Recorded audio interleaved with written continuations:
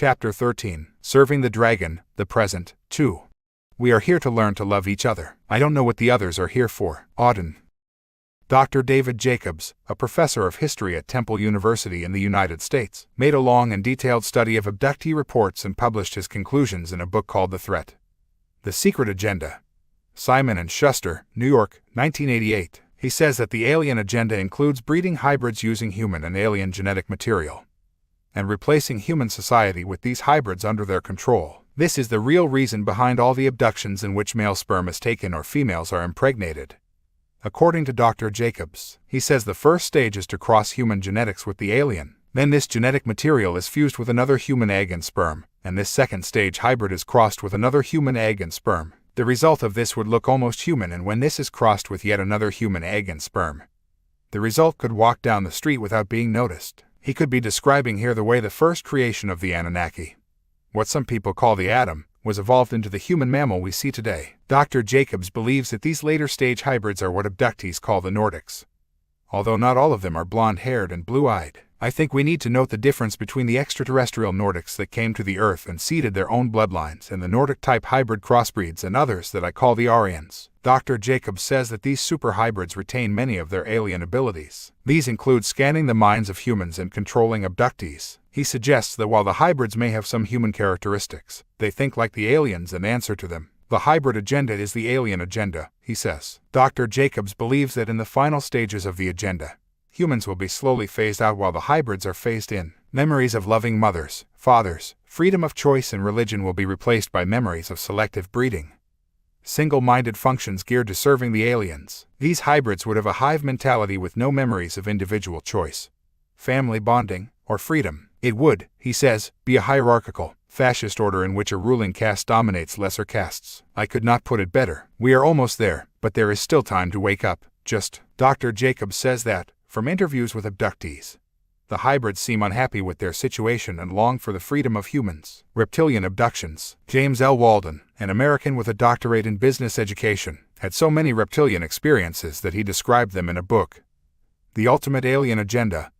Llewellyn Publications, St. Paul, Minnesota, 1998. Before his first experience, he had no interest in extraterrestrials or UFOs or science fiction of any kind. His story began in March 1992 when a gray entity some 4 feet tall with large dark eyes and a large, bulbous head appeared in the room as he was switching off the light to go to bed. The air became extremely cold and a petrified Walden began to cry. He said the right eye of the gray enlarged and turned bright red. It projected a beam of red light, which struck him painfully on the leg. A beam of white light later came down towards him, he said, and it entered his body just below the navel. He lost consciousness, and when he woke he was lying on a cold table of polished metal. He was immobilized and a bright overhead light was shining in his eyes. Around him were people in stiff white smocks. Some appeared human, but most looked like the being that came to his bedroom. They examined every part of his body and a sperm sample was taken. The Zulu shaman Credo Mutwa describes a similar scene and events during his abduction in what is now Zimbabwe in the early 1960s.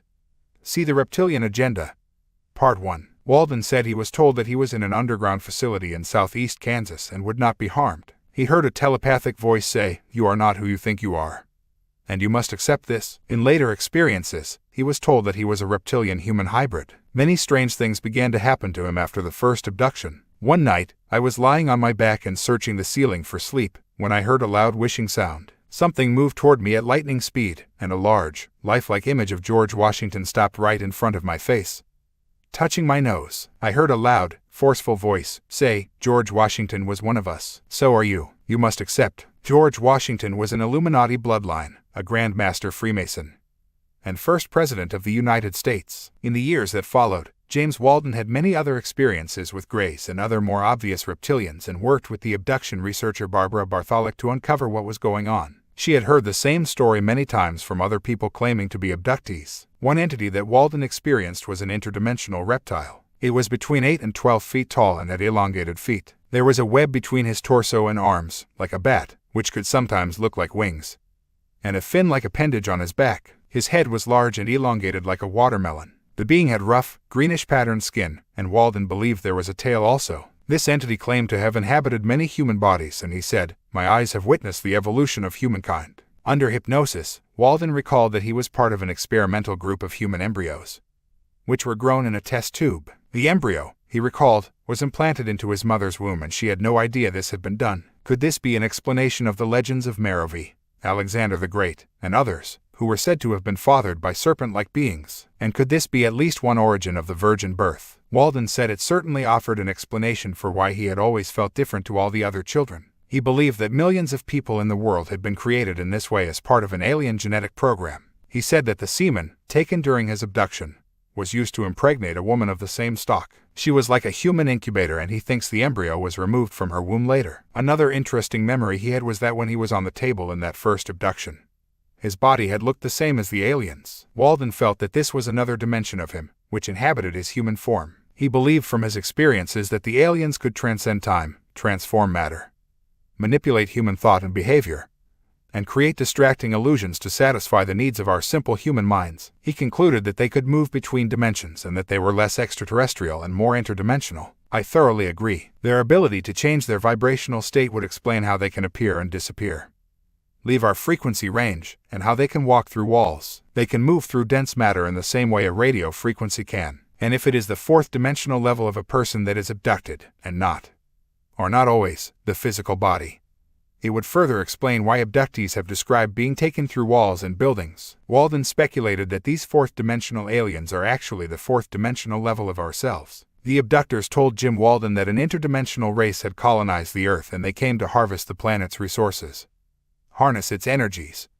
and use primitive humans as its workforce. Just as human scientists have developed animals for nourishment, labor, and entertainment purposes, he said, alien scientists have improved humans for the same reason, and possibly others. Walden said the aliens could program the emotional responses of their hybrids to produce misery, jealousy, passion, or love. Walden said that when the interdimensional reptilians first colonized the Earth they found it difficult to reproduce here. He said that during abductions, the aliens made it possible for them to inhabit the abductee's body. This would explain why Miguel de la Madrid said they needed to create bodies through which they could operate on this planet. Walden said the aliens lived in subterranean shelters from the time they arrived, and conditions in the Earth's atmosphere threatened their survival because they could not maintain a constant body temperature. He said their eyes are extremely sensitive to light, and this fits with Credo Mutwa's claims about the light-sensitive eyes of the Greys and other reptilians, and with the symbolic story of the blood-drinking Dracula who could not go out during the day. Walden was, surprisingly, very positive about the reptilians by the time his book was finished.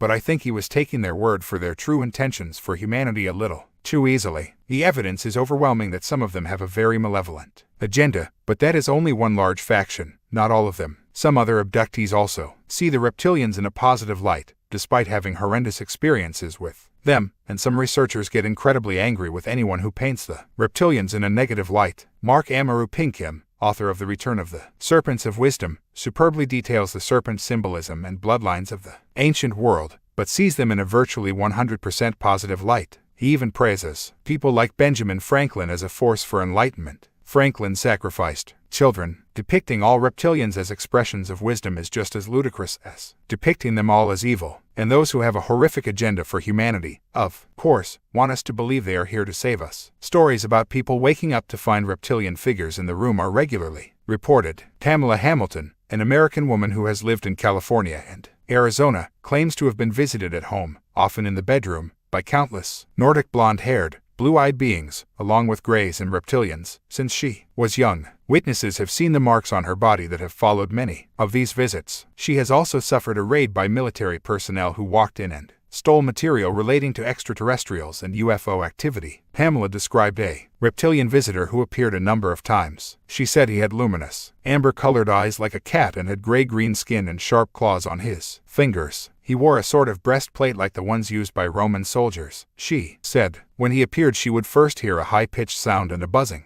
and clicking noise and soon found it hard to breathe. She felt that her chest was being crushed. When she became paralyzed and immobilized, the reptilian would flip her onto her chest and begin to have a type of tantric sexual intercourse that would leave her exhausted, feeding on her life force, probably. She said he was extremely powerful and very aggressive and a likely member of a warrior caste. But she didn't fear him and almost felt protected by him. California and Arizona appear to be extremely important areas for reptilian activity, especially locations such as Mount Lassen, a dormant volcano that is part of the Cascade Range of California, Oregon, Washington State, and southwestern Canada, Sedona, the New Age Center in Arizona, and Phoenix, 2 hours south of Sedona in the Valley of the Sun. The Superstition Mountains outside Phoenix have been the subject of a number of stories in which people claim to have seen physical reptilian beings. You can read some of these on my website, www.davidicke.com. One involves a woman known as Angie who loved climbing the mountains around Phoenix, including the superstitions. On this occasion, she found a cave and went inside. She sat down and began to drink water from her flask. After a while, she got up to leave when suddenly she felt a hand grab hers from behind. She gasped in surprise when she looked up at her reptilian face. She tried to laugh, thinking it was someone wearing a mask. When she realized it was for real, she tried to scream, but nothing would come. She lost consciousness, and when she awoke, she heard strange barking and chirping sounds that she later realized were a sort of language the reptilians used. When she tried to get up, she found she couldn't move her arms or legs. She felt a hand on the inside of her thighs and she struggled to open her eyes. She opened one a little and saw men with lizard-like faces. Her heart sank and she felt absolute horror burst through her. Again, when she tried to scream, she couldn't. She watched as several greenish reptilians removed her clothes. They seemed to be a strange combination of human and serpent, she said. The wide slit eyes almost glowed with a yellowish brightness, exactly what Credo Mutwa says. And they had glistening, vertical pupils. They had broad flat noses and their flat nostrils flared slightly as they snorted while examining her. She said that some had a very wide mouth with many folds of skin, while some had small mouths with no folds. They had small, rounded ears, which were set high on the head and had no lobes. She noticed that their scales were a different color than the skin on the head. They were a khaki green that became gray-green on the back of the head. Their faces were smooth with narrow, pointed chins. 2 of them wore a white jumpsuit with an insignia that included a curved dragon with a 7-pointed star in the middle. The other reptile men wore black uniforms with the same insignia. She also talked of a tall, white-skinned lizard being with blue eyes, the ones identified many times as the Royal Draco, the highest of the reptilian hierarchy. He wore a burnt orange jumpsuit with 3 insignia on the left side. There was a black inverted triangle, the round dragon with a star, and an oval with moving stars on it. On the right side of his uniform were 3 black bars on a silver disc, and the left cuff had a row of inverted triangles, with 3 lines cutting through it. He was taller than the others, nearly 7 feet. Angie was by now naked on the floor and she asked the white Draco to help her. She felt something cold touch her forehead, and a strange calm and peace enveloped her. She then realized she was in an oval room about 15 feet wide. She tried to turn her head, but she couldn't. She noticed pipes with strange sacs, like misshaped balloons hanging from them. Then she realized some were moving. She remembered how her dog's belly moved that way when she was near full term with her puppies. A wave of horror hit her. It was as if there were 2 minds inside her. One was calm, the other horror-stricken. The calm side was in charge of her body. She wondered how her body could be so calm when anything could be about to happen to her. One of the lizard men undressed and approached the end of the table. He was muscular and had scales on his chest and lower stomach. Fear now overwhelmed the artificial calm and she began to scream and find superhuman strength to fight him off. The lizard men turned a blue light on her and she lost consciousness. The last thing she remembered was feeling the weight of his body. When Angie came to, she was in her car. She looked around her, feeling confused, and wondering why she was driving her car. She felt that she had been about to do something, but couldn't remember what. She drove home dazed and disorientated.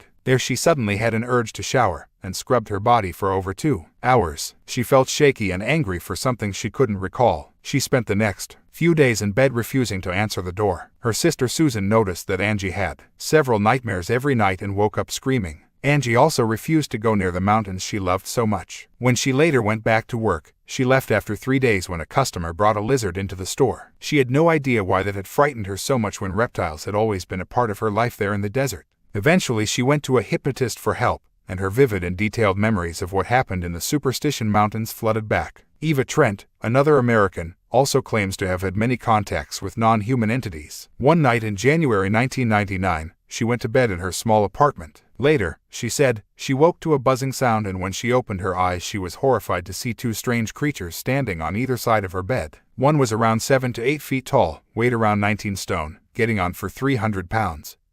With the skin of a crocodile or snake. The other was the same, but smaller. They seemed to be communicating in a chirping manner and their eyes glowed. Chirping sounds are pretty common in such reports and the glowing eyes are universal. The Sumerians knew Enlil, the chief Anunnaki on the earth, as the serpent with the shining eyes. Eva found she was unable to move, another confirmation of the ancient and modern accounts of how the serpent gods could paralyze people. They communicated with her through telepathy. She felt they were observing her emotional state and probably feeding off the energy of fear their presence had generated. Similar points were made by Pamela Stonebrook about the way her reptilian seemed to get high on fear. The experience ended for Eva when she began to mentally resist and visualized herself cocooned in white light. This seemed to confuse the reptilians, and the next thing she remembers was waking up the next morning physically exhausted. When she checked around the room, she found 5 of her favorite cassette tapes in a rack 6 feet from her bed had been destroyed. They were distorted and 3 were badly buckled, as if by some extreme heat. Yet there was no smell of plastic burns and the sound filaments had not been melted. There was no sign of any heat being applied anywhere on or near the rack. The only explanation was that they had been subjected to some kind of microwave heat. The American writer Alex Christopher has been exposing the reptilian presence for many years, and I first saw her speak in Denver in 1996. She is the author of the books Pandora's Box, Volumes I and II.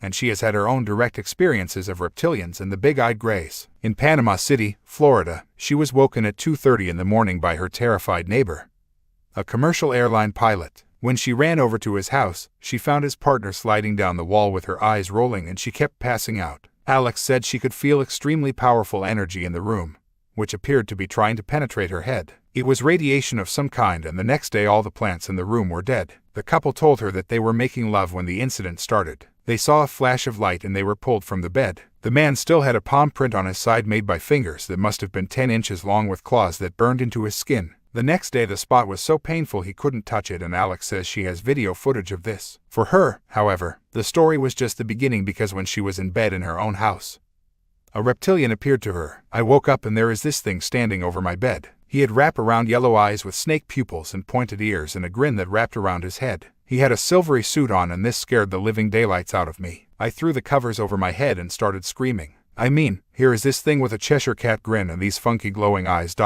This is too much. I have seen this kind of being on more than one occasion. He had a hooked nose and was very human looking other than his eyes, and had kind of graying skin. Later on in 1991, I was working in a building in a large city, and I had taken a break about 6 p.m. and the next thing I knew it was 10:30 p.m. and I thought I had taken a short break. I started remembering that I was taken aboard a spaceship, through 4 floors of the office building and through a roof. There on the ship is where I encountered Germans and Americans working together, and also gray aliens, and then we were taken to some other kind of facility, and there I saw reptilians again ... The ones I call the baby Godzillas that have short teeth and yellow slanted eyes. The things that stick in my minds are the beings that look like reptiles, or the velociraptors. They are the cruelest beings you could ever imagine, and they even smell hideous. The putrid smell is another theme of contact with reptilians and greys. It was during this abduction that Alex Christopher saw a dragon badge on the uniform of a reptilian. A contact said she saw the same symbol at Fort Walton in the United States, and a winged serpent symbol could be seen on the sleeve of an Israeli soldier as he comforted the daughter of the assassinated Prime Minister, Yitzhak Rabin, during his funeral in 1995. See Newsweek. November 20, 1995. Many badges within the U.S. Armed Forces feature the dragon and reptile, as revealed in the Symbolism archive on my website. There are many reports of shape-shifting reptilians at military bases and medical facilities. The author and researcher John Keel has gathered together reports of flying reptiles seen by many people. These are known as pterodactyloid hominoid mothmen, flying serpents, or winged Draco. These align with ancient and modern descriptions across the world of the royal reptilians from the Draco constellation with their wings, tails, and horns. Keel compiled his findings in a book, The Mothman Prophecies, Signet Books, New York, 1976. Here is a sample. According to her story, Connie Carpenter, a shy, sensitive 18-year-old, was driving home from church at 10:30 a.m. on Sunday, November 27, 1966, when, as she passed the deserted greens of Mason County Golf Course outside New Haven, West Virginia, she suddenly saw a huge gray figure. It was shaped like a man, she said, but much larger. It was at least 7 feet tall and very broad. The thing that attracted her attention was not its size, but its eyes. It had, she said, large, round, fiercely glowing red eyes that focused on her with hypnotic effect. "It's a wonder I didn't run off the road and have a wreck," she commented later. As she slowed, her eyes fixed on the apparition, a pair of wings unfolded from its back. They seemed to have a span of about 10 feet. It was definitely not an ordinary bird, but a man-shaped thing, which rose slowly off the ground, straight up like a helicopter. Silently, its wings did not flap in flight. It headed straight toward Connie's car, its horrible eyes fixed to her face.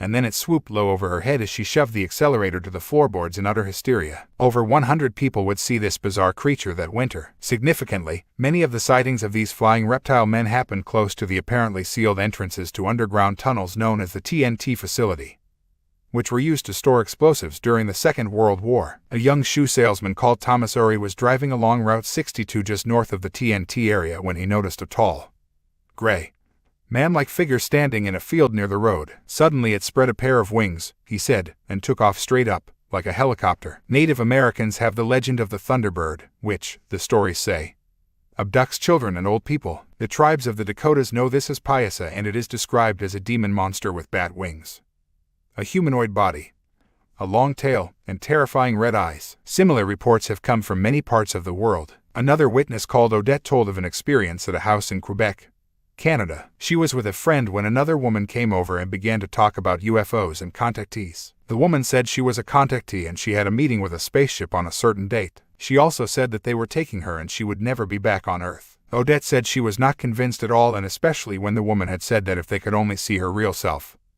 they would see how beautiful she is, like a princess inside. I was thinking, yeah right, whatever, Odette recalled. The woman looked around 30 years old, tall and strong, light hair, cut to her shoulder, and was ordinary looking. Then she asked Odette if she would let her reveal her real self because she would never have seen anyone like her. But she said she needed Odette's permission for this. Odette said yes because she thought, poor thing, she's really miserable. The account continues, we went to a quiet room. We sat facing each other, and she grabbed my hands, told me to relax and just look at her. What I saw was a reptile, taller than she was, at least 6 feet, green, brown color, staring at me with its head turned sideways, and I swear with something that seemed like a grin on its face. Then it asked me, didn't I tell you I was beautiful? I said yes, and headed for the door. If anybody has had a similar experience or knows of a book that talks about reptilians, please let me know. Men in Black. Reports of reptilian shapeshifters come in from all over the world, and the Men in Black phenomenon has also been connected to them. These are the guys dressed in black suits, who intimidate many UFO researchers and abductees. Most appear to be government agents, but there are other expressions of them who do not look human in the usual sense. They have a strange aura around them, and, many people have reported, they can suddenly disappear. I remember seeing a garage owner and UFO investigator telling his story on a TV program about Men in Black or MIBs. They turned up out of nowhere without a vehicle, and yet his garage was in the middle of the countryside,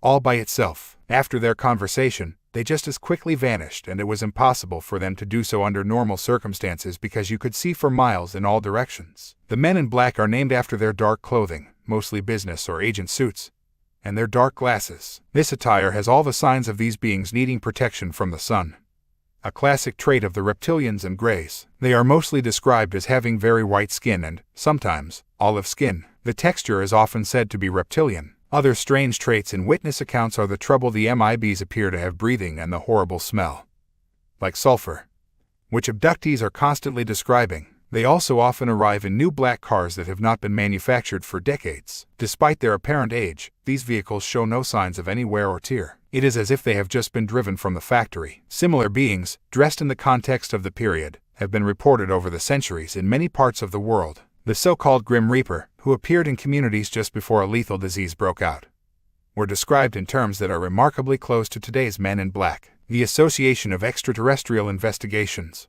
APEX, founded by Dr. Max Berezowski in Sao Paulo, Brazil, documented a Men in Black story involving a young guy called Aromer. He said he was harassed by 3 men dressed in black suits and ties, and he thought they were the police. He moved cities twice to get away from them, and on one occasion complained to the police in Rio de Janeiro about their harassment. They didn't believe him, and he moved to Sao Paulo. It was there that a car stopped beside him in the street. He said he lost his will to resist and climbed inside to find the 3 guys who had been following him for months. He was driven to a wooden area, he said, where he saw a large UFO. The car stopped and they all walked up to the craft, which was hovering above the ground and surrounded by a luminous ring. The next thing he knew, they were inside and he was sat in a chair with handles that secured his wrists. An iron bar pressed his head backwards against the chair and his neck was also fastened. Now, he said, the Men in Black transformed. Their heads ripped open into a heart shape and their skin became scaled and green like a reptilian. This happened in 1979 to 80, long before MIBs became associated with reptilians. He said he also saw human corpses hanging from hooks. Everything went blank after that and he found himself back in the street where he was picked up. Now, however, it was hours later and there was no traffic. He ran home in a panic, he said, and told a roommate what had happened, but as he did so, a force threw him against a wall. The reptilians had told him never to talk about his experience. He was later introduced to Dr. Max Berezowski and he told his story to Apex members. On the superb U.S. radio show, Sightings, a woman called Joyce Murphy talked about the reptilian shapeshifters of Brazil. She is the president and founder of Beyond Boundaries, an organization that takes people on expeditions to many parts of the world. She was telling presenter Jeff Rentz about some of the strange experiences on her travels when she talked about a policewoman she knew in Brazil who had described shape-shifting reptilian beings. Joyce said, she works in a very high position in the sheriff's office. There seem to be shape-shifters, here in Brazil at least, that try and get women to act as breeders for them. They actually shape-shifted to show them their actual form, a sort of reptilian type. This with her sister as a witness. And I know of another shape-shifter story. The daughter of an aviation engineer in Sao Paulo tells of a fellow student who revealed her true form changing ... into a sort of reptilian being.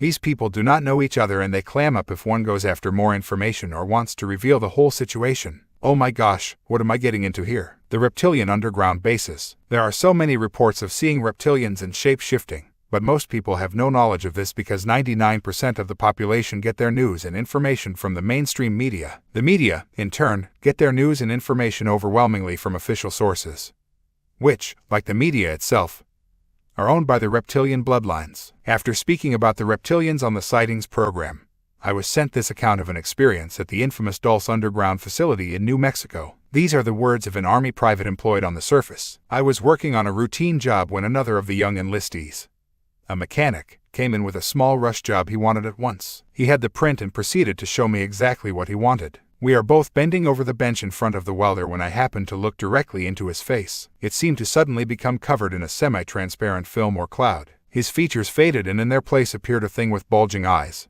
no hair, and scales for skin. He later saw the same thing happen to a guard at the Dulce front gate. And witnesses have spoken of seeing reptilian shape-shifters at the Madigan Military Hospital near Fort Lewis in Washington state. There are secret underground facilities throughout the world and at the deepest levels they open out into the inner earth centers of the reptilians and greys. Area 51 in Nevada is the best-known underground facility in UFO research circles. But the very fact that it is so famous and featured in Hollywood movies shows that it is far from the most important of them. These facilities are themselves connected by a vast tunnel network that has been built with nuclear boring technology that the public never sees. It can cut tunnels at the rate of 7 miles a day, and these are an expansion of the global tunnel network created by the Atlanteans and Lemurians, and claimed by legends and accounts to exist under the United States, Central and South America, Britain, Egypt, Mesopotamia, Turkey, Asia, China, Malta, everywhere. The tunnels have state-of-the-art transport systems that move at astonishing speeds. Insiders describe them as magneto-leviton or maglev monorail trains capable of Mach 2. Leading Illuminati companies and operations are involved in the construction. Companies like the RAND Corporation, General Electric, AT&T, Hughes Aircraft, Northrop Corporation, Sandia Corporation, Stanford Research Institute, Walsh Construction, the Colorado School of Mines, and the most significant one of all, Bechtel, a major reptilian corporation. These underground bases, tunnel systems, and their technology have been detailed by former military personnel, mind-controlled slaves, and people like Phil Schneider, who helped to build some of them. Schneider was the son of a German U-boat commander in the Second World War, Otto Oskar Schneider. His father was captured and taken to the United States to work for the Illuminati. As so often happens, the children of Illuminati operatives are brought up to work for the same masters, and Phil Schneider says he was commissioned to build sections of a number of underground facilities in the United States. He said he knew of 131 underground military bases, an average of 1 mile deep, constructed for the New World Order agenda. 2 of the bases he was involved with were Area 51 in Nevada and Dulce, New Mexico. Dulce is a small town of around 1,000 people and located on the Jicarilla Apache Reservation at a height of some 7 feet. From in and around Dulce have come a stream of reports of UFO sightings and landings, alien abductions, human and animal mutilations, and sightings of reptilians. The base was also the alleged scene, in 1979, of the Dulce Wars, when reptilians and greys are said to have battled with human military and civilian personnel. Many people on both sides were killed, and Phil Schneider claims to have taken part in this shootout. He said he was hit by a laser weapon and he had a fantastic scar down his chest. As he publicly revealed, Schneider talked of his part in the battle in a lecture in 1995. Although there appeared to be many other elements to it. Also, my job was to go down the holes and check the rock samples, and recommend the explosive to deal with the particular rock. As I was headed down there, we found ourselves amidst a large cavern that was full of outer space aliens, otherwise known as large greys. I shot 2 of them. At that time, there were 30 people down there. About 40 more came down after this started, and all of them got killed. we had surprised a whole underground base of existing aliens. Later, we found out that they had been living on our planet for a long time. This could explain a lot of what is behind the theory of ancient astronauts. Schneider began to speak out and alert the world to what was going on. Although as usual most people didn't listen. Schneider, who worked closely with researcher Alex Christopher, died in January 1996 in highly suspicious circumstances that were crudely made to look like suicide. Schneider, speaking at a public lecture a year earlier, said, "For every calendar year that transpires, military technology increases about 44.5 years. Compared with the increase rate of conventional technology, this is why it is easy to understand that back in 1943 they were able to create, through the use of vacuum tube technology, a ship that could literally disappear from one place and appear in another place." This was a reference to the Philadelphia experiment in which a U.S. naval ship is alleged to have been made invisible and taken into another dimension. Another of the underground bases Schneider helped to build is under the new Denver International Airport, east of Denver. The construction was very controversial because of the massive cost overrun, the same as the gigantic hole being dug by Bechtel as part of transport improvements in Boston, Massachusetts. Denver Airport is the place with the gargoyles, Freemasonic symbols, and murals full of Illuminati symbolism. I have been through there myself a number of times. According to Schneider, there are several main levels underneath, at least 10 sub-levels, a 4.5 square mile underground city, and an 88.5 square mile underground base. The Denver base is said to include massive containment camps and fenced-in areas deep underground for holding dissidents. Workers who experienced the deeper levels of the base saw scenes so terrifying they have refused to talk about them. From other sources, however, we can imagine some of what they saw. These bases are where many of the millions, yes millions, of children who go missing every year worldwide are taken. I know it is hard to stomach, but they are used for slave labor and eaten by the reptilians, just like humans eat chicken or cows. Workers at the Dulce base in New Mexico have reported seeing the most grotesque sights in the lower levels. Researchers Bill Hamilton and Tal Levesque, also known as Jason Bishop III, gathered the following information about Dulce, which they published in UFO magazine. Level number 6 is privately called Nightmare Hall. It holds the genetic labs. Reports from workers who have seen bizarre experimentation are as follows.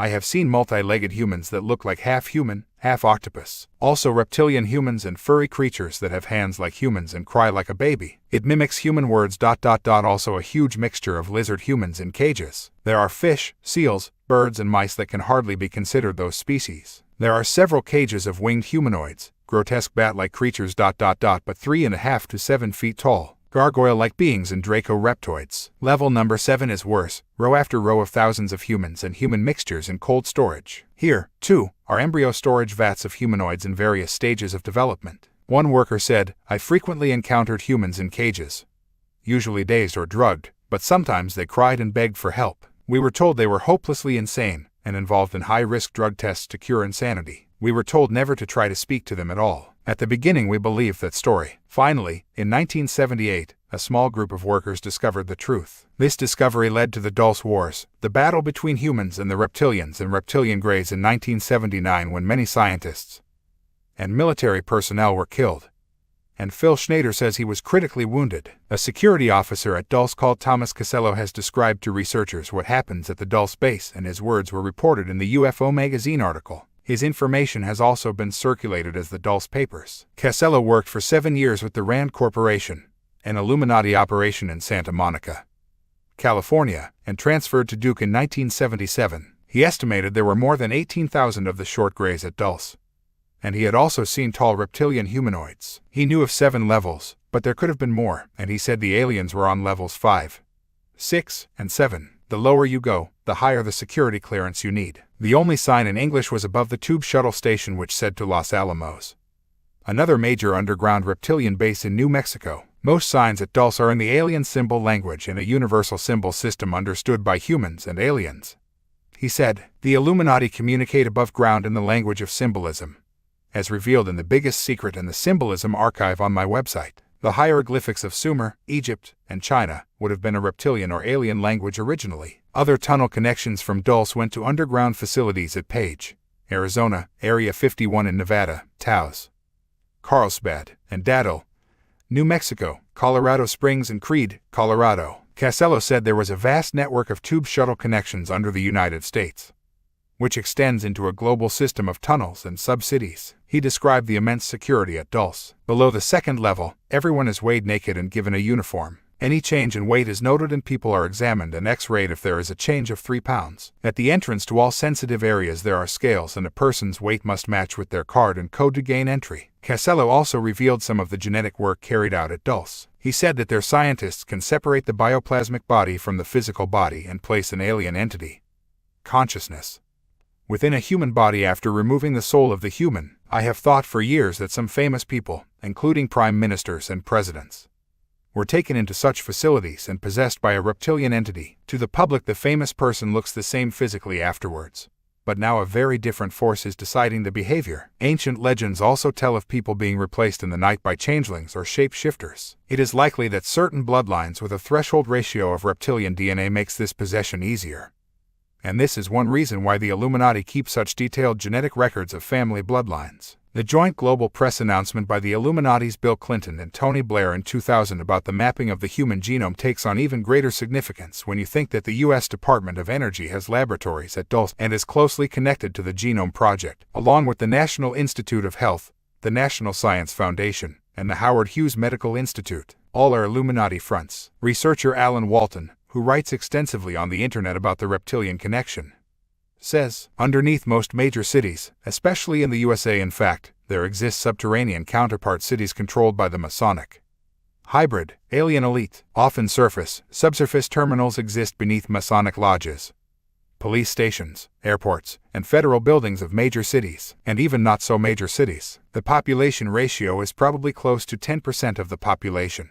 The hybrid military-industrial fraternity elite living below ground as opposed to the 90% living above. This does not include the full-blood reptilian species who live in even deeper recesses of the earth. Some of the major population centers were deliberately established by the Masonic hybrid elite of the old and new worlds to afford easy access to already existing underground levels, some of which are thousands of years old. Considering that the Los Alamos Labs, in New Mexico, had a working prototype nuclear-powered thermal bore drill that could literally melt tunnels through the earth at a rate of 8 miles per hour 40 years ago. You can imagine how extensive these underground systems have become. These sub-cities also offer close access to organized criminal syndicates, which operate on the surface. They have developed a whole science of Borgonomics through which they literally nickel and dime us into slavery via multi-leveled taxation, inflation, sublimation, manipulation, regulation, fines, fees, licenses, and the entire debt credit scam which is run by the Federal Reserve and Wall Street. New York City, I can confirm, is one of the largest draconian nests in the world, or rather the ancient underground Atlantean systems that network beneath that area. They literally control the entire Wall Street pyramid from below, with more than a little help from reptilian bloodlines like the Rockefellers, etc. In fact, these reptilian genetic lines operate in a parasitic manner, the underground society acting as the parasite society, and the surface society operating as the host society. As for the New York City, Wall Street nest, during the bombing of the World Trade Center, Icke World Slave Center, wherein terrorists attempted to topple one of the towers into the other, a little-known fact was briefly revealed. A 6-leveled sub-basement controlled by the U.S. Secret Service suffered heavy damage. These 6 sub-basements, one beneath the other, may not have ended there, based on other information that I've uncovered of massive alien infestation beneath the New York City area. These sub-basements may actually serve as a major terminal between the underground society of Masonic elite and the surface society which it controls. I am sure that the locations of these major cities were selected because they were above underground reptilian Nephilim tunnel and cavern systems or they were on significant vortex points. Phoenix, Arizona, is built on one of these ancient networks, as is Los Angeles, the city of the angels. Lauren Savage, the webmaster of Davidic.com in Texas, says that every county in that state has a building with Gothic European architecture, i.e., reptilian, which could not normally have been afforded by Texas when these settlements were built in the 1870s. Many have gargoyles. These buildings, he says, are the county courthouses sitting above underground tunnels and basement systems. Dallas is an example with its underground tunnels beneath Dealey Plaza where President Kennedy was shot in 1963. What a great way for the true assassins to escape. These tunnels would have been under the original Masonic Lodge in Dallas, which was located in Dealey Plaza. Close by is the 1870s old red courthouse complete with gargoyles. Underground tunnels were discovered in Dallas in the late 50s or early 60s, and Lauren talked to a man who was working on a state road crew when he was a teenager. They were digging out what is called the canyon to build freeways when they opened up an ancient tunnel They found rail-type tracks and a sort of train with no known source of fuel or energy. They followed the tunnel to where it ended or collapsed, under an old livery stable. Dallas was a French settlement, earlier called Arcadia, an Illuminati code relating to Atlantis, and a suburb is still named Arcadia Park. In 1999, they revealed that the Capitol building in Austin has underground facilities, which they were going to restore. This building was the headquarters of George W. Bush before he was manipulated into the presidency. Alan Walton says that Thomas Casello, the Dulce security director, described how the Greys, reptiloids, and winged Mothmen collaborate in the lower levels of the underground system, which includes Dulce and Los Alamos. The command pyramid, he says, seems to be Mothmen, reptiloids, and Greys, with the hybrids and humans under them. Casello also says that one of the reptiloids told him that the surface of the Earth was their original home before they were removed in a war, the War of the Gods. In far ancient times, they escaped underground, to other stars and planets, and even into the fourth and fifth dimensions.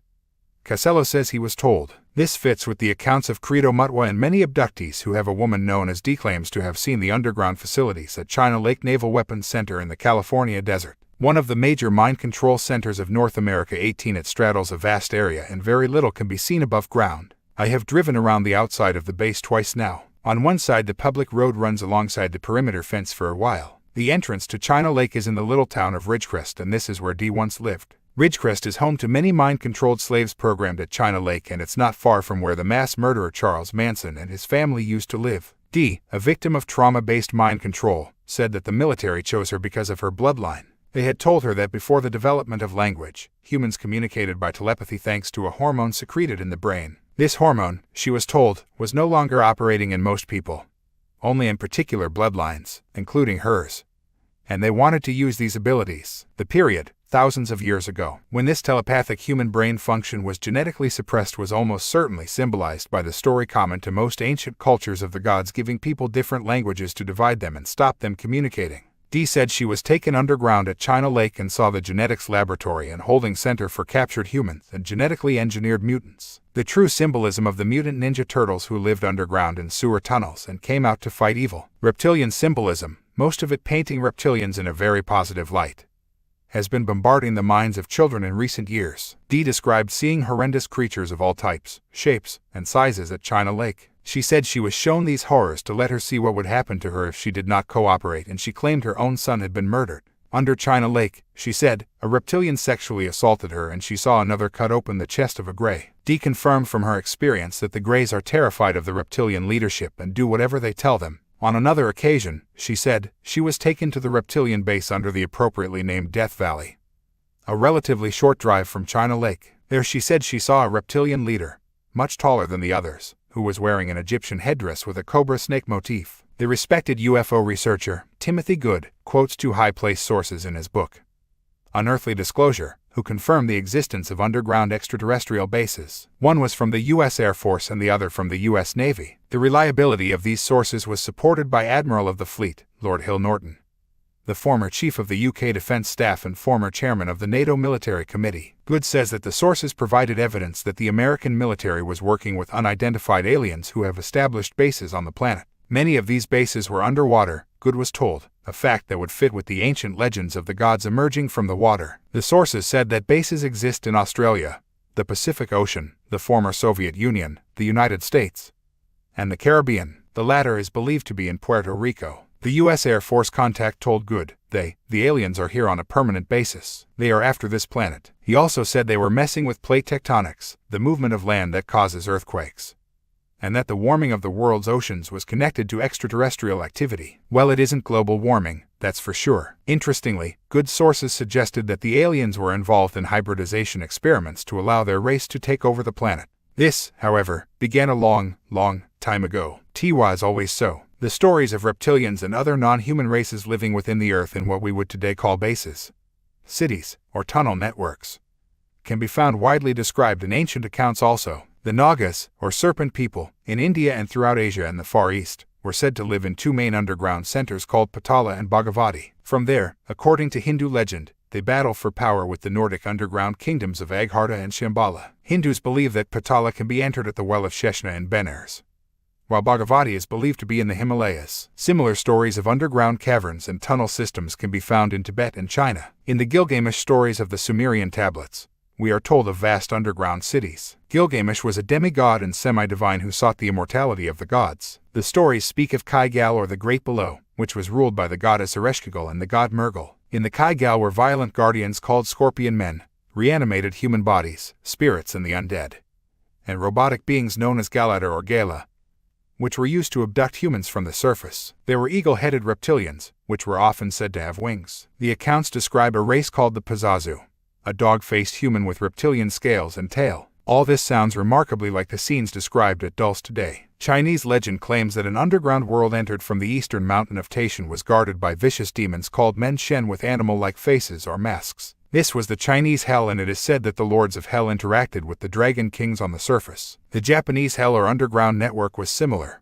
and among the non-human entities were the Kappa, semi-aquatic reptilian humanoids and other shape-shifters who lived in mountains, under the ground, or under the sea. In Viking Norse legend they have the giant serpent, Nidhogger or Jormungand, that lived underground, and this was similar to the giant serpent Apophis in Egyptian myth. The Scandinavians and Germans had their Huldar or hidden folk who were also known as the elves. One of the codes for the bloodline is elven, and the beings of folklore like trolls, Edens, fairies, elves, troglodytes, Nephilim, brownies or brawnies, and the little people of Ireland are all different names for the subterranean entities described in the modern accounts of Et Basis. All the same stories are associated with them, interbreeding with humans, unable to go out in the sunlight, and all the rest. They even mention the missing time experience of people abducted by the fairies and include many stories of these underground folk killing and mutilating cattle and taking the blood. Michael Mott has produced an excellent collection of these stories on underground dwellers in folklore and myth. His book is called Caverns, Cauldrons, and Concealed Creatures,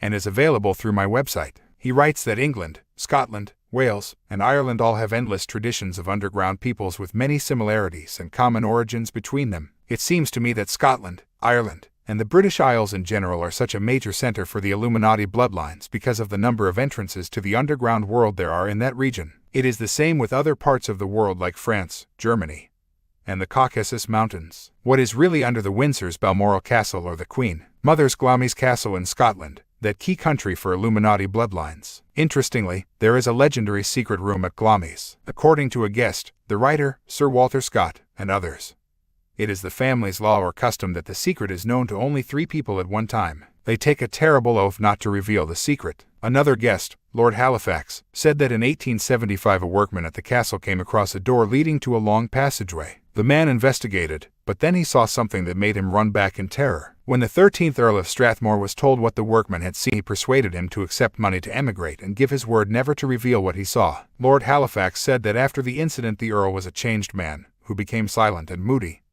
with an anxious, scared face. The Norse, Germanic fairies, goblins, trolls, knockers, brownies, leprechauns, Shia, She, Tilwith Teg, Turluith Teg, and so on were either malevolent or indifferent to humanity. Michael Mott says, they lived, virtually without exception, under the ground. Mounds, hills, ruins, ancient raths or hill forts, mountains, cliffs, and ancient cities were said to be the rooftops of their palaces. Beings that mirror modern reports of the Sasquatch, Bigfoot, and the Yeti, abominable snowmen, can also be found in ancient stories of underground creatures that come to the surface. Like the Nagas, the serpent people of Asia, European folklore often claim that these fairy people entered their underground homes through lakes. Michael Mott continues, to remove all doubt as to their relationship with Norse hidden folk and Indian Nagas alike. They shun the sunlight, and often seemed interested in crossbreeding their own bloodlines with those of human beings, or even in crossbreeding their livestock or fairy cattle, horses, hounds and so forth with the surface species which were most compatible. The goblin dwarf, Rumpelstiltskin, in his lust to have the human baby and its genetic bounty, is just one example of this in folklore. The elves took a regular interest in human affairs, weddings, births, and deaths, bloodline, the success of crops and livestock, and so forth, but only for their own selfish interests. They seemed to be overly concerned with genetic and biological diversity, and they pilfered livestock, crops, and human genes via theft or cross-species liaison whenever they saw fit to do so. The elves are generally depicted as extremely fair-haired and fair-skinned. What Mott is describing there from European folklore could have come straight from the mouth of a modern abductee or researcher of the underground bases. The so-called Greys of modern UFO legend appear to be the same as the beings known as the Galater and Ushaptu who abducted humans from underground in Sumerian and Egyptian myths. And the folklore of the Shetland Islands off the north of Scotland referred to the little men who abducted humans as grey neighbors and the Greys. In the Americas you find the same legends and accounts of the underground people. They include humans, reptilians, reptilian humanoids, and various monsters and demons. Their descriptions match those of other ancient cultures all over the world. Many Native American tribes, like the Hopi, claim to have lived within these underground cavern cities before coming to settle on the surface. In the Mayan epic, the Popolvuh, two semi-divine, hybrid brothers, Hunahpu and Xpelling, enter the horrific underground world called Xibalba to battle a crocodile-headed monster, and, as a result of their victory, the brothers brought an end to human sacrifice. The calling card of the reptilians to this day. These underground worlds are the origin of the belief in hell being under the earth. The poet, Dante, 1265–1321, was an initiate of the Knights Templar. In his famous work, The Inferno, he is taken on a tour of the underworld. He says it consisted of 10 levels where sinners are imprisoned and punished by horned demons and reptilian, bird-like giants called the Harpies. The conditions and environment he describes in this hell can be found in descriptions of these underground worlds and cavern communities everywhere. The accounts even include the idea of being imprisoned down there waiting for the day of judgment. In Ireland and the Isle of Man, two major locations for Illuminati bloodlines and activity. Much of their culture is based on fairy legends and the little people who live under the ground. Irish legends tell of the sexual relationships between the ancient Milesians and the Tuatha De Danann, the Irish underground gods who fled into the earth and settled there. St. Patrick, who removed the snakes from Ireland, is said to have seen one of these underground people, a fairy woman, coming out of the cave of Cruachan. When St. Patrick asks a Milesian about her, he replies, "She is of the Tuatha De Danann who are unfading, and I am of the sons of Mill, human Irish, who are perishable and fade away." The usual tale of mortality and immortality. As Michael Mott reports, Daniel Bradley and other geneticists at the Trinity College in Dublin have discovered that the oldest pure racial bloodline in Europe continues to exist in the far west of Ireland. This, as I highlight in The Biggest Secret, is also the last bastion of an ancient Irish language called Gaelic, which is astonishingly similar to languages of North Africa, such as Libyan. Bradley told the Reuters news agency in March 2000 that the Irish came from a race that was different to other Europeans. He said, "When you look at this old genetic geography of Ireland, what you find is that in the west of Ireland, we are almost exclusively of one type of Y chromosome." They found that 98% of men with Gaelic names in Western Ireland had this particular chromosome. If anyone is still in doubt that the legends of the fairy people and the extraterrestrial accounts of today are describing the same entities, Michael Mott summarizes here the common attributes of the underground peoples of global folklore. They are mostly reptilian or reptilian humanoids or fair and Nordic. They are telepathic with superior mental powers. They can shape-shift and create illusions. They want to interbreed with humans and need human blood, flesh, and reproductive materials. They have advanced technology. They have the secret of immortality. They can fly, either by themselves or with their technology. They mostly have a malevolent agenda for humans. They cannot survive for long in direct sunlight. They have been banished from the surface world or are in hiding from surface people or the sun. They want to keep their treasures, knowledge, and true identity a secret. They covertly manipulate events on the surface world. They have surface humans working for them through the priesthoods, cults, and secret societies. They have a putrid smell like sulfur and brimstone. The accounts are incredibly consistent over thousands of years. Mott writes, the reptilian aspect of some underworlders permeates folklore. One universal theme that recurs in the folktales of many cultures is that of the snake husband or snake wife, who can transform into a human or humanoid form and is invariably, of course, of royal blood among his or her own kind. Talk about the ultimate pickup line. Often the snake or serpent man exacts a promise of marriage, or the hand of an unborn human child in betrothal. Consistent with the theme of the subterraneans' interest in maintaining their own genetic diversity, a variant of this should be familiar to most readers of fairy tales, in the form of the Frog Prince. The Frog Prince is a handsome prince, but like the Japanese seducing dragon, he has a reptilian or amphibian form. The underworld link is complete, for frequently the frog lives in a deep well, from which he is discovered or rescued by the female protagonist. A possible connection is evident in the Scandinavian belief that some dwarves would turn into toads if caught by the sun, much like Momoto's lover turned from a man into a dragon when the same thing happened. Slovenia has its legends of fairies and little people, but Slovenian fairy tales are also permeated by the presence of the Snake Queen, a great, white, cave-dwelling creature who is part woman and part serpent. The serpentine yet human Nagas are still believed by devout Hindus and some Buddhists to dwell beneath India, Nepal, and Tibet, denying the obvious. When you read and hear the horrendous accounts of the victims and witnesses of the grotesque reptilian agenda, ancient and modern, it is hard to comprehend how so many researchers and New Agers continue to believe that this extraterrestrial presence is good for humanity and a sign of positive change. Now, of course, not all extraterrestrials or interdimensionals are malevolent, but does that mean that we have to ignore the fact that some of them are? I have had researchers attack me who appear far more concerned with the effect of my work on the image of reptilians than they are with the horrors being perpetrated on abductees, mind control victims, and the people of the world in general. Dr. David Jacobs, in his book, The Threat, picks up this point. He calls such people the positives. Often the New Age positives band together into almost cult-like groups to defend themselves from their detractors, researchers and abductees who have come to different conclusions about the abduction phenomenon. The positives reinforce one another's feelings and insulate themselves from the terror of their lives. They become angry when less enlightened abduction researchers question their interpretation. Certain researchers in England, Las Vegas, and the United States in general come immediately to mind. Dr. Jacobs also names some of the stars of extraterrestrial research like John Hunter Gray, Dr. Leo Sprinkle, Dr. Richard Boylan, Joseph Nyman, and Harvard professor Dr. John Mack, among those who want to put a positive twist on the abductee reports.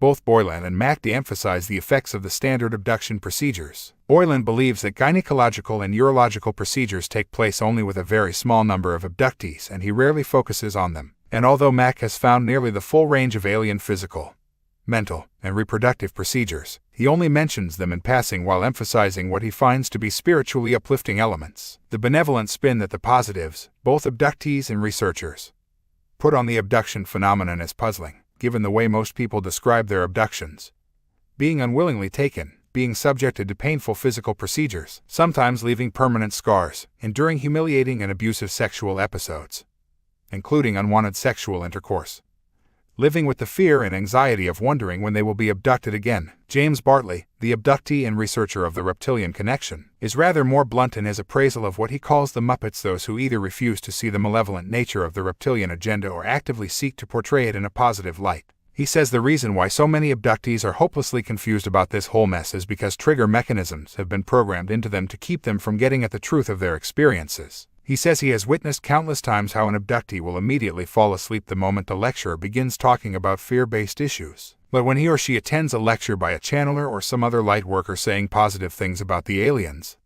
the abductee is bright and attentive, and awake during the whole lecture. Falling asleep is just one trigger mechanism, he says. Another is annoyance or anger at the fear-based lecturer or abductee. Likewise, an overwhelming compulsion to get up and walk out, to get up and eat, to get up and smoke a cigarette, getting nauseous, a headache, etc., etc. In an article challenging the methods of researcher and lecturer Dr. Richard Boylan, Bartley goes on. Boylan promotes the ludicrous notion that a woman abductee was merely suffering from spiritual retardation and was mentally incapable of understanding the benevolent nature of the horrific and unwanted experimentation that was being conducted on her. We have worked with countless women who have suffered painful and bloody hemorrhages, sometimes lasting for days, after the benevolent doctors had made an unwanted house call. What, the discerning human must ask, does profuse and painful bleeding have to do with spiritual evolution? The New Age-led DDoS claim that there is no such thing as evil or demons, which makes them the butt of endless jokes by witches,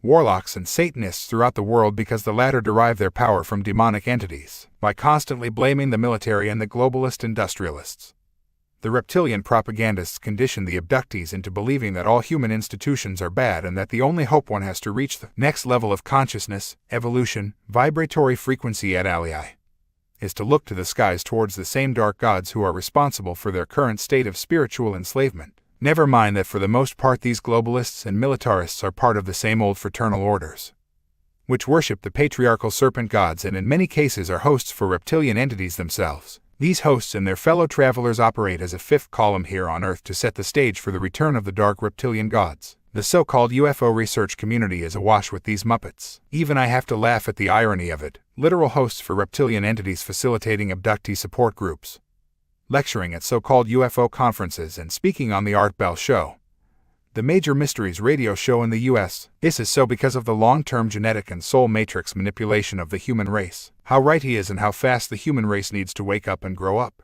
The stories I have featured in this chapter are just a small selection of the reports and personal accounts describing reptilian experiences. If you want to see more, go to the Reptilian Archive on my website, read The Biggest Secret, or watch the Bridge of Love videos with Arizona Wilder, Revelations of a Mother Goddess, and Credo Mutwa, The Reptilian Agenda, Parts 1 and 2. When you put these modern reports together with their mirrors in the ancient world, it constitutes a library of information that only the most imprisoned of minds could dismiss without further investigation. But, given the level of human conditioning, many still will, especially the media. Chapter 14, Calling the Demons. Nothing would be what it is, because everything would be what it isn't. And contrary-wise, what it is, it wouldn't be. And what it wouldn't be, it would. You see. Lewis Carroll, Alice in Wonderland. So what's going on here? Unless people wish to enclose their minds in concrete, clearly something very strange is occurring on planet Earth and has been doing so for many thousands of years. There are so many questions, and the more you know, the more there is to know. But at this point in the journey, it can be firmly stated that there is a considerable reptilian connection to ancient and modern control and manipulation of the human race. That is not to say all reptilians in all existence, just some of them. But then we need to ask about the consciousness that incarnates into the reptilian stream, because in the end the decisions of action and behavior are taken by consciousness. At that level, the reptilian genetics, or insectoid, Nordic, and gray genetics, are only an outer shell that consciousness inhabits. So while we talk about the world being manipulated by reptilians, that is only one level of this. There is a consciousness that inhabits some reptilian forms because that genetics most suits the state of being of this consciousness. In other words, it operates through primal survival instincts rather than feelings and emotion. This state is reflected in reptilian genetics on the animalistic level, and so the consciousness and the genetics are compatible. Then, through these reptilian bodies, this consciousness manipulates and possesses humanity. We are back to the Russian doll system again, one inside the other as we move down the frequencies. The manipulation of this world goes beyond the 4th density range and at least into the 5th. So who, or what, controls the reptilians? Consciousness makes the decision, based on its state of being, of what form and bloodline to inhabit on the endless journey of evolution through experience. As with everything, our current state of being naturally attracts, or is attracted to, the physical form and experiences that are compatible with where we are coming from, mentally, emotionally, and spiritually. There is a vibrational synchronization, magnetism you might call it, between the frequency of the consciousness and the frequency represented by the DNA of the body. The base reptilian nature, as expressed through the reptilian genetics, includes the desire for top-down control, emotionless cold-blooded attitudes, an obsession with ritualistic behavior, and so on. This reptilian DNA will naturally attract consciousness of like reality and desire. This consciousness is not reptilian in or of itself. It just takes a reptilian outer form. Consciousness is pure energy, an aspect of the infinite whole, the infinite I. But it takes a reptilian genetic expression in the lower densities if this DNA is a match for its own vibrational state of being. As it evolves beyond those limitations of vision and perception, it begins to incarnate into other forms, or has no need for the lower densities at all. Some members of these Illuminati bloodlines, who are challenging the agenda from within, have confirmed these themes to me. One member of the Royal Plantagenet bloodline, connected to the De Veres in the houses of Anjou and Lorraine, told me, "We all begin as the smallest fragment of energy, barely a spark, and even before consciousness, we seek to unite with other sparks, like a moth seeking the light. At the point we realize we are separate, we attain consciousness, and continue to seek to unite with other consciousness. By this time, we are what I call light balls, our truest conscious nature. Just as in Darwin's evolution, we develop into more than just a light. But this does not happen over millions of years. Rather, it happens in a single moment of clarity, a flash of consciousness. The vehicle for this transformative growth is reincarnation. So those that people call the reptiles got to the reptile level of development and stopped. Some go on and evolve beyond that. Those who continue to take the reptile form do so because of the limitations of what they believe their options are. They're creating their own reality. Also, for those at that level, it isn't that they don't know. It is indeed their sheer pleasure in self-gratification and self-focused existence. For this reason, I do not like the term reptile because it implies they are something other than the rest of us. And that is, indeed, their reality. So I prefer a term which reflects their state of consciousness, dino-brain. These points are so important in understanding the cosmic game and where the reptilian form fits in. The particular reptilian genetic stream I am highlighting in this book represents a lower level of development in the evolution of consciousness. It is the level at which fear dominates, and there is no greater expression of fear than the need to control others and dictate their behavior in relation to you. This reptilian stream also represents the need for consciousness to gratify the physical senses at the suppression of all else.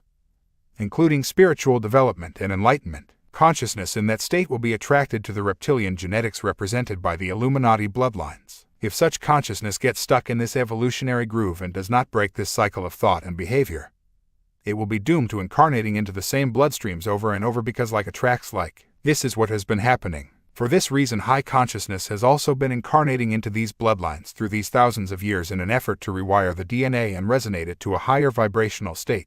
Our attitudes and spiritual development change the DNA we are occupying with every thought and feeling, positive or negative. This could be the real meaning of the biblical claim about the sins of the fathers being visited upon the children. Perhaps Princess Diana, who incarnated into a reptilian hybrid bloodline, although more Nordic-dominated in her case, was one of these souls who came to break these prison frequencies in the Illuminati DNA. In the same way, there are reptilian bloodlines that have moved beyond the base state of the Illuminati genetic codes, and this reptilian DNA has evolved to a higher level of knowledge, understanding, and, therefore, frequency. Crucially, it has developed an emotional warm-blooded nature and the ability to feel and express love. Thus, consciousness that mirrors this DNA frequency band is attracted to these bloodlines. These are the good guy serpent people that are also described in the ancient texts, and there are many of them around today trying to help humanity.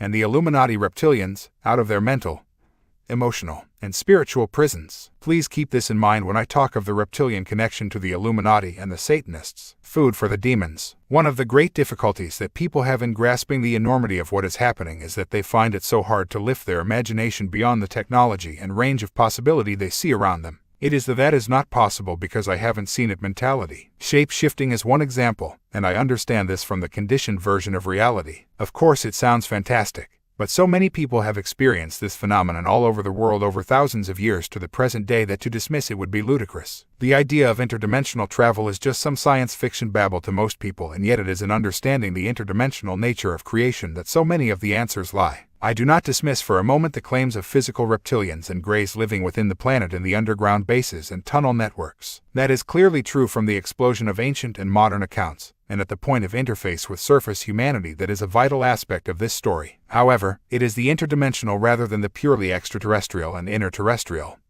which holds the key to unlocking the mysteries. The reptilian hybrid bloodlines have been created, in my view, for occupation by fourth, maybe also fifth, dimensional reptilian and other entities, and it is they who are controlling the Illuminati. Indeed, at the peak of the pyramid, they are the Illuminati. Satanic and secret society rituals are designed to create the means through which these mostly lower fourth-dimensional entities can possess the body of the initiate and also manifest directly in physical form. During the sacrifices, the physical reptilians and hybrids consume the organs of the physical body, especially the heart, and drink the blood of the victim. At the same time, the lower fourth-dimensional demons or psychic vampires absorb the deeply negative energy generated by such horrors. The vibrational frequency of negative emotion, like fear and terror, resonates to the lower fourth-dimensional range or density, and so those emotions generate energy for the fourth-dimensional reptilians and demonic entities. Energy equals creative power, positive or negative. They are feeding off our emotions, and they manipulate events in the world and our lives to trigger the desired emotional responses. Ancient Chinese philosophers claimed that humans were moon food because their energy was being drained and absorbed by an extraterrestrial force that needed the energy to replenish itself. Researcher Alan Walton puts it like this: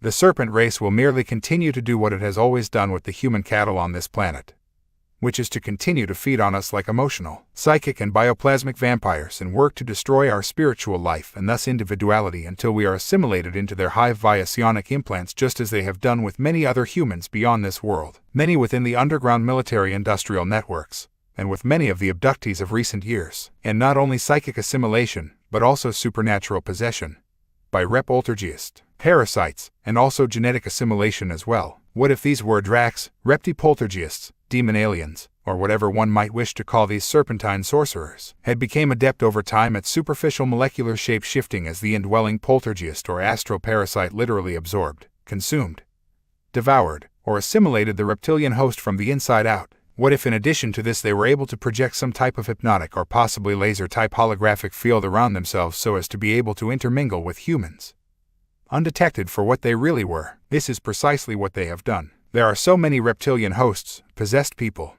in positions of political, financial, media, and military power. They may look human, but behind their outward appearance they are not. The reason the Illuminati are so obsessed with bloodline is that the hybrid genetics were created to make these bodies more easily possessed by the lower fourth-dimensional entities because of the vibrational compatibility. It means that if you can put these bloodlines into positions of power, you are, in truth, putting these entities into power. This way they can control this physical world from their dimension while the human population think humans are governing them. The United States of America is not governed by Bill Clinton, George W. Bush, or any president. Americans are governed by the reptilian entity that possesses the bodies we call Bill Clinton or George W. Bush. The John Carpenter movie, They Live, says it all, really. This is why two of Kathy O'Brien's mind controllers, Bill and Bob Bennett, told her they were alien to this dimension, two beings from another plane. Remember that when Kathy saw people transform from physical humans to lizard-like aliens, Bill Bennett said, "Welcome to the second level of the underground.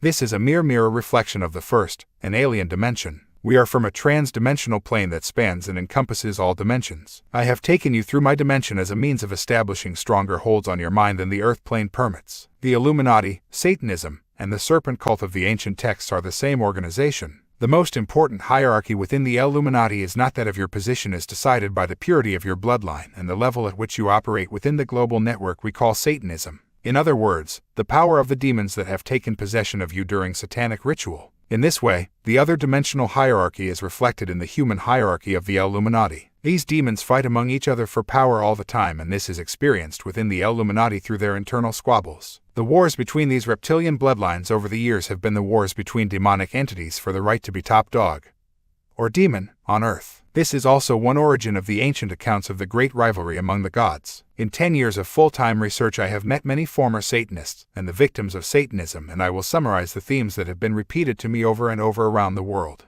The satanic network is vast, and if you have a fair circle of friends and acquaintances, you will know people who are Satanists. That's how widespread it is. Satanists are also very organized and, of course, extremely ruthless. They have code names known only to other members, and they have among their number all the people they need to operate in secret and cover up anything that may go wrong. They are, therefore, very strong in the medical professions, police, the judiciary, coroners' offices, politics, government administration, and so on. There is tremendous infighting within Satanism, as they battle for supremacy by seeking more and more powerful demonic entities. They hate each other as much as they hate humanity. In fact, they just hate, period. Anyone weak is destroyed. Weakness is considered the ultimate sin in Satanism, and so is defying the desires of the demons. The whole satanic network is ruled by fear. Cult members are disciplined by having to watch their children tortured, beaten to death, or brutally raped. Others are sacrificed. Satanists are deluded into thinking that they control the demons when actually the demons are just using them as pawns. Incredible atrocities are committed by Satanists so controlled by the demons within them that they lose all emotions of love and compassion. Philip Eugene de Rothschild, who claims he is an offspring of a French Rothschilds, says he is a direct descendant of a very old culture,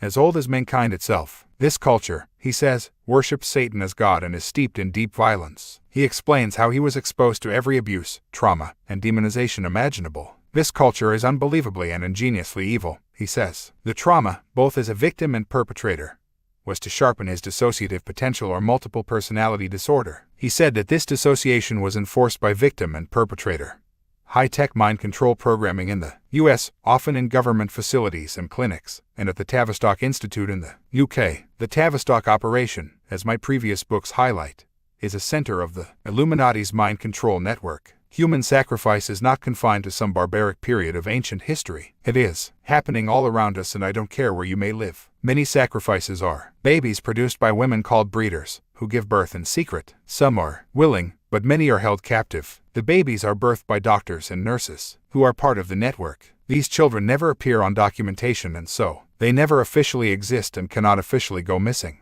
Other sacrifices are people the Satanists have kidnapped, a cult member being punished, and even volunteers from the cult. It is common for Satanists, especially the most powerful ones, to die in rituals designed to transfer their power and demons to another person. When they die, their consciousness becomes the property of the demons, as ritually agreed when they become Satanists. The deal involves demonic power for the Satanists on Earth in return for their soul when they leave their body. This is where we get the term selling your soul to the devil. On other occasions, the soul of the sacrifice will be transferred to a participant of the ritual. At the point of death, as many former Satanists have told me, the victim is fixed in an hypnotic stare, just like a snake, by the person who is going to absorb their life force and energy. This makes a vibrational, magnetic link, which draws the consciousness of the victim into the Satanist as it is released by death from the body. These grotesque rituals are taking place all the time, and there are hundreds of thousands, at least, worldwide on the main ritual days of the year. The dead bodies, or what is left of them, are disposed of via cult members who work in crematoria or are buried in secret mass graves. I have also heard of devil dogs that are trained to eat the remains. Horrible, isn't it? But if we don't face reality, it is going to continue and expand. These guys are running our world, for goodness sake. Blood, the physical expression of the life force,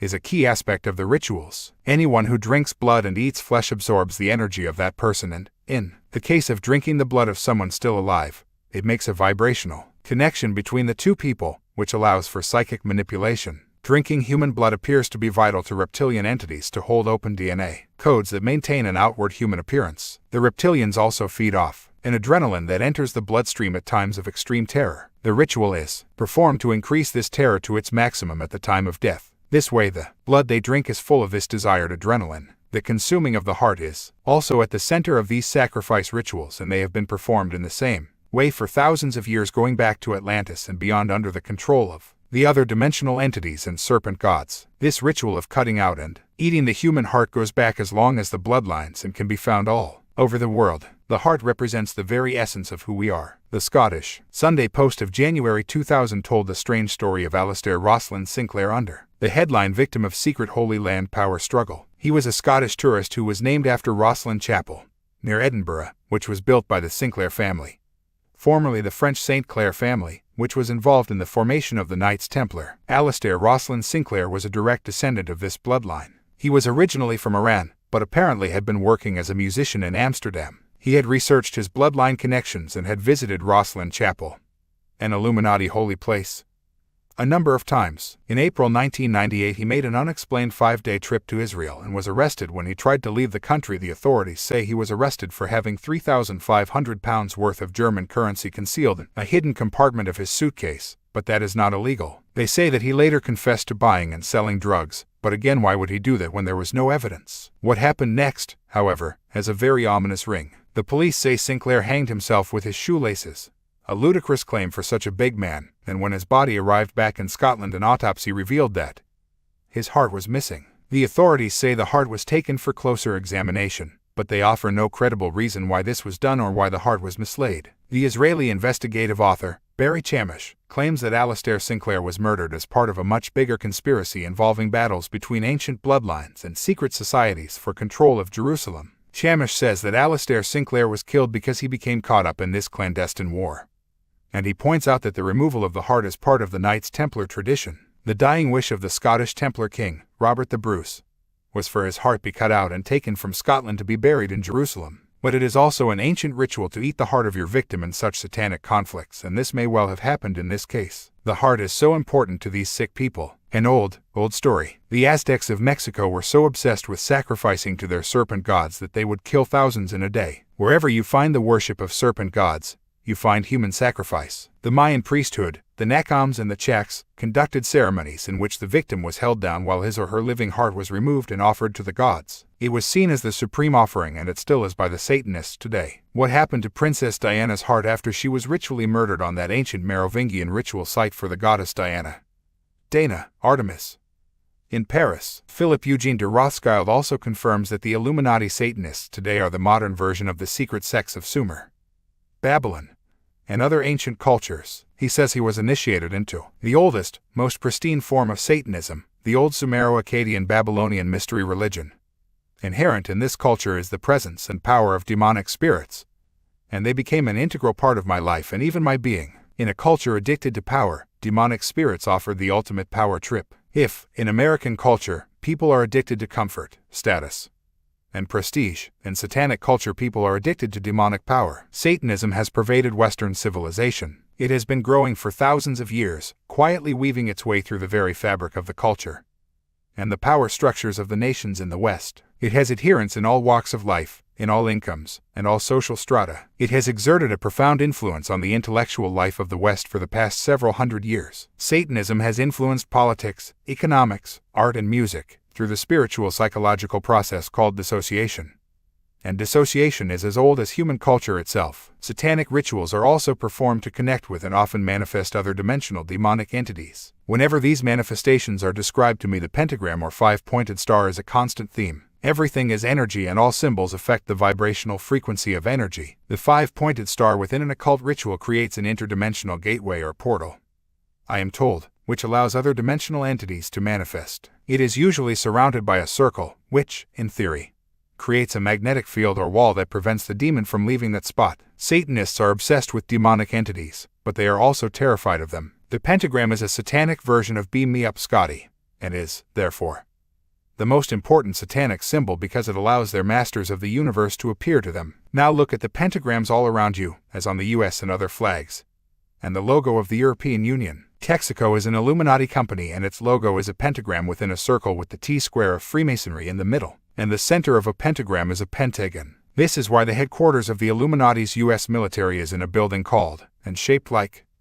a pentagon. When you begin to understand their codes and symbols, you can read them so clearly. For example, the satanic sign for the devil, or their controlling force, is a particular hand signal. The two middle fingers are held down, usually by the thumb, and the two outer fingers point straight up like horns. I have seen many people in power make this sign after a speech or an acknowledgement. Go to the picture section and you will see 3 examples involving Bill Clinton during his first inauguration address in 1993 and George W. Bush during his year 2000 presidential election campaign. See the biggest secret chapter, the secret language, and the symbolism archive on my website for more examples of satanic symbolism all around us. Satanists, like their ancient predecessors in the mystery schools, use combinations of color and sound to resonate the energy in the ritual to connect with the demonic dimensions. The sound involves humming, mantras, incantations, and specific words and phrases. The Illuminati is obsessed with the sound of words rather than their spelling for the same reason. Belial is an example. Belial is an example. The spelling doesn't matter, it is the sound, the vibration. Former Satanists have described to me how demonic entities manifest in the rituals amid fire, smoke, and a blinding light. This explosion of electromagnetic energy, X-rays, gamma rays, and ultraviolet rays associated with interdimensional manifestation could be another reason why it was said to be dangerous or fatal to look directly at a god. The effects of such fields are often found among UFO witnesses and abductees, who develop conditions like inflammation of the eyes. Indeed, the foul smell of burning sulfur associated with the appearance of reptilian and other extraterrestrials to abductees is reported in exactly the same way by those who have seen these demonic manifestations at satanic rituals. There is a connection here for sure, and many, at least many, of the extraterrestrials are in fact interdimensionals moving into our frequency range and then leaving again. The descriptions of these demons often have a very familiar ring also.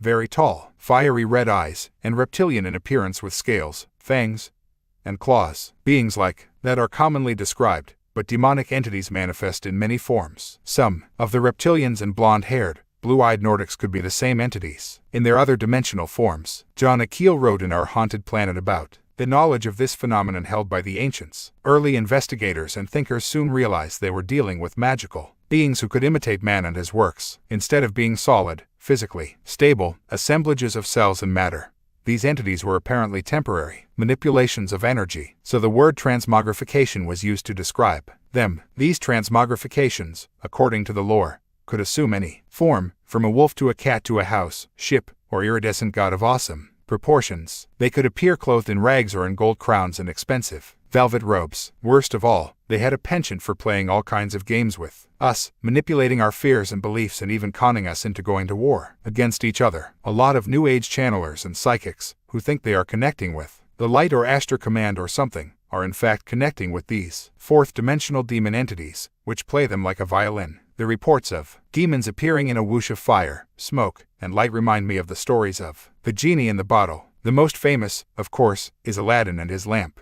The character of Aladdin, in fact, originated from the head of the goddess-worshipping terrorist group in Asia known as the Assassins, which interacted with the Knights Templar. He was also called the Old Man of the Mountain. Once again, the Aladdin story with its genie appearing in a whoosh of smoke is awash with symbolism. Thanks to the rituals of the Illuminati Satanists, the interdimensional doorways are open to allow the genie, the reptilian or demon race in the lower, fourth dimension, to be free to enter this one and cause utter mayhem. The most powerful entities can change frequencies at will, but most need the vibrational help. provided by the rituals. This theme of demons manifesting in fire and smoke is common. Ancient and modern accounts of Satanism say the devil materializes in a bonfire and steps forward to have sex with the women participants. I have heard many accounts of entities manifesting through the flames. Maybe the very vibration of fire itself creates an interdimensional gateway. A French book, published in the 1790s, called La Secte des Illumines, included a description of the rituals of the Illuminati. They are a replica of Satanism and include once again the theme of fire. On the day of his initiation, the candidate was conducted through a long, dark passage into an immense hall draped with black. Ghostly forms moved through the hall, leaving behind them a foul odor. His clothes were removed and laid upon a funeral pyre. Then his pudina were tied with string. Now 5 horrid and frightening figures, blood-stained and mumbling, approached him and threw themselves down in prayer. After an hour sounds of weeping were heard, the funeral pyre started to burn, and his clothes were consumed. From the flames of this fire a huge and almost transparent form arose, while the 5 prostrate figures went into terrible convulsions. Now came the voice of an invisible hierophant booming from somewhere below. John Icke points out that historical records say the priests claimed to have the ability to communicate with other dimensional beings, and that the kings and emperors, including people like Julius Caesar and Napoleon, met with strange beings who materialized and dematerialized. The same goes with today's leaders who consult their other dimensional demonic masters. Thiel details the literature on secret societies that describes many materializations of fearsome demons, which gave out orders and directed their followers to commit murder or political manipulation. Those who disobeyed would be killed by the entity or fellow members. Thus, he wrote, the ultra-terrestrials are able to guide and control human events through evil men lusting for power. Exactly, Thiel goes on. The startling truth, as carefully recorded by the ancient historians, is that ultra-terrestrials have always been in direct contact with millions of individuals and that they actually ruled directly over mankind for many years. In recent centuries their influence has become more subtle, but it is always there. Only by understanding the nature of the infinite frequencies or densities of existence can we begin to see the plot. We are being controlled and manipulated on this planet from other dimensions or densities and have been for thousands of years. At least, the well-known writer and researcher on UFO topics, Dr. Jacques Vallée, asked the right questions when he said, are we dealing with a parallel universe where there are human races living, and where we may go at our expense, never to return to the present? Are these races only semi-human, so that in order to maintain contact with us, they need crossbreeding with men and women of our planet? Is this the origin of the many tales and legends where genetics plays a great role? The symbolism of the Virgin in occultism and religion, the fairy tales involving human midwives and changelings, the sexual overtones of the flying saucer reports, the biblical stories of intermarriage between the Lord's angels and terrestrial women, whose offspring were giants. From that mysterious universe, have objects that can materialize and dematerialize at will been projected? Are the UFOs windows rather than objects? There is nothing to support these assumptions, and yet, in view of the historical continuity of the phenomenon, alternatives are hard to find, unless we deny the reality of the facts, as our peace of mind would indeed prefer. Well put, but I would contest the idea that there is nothing to support those assumptions. The evidence is overwhelming from where I am sitting. I have had so much confirmation from countless sources over the years of the involvement in human sacrifice ritual of some of the most famous names on the planet. They attend the rituals at the demand of their other dimensional controllers and receive their orders to be carried out to the letter. They allow the demonic entities to possess their bodies in return for fame and fortune, which, by manipulating 3-dimensional events and people from their 4th-dimensional level, these demons can usually provide. But such riches are only delivered if you serve their agenda. In the end you are just a body to them and you will be thrown to the wolves once you have served your purpose. These contracts with Satan are made by politicians, bankers, businessmen, and anyone who has a thirst for power so strong that they will literally hand over their destiny to demonic entities. Philip Eugene de Rothschild told me how he attended these rituals from childhood with many people who are now world famous in politics, finance, and the media. Among them were Bill Clinton and A.I. Gore. He says of the bloodlines, all people in the occult except for a very, very small group are fully human beings, with both X and Y chromosomes from human mothers and father. The facial changes you see come from their multiple personality disorder and the demonic spirits manifesting through them.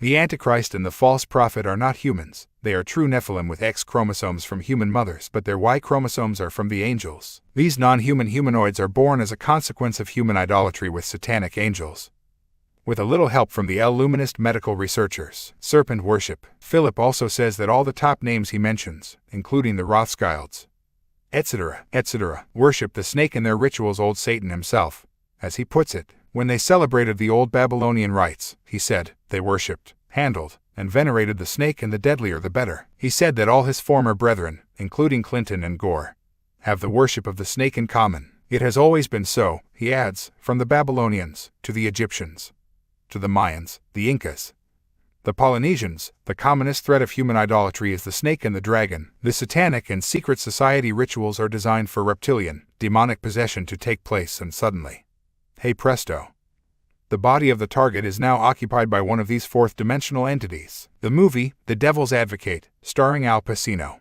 portrays this very well, as the devil's consciousness field moved from body to body and took them over. People like Clinton, the Bush, Kissinger, and the British royal family are just empty vessels occupied by these characters, and that's why they act in such unspeakable ways. Possession through sex. During sex, the two energy fields merge, especially at orgasm. And this is a common way that these entities take possession of people. When a possessed person has sex with someone, it opens up the energy connection for his or her sexual partner to be possessed also. This is one reason why the Illuminati encourage a sexual free-for-all. There is nothing wrong with sex as such. In fact, it is wonderful, and we would not be here without it. But knowing the hidden agenda is vital to avoid some serious consequences. People have said that extraterrestrials that abduct them or appear in their bedrooms have forced them to have sex, and I am sure that these extraterrestrials are at least mostly other dimensional entities. It is also possible for fourth-dimensional demonic entities to possess a physical body and have sexual union with a human who may also be possessed by a similar entity. This is what happens in the satanic rituals at the heart of Illuminati operations. The Roman Catholic and other Christian churches are fronts for widespread satanic activity and child abuse, and I was told by a man who has trained for the priesthood of his sexual experience of the reptilian satanic connection. He said he would never have believed he would be contacting me because my work appears, at first, to be so far from reality, but he had now seen that conditioned reality was very different to what was really going on. He said that he was subjected to a very terrifying traumatic experience of unbelievable nature, and yet, until his mind compartments began to break down, he had no memory of it. He said he was a seminarian studying to be a secular priest at a college and a monastery. On a break, I went with two odd-looking types, Hispanic, Oriental mix it seemed, to a town some distance away, and, very briefly, I believe they were part of a satanic group, and they performed some ritual in which I was raped by a demon, which seemed reptilian. I have so much unconscious terror associated with this that I cannot recall at this time the details. I actually suffered a wound to my anal area because this creature, demon, had barbs or horns around the base of its penis. So when it raped me, it caused a wound that never healed. I was so embarrassed by it for years that I never had the nerve to have it looked at until the latter part of my military service, which determined that there was scar tissue around the wound. I later married and had an operation which removed the wound. The reptilians and other demonic entities are obsessed with sex because it allows them to possess the victim and to vampire their life force. Drugged and alcoholic states also open people to possession, as does fear and deep depression. These connect the person vibrationally to the demonic dimensions, and so the Illuminati and their reptilian masters want people to take drugs and drink too much booze. Having sex with a demonically possessed person after consuming drugs or too much alcohol is like opening the front door to these guys and inviting them in. A lot of illness and death is caused by these demonic attacks, and when we talk of battling with our dark side, it is often a battle with demonic possession or influence of some kind affecting behavior. To survive, if you are seeking to expose these horrors, you need a very strong spirit and protection from spiritual forces that wish to set humanity free. To access that protection, you just need to ask. Forces of love do not impose themselves on people because that would be an invasion of free will. They have to be asked. The possessed pedophiles. Understanding the nature of such possession can explain so many of the horrific events that pollute this planet. At last, people are beginning, very slowly, to appreciate something of the scale of pedophilia and child abuse. Although the False Memory Syndrome Foundation is trying desperately to keep the lid on, the scale is far greater than anyone can imagine, but at least it is coming more to light. Sex with children has been part of the Illuminati modus operandi from ancient times. Sexual and satanic abuse of children are aspects of the same agenda. Sex creates an energy connection between the two parties, no matter who they are, and this allows the demonic entities in the perpetrator to take control of their victim. Trauma-based. Mind control involves demonic possession by other dimensional entities. Also, these, often reptilian, beings of the lower fourth dimension want to absorb the energy of children before puberty and orgasm because the energy is still pure and so of more use to them. They therefore possess people and stimulate within them the sexual desire for children. When the possessed person is having physical sex with a child, the fourth dimensional entity is sucking out their energy and making the vibrational connection that allows the child to be controlled by the entity. Anal sex with children is also designed to create a reaction in the child called vasovagal shock. Pain and energy surges up the child's spinal cord and explodes in the brain, thus increasing the rate at which the mind splits into compartments or amnesic barriers. These energy vampires and mind controllers have been increasing their operations in the last few decades, and so we have had a corresponding increase in pedophilia. This is also the reason why so many of the Illuminati bloodline like George Bush, Henry Kissinger, etc., have sex with children. All over the world the stories of pedophiles and pedophile rings are coming to public attention, but they represent a mere fraction of the abuse that actually goes on. In The Biggest Secret, I wrote about the abuse at children's homes in North Wales, and after publication and years of fighting for justice by a handful of decent people, a government inquiry was forced to reveal the massive and systematic abuse of children at the homes for more than 30 years. However, as always, the big fish are protected by the system and the small fry are set up to take the consequences. This is why famous pedophiles and child abusers such as Bush,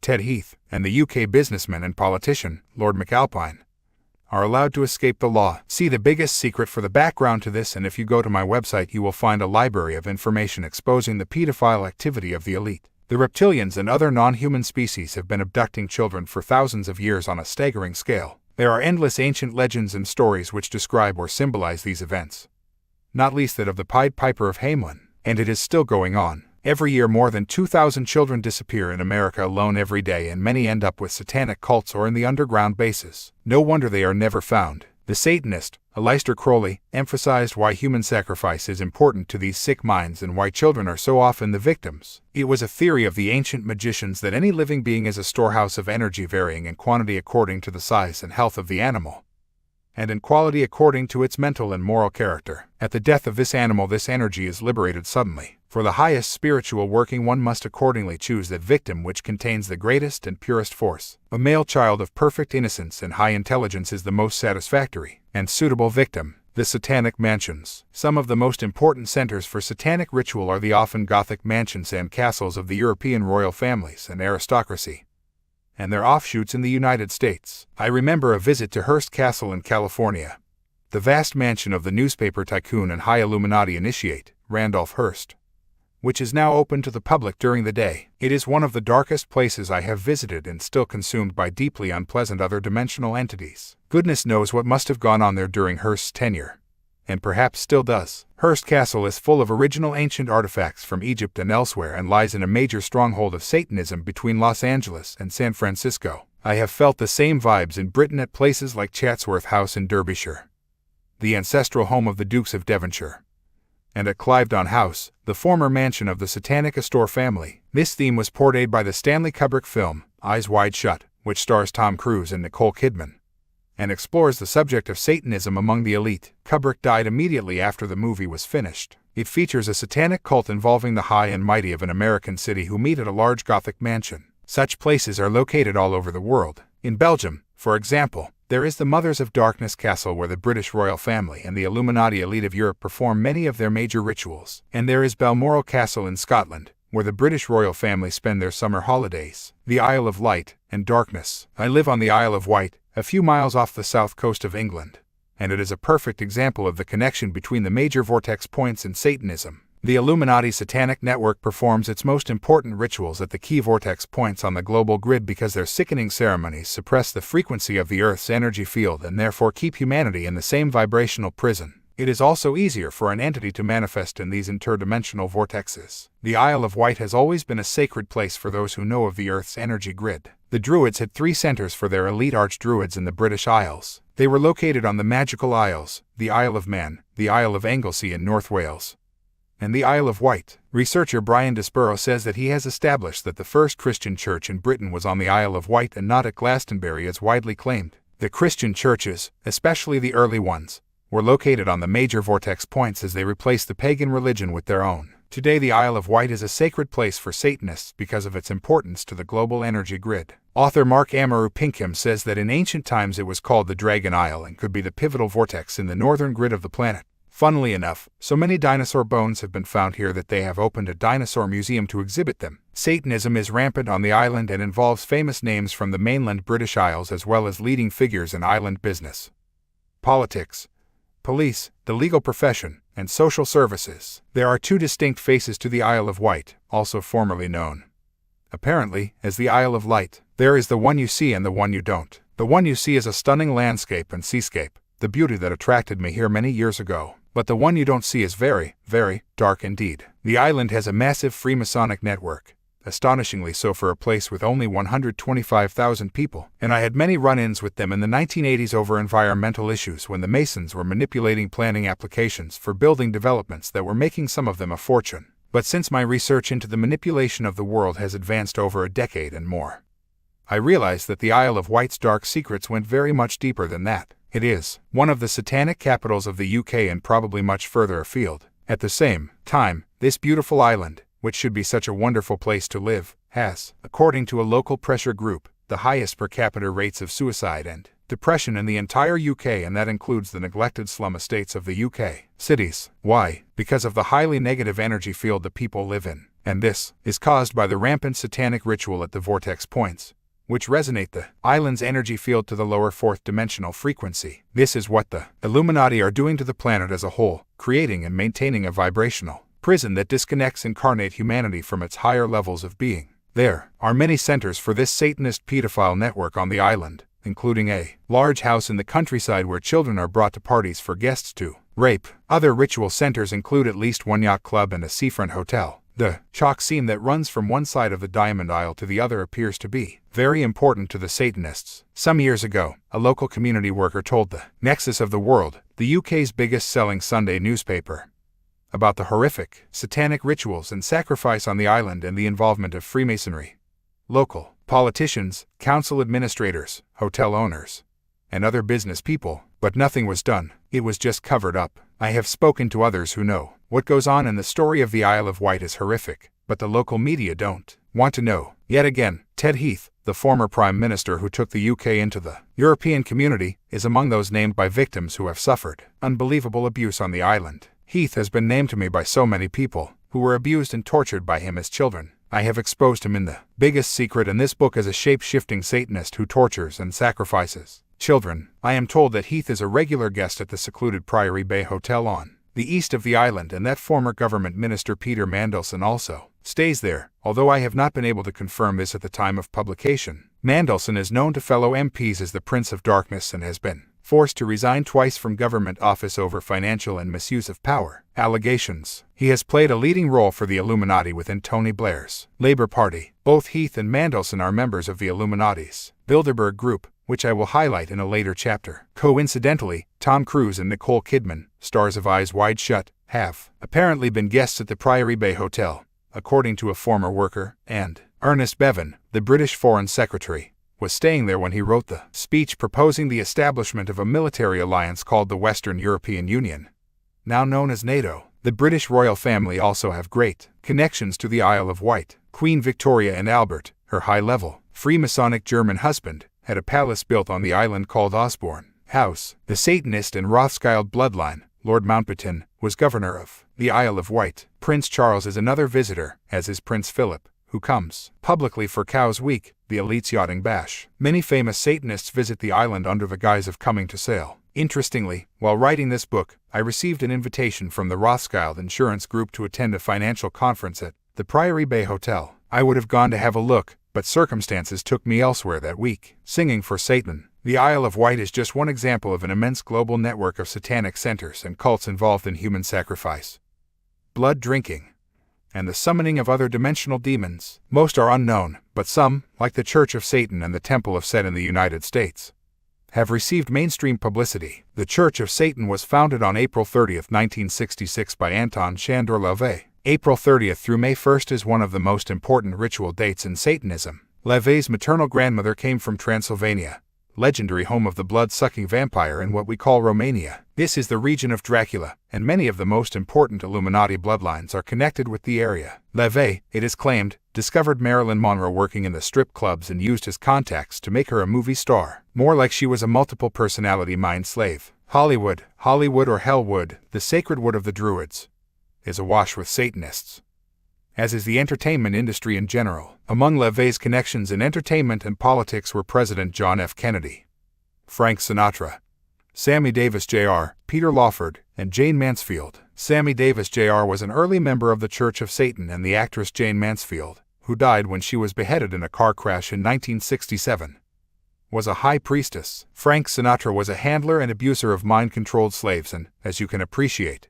Satanism and trauma-based mind control go hand in hand. One example of this was Michael Aquino. He worked with LaVey in the Church of Satan, but later broke away and formed his own Temple of Set. Aquino was a notorious mind programmer, named by Kathy O'Brien and many others, and a top man in the U.S. Defense Intelligence Agency's Psychological Warfare Division. Aquino's wife, who worked with him, is called Lilith Sinclair. The name Lilith is a symbol of the reptilian bloodlines, and one of the major strands of the Illuminati's genetic web is the Scottish Sinclair family, formerly the French St. Clair bloodline. The Sinclairs and the Black Madonna worshipping Saint Bernard were fundamentally involved in the formation of the Knights Templar. The Sinclair Chapel at Rosslyn, near Edinburgh, is a shrine to the Illuminati and includes the image of the Green Man, the representation of Balder in the King Arthur stories. Lilith comes from Lilim, or children of Lilith, which relates to the symbolism of Set. Lilith Aquino founded the Lilith Grotto in LaVey's Church of Satan and was a member of its Council of Nine. The official Church of Satan website outlines its philosophy. We are the first above-ground organization in history openly dedicated to the acceptance of man's true nature,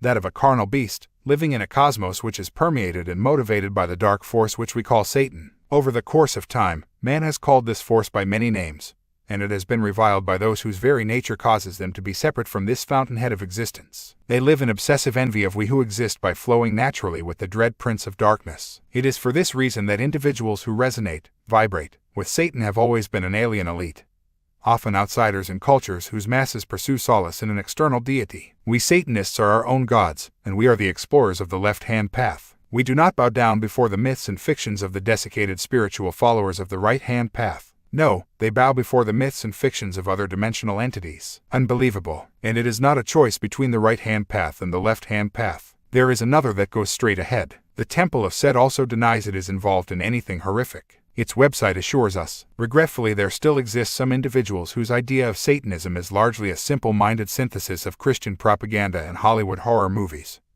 often made by Satanists. The Temple of Set enjoys the colorful legacy of the black arts, and we use many forms of historical satanic imagery for our artistic stimulation and pleasure. But we have not found that any interest or activity which an enlightened, mature intellect would regard as undignified, sadistic, criminal, or depraved is desirable, much less essential to our work. Of course, there is nothing undignified, sadistic, criminal, or depraved about Michael Aquino, the inspiration of the Temple of Set, and his mind control and torture of men, women, and children, nor in being involved in the U.S. military's Psychological Warfare Division. A former mind-controlled slave with an elite group called the San Diego Illuminati told me how she had worked closely with Aquino in the 1980s. He was a cold, arrogant, ugly person in heart and spirit, enjoyed using people, had a weakness for young boys, and was a confirmed pedophiliac, the source told me. She said that Aquino had implemented scientific experimentation, mind control, at various military bases and at the estate of a Jonathan Meyer, who,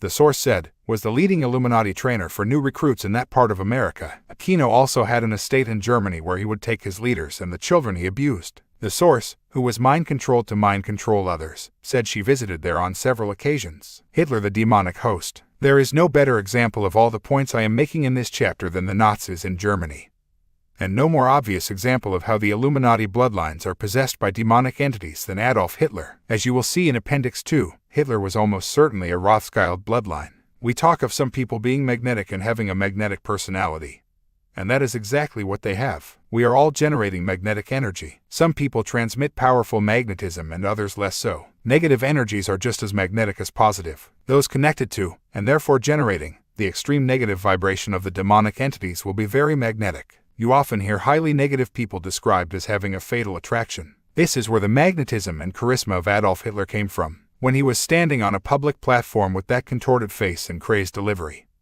He was channeling the reptilian demonic consciousness and transmitting this vibration to the vast crowds. This affected the vibrational state of the people and turned them into equally crazed agents of hatred. It is the Pied Piper principle, using vibrational frequencies. As writer Alan Bullock said of Hitler, his power to bewitch an audience has been likened to the occult art of the African medicine man or the Asiatic shaman. Others have compared it to the sensitivity of a medium and the magnetism of a hypnotist. And Hermann Rauschning, an aide to Hitler, said in his book Hitler Speaks, one cannot help thinking of him as a medium. For most of the time, mediums are ordinary, insignificant people. Suddenly they are endowed with what seems to be supernatural powers. which set them apart from the rest of humanity. The medium is possessed. Once the crisis is past, they fall back into mediocrity. It was in this way, beyond any doubt, that Hitler was possessed by forces outside of himself. Almost demoniacal forces of which the individual man, Hitler, was only the temporary vehicle. The mixture of the banal and the supernatural created that insupportable duality of which one was conscious in his presence. It was like looking at a bizarre face whose expression seemed to reflect an unbalanced state of mind coupled with a disquieting impression of hidden powers. Hitler appeared to live in perpetual fear of the Supermen. Rauschning told how Hitler suffered from terrible nightmares and would wake in terror screaming about entities who were invisible to all but himself. Hitler once said to his aide, "What will the social order of the future be like? Comrade, I will tell you. There will be a class of overlords, after them the rank and file of the party members in hierarchical order, and then the great mass of anonymous followers, servants and workers in perpetuity, and beneath them again all the conquered foreign races, the modern slaves. And over and above all these will reign a new and exalted nobility of whom I cannot speak, but of all these plans the militant members will know nothing.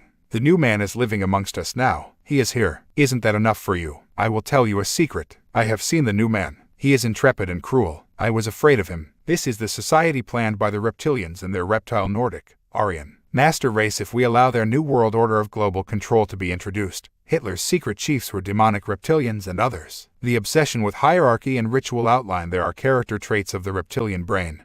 As we shall see, one of Hitler's heroes, the writer Houston Stewart Chamberlain, also fitted the description of demonic possession. He was an Englishman who married Eva, the daughter of another Hitler hero, the composer Richard Wagner. Chamberlain said that he felt himself to be taken over by demons, and his anti-Jewish, pro-Aryan books were written in a trance or fever. In his autobiography he said he did not recognize much of his writing as his own. Chamberlain became principal advisor to Kaiser Wilhelm, bloodline, and urged the king to go to war in 1914. Little more than 20 years later, the forces that possessed Chamberlain also possessed Adolf Hitler as he triggered the Second World War of the 20th century. Hitler's behavior was extremely indicative of demonic possession, including his strange epileptic-like fits. Others close to Hitler said that the Führer woke up in the night screaming and having convulsions. He would call for help and appeared to be half paralyzed. He would gasp to the point of suffocation, and often when fully conscious he would point to apparently empty space and scream, "He is here, there, in the corner." After Hitler moved to Germany, he spent a lot of time in Bavaria,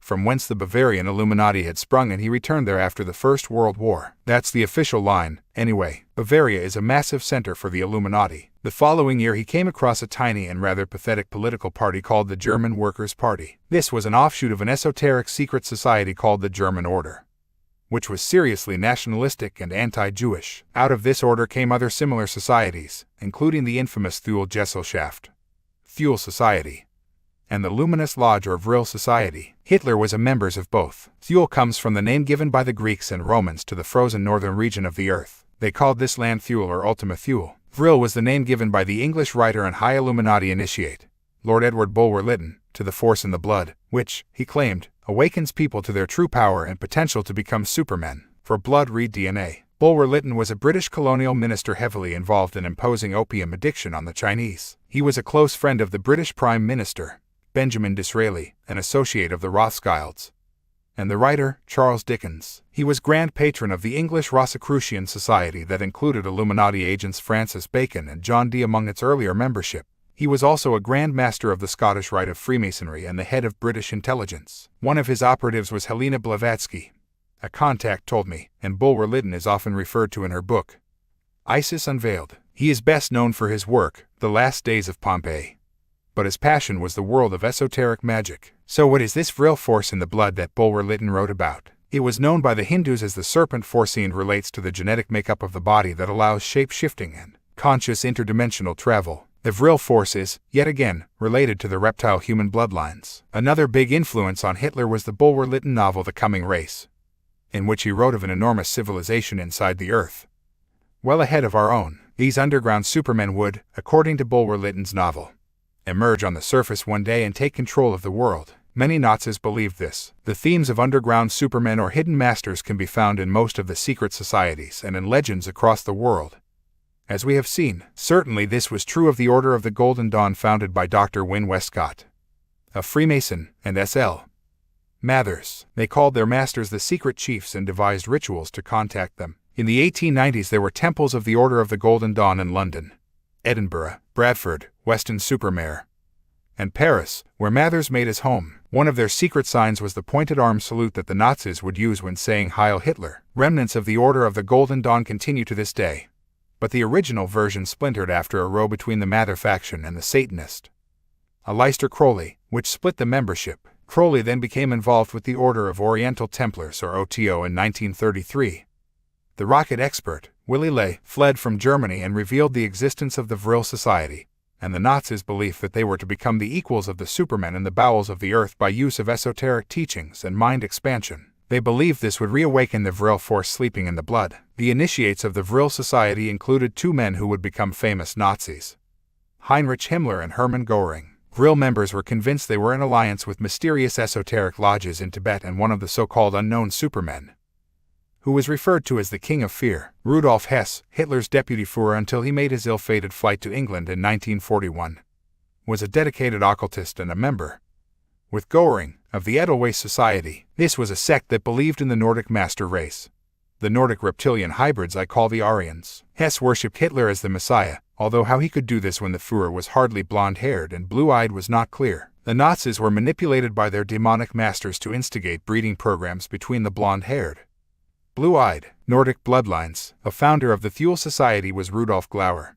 an astrologer who changed his name to the grand-sounding Baron von Sebetendorf. His demands for a revolution against Jews and Marxists turned the Thule Society into a focus for the anti-Jew, anti-Marxist German master racers. Out of all this came the German Workers' Party, which would become the Nazi Party. Another committed occultist and friend of Sebetendorf was highly significant. This was Dietrich Eckart, a heavy drinking, drug-taking writer who believed he was here to pave the way for a dictator of Germany. He met Hitler in 1919 and decided he was the one, the Messiah, he was looking for. It is Eckart who is credited with Hitler's advanced esoteric knowledge and the black magic rituals that plugged him so completely into the demonic reptilians. From now on, Hitler's power to attract support grew rapidly. Eckart wrote to a friend in 1923, "Follow Hitler. He will dance, but it is I who have called the tune. We have given him the means of communication with them. Do not mourn for me, I shall have influenced history more than any other German." Other significant thinkers and groups that influenced the gathering Nazi philosophy were two German esoteric magicians,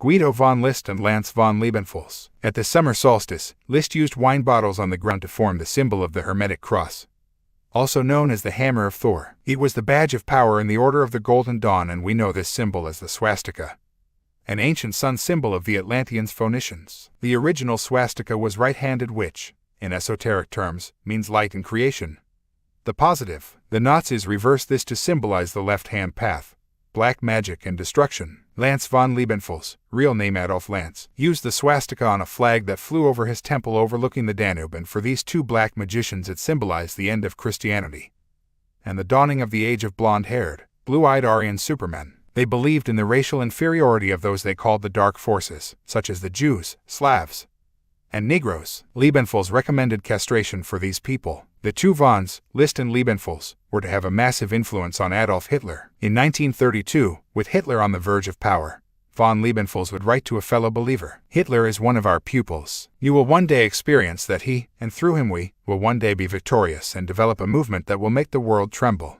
Heinrich Himmler, the head of the SS, was another dedicated occultist who was into all matters esoteric. He used this knowledge in the blackest of ways. Himmler was particularly interested in the rune stones. This is a system of divination in which stones, carrying symbols, are thrown or selected and the choice or combination read by an expert. It was Himmler who formed the notorious SS and, as with the swastika, he chose an esoteric symbol for his horrific organization. This was the double S or Sig rune, which looks like two flashes of lightning. The SS was a virtually self-contained body and the epitome of all the esoteric knowledge in which the Nazis believed so passionately. Only those considered racially pure were allowed to join, and instruction in the esoteric arts, including the rune stones, was fundamental to their training. The SS was run and governed as a black magic secret society. Their rituals were taken from others, such as the Jesuits and the Knights Templar. The highest-ranking initiates were the 12 members of the Grand Council of Knights led by the 13th, their Grand Master Heinrich Himmler. Their black rituals were performed at the ancient castle of Wewelsburg in Westphalia. They celebrated the rituals of the Nordic pagans and the summer solstice. Here they worshipped Satan, Lucifer, Set, whichever name you prefer. Prince Bernhard of the Netherlands, a reptilian Habsburg and Merovingian bloodline,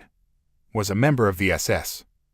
Bernhard was one of the founders of the Illuminati Front, the Bilderberg Group, and is an extremely close friend of Prince Philip. The esoteric arts pervaded all that Hitler and the Nazis did, even down to the use of pendulums on maps to identify the positions of enemy troops. The mass rallies that Hitler used so effectively were designed with the knowledge of the human psyche and how it can be manipulated. In the book, Satan and Swastika, Francis King says, Hitler's public appearances, particularly those associated with the Nazi Party's Nuremberg rallies, were excellent examples of this sort of magical ceremony. The fanfares, military marches, and Wagnerian music all emphasized the idea of German military glory. The mass swastika banners in black, white, and red filled the consciousness of the participants in the rallies with National Socialist ideology. The ballet-like precision of the movement of the uniformed party members, all acting in unison, evoked from the unconscious the principles of war and violence, which the ancients symbolized as Mars, and the prime rituals of the rallies. Hitler clasping to other banners the blood banner carried in the Munich Putsch of 1923 was a quasi-magical ceremony designed to link up minds of living Nazis with the archetypal images symbolized by the dead National Socialist heroes of the past. The relio-magical aspects of the rallies were emphasized by the fact that their high points were reached after dusk and took place in a cathedral of light and open space surrounded by pillars of light coming from electric searchlights pointed upwards to the sky. If a modern ritual magician of the utmost expertise had designed the ritual intended to invoke Mars,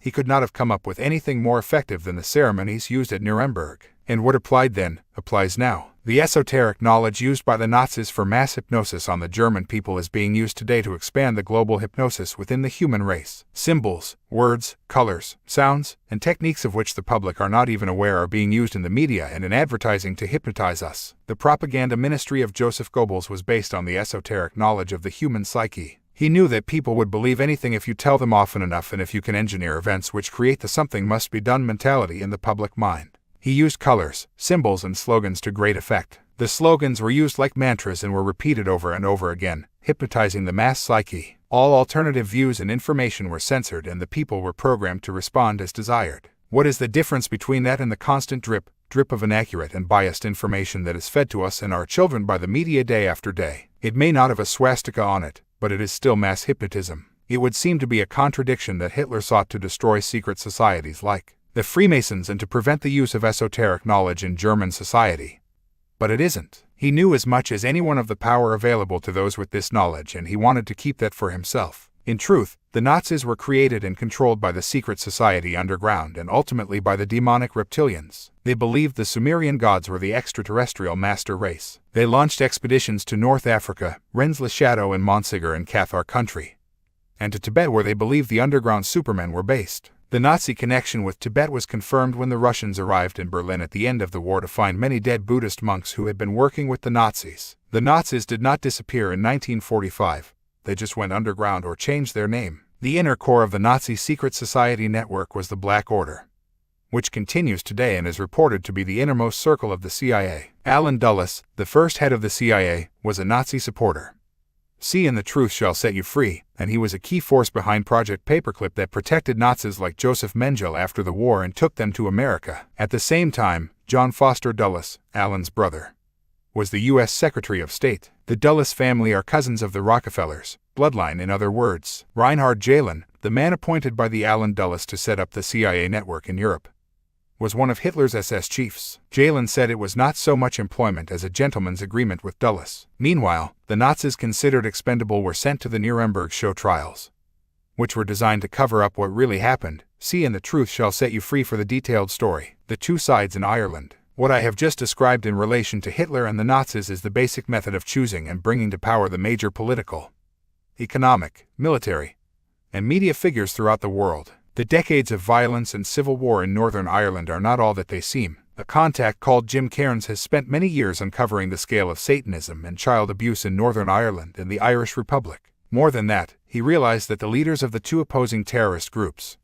the Catholic Era and the Protestant paramilitary group, the UVF, were members of the same satanic covens. This fits with the evidence I have found all over the world. Again and again opposing sides turn out to be the same side, the Illuminati.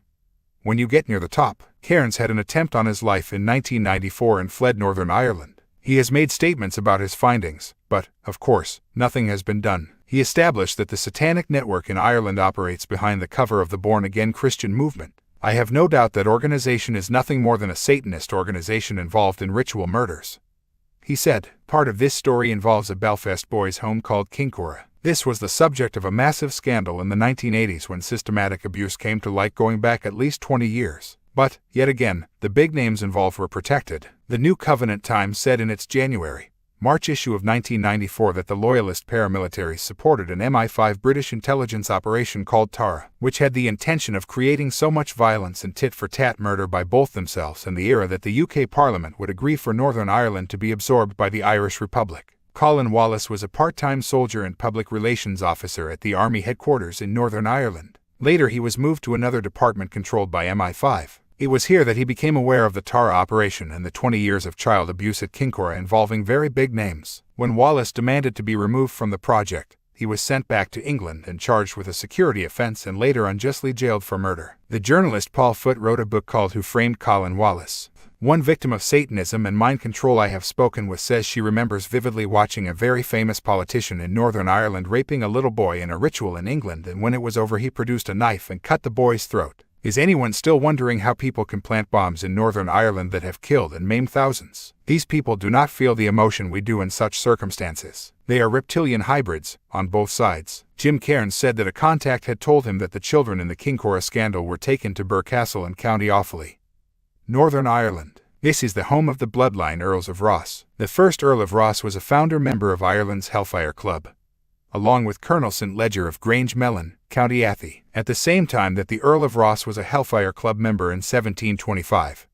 He was also the Grand Master of the Freemasons in Ireland. The present Earl of Ross is the stepbrother of Lord Snowdon, the former husband of the Queen's sister, Princess Margaret, and she has visited Birr on many occasions. The Hellfire Club was founded on the estate at Wycombe, north of London, owned by the British government minister Sir Francis Dashwood, together with Benjamin Franklin, an Illuminati founding father of the United States. Dr. Franklin, a devout Christian, was also involved in the manipulation of Ireland. The Hellfire Club is a satanic network based on human sacrifice ritual. Wherever you look in this story, Satanism appears every time because these rituals and sacrifices are vital to the continued reptilian control of the planet. Satanists operate in the pivotal positions to ensure the truth is covered up and, as Cairns says, the official number of satanic ritual murders in Ireland, as with everywhere else, is a fraction of what is really happening. The figures conceal the much greater and hidden spread of Satanism throughout Ireland. The reality is, the powerful satanic network in Ireland has been able to disguise many satanic-related crimes simply because it has infiltrated many of the essential state bodies, police, the press, judiciary, political institutions, the churches, etc. I have no doubt that this is the case from the information which I have on audio tape from my cult sources. My born-again source tells me that top police, clergy, and politicians are Satanists. This is what you find all over the world. It is not through paranoia that people see Satanists or their puppets in the main positions of power. The very system makes it so because those who are not Satanists or under their control are overwhelmingly sifted out before they make it to the top jobs in the institutions that direct society. This is why the ratio of Satanists, blood drinkers, and human sacrificers to people in power is so astonishingly high compared with the ratio in the rest of the population. Chapter 15. Suffer Little Children. It Can't Happen Here is number 1 on the list of famous last words. David Crosby. In The Biggest Secret, I reveal in greater detail the scale of satanic activity and its fundamental connection to the reptilians and the Illuminati. When you see what is happening in every community, especially to children, it defies belief. Children are major targets because the reptilians prefer the purity of their blood and energy.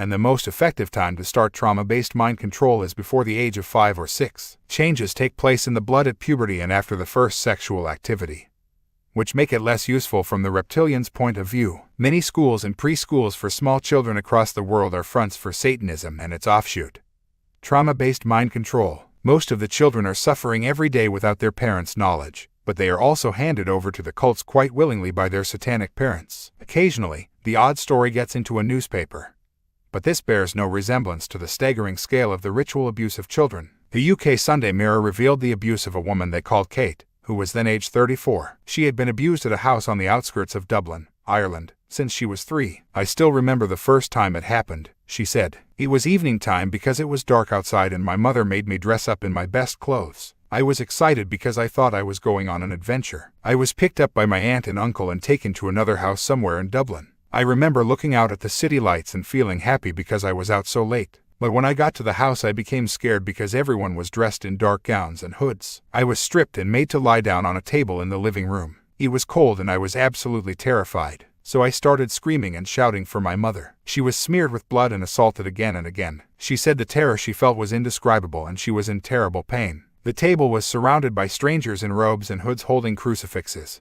chalices and knives encrusted with jewels, and they were chanting in some strange language.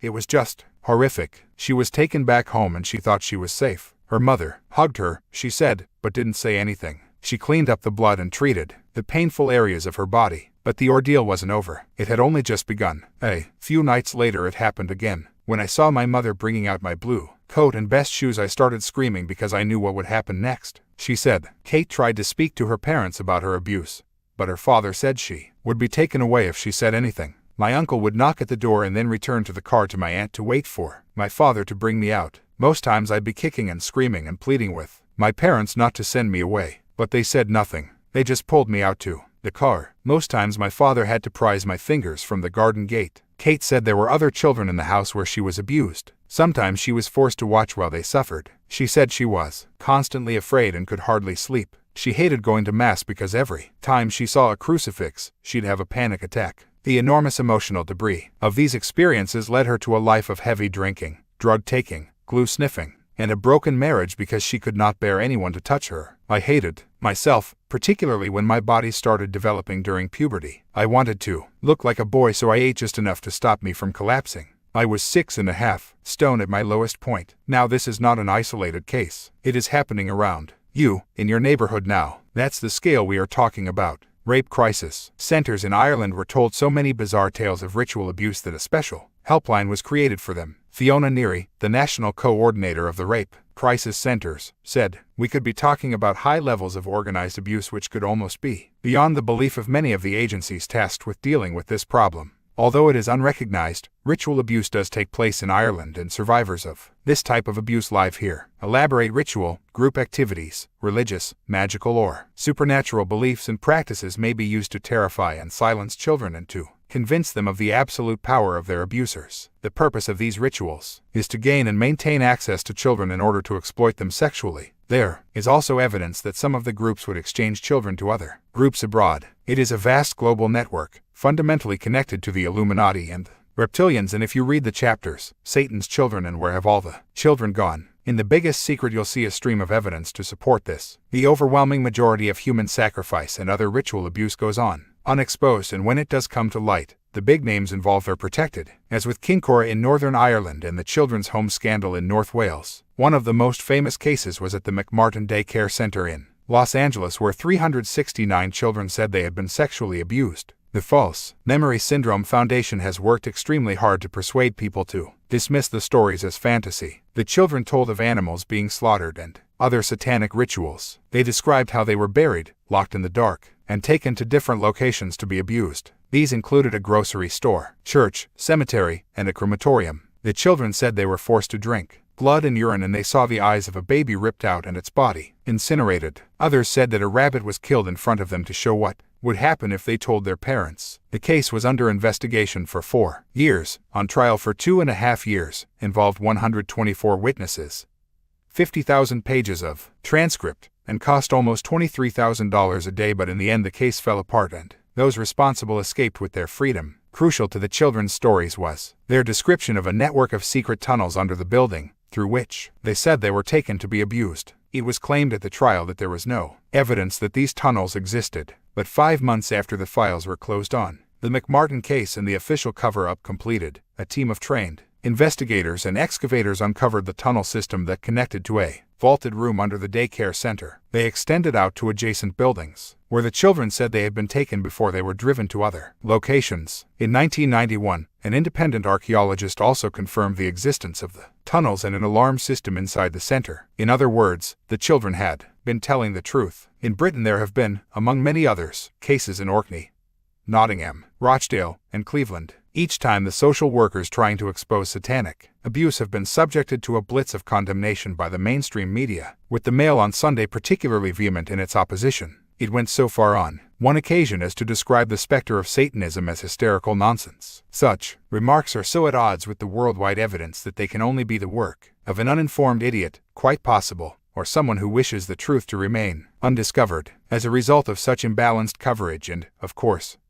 the stunning nature of the children's evidence. Most cases do not even come to trial. Even when they do, very few lead to conviction. The public would rather accept the allegations are not true because they don't want to believe that such horrors are happening. Unfortunately, they are, on a vast scale, and if you go into denial about it because you don't want to face the truth about your world, then you are helping to perpetuate this unspeakable treatment of children. As Caroline Leckire of the National Association of Young People in Care said, "I can understand people finding it difficult to believe. It's extraordinary.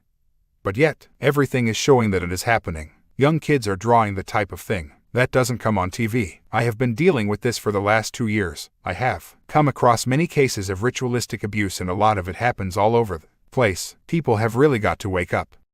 Coordinated cover-ups. As I've said, satanic ritual abuse is a global network.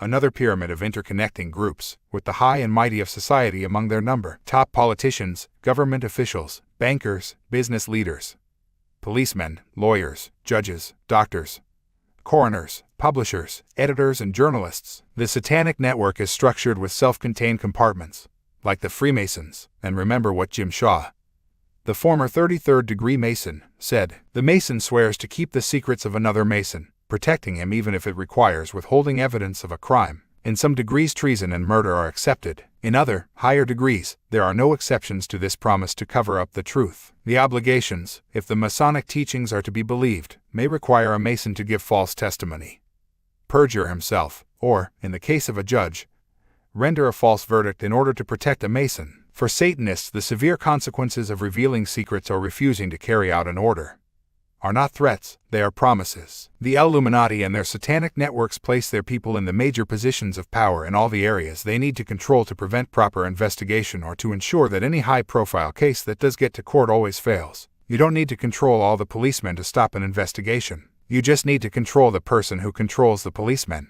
You don't need to control every social worker, just the people who control the social workers. In other words, you only need to control the very few people who have the power to call off an investigation when necessary. These placemen and women are controlled by the same force, and so the cover-up can be carefully coordinated through people who appear, to the outsider, to be unconnected: teachers, social workers, policemen, lawyers, judges, and media. The results of all this for the children involved are beyond the imagination of anyone who has not experienced the level of trauma they must suffer. Zach's story. One unfolding story I have featured on my website is that of Zach. He is a little boy who attended a preschool operated by a company called KinderCare at 100 Endeavor Way, Cary, North Carolina. KinderCare is the biggest preschool organization in the United States. Zach's experience contains all the elements of the constantly recurring reports of child abuse, both in what he says happened to him and the shocking lack of investigation by the authorities that are supposed to be protecting children. This story and all the quotes by his parents and grandmother are from direct correspondence and conversations with me. Zach said that he was taken from the center and carried to a house where he was tied up and made to watch people sacrifice a little boy. He said that he and other children were made to drink the blood and eat the flesh of the dead child. He also said that they took his own blood. He had a small circular puncture on his elbow,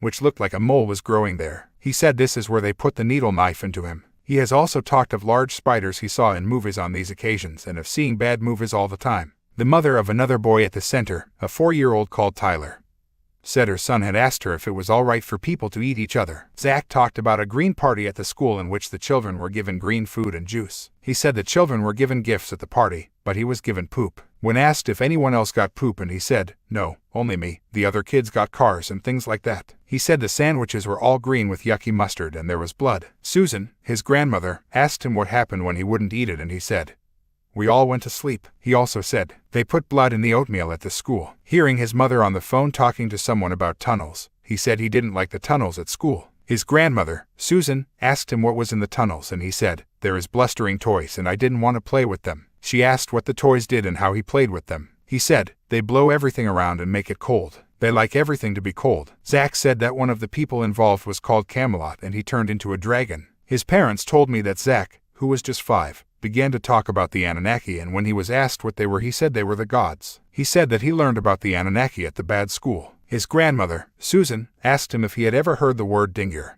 She pronounced it Dingir, a Mesopotamian name for the Anunnaki that translates as the righteous ones of the blazing rockets. Pronouncing it Dingir, he said it was a bad word because the Dingir eat people's skin, people blood, and people bones. He added, their love goes away and they turn into vampires. She asked about the name Icke and he said, that's a bad word. Then Enlil, that's a fish word. This 5-year-old then said, they're brothers, aliens, and they're from Mars. Zach said he saw movies about it at school and they were going to destroy the world. The lizards looked like Darth Maul in Star Wars, and also the masks they had at school. He told his grandmother. One day he saw a picture of France. He pointed to a place near the Alps called Gorda in Verona and said, that's where the armies are saving people for the reptiles. Susan asked him where he heard about reptiles and he said the people at the mean school told him they were reptiles. He said, aliens like to come here at Halloween and Easter. They like Easter. Susan also realized that Zach pronounced words strangely as in fix ed, try ed, and spill ed. Zach first told his grandmother what had happened when she went to visit the family the week before Halloween in 1999. He later said that he did not tell his mom and dad because the bad people had said that his parents were involved in what was happening. This was untrue, but it is a technique often used to keep the children quiet. Another is to tell them that they will kill them and their parents if they talk. Zach said his teacher threatened to kill his parents as she chased him with a knife that she kept in her pocket. He was screaming for his mom and dad and she said, they can't hear you. If you say anything to anyone I will cut your mom into pieces and burn your house down. As the children have seen people being killed in front of them, they naturally believe this would happen. Susan said Zach was visibly shaken and afraid to go to sleep. She and his parents, Margot and Johnny, wrote this off as fear of Halloween. But on November 5th, Zach's 5th birthday, he said that someone had pulled my pants down at school and put their hand in my body. He said the hand had Icke stuff on it. Susan, a court officer for child advocacy, felt there was much more to the situation than they had first thought. His father Johnny took him to a doctor and a pediatrician and both filed a report to social services. The mother of another child, Tyler, who had spoken of similar experiences, did the same. But the social services and police investigations were a disgrace. The investigation that never was. Detective Hoya, the head of the Cary Police Child Crisis Unit, said that Zach's behavior was normal. One wonders what this guy would consider abnormal. Susan called every department of child services and every time was referred to another department. Finally, the woman in children's mental health asked her what she wanted to happen. I told her I wanted these activities to stop, Susan said. The woman's response was that no one would take this case and they were better off trying to do it themselves. Finally, a chance meeting at the police station with the new mayor focused the attention of the authorities. A detective was sent to interview the children and with him was the woman in charge of the preschool section of social services. The detective, Stefan Lambert, seemed sincere and had a tape recorder running during the entire visit. When I spoke to him later, he seemed to me to be a pawn in a game he didn't understand. Zach's father asked the woman from social services how she was going to help them and she said that she wasn't there to help them. Susan recalled, she was just there to talk to the children. Susan told her that she wanted to tape the interviews because they were not allowed to be in the same room. The woman refused. Susan said, she took Tyler into Zach's bedroom and started asking him questions about what happened. I listened outside the door and the detective taped the entire time. When Tyler said that, a lady who still works at the kindercare center showed him her boobies and squirted him. She was postnatal. The social worker asked him if his mommy shows him her boobies. Being only 5 years old, his story got confused and the interview didn't last longer than a few minutes. When she asked for Zach, he refused to go near her or the policeman, even though the policeman seemed concerned and stated he thought something weird was going on. The police and social services appeared to have little interest in pursuing the case. During Zach's time at the kindercare center, he said they did something to him with his glasses. Something so bad that he will only whisper when he mentions it, Susan said. He has never told her what happened, except that they broke them by stomping on them in poop. Staff at the center told Margot, Zach's mother, that he broke them. Zach was given new glasses, but refused to wear them. He said that the eye doctor was mean and put something in his eyes that burned so bad that he cried. The original glasses were turned over to Detective Lambert for analysis for fecal matter. Months later, he said the SBI, State Bureau of Investigation, and the SBI labs did not have the ability to test for fecal matter. The glasses were never tested to see if Zach's story was true, and by the time they got the glasses back, his parents were told the evidence would have been lost. Susan also questioned a very nervous receptionist at Cary Police Department about why they had not received a complete copy of the police report. He said they never give out the investigation notes. I told him that was ludicrous. I have seen many reports in my own experience. I said, shame on all of you. How can you sleep at night? Naturally, he said he slept very well. I guess it's just the babies dreaming about depraved behavior that can't sleep. Is Caligula still alive or what? I contacted the local police department in Cary and the case officer Stefan Lambert confirmed to me that an investigation into Zach's claims was going on. In fact, He said he couldn't speak to me because there was an investigation. Then when I said, "So you can confirm you are investigating?" he said, "No. I can't confirm that." Only when I pointed out the nonsensical contradiction in those two statements did he confirm that indeed he was investigating. He said I could fax him my questions and he would ask his superiors if he could answer them. I faxed the following questions. 1. Where is the tape recording of the first police visit to interview the children? 2. Why did you tell the parents on the second visit that you would arrest the 3 women named, thinking that a center employee would turn state's evidence and then not do it? 3. Why for 6 weeks did you tell the parents you had to keep Zach's glasses because it was a State Bureau of Investigation case, and then say the SBI does not have technology to detect fecal matter? 4. Why do you feel that hearing from 2 completely different children that they saw a preschool teacher take off her clothes does not constitute enough to go on? 5. Why did the parents get an incomplete police report? Not even one word written by an investigator. 6. Have you sought to question other parents at the center about any strange remarks by their children? The police to this day have refused to answer any of those questions, but staggeringly Detective Lambert told Zach's parents that he did not interview other parents at the center. Does Kinder care? I rang the Kindercare Center itself and was told by the new director that she had no idea that such allegations had been made, given that there was a police investigation into them, albeit an excuse for one. That was an extraordinary statement. The director put the phone down on me when I asked other questions, but she did confirm that 2 employees, 2 of the 3 Zach had named in his story, had left the center. I also contacted the corporate headquarters of Kindercare in Portland and they issued a short statement to me through a very nervous PR person called Kathy Vanden Zanden, saying that the claims were unsubstantiated. Of course, sitting in a corporate office on the other side of America, she would have known. I faxed them this list of questions. 1. What is Kindercare doing to investigate the claims of these children? 2. Why, after one boy mentioned 2 names at the center as involved in his abuse, did those 2 people leave the center's employment? 3. Why did an employee I name leave this Kindercare Center? Where did she go? Is she still employed by you elsewhere? If so, where? 4. Why did the person the boy calls a name leave the center after the boy told his story? What is this lady's full name? Where is she now? Is she still employed by Kindercare? 5. Why has a new director been appointed at this center and why did she tell me on the phone that she knew nothing of these allegations? 6. Is it correct that Kindercare have refused to allow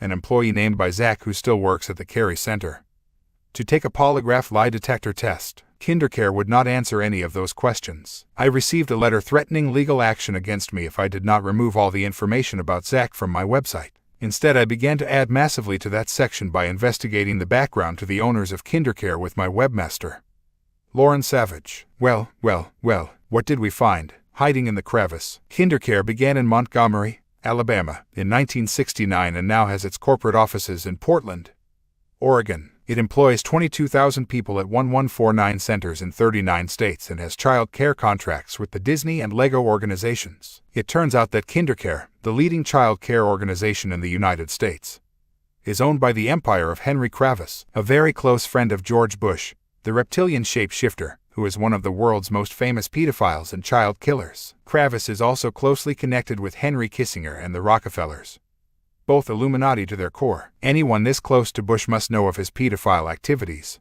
Surely, Kravis was a member of the inner circle of the Republican Party around George Bush. Kravis Company, Kohlberg, Kravis, and Roberts, which owns Kindercare, made massive contributions to the Republican Party and the George Bush campaign for the presidency. Kravis and Roberts also gave personally. One fundraiser at the Vista Hotel in Lower Manhattan, co-chaired by Kravis, raised $550,000 alone for the Bush Fund. In all, their combined contributions to Bush's election fund totaled millions. In January 1990, a year after Bush's inauguration as president, Kravis was chairman of his inaugural anniversary dinner. Kravis has also given considerable donations to the cause of Zionism and to celebrate Bob Dole's birthday. Kravis threw a $300,000 fundraising bash for Dole, the Republican presidential candidate and lover of money for services rendered. Illuminati everywhere. There is a network of Illuminati front organizations that have been increasingly exposed in recent years. Among them are the Bilderberg Group and the Council on Foreign Relations, and I will say more about this network in a later chapter. Henry Kravis, owner of Kindercare, is a member of the Council on Foreign Relations and has attended meetings of the Rothschild-Rockefeller-Kissinger orchestrated Bilderberg Group. He was on the guest list at the Bilderberg Bash at Turnberry in Scotland between May 14 to 17,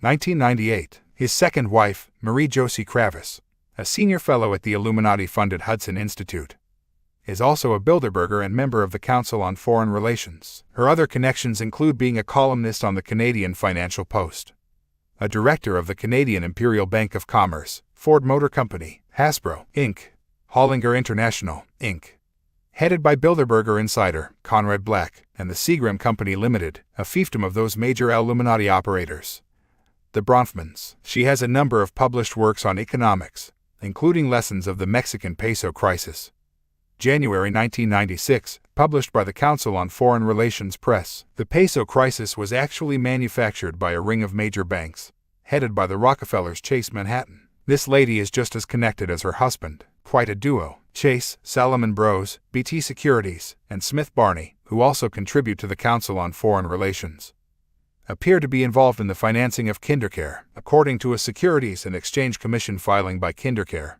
Pete Marwick are the company's accountants. Pete Marwick are Council on Foreign Relations contributors, as are KinderCare's other auditors. Deloitte and Touche, Kohlberg, Kravis, and Roberts, or KKR, as they are known, donate to the CFR. Also, why the interest by Bush's friend Ray Kravis in the education of preschool children? They can surely make far more money in so many other ways. Maybe he just wants to help children.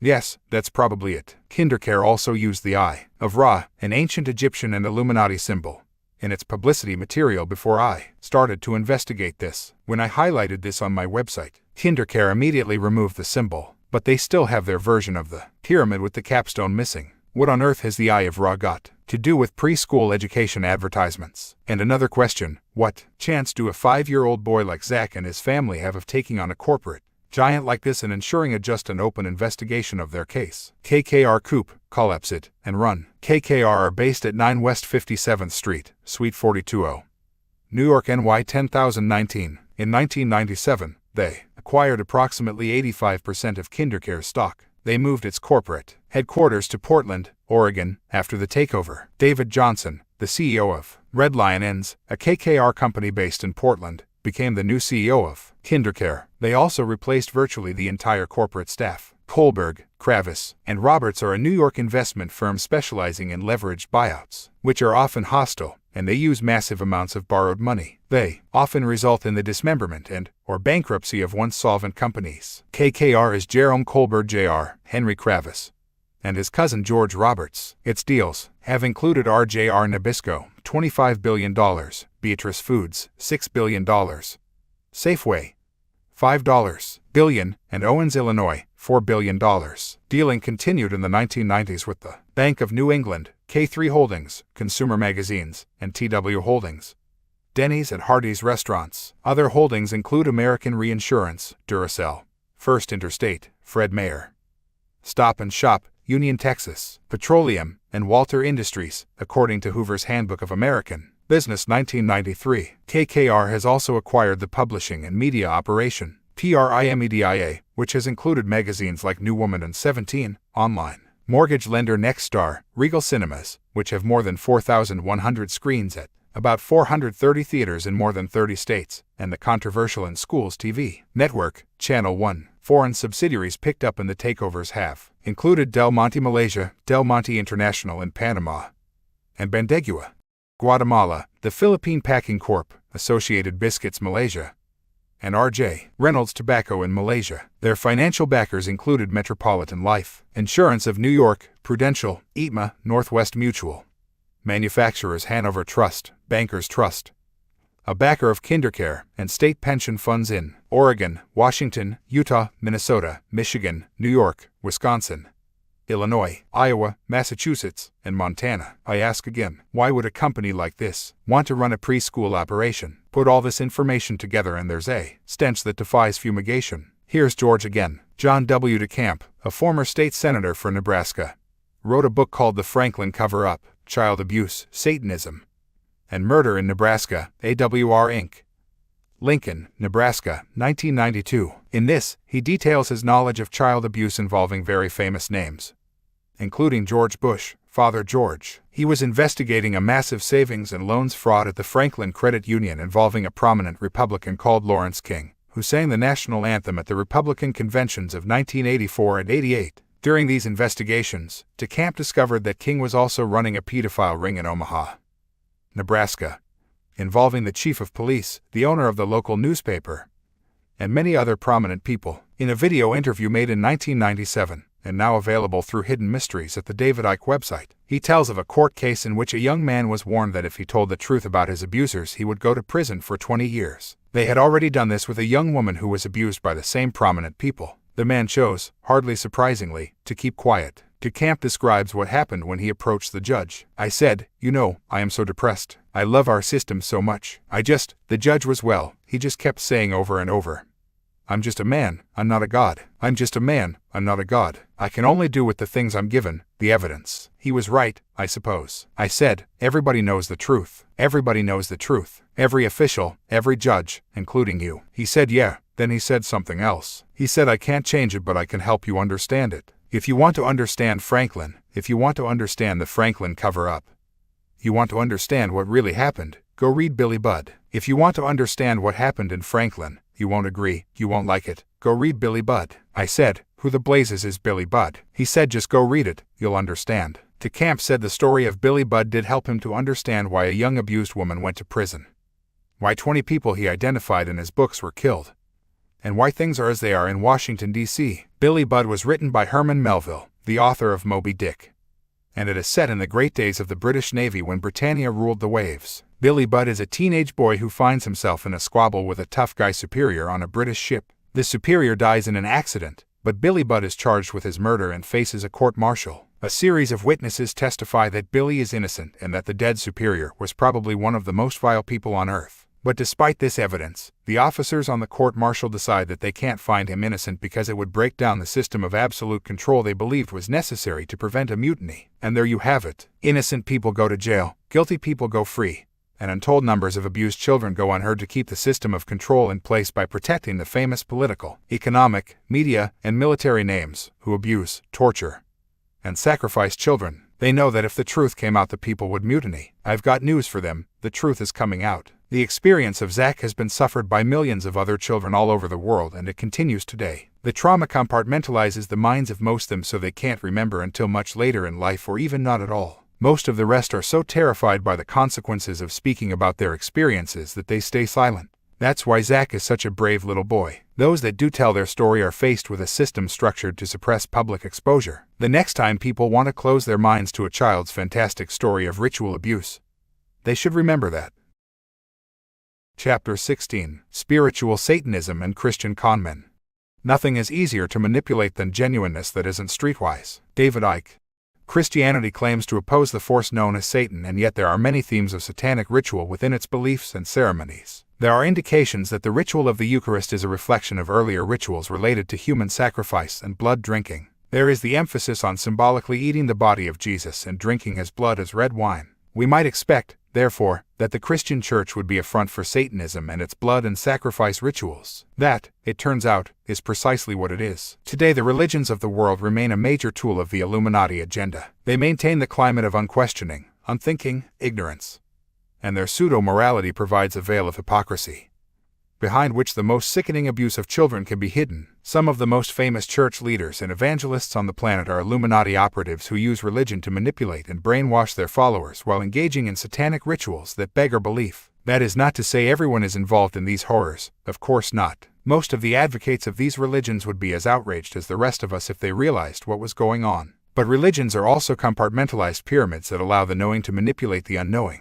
Satanism and child abuse are an epidemic within religious institutions, and the wave of child abuse cases in the Roman Catholic Church and others are a tiny fraction of what is really happening. What better way to hide your satanic rituals and networks than within a Christian church that condemns the work of Satan? What better way to hide your child's sexual abuse than within a Christian church that worships gentle Jesus? And, with so many churches built on ancient pagan religious sites, energy vortexes, and ley lines, the Satanists desire access to those Christian buildings for their rituals. This they can do if they control the church. Dr. Lorda Fox is a Christian psychiatrist who has worked with many victims of Satanism and trauma-based mind control or multiple personality disorder. She wrote in The Spiritual and Clinical Dimensions of Multiple Personality Disorder, Books of Sanger de Christa, Salida, Colorado, 1992. Some Satanists have invaded the church as it is the perfect cover for them. They masquerade as angels of light and gravitate towards positions of leadership in order to have more influence. Because much of what they say is sound doctrinally, they are rarely detected. Most survivors whom I have worked with had Satanist parents who were in high positions in churches. Many were pastors. Billy Graham, the mind-controlled Satanist. Note that she did not say some or even many of those satanic parents were in high positions in the churches. She said most. The Illuminati deploys its agents, all of them under mind control of some variety, to lead their religious believers into the clutches of the Anunnaki agenda or New World Order. One such man is the most famous evangelist in the world, the American Billy Graham, who is a 33rd-degree Freemason and a practicing Satanist. He joined the Freemasons sometime around 1948. Graham is a friend of the shapeshifter, pedophile, and serial killer George Bush, and they famously prayed together. According to Bush, the night he ordered the genocide in Iraq in 1991, that same year, Billy Graham said on his U.S. radio show, Embrace America 2000, that the American people should support Bush's New World Order. Graham has also said that he thought UFOs could be the angels of God. Graham is close to Henry Kissinger, one of the most active manipulators for the Illuminati at operational level. Another friend was Allen Dulles, the Satanist director of the CIA. Dulles helped to fund Adolf Hitler and founded the Illuminati's World Council of Churches. Dulles was also, significantly, one of the main architects of the infamous MKUltra mind control project. Agents of the Illuminati, like Graham, are all subjected to multiple personality disorder programming. Through this, they are given cover personalities within a mind fractured into different compartments. The front compartment or altar, the one that normally interacts with the daily world, may be of a church leader, a top politician, a doctor, and generally people who would never be suspected of being involved with the Illuminati's satanic ritual network. Oh, he'd never do that is the response they are looking for if the truth ever threatens to come out. These programs can give someone like Billy Graham a word-perfect grasp of biblical doctrine, while his back altars or personalities take part in satanic sacrifice ritual. This is why we should not view many of these people harshly. They, too, are victims of the other dimensional entities, which inhabit their bodies and control their minds. David Berkowitz, the serial killer in New York known as the Son of Sam, said he was part of a satanic group that had orchestrated the murders. In letters to a church minister, he revealed the kind of people involved in ritual human sacrifice. Satanists, genuine ones, are peculiar people. They aren't ignorant peasants or semi-literate natives. Rather, their ranks are filled with doctors, lawyers, businessmen, and basically highly responsible citizens. They are not a careless group who are apt to make mistakes, but they are secretive and bonded together by a common need and desire to mete out havoc on society. It was Aleister Crowley who said, "I want blasphemy, murder, rape, revolution, anything bad." So, there is nothing contradictory about Billy Graham being a Satanist and the world's most famous evangelist. Researcher Alan Walton writes, these reptilian hybrids often lead a double life involving dual personalities. One which leads a normal life in the outer world, and one that is deeply involved with the underground alien society on a nocturnal basis. He says this is especially true of what he calls cocooned, hosted individuals and hybrids. Abductees. Graham's bloodline goes back to Jacob Frank, the leader of a Hebrew satanic cult called Sabbatianism, and this later became known as Frankism. The Rothschilds were involved with Frankism, and the truth shall set you free. Jacob Frank taught his followers to convert to another religion and to use that front to hide their Satanism. When Graham's ancestors first came over to America, they were from the Frank family. The American researcher Fritz Springmeier, himself a Christian, exposed Graham as a Satanist in his book Be Wise as Serpents in 1991. He expanded on this theme with the recovering mind control victim Cisco Wheeler and their book The Illuminati Formula to create an undetectable total mind-controlled slave. Springmeier, C. Clackamas Road, Clackamas, Oregon, 97-15199-6. Their sources included eyewitnesses and those who claimed to have been abused by Graham. Among other sources was a member of the Illuminati's Council on Foreign Relations who is secretly against the New World Order, an operative with the U.S. National Security Agency, who opposes the Illuminati, a high-level CIA administrator, Satanists and ex-Satanists, a former 33rd-degree Freemason, and various people who have worked with Billy Graham. On only 2 occasions, Springmeier and Wheeler say, were any of these people aware of what the others had told them? Philip Eugene de Rothschild, who claims to have been conceived and brought up by Baron Philippe de Rothschild in France, says that he was given a front altar personality as a pious Christian, which covered his satanic programming. He was programmed, dissociated, to infiltrate the Christian church for the Rothschilds and the Illuminati network. In an internet account of his life, he says, like the hundreds of thousands of this occult family's other biological children, I had my place and function within this clan's attempt to control the world. My efforts and my family's efforts strove to have a member of the European nobility of the Habsburg family assume the preeminent position over humanity, a position called the Antichrist by Christianity. While others were seated into government, academia, business, or entertainment, my place was within the body of Christ. I was to be a focus for spiritual power and controller of a cult within this church. In this church have lived people who I have known all my life to be the controllers and power centers of both the Rothschild family's false prophet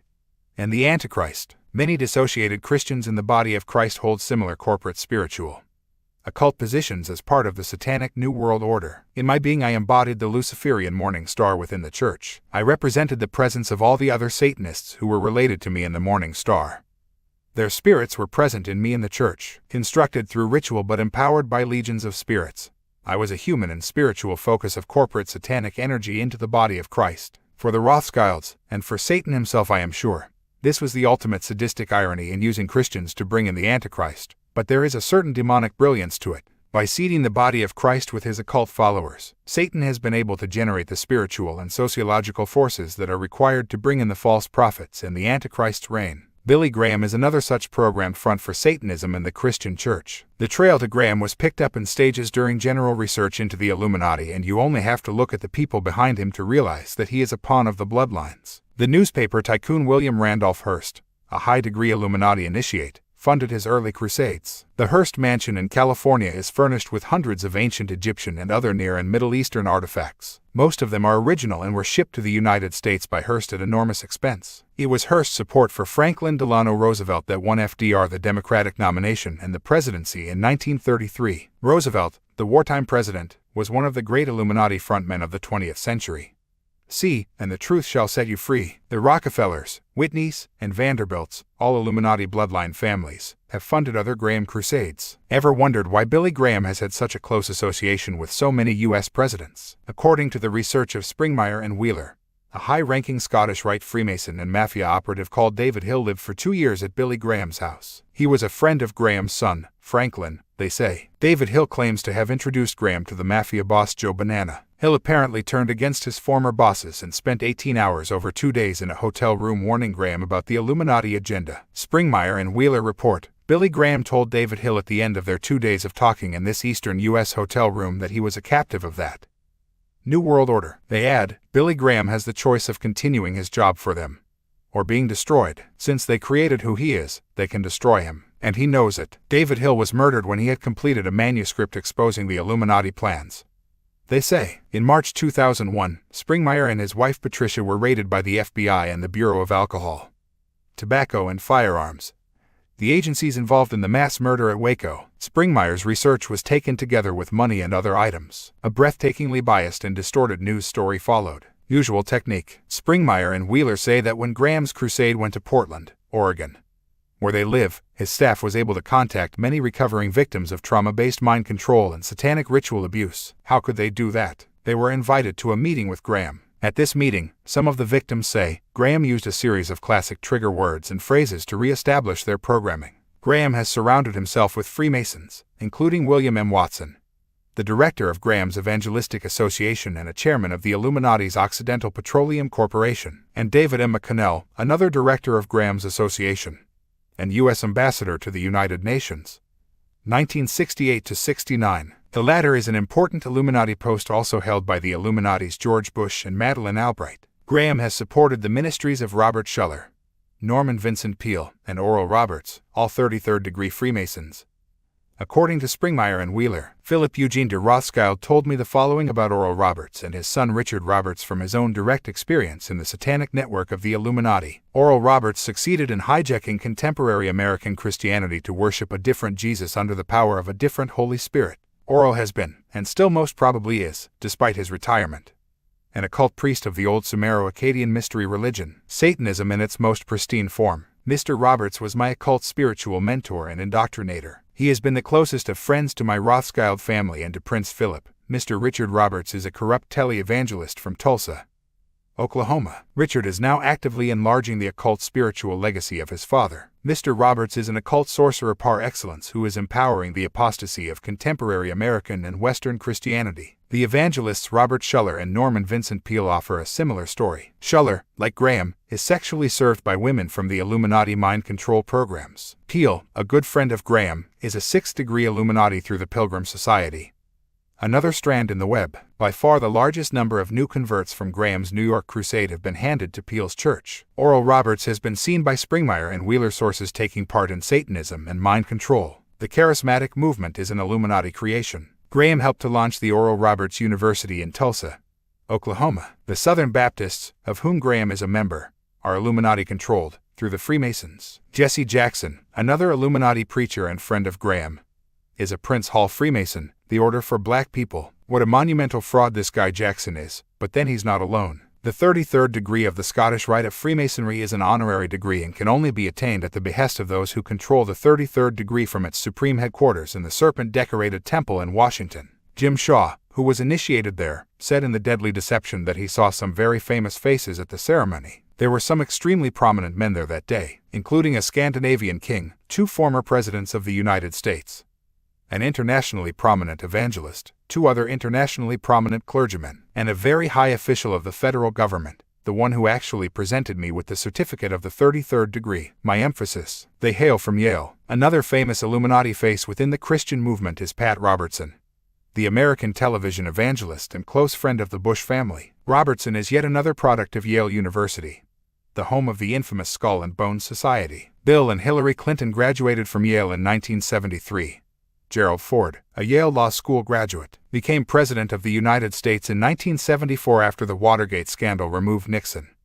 And George Bush Sr. and Jr. are both Yale men who were initiated into the Skull and Bones Society. Interestingly, according to a History Channel documentary in February 2001, son Bush's Skull and Bones name was temporary. In its windowless mausoleum across the road from the Yale campus, the Skull and Bones initiates take part in their blood rituals. These involve drinking from a human skull, and the truth shall set you free. And the biggest secret, Jim Shaw reveals that the initiation into the 33rd degree of the Scottish Rite of Freemasonry includes drinking wine from a human skull. The Knights Templar, out of which Freemasonry sprang to a large extent, were accused at the time of the Purge in 1307 of using skulls in their rituals. And indeed they used to fly the Skull and Bones flag on their ships. Pat Robertson's father, Senator A. Willis Robertson, helped to block the congressional investigation into the banking and currency practices of the Illuminati's Federal Reserve Bank. Pat Robertson wrote in his book, The New World Order, that his father was chairman of the House Banking and Currency Committee, and went on to chair its equivalent in the Senate. He said his father had the hearty support of the Banking Committee, and, as I write this I am looking at a lovely sterling silver tray given him by the American Bankers Association at their annual meeting in San Francisco, October 25, 1966. My father was also a colleague in the Senate of Prescott Bush, the father of George Bush. Robertson boasts in the book about his distinguished heritage that goes back from colonial days to the nobility of England. Oh, I am surprised. His father's buddy, Prescott Bush, Yale, Skull and Bones, was one of the funders of Adolf Hitler via the Harriman Empire. A Harriman company, the United Banking Corporation, interfaced with the steel and banking network of Fritz Thyssen, who was acknowledged at the Nuremberg trials as a major financial supporter of the Nazi war machine. It was through the UBC, headed by Prescott Bush, that vast sums were channeled from the American Illuminati bloodlines to fund Hitler's military expansion.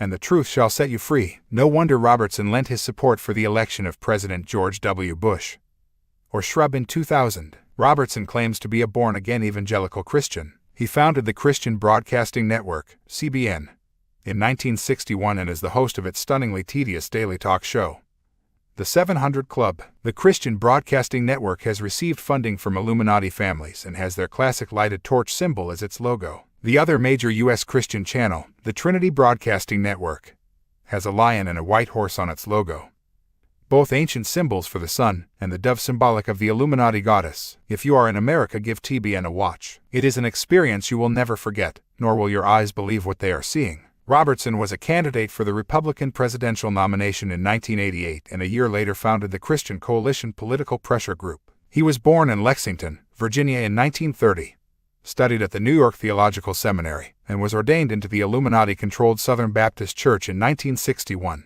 A Bible conservative, he says he believes in traditional values. In 1981 he started the Freedom Council to recruit evangelical Christians for political action. He supported the then-President George Bush in his re-election race in 1992, and Robertson's Christian Coalition or the religious right were massively involved in the Bush camp. Confidential documents obtained by CNN showed that Robertson handpicked more than 30 Bush campaign leaders, and the Bush campaign had advance information on the printing and distribution of 40 million Christian Coalition voter guides favorable to Bush. In turn, he raised money for the Christian Coalition. 10. How ironic this is when you consider that George Bush is a pedophile, child killer, drug runner, mass murderer, and Satanist. How does that square with the alleged Christian beliefs of Robertson and his gang? But then there is far more to the religious right than religion. If, indeed, at its top level, there is any religion at all that would pass for Christianity, it's all a scam, and I urge Christians to investigate who dictates their religion, just as I urge Jewish people to look at how they are manipulated mercilessly by their self-appointed leaders at B'nai B'rith, the Anti-Defamation League, the British Board of Jewish Deputies,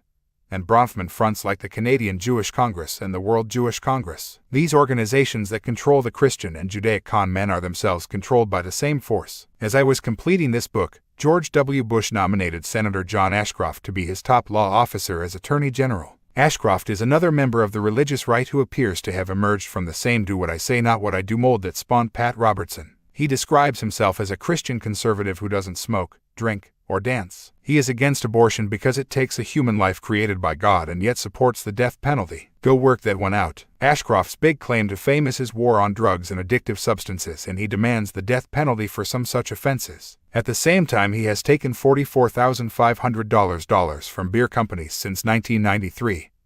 Including $20,000 from St. Louis-based Anheuser-Busch. He has also been lauded by the booze industry in a video tribute produced by the Beer Institute of America. When Mother Jones magazine questioned this contradiction, Ashcroft said, "It's a product that is in demand, and when it's used responsibly, it's like other products." Oh, right, and the fact that it makes you money makes no difference, of course. Ashcroft also accepted money from the tobacco industry for his 1994 Senate race and said of tobacco that people should be free to make bad choices, unless Ashcroft decides otherwise, that is. He is another Robertson-type clone who will typify the Bush administration. A far-right hypocrite with a selective morality that changes by the sentence to meet the needs of the moment. Support the poor and needy, Pat Robertson. Pat Robertson, this man of Christian compassion, uses the viewers of his television station to support his business interests. Or rather the poor and needy. He operates a massive media and business empire, and it mixes very nicely, thank you, with his Christian ministry. One of his notorious business arrangements was in the Congo, formerly Zaire, which is now being ravaged yet again by an Illuminati war. Robertson's business there involved his friend, the vicious and criminal dictator, the late Mobutu Seko. Mobutu raped his country's finances and placed billions of dollars in sequestered accounts in Switzerland and elsewhere. It was said that Mobutu could have solved Zaire's financial nightmare just by writing a personal check. Robertson tried to sell Mobutu as a bastion of Christian anti-communism who was maintaining the line against Marxist guerrillas in Africa in support of U.S. interests. The two were close friends, and on one occasion Mobutu wined and dined Robertson on his personal yacht during a business trip. Robertson set up the African Development Company to mine diamonds, and this was also given lumber concessions by the Zaire government. By Mobutu, in other words. This is where Robertson's 700 Club, operated by his Christian Broadcasting Network, came in so handy. The members and other viewers were told that they were contributing money to Operation Blessing to help the needy in Africa. The needy, it seems, being better known as Pat Robertson, if what employees of this operation say is correct. Pilots for Operation Blessing told reporters that apart from a limited number of flights to transport medical supplies, most of their time in the air was spent ferrying mining equipment and other materials required for Robertson's African Development Company. One airman, Robert Hinkle, told the Virginia Pilot newspaper, "We got over there and we had Operation Blessing painted on the tails of the airplanes, but we were doing no humanitarian relief at all. We were just supplying the miners and flying the dredges from Kinshasa out to Tishikapa, the operations base for the African Development Company. We hauled medical supplies one time," added Hinkle. "It might have been 500 pounds at the most." State officials in Virginia have refused to comment on the findings of an investigation into Robertson's charity and his diamond mine venture. The Virginia Office of Consumer Affairs has been investigating allegations of impropriety since June 1997, when a state senator first raised the issue of tax exemptions for Robertson and possible consumer fraud, according to the Virginia Pilot newspaper edition of October 1, 1998. State Attorney General Mark Earley refused to disclose any information or findings. Robertson contributed $35,000 to Earley's election campaign, the largest donation from a single individual. Would you take moral lectures from Pat Robertson? Would you buy a used Bible from him? No, nor even a new one, but millions do. Robertson has since condemned Mobutu in an attempt to distance himself from the scandal. Many people don't realize that the family television channel was created by Pat Robertson's International Family Entertainment.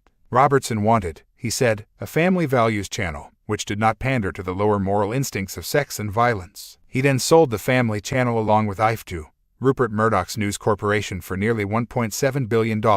It made multi-millions for Robertson. His Christian broadcasting network held 3.8 million shares of International Family Entertainment. Robertson said that $136.1 million from the stock sale would be used to fund a global evangelism program. CBN will also get an additional $109.3 million from a trust set up by Robertson using Icke stock. That money will become available in 2010. In addition, Robertson's Regent University sold its 4.2 million shares of Icke stock for $147 million. Robertson said the money would go into his school's endowment fund 12. These are just a few of the headlines exposing the background of the man who seeks to tell Americans how to live their lives and who should govern them. The leader of the moral majority. Bullshit. Christianity and religion in general were created to deceive at their very foundation, and they have been used for deception ever since. The guys who reach the top are those who know that the whole basis of the faith is nonsense. To them it is a money game and a means to support the agenda of their Illuminati masters. The Church of Jesus Christ of Latter-day Hybrids. Wherever you look at the top of these religions you find either con men or Satanists. Often both, and those who are simply too manipulated to see what is going on around them. The religious con men have a simple philosophy.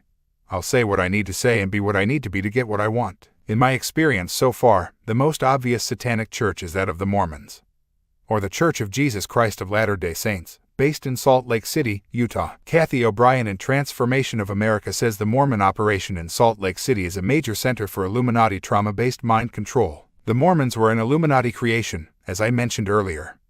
And its founders were all high-level Freemasons and Merovingian bloodline. The Rothschilds supplied their funding. Joseph Smith founded the Mormons after an angel called Moroni appeared to him in 1823. As I outlined earlier, the Book of Mormon claims to be an account of how the lost tribes of Israel came to America. But there were no lost tribes, as the Samaritan people confirmed. Joseph Smith also claims in his fairy tale that Jesus visited America to see the civilization his chosen people had created. Smith became an entered apprentice Freemason on March 15, 1842. And the next day was made a Master Mason. According to Freemasonic rules there should be at least a 30-day gap, but the Grand Master of the Illinois Lodge, Abraham Jonas, waived this. In his work, History of the Church, Joseph Smith confirms he was a Freemason and notes that on March 15, 1842, I received the first degree in Freemasonry in the Novo Lodge, assembled in my general business office. The next day he records I was with the Masonic Lodge and rose to the sublime degree. Master Mason. Dr. Reed Durham, a president of the Mormon History Association, said, "There is absolutely no question in my mind that the Mormon ceremony which came to be known as the endowment, introduced by Joseph Smith to Mormon Masons, had an immediate inspiration from Masonry. It is also obvious that the Nauvoo Temple architecture was in part, at least, Masonically influenced. Indeed, it appears that there was an intentional attempt to utilize Masonic symbols and motifs. If anyone is in any doubt that Mormonism is Freemasonry under another name, they should compare the Masonic oaths with those of the Mormons. Here is just one example. In the Mormon ceremony it says, 'We and each of us do covenant and promise that we will not reveal the secrets of this, the second token of the Aaronic priesthood, with its accompanying name, sign, grip, or penalty. Should we do so, we agree to have our breasts cut open and our hearts and vitals torn from our bodies and given to the birds of the air and the beasts of the field.' The Masonic ritual says, 'I, most solemnly and sincerely promise and swear that I will not give the degree of a fellow craft mason to anyone of an inferior degree, nor to any other being in the known world, binding myself under no less penalty than to have my left breast torn open and my heart and vitals taken from thence, to become a prey to the wild beasts of the field and vulture of the air.'" Joseph Smith's Mormon endowment ceremony was simply rituals from Freemasonry's Blue Lodge degrees. Even their underwear is the same. On Mormon underwear a carpenter's square covers the right breast and over the left is a Freemasonic compass. There is an opening at the navel to symbolize the disemboweling penalty for disclosing Mormon secrets. They are told that their underwear will be their shield and protection, especially the Masonic symbols, and they can only use their worn-out underwear for other purposes if they cut or burn out the areas depicting the Masonic square and compass. These instructions are straight from occult or ritual magic. Jim Shaw, the former 33rd degree Freemason, describes yet another Freemasonic connection to the Mormons. A recommendation for acceptance is called a recommend in the lodge, as is the case with Mormons seeking admission to the secret rituals of the Mormon temple. Much of the Mormon temple ritual is the same as the Masonic ritual,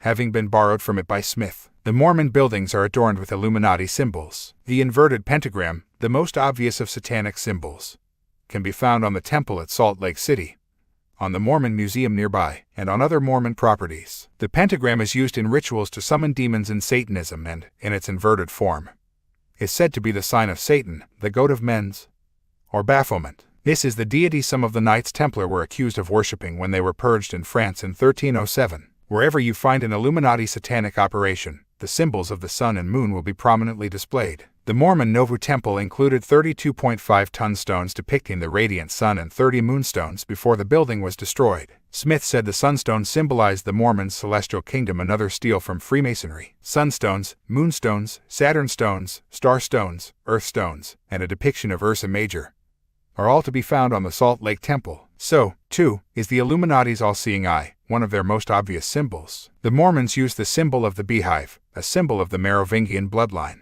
This is hardly surprising with the two Smiths and Brigham Young from that genetic stream. The beehive is further symbolic of the ancient goddess Artemis, also known as Diana. The Salt Lake Temple is built with granite, a rock that has been used throughout the ages for temples on Earth power centers and for esoteric initiation. When I spoke in Salt Lake City, near the temple, I came across the fascinating book by William J. Schnoebelen called Mormonism's Temple of Doom. Schnoebelen was initiated into the Wicca pagan religion, then into Freemasonry. Before going through the Mormon initiation in the Salt Lake Temple, he shows in great detail that all three initiations were the same. They have the same oaths, secret handshakes, and garb. We are looking at one face hidden by many masks. Joseph Smith even used the Freemasons' code for distress in his dying words. When a Freemason is in trouble, he says, "O Lord, my God, is there no help for the widow's son?" Smith's dying words included, "O Lord, my God, is there no help for the widow's son?" He also gave the Freemasonic sign of distress. Joseph Smith carried a dove medallion given to him by an English Masonic lodge, and the dove is Illuminati symbolism for Queen Semiramis, the female deity in their Babylonian trinity, and for the dragon queens. Today the Mormons, as an important branch of the Illuminati, have a strong influence in Washington. Congressman Orrin Hatch, an elder of the Mormon Church, is one of their representatives, but there are many others. The rank-and-file Mormons who knock on your door or stop you in the street with their scrubbed faces and their smart clothes have no idea about any of this. When I visited Salt Lake City in 1999, two lovely Mormon girls gave me a tour of the temple site. One was from Thailand, the other from Hong Kong. They had been working day and night back home to earn the money to pay for their flight to America and all their expenses for the privilege of serving the church in this way. They told me what the hierarchy told them to tell all the visitors, and they repeated their script without question. I told them a few facts about the Jesus story, and they said they had no idea this information existed. I asked them if there was any significance in the fact that the founders of the Mormon Church were Freemasons. They looked at each other in bewilderment, and eventually one said, "What are Freemasons?" This is the way the few control the many. Then there is the strange story of the toad, which Smith said appeared when he went to find the plates on which the Mormon religion was founded. Smith worked from time to time for the family of Benjamin Saunders. In an interview in September 1884, which is still in the Mormon Library archives, Saunders says that Smith described how he saw a toad-like amphibian transform into a man. Saunders said, "I heard Joe tell my mother and sister how he procured the plates. He said he was directed by an angel to where it was. He went in the night to get the plates. When he took the plates, there was something down near the box that looked something like a toad that rose up into a man, which forbid him to take the plates." He told his story just as earnestly as anyone could. He seemed to believe all he said. In 1833, Willard Chase corroborated the story in an affidavit. He saw in the box something like a toad, which soon assumed the appearance of a man, and struck him on the side of his head. Given the evidence available to expose the Mormon Church for what it really is, one may think that its followers must have also been struck on the side of the head by a blow of some considerable power. But so many people find blind faith a source of such comfort that they will defend their belief to the death, even though they, themselves, are victims of it. You can find more detail about the real Mormon Church in the religious archives at www.davidicke.com and elsewhere on the internet. There is a Mormon Exposed site run by two former Mormons, Gerald and Sandra Tanner, at www.utlm.org. Sandra Tanner is the great-great-granddaughter of Brigham Young. Mormon Satanism. So the Mormon religion was founded by Freemasons, uses Freemasonic, Illuminati, and ancient rituals and symbols, and is big into blood atonement and terrible vengeance for revealing the secrets. It has all the signs of being a front for Satanism, and so it is. I have received many testimonies from the victims of Mormon Satanism and mind control, and the following story is indicative of all of them. It comes from a woman who was brought up in the Mormon faith in Utah. She told me that most of the early faithful were from the Merovingian bloodline, which is Illuminati, and that the abuse of children was handed down through the generations to create robotic slaves of trauma-based mind control. They helped each other by abusing each other's children and traumatizing them to split their minds. She said, "It is interesting how many faiths encourage, even demand, that people marry within their church. As researchers of trauma-based mind control have established, the Illuminati are looking for families with a history of child abuse and trauma because each new generation of these bloodlines becomes more open to mind control as their DNA is reprogrammed by the experiences. To have family networks of abused children is to have a breeding ground for those who are more open to mind control than the rest of the population. If you ensure that these family networks are of the Anunnaki bloodline, you have hit the jackpot. You have people who are both very open to mind control and, through their genetics, it is easier for the fourth dimension entities to possess their bodies." The Mormon Church, of course, is obsessed with genetics and bloodlines, and its massive genealogical data banks are used by the Illuminati to keep records of who has the reptilian bloodline and who does not. Researcher Alan Walton writes, "My genealogical line intersects with the ancestry of the English royal family. And from what I understand, many of the hybrid lines have ended up in the neo-Masonic lodge known as the Mormon LDS Church, which serves as a cover for many of the old reptilian bloodlines. Possibly the reason why LDS prefer large families, i.e., to breed out the normal human genetic lines to be replaced by reptilian, hybrid lines. I am familiar with many Mormon cultured hybrid abductees who are also MPD. Multiple personality disorder. However, I have also found that there is tremendous pressure placed on these people, especially in Utah, one of the major underground nesting areas for both reptilians and hybrids, not to discuss their abductions, even though the Mormon Church officially does teach in the existence of extraterrestrial civilizations. There are, however, even more full-blooded reptilian and hybrid bloodlines who reside permanently in the underground society, and who are sold-out satanic worshipping, blood-festing shapeshifters. I will call my Mormon informant Jane, because, like most of the people who tell their stories, they are concerned for the consequences. This is especially true when they have seen at close hand what these guys will do." She said the first Mormon ritual she attended was in Bountiful, Utah, wearing the dress her mother had made for her 4th birthday. A woman beat her with branches from a tree and she was told, "See, Jesus doesn't love you and he is not going to save you." This is straight from the Manual of Trauma-Based Mind Control. Jane said the beating was so intense that she left her body and was watching herself being hit. This often happens in these circumstances, and it is the mind dissociating, splitting, withdrawing, and distancing itself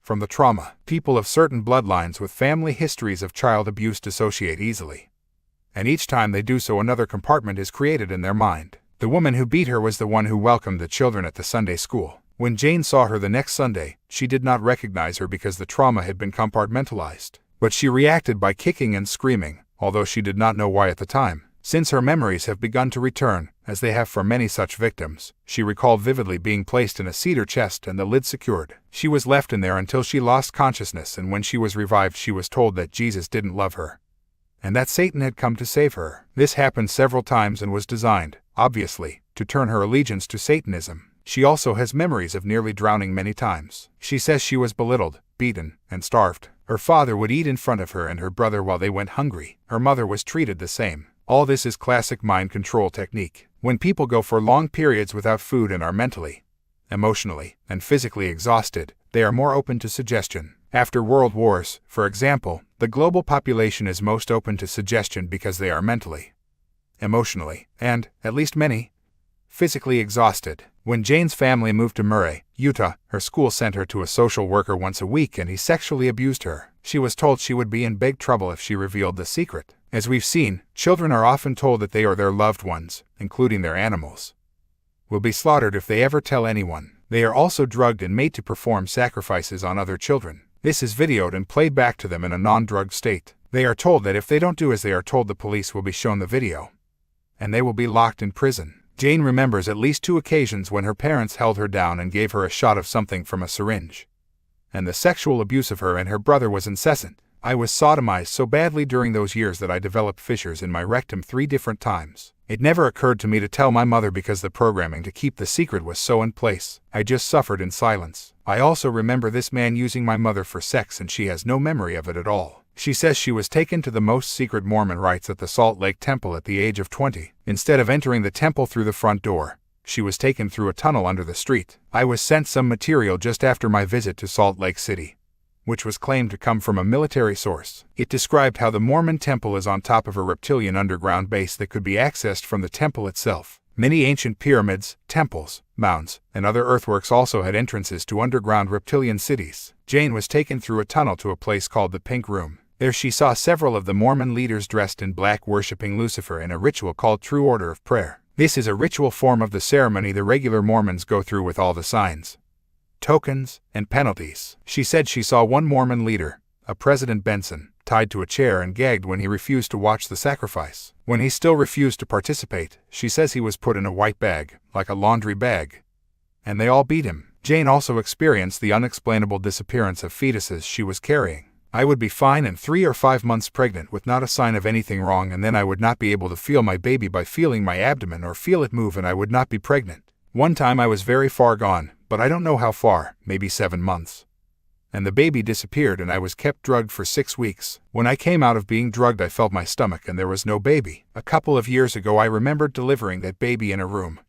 I was attended by 2 men that I don't know, and one said he was the father of the baby. After he was born, they held him up for me to see and I never saw him again and have never known what happened to him. I also remember having 4 babies removed from my body and them being sacrificed while I was tied to a cross-shaped stone altar. Everyone had on black robes and hoods and we were underground in a cave or something. I also remember seeing 2 monsters fighting furiously, dripping blood and fighting about what they were eating. They were reptilian and looked something like the dinosaurs that a teacher at school used to show us. I don't know what they were eating. I keep thinking that my mind wants to heal and I have to face that they ate my baby.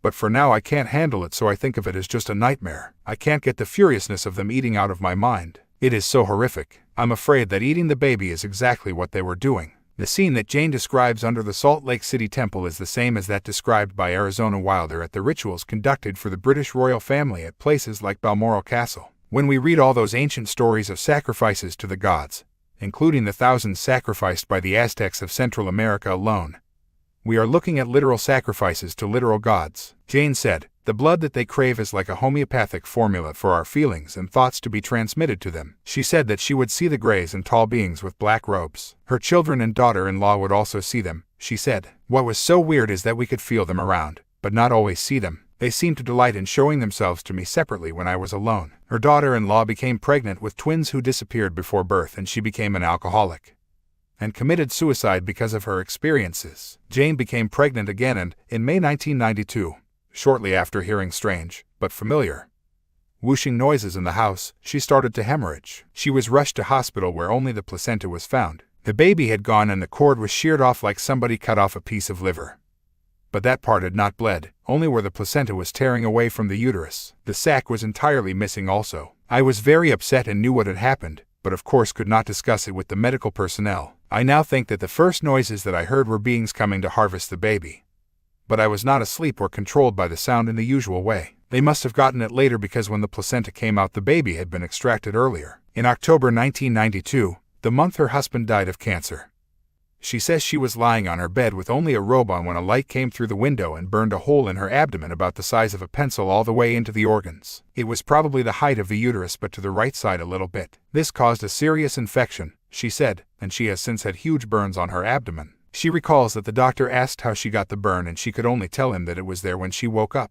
I just told him he couldn't handle the rest of the story. He could not figure it out, but wanted me to have skin grafts and I told him no. He made the appointment and kept pestering me to go, which I refused. I got it healed up after several weeks and it is smooth, but still quite red. The second time that it happened it was at least the size of a hand spread out. I have been told stories along the same lines by mind control and satanic ritual victims in many religions because they are ultimately one religion, the Illuminati. Staggeringly, in the circumstances, Jane has shown enormous determination to recover her compartmentalized mind and, as this continues, more memories of what happened flood back into her consciousness reality. She has been helped, she said, by a deep faith in Jesus. I find that many recovering mind slaves hold on to a strong belief in Jesus, and this appears to be part of their programming.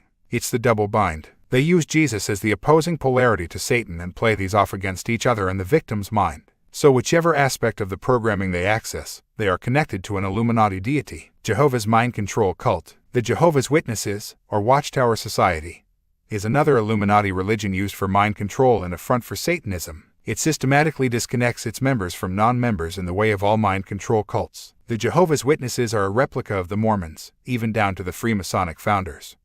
like Charles Taze Russell. It's amazing how everything fits together in the world of the Illuminati if you are prepared to dig deep enough. The people and organizations that attack and abuse each other in public, or appear to be in competition, turn out over and over to be different masks on the same face. We are told the Mormons and the Jehovah's Witnesses are different organizations that stand for different beliefs, and the followers of both would be aghast at the thought that they could be connected in any way. But the massive unthinking followers in any religion are merely the fodder and the screen behind which the real business goes on. Charles Taze Russell was from the Illuminati's Russell bloodline, which also founded the infamous Skull and Bones Society at Yale University. Russell was a Satanist, a pedophile according to his wife, and a friend of the Rothschilds. Indeed, it was the Rothschilds who funded the Jehovah's Witness operation into existence, along with other Illuminati bankers. They enjoyed contributions from organizations like the Rothschild-controlled B'nai B'rith, which also helped the Mormons. This was proved in a court of law in Switzerland in 1922.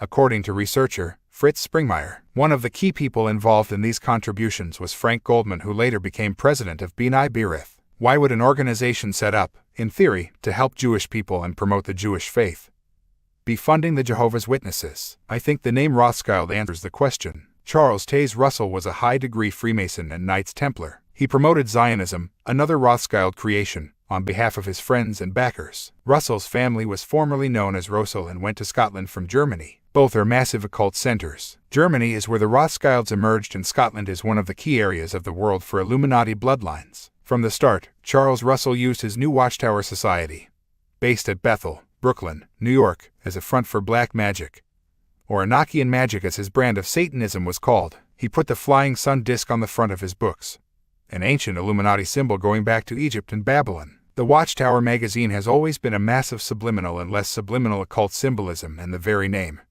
Watchtower, is part of Illuminati and Freemasonic legend and code. To them, watchtowers are areas of the magical universe, the unseen realms. Russell was buried under a pyramid in the United States after, according to some researchers, he was ritually killed on Halloween 1917. As I've said, these leading Satanists of the Illuminati are ritually killed when their time comes, so their occult power can be passed on. The Jehovah's Witness organization is named over and over by survivors of trauma-based mind control for being involved, like the Mormon Church, in unspeakable mind control projects. The Mormons and the Jehovah's Witnesses are the same organization at the top level, where the elders of the Mormons and the Watchtower Society operate a very different agenda to the one revealed to their followers. Jehovah's Witnesses are told to believe in and welcome Armageddon because that's the day the world will be destroyed and only they will avoid the Holocaust. We billions of non-believers will perish, but I am quite looking forward to that when I think of what the world would be like with Jehovah's Witnesses in charge. The Jehovah prophets have predicted this Armageddon over and over since their religion was created.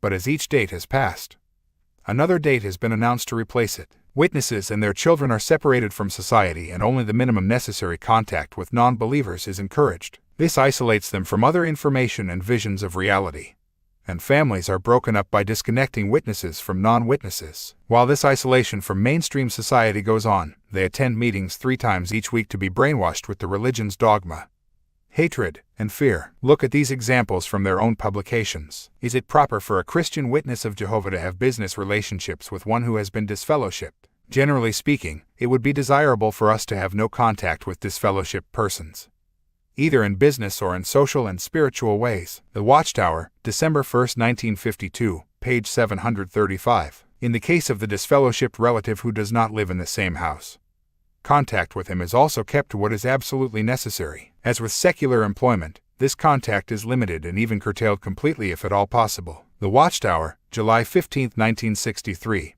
page 443. In faithfulness to God, none in the congregation should greet such persons when meeting them in public, nor should they welcome these into their homes. Organization, 1972 ed. Page 172. As always with mind control cults, which all religions are in the end, there is the pressure not to think or question.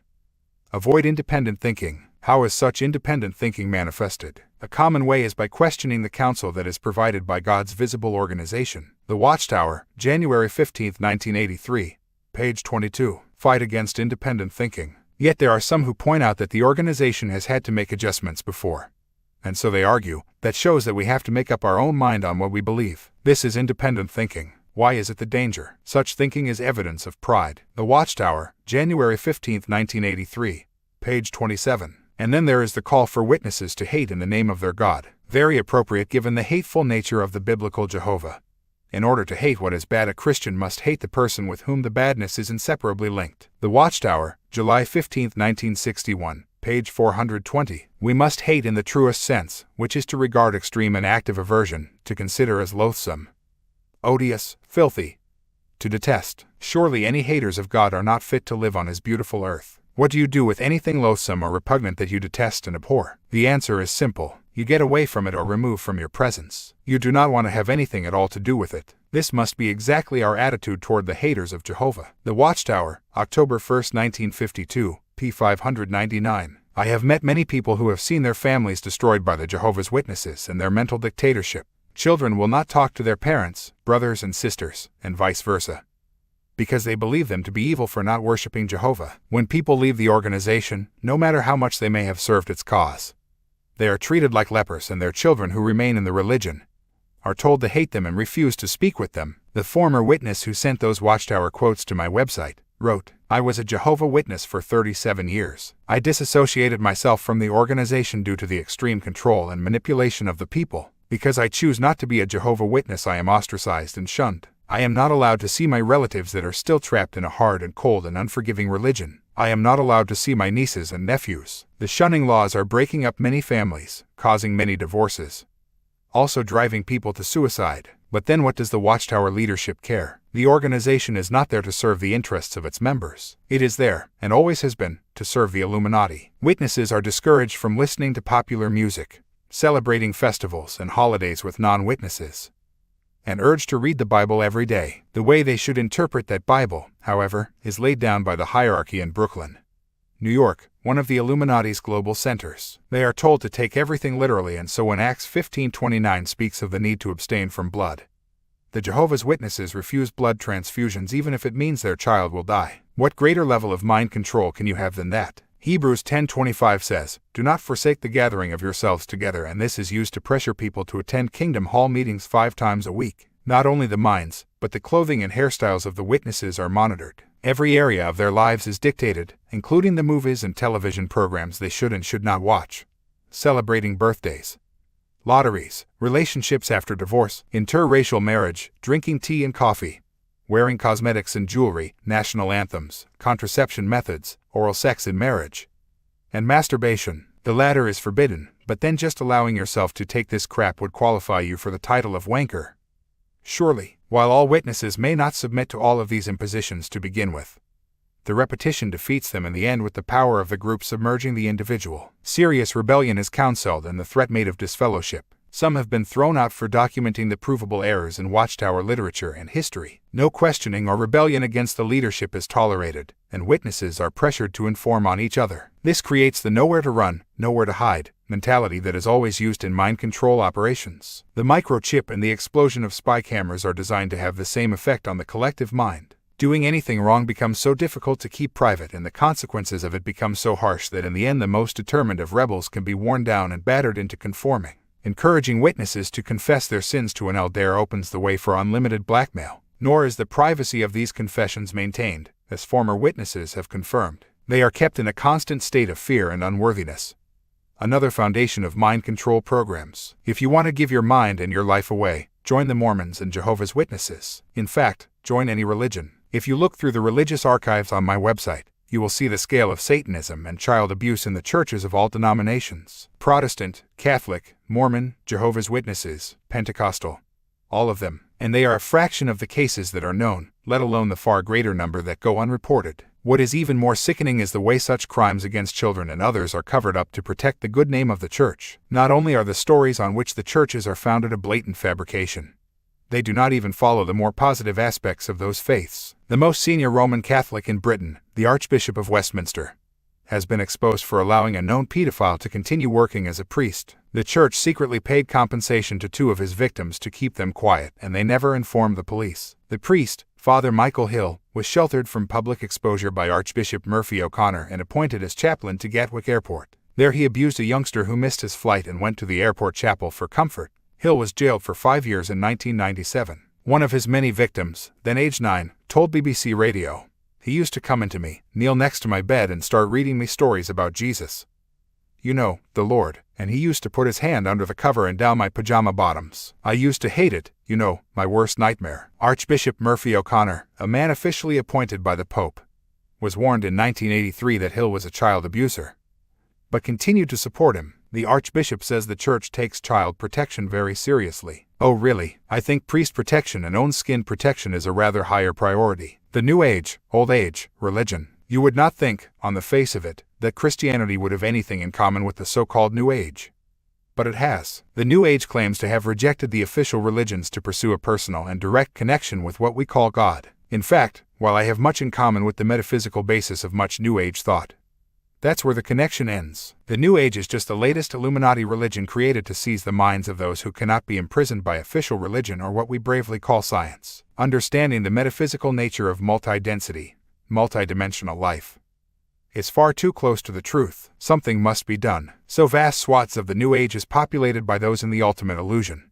Those who are convinced they are thinking and feeling for themselves when they have simply given their minds away to another master. It could be a channeled entity from another density, Astral Command, an Illuminati-created myth of some extraterrestrial saviors, or the apparently endless stream of gurus and living gods on Earth. I have seen many over the years on videos and at conferences of various kinds. The audience are in awe of these people, and yet at least the majority are either multi-personality programmed operatives for the Illuminati or consciously conning their followers. There is no difference between these New Age heroes and the television Christian evangelists who fleece and mislead the watching millions. The times I have heard these New Age saviors saying that some entity or other had said this or that it happened or was happening when it was provably not true. One guy told his fawning audience that he and his team had changed the vibration of the vehicle pollution in Phoenix, Arizona, and so dramatically reduced the fumes. This claim was greeted with wild applause. So when I drove through Phoenix later that same day, the fume cloud hanging over city and the pollution I breathed in must have been a figment of my imagination. I can offer no greater example of the New Age conmen and the millions who hand over their minds to them than Sai Baba. This guy is a guru figure worshipped as a living god on earth by vast numbers of people worldwide and at all levels of society. He operates from his ashram in Puttaparthi, India. Thousands go there and just sit in vacant awe at this man in the long orange frock. I attended an event once in England in which the audience was asked to sing a song of worship to Sai Baba by a woman almost overcome with emotion for this god. But do you know who Sai Baba really is? A pedophile, con man, thief, and almost certainly worse. Don't take my word for it. Ask people who have worked closely with him for 20 years and more. Longtime Baba devotees, Faye and David Bailey, have massively exposed him as a colossal fraud from their own experiences and by collating evidence from countless others who have seen that Baba is a manufactured myth. The accounts of his sexual abuse of children, teenagers, and adult men are enormous, and he is described as a thoroughly vicious piece of work. He is famous for producing vibhuti, an ash substance, and valuable watches, rings, and trinkets out of nowhere, by manifesting them from another dimension. The Baileys, and the stream of testimonies they have compiled, prove that the vibhuti was manufactured in tablets from roasted cow dung and kept hidden between Baba's third and fourth fingers until required to manifest. The valuable jewelry turned out to be worthless trinkets purchased in the local village and elsewhere. Baba materialized a ring for David Bailey, which, the living god told him,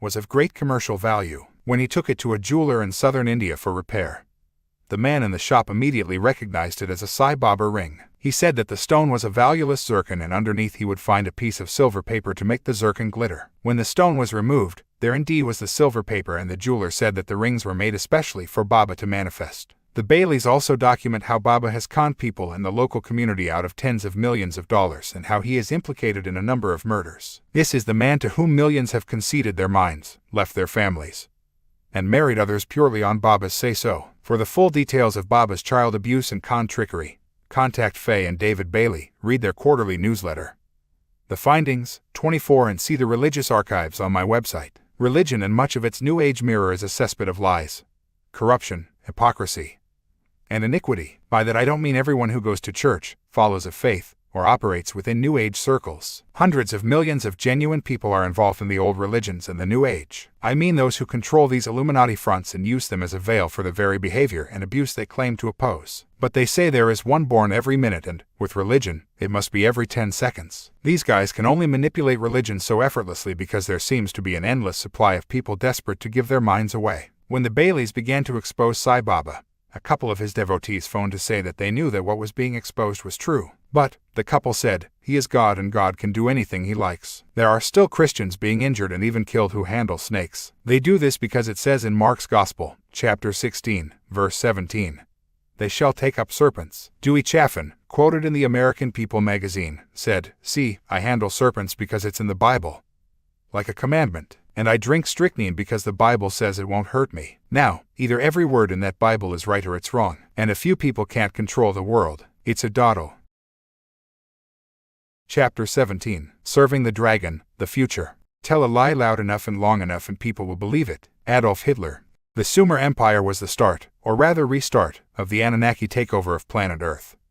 And the period we are living through today is designed to see its completion. If we take a deep breath and refocus our eyes, the human predicament could hardly be clearer. For the few to control the many, decisions affecting the many must be made by the few. This demands the constant centralization of power over all aspects of life. And if you wish to control the entire planet, as the Anunnaki Illuminati do, the major decisions must be made at a global level. Now look at what has been happening throughout these thousands of years since the last cataclysm. First there was Sumer, a centralized empire controlled by the same bloodlines. When that dismantled amid the squabbles of the gods, this empire collapsed into its individual parts and, for a time, decision-making was decentralized. But the Anunnaki covert empire, which then began, has manipulated the world once more to the brink global dictatorship. In fact, in most areas of our lives, that is already the case. As the bloodlines and their influence expanded, especially from the Near and Middle East, tribes have been brought together into nations. The nations are being brought together into power blocks like the European Union, and the final stage, which we are now seeing unfold, is to bring the power blocks together under a world government. Central bank, currency, and army, game, set, and match to the shape-shifters, unless we awake from our hypnotic state. All this is not by accident, but by coldly calculated design, and the structure they are planning to introduce can be seen in Figure 41. Without it, the centralized control of the world by the Anunnaki would not be possible. Try controlling from the center if the key decisions affecting countries and communities are being made by those who actually live there and care for the freedom of their fellow citizens. You would have such a potential diversity of decision-making and, therefore, decisions, that you could not guide the world in the direction that suits your agenda. The coordination would not be possible to make all the individual parts decide the same thing. But if you create a structure in which global policy and politics, business, finance, media, and military is decided by world bodies, all controlled by the same force, you can dictate to the entire human race while calling it democratic freedom. The more you centralize, the more power you have over people and events, and so the more you can centralize. This is one reason why the pace of the agenda has quickened, especially in the last 150 years, and is continuing to do so. Gathering the tribes together into nations took the longest time, but once that was achieved, everything became so much easier. The takeover of the Native American lands by the Europeans was a wonderful example of how a vast culture of diverse tribes and decision-making was fused into a centrally controlled nation, the United States. This was achieved in a relatively short time because by then the Illuminati had built a power base within the nations of Europe, particularly, in this example, Britain and France. Under the tribal system, it was impossible for the Illuminati to centrally control the Native Americans. But under the U.S. federal government, it is child's play to dictate centrally to a nation of some 260 million people today. I am not suggesting that we need to go back to living in teepees or caves, or operating in tribes. It is the level at which decisions are made that I am highlighting here. You can have a modern society and still have diversity of decision-making. The Illuminati are desperate for you to believe that this is impossible, and that the more we advance technologically, the more we must centralize everything. This is not true. They just want you to believe that so they can justify their agenda. The European fascist dictatorship. The Illuminati global web is now a maze of interconnected secret and semi-secret groups who are manipulating to the same end: the centralization of power in all areas of our lives. It is these groups that have been responsible for the emergence of the centralized fascist state called the European Union. Its structure is a mirror of the very symbol, the fasci, from which the word fascism came. The fasci is a symbol from the Roman Empire. It is a bundle of rods tied together with an axe head at the top, symbolizing the destruction of diversity and the imposition of top-down dictatorship. This symbol is used by many secret societies, like the Knights of Columbus in the United States, and can also be found in the U.S. Congress building and on the seal of the state of Colorado. The rods are the countries of Europe and the axe is the centralized dictatorship that now controls them. The European Union is classic fascism, and this is precisely the governing structure they want for the world. The EU is a 100% Illuminati creation, manipulated into being by covert operators and a network of organizations coordinated by a secret society called the Round Table. This was first headed by the infamous Illuminati operative Cecil Rhodes, who left money to fund so-called Rhodes Scholarships, which continue to finance the expenses and education of Illuminati-selected students from around the world to attend Oxford University. Here they are schooled to become Illuminati agents and, if they agree to serve their masters, they go back to their countries and later enter significant positions of power. Bill Clinton is an excellent example of a Rhodes Scholar, and so is the former Australian Prime Minister Bob Hawke. The Rhodes Scholarship Network connects with the Round Table and the rest of the web. And Oxford University is the center of the Illuminati manipulation of global education. It is no coincidence that an area near the present Oxford University was the site of one of the earliest Druid initiation schools founded in Britain. The Round Table Network. In And the Truth Shall Set You Free, I have documented in detail how the European Union was founded by Illuminati placemen like Jean Monnet, Count Richard and Coudenhove-Kalergi, Joseph Redinger, and others. They were the public face for the forces manipulating the creation of the centralized European dictatorship we see today. Redinger, a Polish socialist, was also involved with Prince Bernhard of the Netherlands in the formation of the Bilderberg Group. This is an Illuminati operation funded by the Rockefellers and the Rothschilds. It was officially named after the Bilderberg Hotel in the Netherlands, where its first official meeting took place in May 1954. But Bill can have many connotations. Bill, for instance, was another name for Thor, the first king of Sumer, according to the Edda, and Bill also relates to Bel, the ancient sun god. Bilderberg actually translates, apparently, as Bill or Bell of the Mountain. The Bilderberg Group is coordinated by lovers of humanity like David Rockefeller and Henry Kissinger. Prince Bernhard, a German Habsburg and former Nazi SS officer, married into the Dutch royal family, the Merovingian House of Orange. This is the same bloodline as William of Orange, who played such a pivotal role for the Illuminati when he sat on the British throne, signed the charter to create the Bank of England, and started conflicts in Ireland that continue to this day. The House of Orange connects into the Orange Order, a Protestant secret society involved in the conflict in Northern Ireland. The Orange Order, in turn, connects into the Freemasons, the Knights Templar, and so on. Bernhard is a close associate of Prince Philip, and they operate that Illuminati front, the Worldwide Fund for Nature, which is exposed at length in The Biggest Secret. What a coincidence that all the key players behind the formation and subsequent centralization of the European Union have been attendees of the Bilderberg Group, which has pursued a policy for the centralized control of Europe since it was officially created in 1954. The very official suggestion to form the Bilderberg Group came from Joseph Redinger,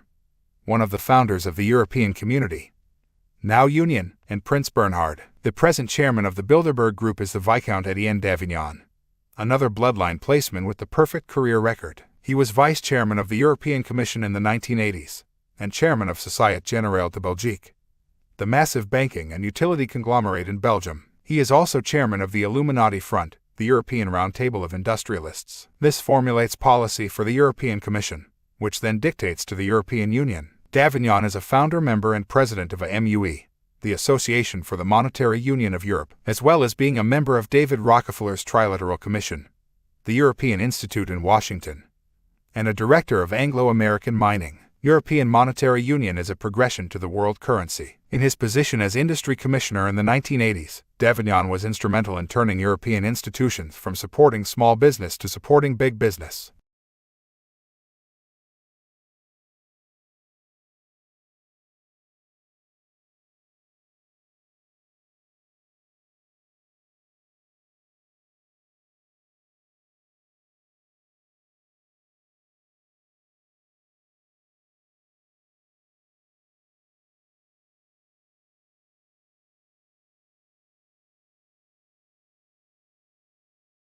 He did this by getting European industrialists, through his European Round Table of Industrialists, to draft European policy. This anti-democratic practice continues to this day. No wonder the Bilderberg elite chose this guy to replace Lord Carrington, the Rothschild bloodline, who was the Secretary General of NATO before becoming Bilderberg chairman in 1991. The Bilderberg Group is part of a network of organizations, which are all masks on the same Illuminati face. They are controlled by the same people and have different roles to play in advancing the agenda of global centralization. The others are the Royal Institute of International Affairs in London, the Council on Foreign Relations in the United States, and the Trilateral Commission, which operates in the United States, Europe, and the Far East. From this point I will indicate members and attendees of these groups by using those abbreviations after their names. They are satellite organizations orbiting their central core, the secret society called the Round Table. It was elite members of the Round Table in Britain and the United States who manipulated the First World War and wrote the Balfour Declaration in 1917, in which the British government officially announced its support for a Jewish homeland in Palestine. See, and the truth shall set you free for the background detail. The Balfour Declaration was a letter sent by Lord Balfour,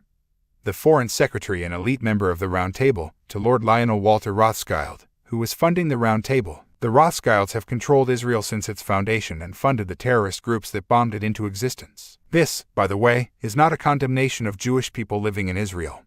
Just a comment on the merciless way they and others have been manipulated by forces they have no idea exist. The Bilderberg Group and the other strands of the Round Table network have among their number the top people in global politics, business, banking, media, military, education, almost every aspect of human life. It is their job to coordinate the same policy through apparently unconnected countries, political parties, military commands, newspapers and media, business and financial organizations. These people are compartmentalized, as with all Illuminati operations.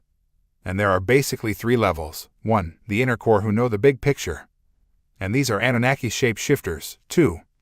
The regular attendees who know most of the picture, and they will be Anunnaki shapeshifters lower down the hierarchy. 3. Those who are invited to a Bilderberg meeting because the Illuminati require a certain course of action from them at a particular time. Many of these will not be Anunnaki bloodlines, just manipulated stooges, who have their egos massaged and are made to think they have arrived on the world stage by such an invitation to rub shoulders with the big boys. These guys will know little, often nothing, of the Illuminati agenda. I have been talking and writing about the Bilderberg Group for more than 11 years, and older researchers have been doing so for a lot longer. Those few journalists who even bothered to listen have dismissed this information as a crazy conspiracy theory.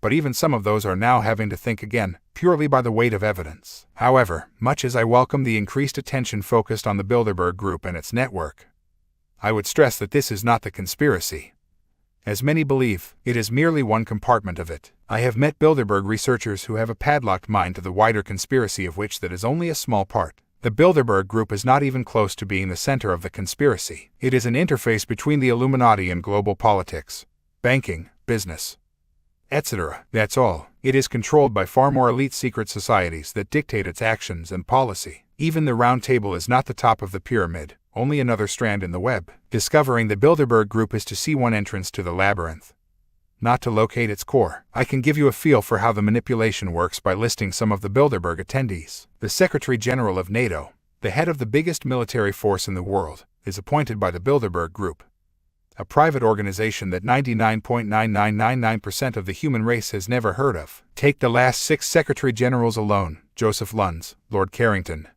Willie Cleese, Manfred Wöhner, Javier Solana, and George Robertson. All are Bilderbergers. How many people know that? Exactly. And how many know that James Wolfensohn, the president of the World Bank, and heads of the World Trade Organization like Peter D. Sutherland and Renato Ruggiero, are Bilderbergers? Or US President Bill Clinton, UK Prime Minister Tony Blair, the German Chancellor Gerhard Schroeder, and his predecessors, Kohl, Brandt, and Schmidt, or previous British Prime Ministers, Margaret Thatcher, James Callaghan, Harold Wilson, Ted Heath, and Sir Alec Douglas Hume, a former Bilderberg chairman. Hardly anyone knows this, including most members of their own parties. It was shapeshifter Ted Heath who signed the UK into the European Community in 1972, and government documents recently released under Britain's 30-year rule have shown that Heath knew from the start that this would lead to a centralized European state. It was Douglas Hurd, Heath's close associate, who signed us further into the web with the Maastricht Agreement in February 1992, which turned a free trade area into political union. Since then, the centralization of power has continued to advance with the single European currency, the euro, and now they are talking of a full-blown United States of Europe that will make nation-states mere administrators of European law. They virtually are now. That has been Illuminati policy going back almost 1,000 years to the founding of the Knights Templar. They wanted a United States of Europe even then. I said way back in the 1990s that the Labour Party's Tony Blair would be brought to power in Britain to take us further towards the single European currency and destroy British sovereignty. That is precisely what he is doing, and unless British people wake up, and fast, this is going to happen. Among the prominent opposition conservatives supporting Tony Blair and the policy of taking the UK into the euro are Ted Heath, Kenneth Clark, and Lord Howe. Because the Illuminati bloodlines are in the positions of power all over the world, they can activate apparently unconnected people in support of the Illuminati agenda. Thus we have the heads of Japanese corporations with factories in the UK threatening to close them if the UK does not join the single European currency. Tony Blair is delighted with these statements, of course, because they make his job easier. The manipulation of fear is the greatest weapon the reptilians have. Everything is based on this, and that's the idea behind the warnings from Japanese corporations. The Illuminati plan is to create American and Pacific unions based on the same structure we have in Europe. One would encompass the whole of the Americas and the other would control the Asia-Australia region. The Illuminati are preparing to use the same method they employed in Europe by evolving these political unions out of the free trade areas called the North American Free Trade Agreement or NAFTA and the Asia-Pacific Economic Cooperation or APEC. Presidents Father George, Bill Clinton, and now Boy George have all called for an America's-wide extension of NAFTA. I said years ago that the Canadian currency would be artificially depressed to encourage the Canadian public to replace their currency with the US dollar as part of this political and economic union of the Americas. That debate has now begun as the value of the Canadian dollar has collapsed. You don't have to be a prophet to predict the future. An understanding of the Illuminati and their plans is quite sufficient. The following are among the main foundations of their agenda. Some are already happening and others are in the process of being manipulated to happen. While I was writing this book in December 2000, it was agreed that the European Union would expand to include a dozen more countries and that many more decisions would be made by majority voting. In other words, countries would lose further rights to say no to a policy agreed by the European Union centralized state. Tony Blair made much of the fact that he refused to agree to majority voting on tax and social security decisions, and this allowed him to paint it as a victory for Britain's national sovereignty. In fact, that was a smokescreen behind which the Illuminati plan for a European dictatorship could advance still further. The world government. The United Nations was a vital achievement for the Illuminati. They tried and failed with their League of Nations after the First World War, and so they engineered the Second World War to batter nations into agreeing to a global forum to replace, in Winston Churchill's phrase, war with jaw. But as the Illuminati well knew, as did the Committee of the Council on Foreign Relations that wrote the Charter, the UN was only a stalking horse for a fully fledged world government. It is the same ruse played out to evolve the European Union out of the European Common Market. The plan has always been to create so many problems in the world that the only answer to them is perceived to be a global government to sort out the mess. Problem, reaction, solution. What the public has not been told, until now, is that those pressing for the world government are the same people who are creating the problems to justify it. Another scam is to persuade us that a world government would be the way to bring all people together as one humanity, caring and sharing, and recognizing we are all one family. Very nice sentiment on the face of it, but from the Illuminati point of view, that is their worst nightmare. They want humanity to be divided and ruled, not united and free. They use terms like the global village, global commons, global neighborhood and one world to manipulate people into missing the fundamental difference between one world, coming together in mutual support and cooperation, and a global centralized fascist dictatorship. Wasn't the United Nations supposed to achieve all the goals they are claiming for the world government? It's like the carrot and the donkey. They sell you a solution that involves centralization, and when that doesn't work, on purpose, they sell you another solution that involves more centralization. The Illuminati, as my other books document, controlled the people who created the United Nations, and they have controlled those who have administered its policy to this day. Even its headquarters in New York is built on land donated by the Rockefeller family, who also donated the land for the headquarters of the League of Nations. The UN building was previously the site of a slaughterhouse. With the Illuminati obsessed with blood sacrifice and symbolism, that is no coincidence. The world's central bank and currency, money, together with fear, are the main weapons of human control. When you follow the bloodlines through history, there are a number of themes that constantly recur: human sacrifice and blood rituals, war and conflict, and the system of lending people money that doesn't exist and charging interest on it. When you go into a bank and agree a loan, they don't print a single new note, mint a single new coin, or move an ounce of precious metal a single inch. They simply type into your account the amount they have agreed to loan. They have created money out of nothing, and it has cost them nothing to do it. But from that moment you start paying them interest on that money which has never and will never exist. They call this credit. The same force, the Illuminati, which created the banking system and controls all the banks, also created the political system and controls all the major governments. This has allowed these governments to pass banking laws that allow their banks to lend at least, and it is at least, 10 times what they have on deposit. In truth, it is far more than that. Every time you put a pound or dollar in a bank, you are giving them the right to lend 10 pounds or dollars they do not have. This system of so-called fiat money and fractional reserve lending means that banks can create money out of thin air whenever they choose. The deluge of debt, with which people, businesses, and governments constantly battle, is this same fresh air money. Personal debt, national debt, third world debt, all of it. None of this really exists, except as figures on a computer screen. Think about the suffering, poverty, and death that these crushing debts cause every day, and yet they are just figures on a screen written by a clerk in a bank. Nothing more. Imagine how the world would change if money was created interest-free. They tell you that this can't be done because that's what they want you to believe. Of course it can. Both President Kennedy and President Lincoln began to issue interest-free money. What else do these two men have in common? Governments could create their own interest-free money and remove instantly the need to pay fantastic sums in interest to the private banks. Isn't that simple common sense? Then why does no government or major opposition party ever suggest it? Answer: A. The Illuminati who control the banks control the governments and the hierarchies of the major political parties.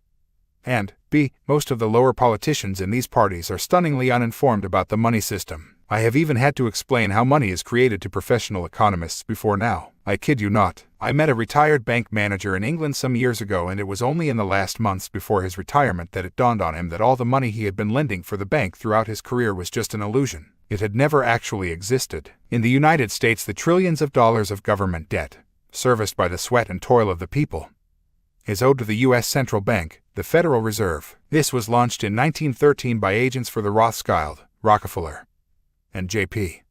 Morgan banking families, and, ever since, the U.S. government has borrowed its money from the Fed. The head of the Federal Reserve is currently the Illuminati Satanist Alan Greenspan, who took over from Paula Volcker. You get the picture. Greenspan attends the rituals at Bohemian Grove and, according to Philip Eugene de Rothschild, is high up in the Illuminati ritual hierarchy. The Fed decides the interest rates in the U.S., a fact that has a fundamental effect on the world economy because of the interdependency the Illuminati have built into their system. It makes centralized control so much easier if you have key power centers where the decisions have a global effect.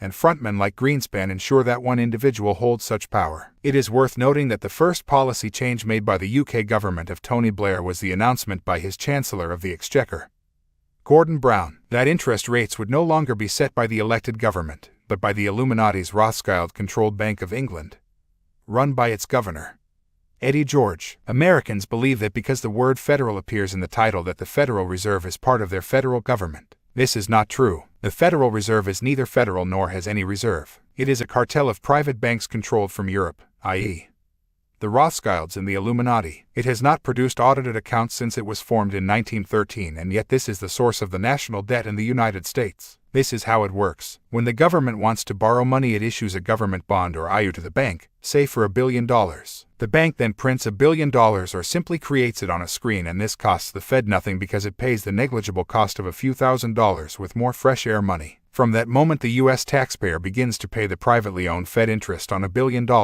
More than that, the government's IOU, now in the Fed's hands, is counted as an asset of the bank, and so it can now lend 10 times its value, in this case $10 billion, and charge interest on that, too. This is happening in every country in the world. When you go into a bank and sign over collateral for a loan, the same scam is played. Your house, land, or business is counted as an asset of the bank, and they can lend 10 times its estimated value to other customers. When you take out a loan, you are borrowing your own wealth and paying the bank for the privilege. Also, the banks have a system known as bank trades, which allows them infinite potential for loan capital. If, even by these ludicrous banking laws, a bank does not have enough on deposit to make a certain loan, it borrows money from another source. That source only has to put money on deposit at the bank for a short period, a month, even a few days, and during that time the bank can legally make a loan of 10 times the figure the outside source has deposited. Once the loan has been made, the source gets its money returned, plus a massive interest payment for its trouble. There is no need for anyone to be hungry or in poverty in this world.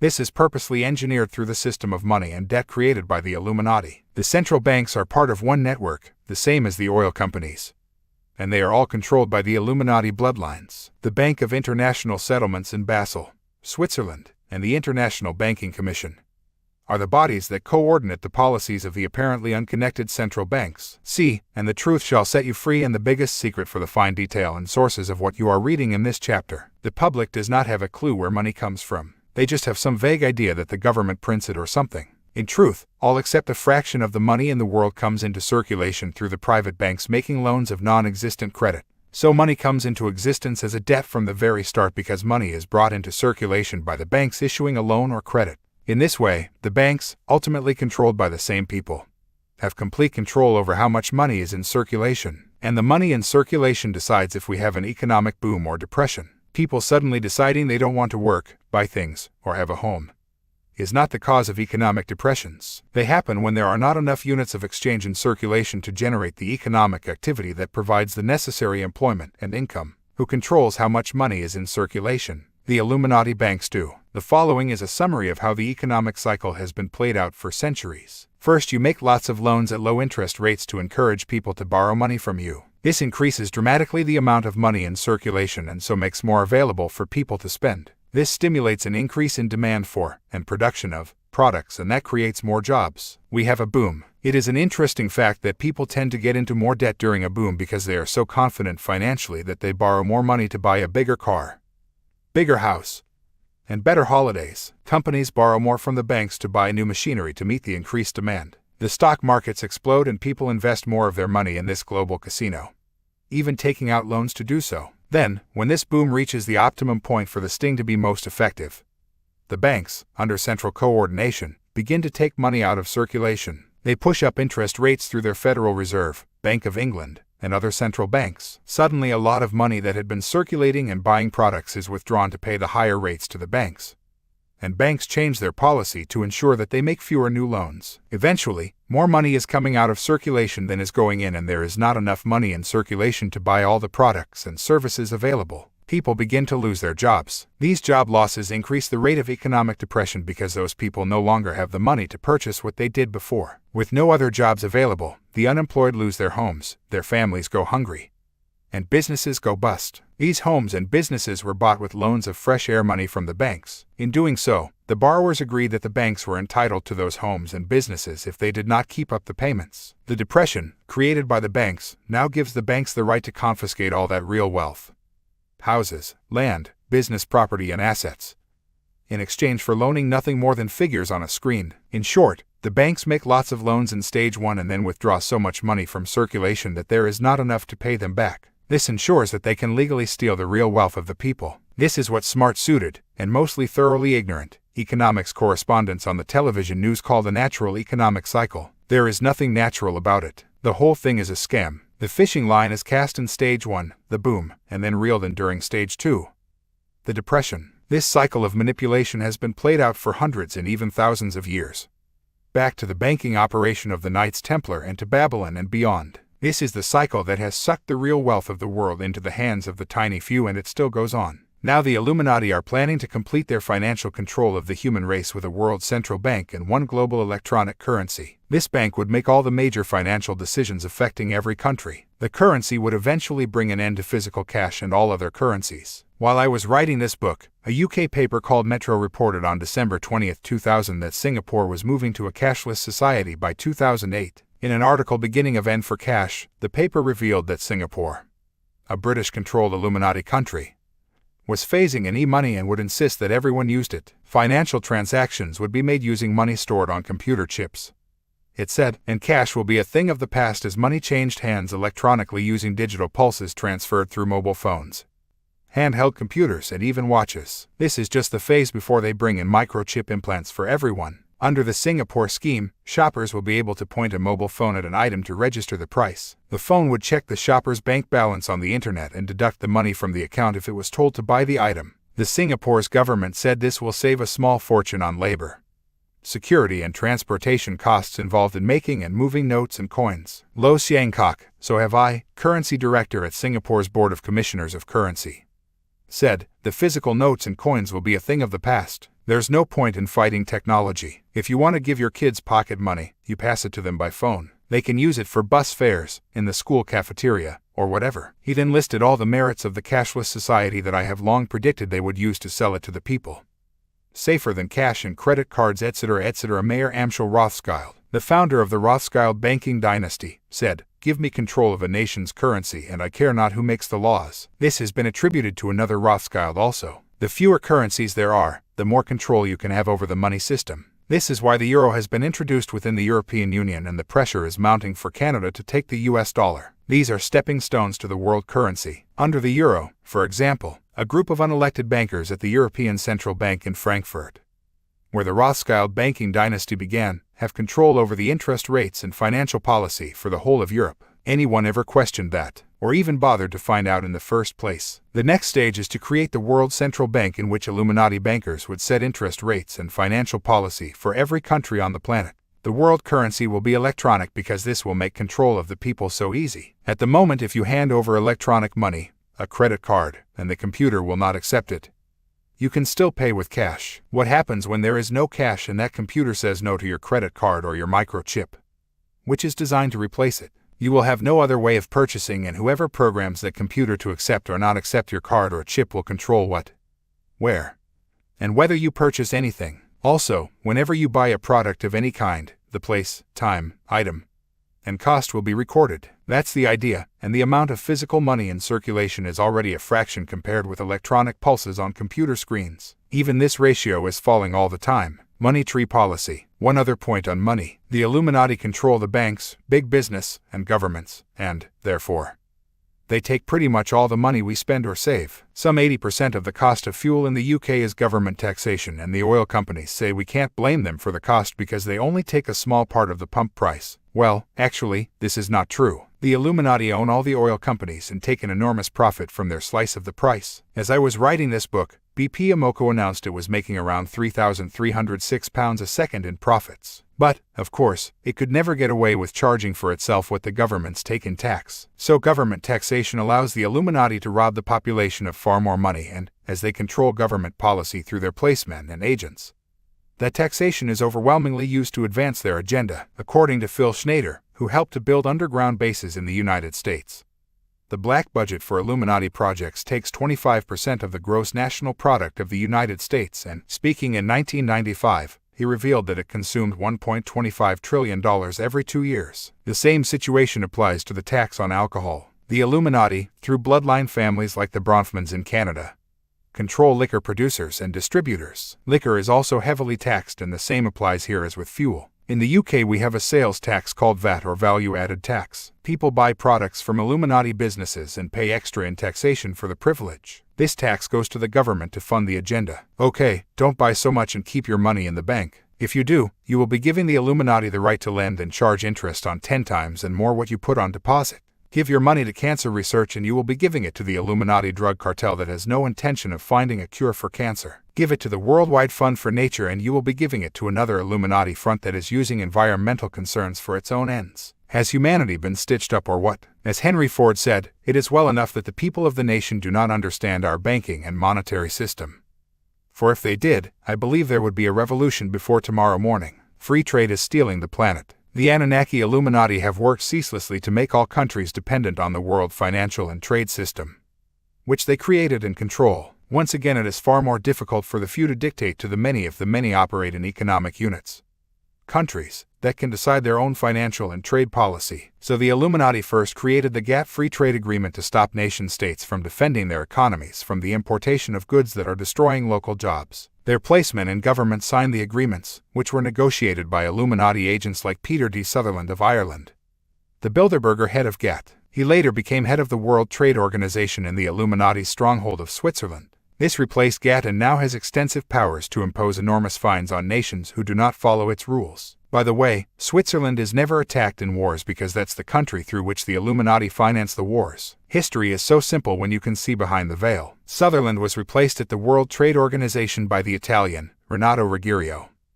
another Bilderberger, and went on to become joint head of one of the major Illuminati companies, British Petroleum or BP Amoco. He took over from the previous BP chief, Sir David Simon, who joined Tony Blair's government as his Minister for Trade and Competitiveness in Europe with the brief of taking the UK into the Euro and the United States of Europe. The end of trade borders in Europe under the common market removed more control by individual countries over their economy. And the same with the North American Free Trade Agreement between the US, Canada, and Mexico, negotiated by the pedophile George Bush.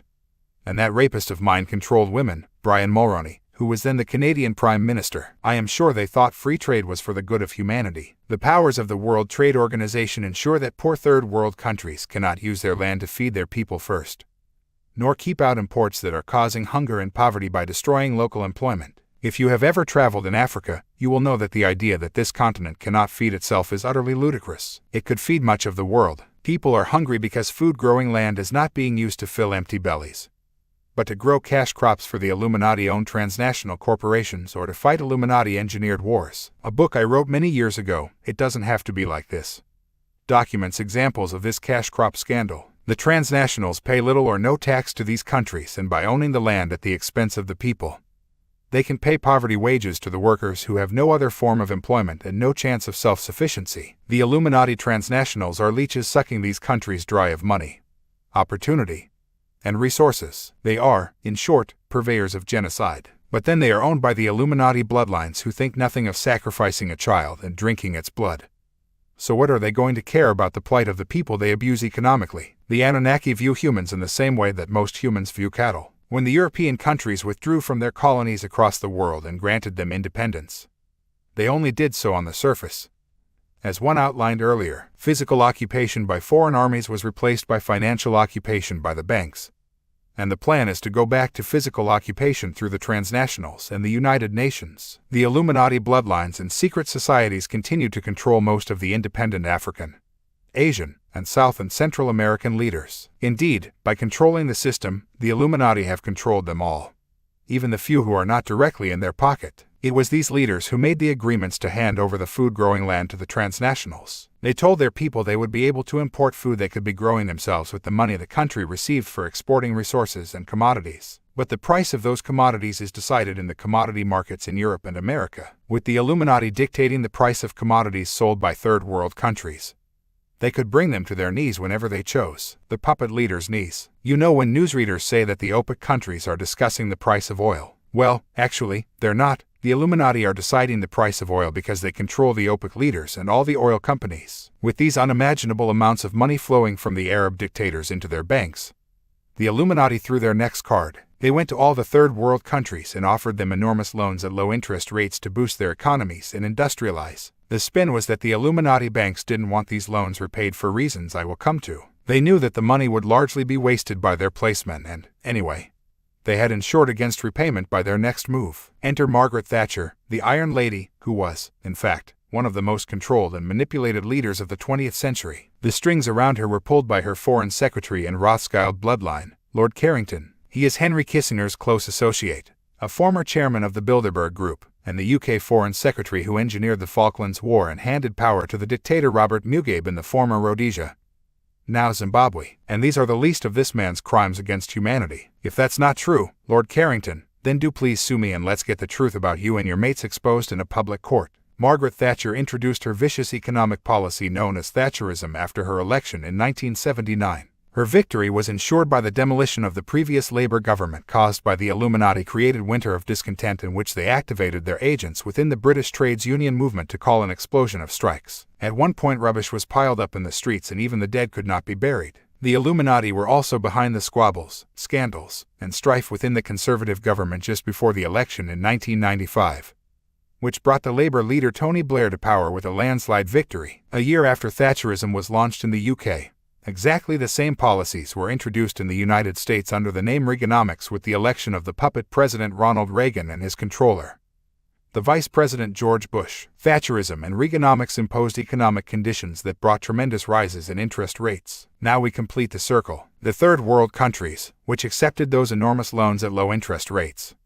were now faced with such an increase in their repayments that they would never be able to repay the interest, let alone the principal. The term third world debt was born. The cost in human misery defies belief and came those Illuminati creations, the International Monetary Fund and the World Bank, currently headed by the Rothschild partner and Bilderberger, James Wolfensohn. They told these debt-ridden, poverty-stricken countries that they had to cut subsidies for food and health care and restructure their economies in line with the instructions of the IMF and World Bank. If they did not, they would get no further help. By now these countries could not revert to self-sufficiency because the Illuminati transnationals controlled much of the food-growing land and they were faced with both world trade restrictions and debt repayments. What happened? People starved and are still starving, and any leader who seeks to challenge the Illuminati immediately finds his country involved in a war. But the Illuminati were still not finished. Why would they not want these countries to repay their loans? For the same reason they don't want many people in the industrial countries to repay their loans. They want their land and resources and the control that debt ensures. Now debt relief policies are being implemented in which these poor countries hand over rights to their land and resources forever in return for the forgiveness of debt. A debt that only exists as figures on a computer disk. You may note that governments are forgiving third world debt without demanding a return because they are lending taxpayers money. No problem, there'll be more. But the banks are selling the debt for land and resources. In other words, the Illuminati bloodlines are. The same technique is involved in the debt for nature swaps, in which poor countries are forgiven debt if they hand over large tracts of their land to the United Nations and environmental agencies to save the planet. How ironic that the greatest destroyers of the ecology are the very policies of the IMF, World Bank, and Illuminati banks that devastate third world countries and force the people to destroy their own environment, including the rainforests, just to survive. And how strange that while Illuminati banks and transnational pursue policies that are devastating the environment, it is the same Illuminati families, like the Rockefellers, who finance and front reports saying that the planet is dying and we must save her. Strange, too, that many environmental pressure groups are Illuminati agencies, not least the Worldwide Fund for Nature. This is headed by Prince Philip and longtime Bilderberg chairman, Prince Bernhard of the Netherlands. It was Bernhard who chaired the meeting in Sweden that agreed to hike the price of oil with its catastrophic environmental consequences. But, in fact, none of this is strange at all. Saving the environment suits the Illuminati perfectly because it involves the imposition of centralized global laws and the acquisition of land on a stupendous scale by the United Nations and other agencies of the Illuminati in the name of environmental protection. Look at how many invading armies that cause genocide in places like Rwanda and Burundi are sheltered in the nature and wildlife parks along the borders and invade through those lands. The biggest secret has the detailed background. The system has been set up so that he who controls the money controls the world, and the Illuminati bloodlines control the money. But there is so much good news here, too. It means that all these so-called unsolvable problems like poverty, debt, and war are not a natural occurrence. They are made to happen because it makes humanity easier to control and manipulate. There is enough on this planet to give abundance to everyone. Don't let them kid you otherwise. For some to be well-fed, it is not necessary for others to go hungry. So why is there so much poverty amid such potential abundance? By controlling the creation and flow of money, the land, and resources, the Illuminati limit choice and create dependency on them. Their world central bank and currency are designed to impose that control even more fiercely. Their equation is simple. Scarcity equals dependency equals control. Abundance equals choice equals freedom. The World Army. I have been writing for many years, along with other researchers, about the plan for a world army. In earlier books, I said there would eventually be an amalgamation of the United Nations peacekeeping force and NATO, with NATO the senior partner. I also wrote that we should expect more conflicts to be engineered in which NATO was used to intervene and save the people. This would set the precedent and change the status quo until NATO became, step by step, a world police force. This process is now well underway in the wars in the Gulf.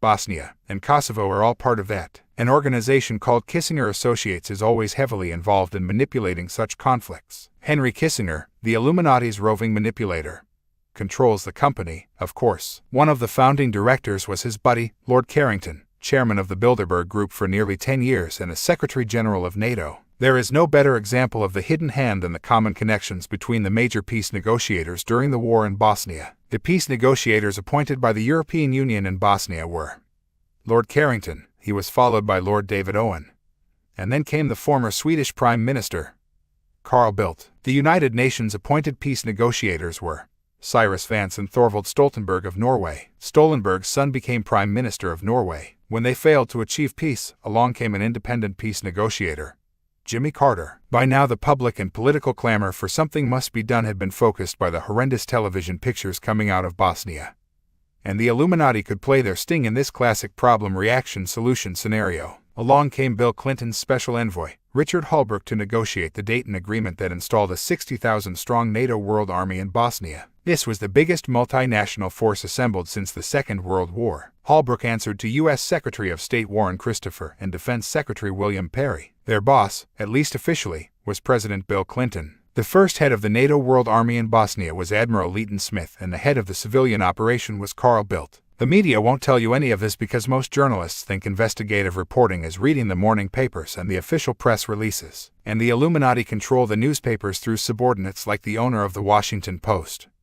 Katharine Graham, and the Canadian, Conrad Black, an inner core member of the Bilderberg Group, who heads the Hollinger media empire. This includes the London Daily Telegraph, the Jerusalem Post, and has owned some 70% of newspapers in Canada. Members of these organizations control all 3 television networks in the United States: NBC, ABC, and CBS. They also control the Los Angeles Times, New York Times, Wall Street Journal, and the empires of Rupert Murdoch, Time Warner, including CNN, and the major media operations throughout the world. Even 4 out of 5 local newspapers in the UK are now owned by the big media cartels. The main aim of the Bosnian War was to advance the NATO role of world police force. When the conflict began, the peacekeepers were always sent to such trouble spots. But the Illuminati wanted to change that, and while those terrible pictures of death and suffering were bombarding the public mind around the world, a media campaign was waged to condemn the operation in Bosnia as ineffective and next to useless. This was the excuse to bring in NATO forces, and in doing so the Illuminati agenda moved forward significantly. When the Kosovo conflict was manipulated,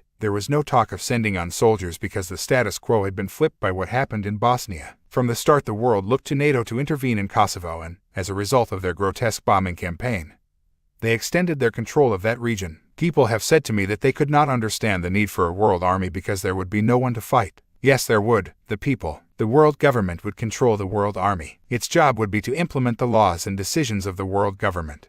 Should any country rebel and refuse to comply, we are talking global fascism here, and the structures are being introduced before our eyes to impose that. The Illuminati know there is a chance that if U.S. troops were asked to abuse and murder U.S. citizens, that many would rebel and perhaps mutiny. So they are covertly locating foreign troops in the United States under the guise of the United Nations while sending vast numbers of American troops abroad. The same with other countries, too. The mental, emotional, and physical onslaught. If you want to control a population, you must suppress their desire or ability to think for themselves and see what is going on around them. This is done through the manipulation of the mind and emotions, and with drugs, vaccines, and food additives. It is vital that we realize that those who control the drug companies are the same as those who control the food giants and the health agencies, media, governments, banks, corporations, and all the rest. Millions of people are dying every year of diseases like cancer and AIDS who could be returned to health if they were allowed to choose from all the treatments available and not be confined to the primitive scalpel and drug. I have sat in treatment rooms, for example, and watched people cured, sometimes in 15 minutes,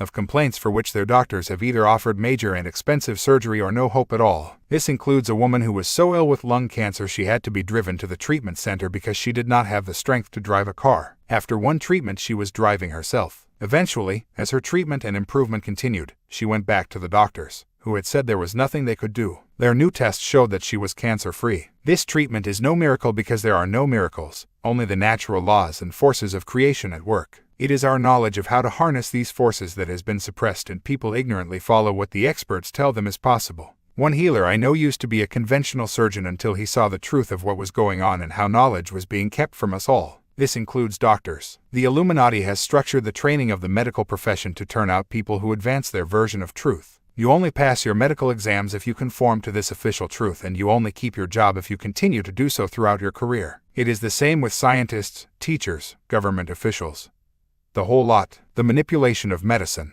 There is far more to the human entity than a physical body. That is the least of what we are. It is the genetic spacesuit through which our eternal consciousness, the thinking, feeling us, experiences this frequency range we call the physical world. The brain is the computer, the switching station, which connects our immortal mind to our mortal body. We don't think from the brain, we think through the brain. People with brain damage do not have damaged minds, they have a damaged computer, which cannot transmit the messages of the mind to the physical level of experience. The mind is an energy field working through the brain, not the brain itself. Our emotions are another energy field, and these different levels of being are connected through a series of vortexes known as chakras, a Sanskrit word meaning wheels of light. In this way, stress in our emotional energy field, which manifests as an imbalanced vibration, is passed down the levels through the chakras. What is the first thing that happens when we get stressed and emotional? We stop thinking straight. This is the imbalanced emotional vibration disrupting the clarity and balance of the mental energy field. If the stress is serious enough and goes on for long enough,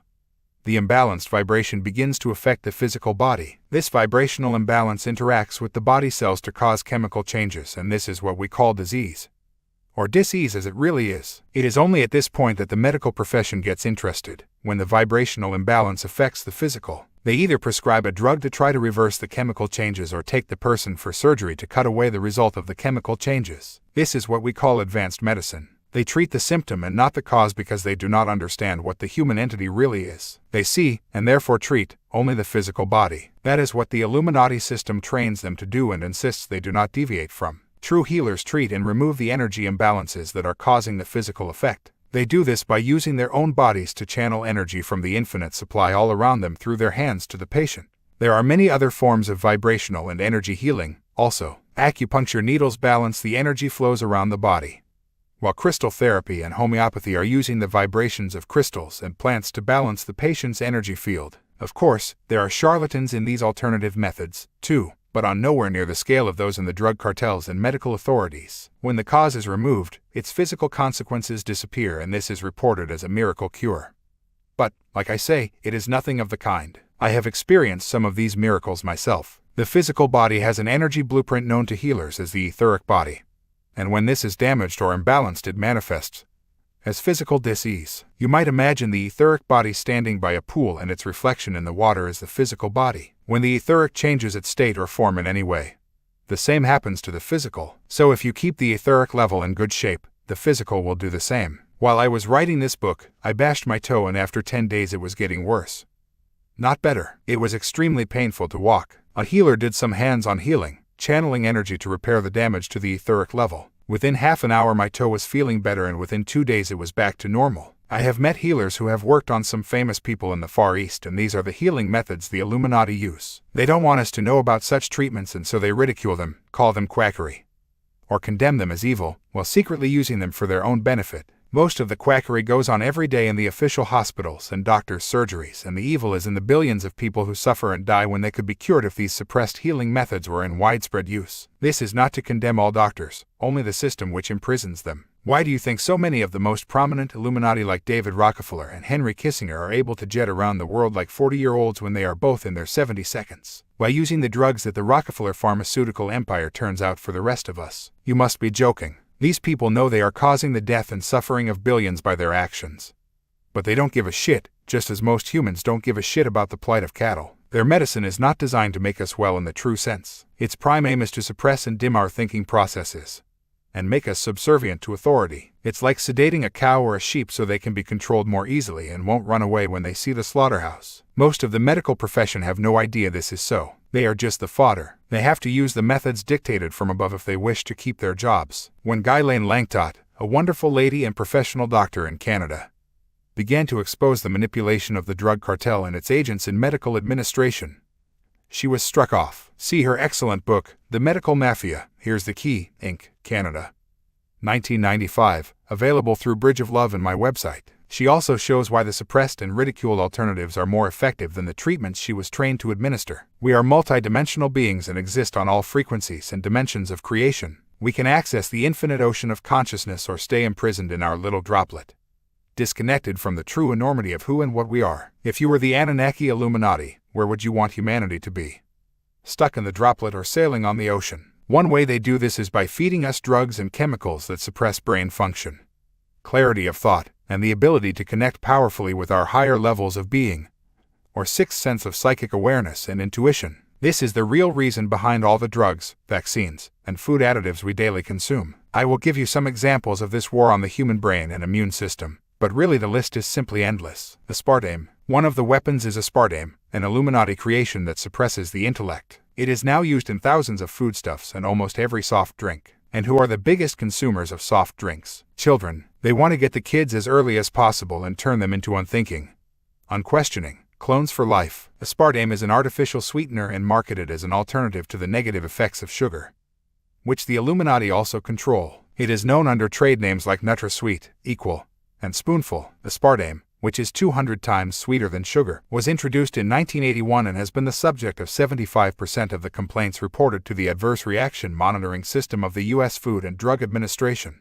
These complaints have included headaches, dizziness, attention difficulties, memory loss, slurred speech, and vision problems. Such symptoms are now known as aspartame disease, just as the effects of the preservative monosodium glutamate are called the glutamate syndrome. John W. Olney, MD of the Washington University Medical School in St. Louis, believes there may be a link between aspartame and brain tumors. In an article published in the Journal of Neuropathology and Experimental Neurology, he says that animal studies reveal high levels of brain tumors in aspartame-fed rats. Dr. Olney adds that aspartame has mutagenic, cancer-causing potential according to studies, and a sharp rise in malignant brain tumors coincides with the increased use of aspartame. Even the U.S. Navy and Air Force published articles in Navy Physiology and Flying Safety warning that several researchers have found aspartame can increase the frequency of seizures, or lower the stimulation necessary to induce them. This means a pilot who drinks diet sodas is more susceptible to flicker vertigo, or to flicker-induced epileptic activity. It also means that all pilots are potential victims of sudden memory loss,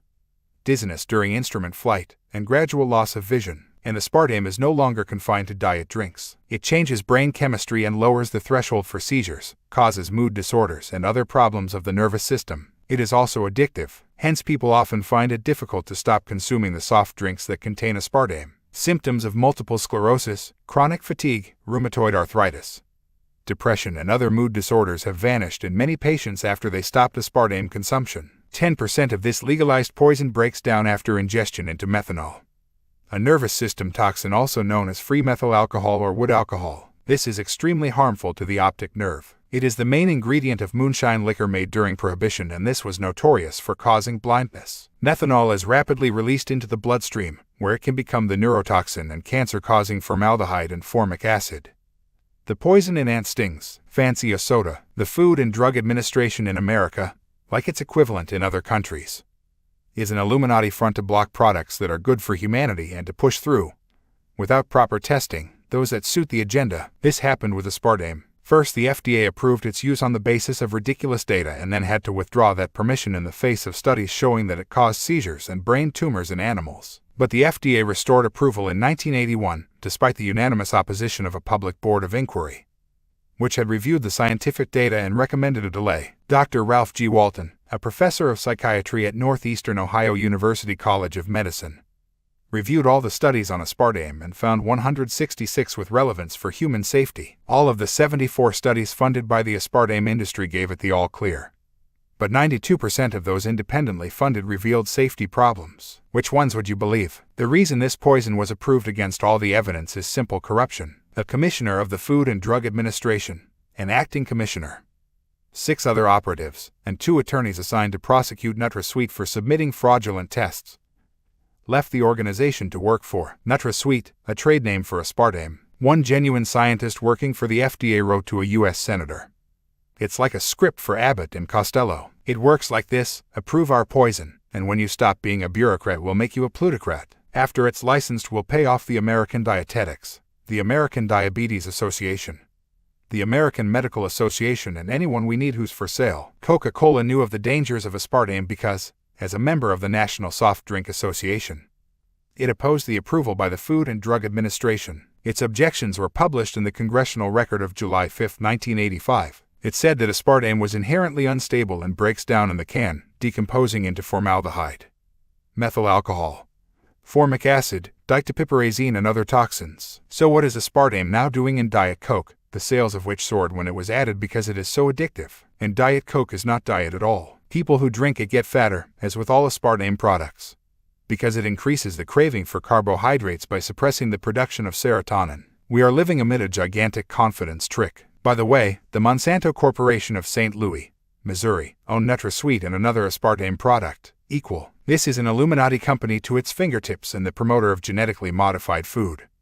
Another part of the Illuminati assault on the human mind and body. It is using the same methods to win approval for genetically modified food as it did for aspartame. Members of the Working Group on Biosafety connected to the Convention on Biological Diversity in Cartagena, Colombia, make recommendations on the use of genetically modified food. The members include Linda J. Fisher, Vice President of Government and Public Affairs for Monsanto and formerly with the U.S. Environmental Protection Agency; Dr. Michael A. Friedman, Senior Vice President for Clinical Affairs at GD Searle & Co., a pharmaceutical division of Monsanto, formerly with the U.S. Food and Drug Administration; Marcia Hale, Director of International Government Affairs for Monsanto, formerly Assistant to the President of the United States; Michael Cantor, Director of Monsanto, former Secretary of the U.S. Department of Commerce; Josh King, Director of Global Communication in the Washington, D.C. office of Monsanto, former Director of Production for White House Events; William D. Ruckelshaus, Director of Monsanto, former Chief Administrator of the United States Environmental Protection Agency; Michael Taylor, Head of the Washington, D.C. office of Monsanto Corporation, former Legal Advisor to the Food and Drug Administration; Lydia Watrud, former Microbial Biotechnology Researcher at Monsanto, now with the United States Environmental Protection Agency's Environmental Effects Laboratory. Jack Watson, staff lawyer with Monsanto in Washington, former chief of staff to the President of the United States. Jimmy Carter. Others include representatives from DuPont, major Illuminati bloodline, and Dow Chemicals, Illuminati. Their representative is Clayton K. Uter, former Secretary of the U.S. Department of Agriculture, former U.S. Trade Representative, who led the U.S. team in negotiating the U.S.-Canada Free Trade Agreement and helped to launch the Uruguay round of the GATT negotiations. He is now a director of Icke Corporation, whose majority owner is Dow AgroSciences, a wholly owned subsidiary of the Dow Chemical Company. I am sure their recommendations will be devoid of any bias whatsoever. Or my name isn't Charlie Shufflebottom. Prozac. The story of Prozac, produced by the George Bush Drug Company, Eli Lilly, is the same tale of Illuminati corruption to impose a mind suppressant on the population. In 1982, David Dunner of the University of Washington began to accept more than $1.4 million from Lilly for research and seminars. Some of this research was for conducting a clinical trial with 100 people for Prozac. At the same time, he was a member of the Food and Drug Administration's Psychopharmacologic Drugs Advisory Committee, responsible for reviewing new drug applications for the FDA. Dunner was asked if he had any conflict of interest with Eli Lilly when he began to assess Prozac for the FDA.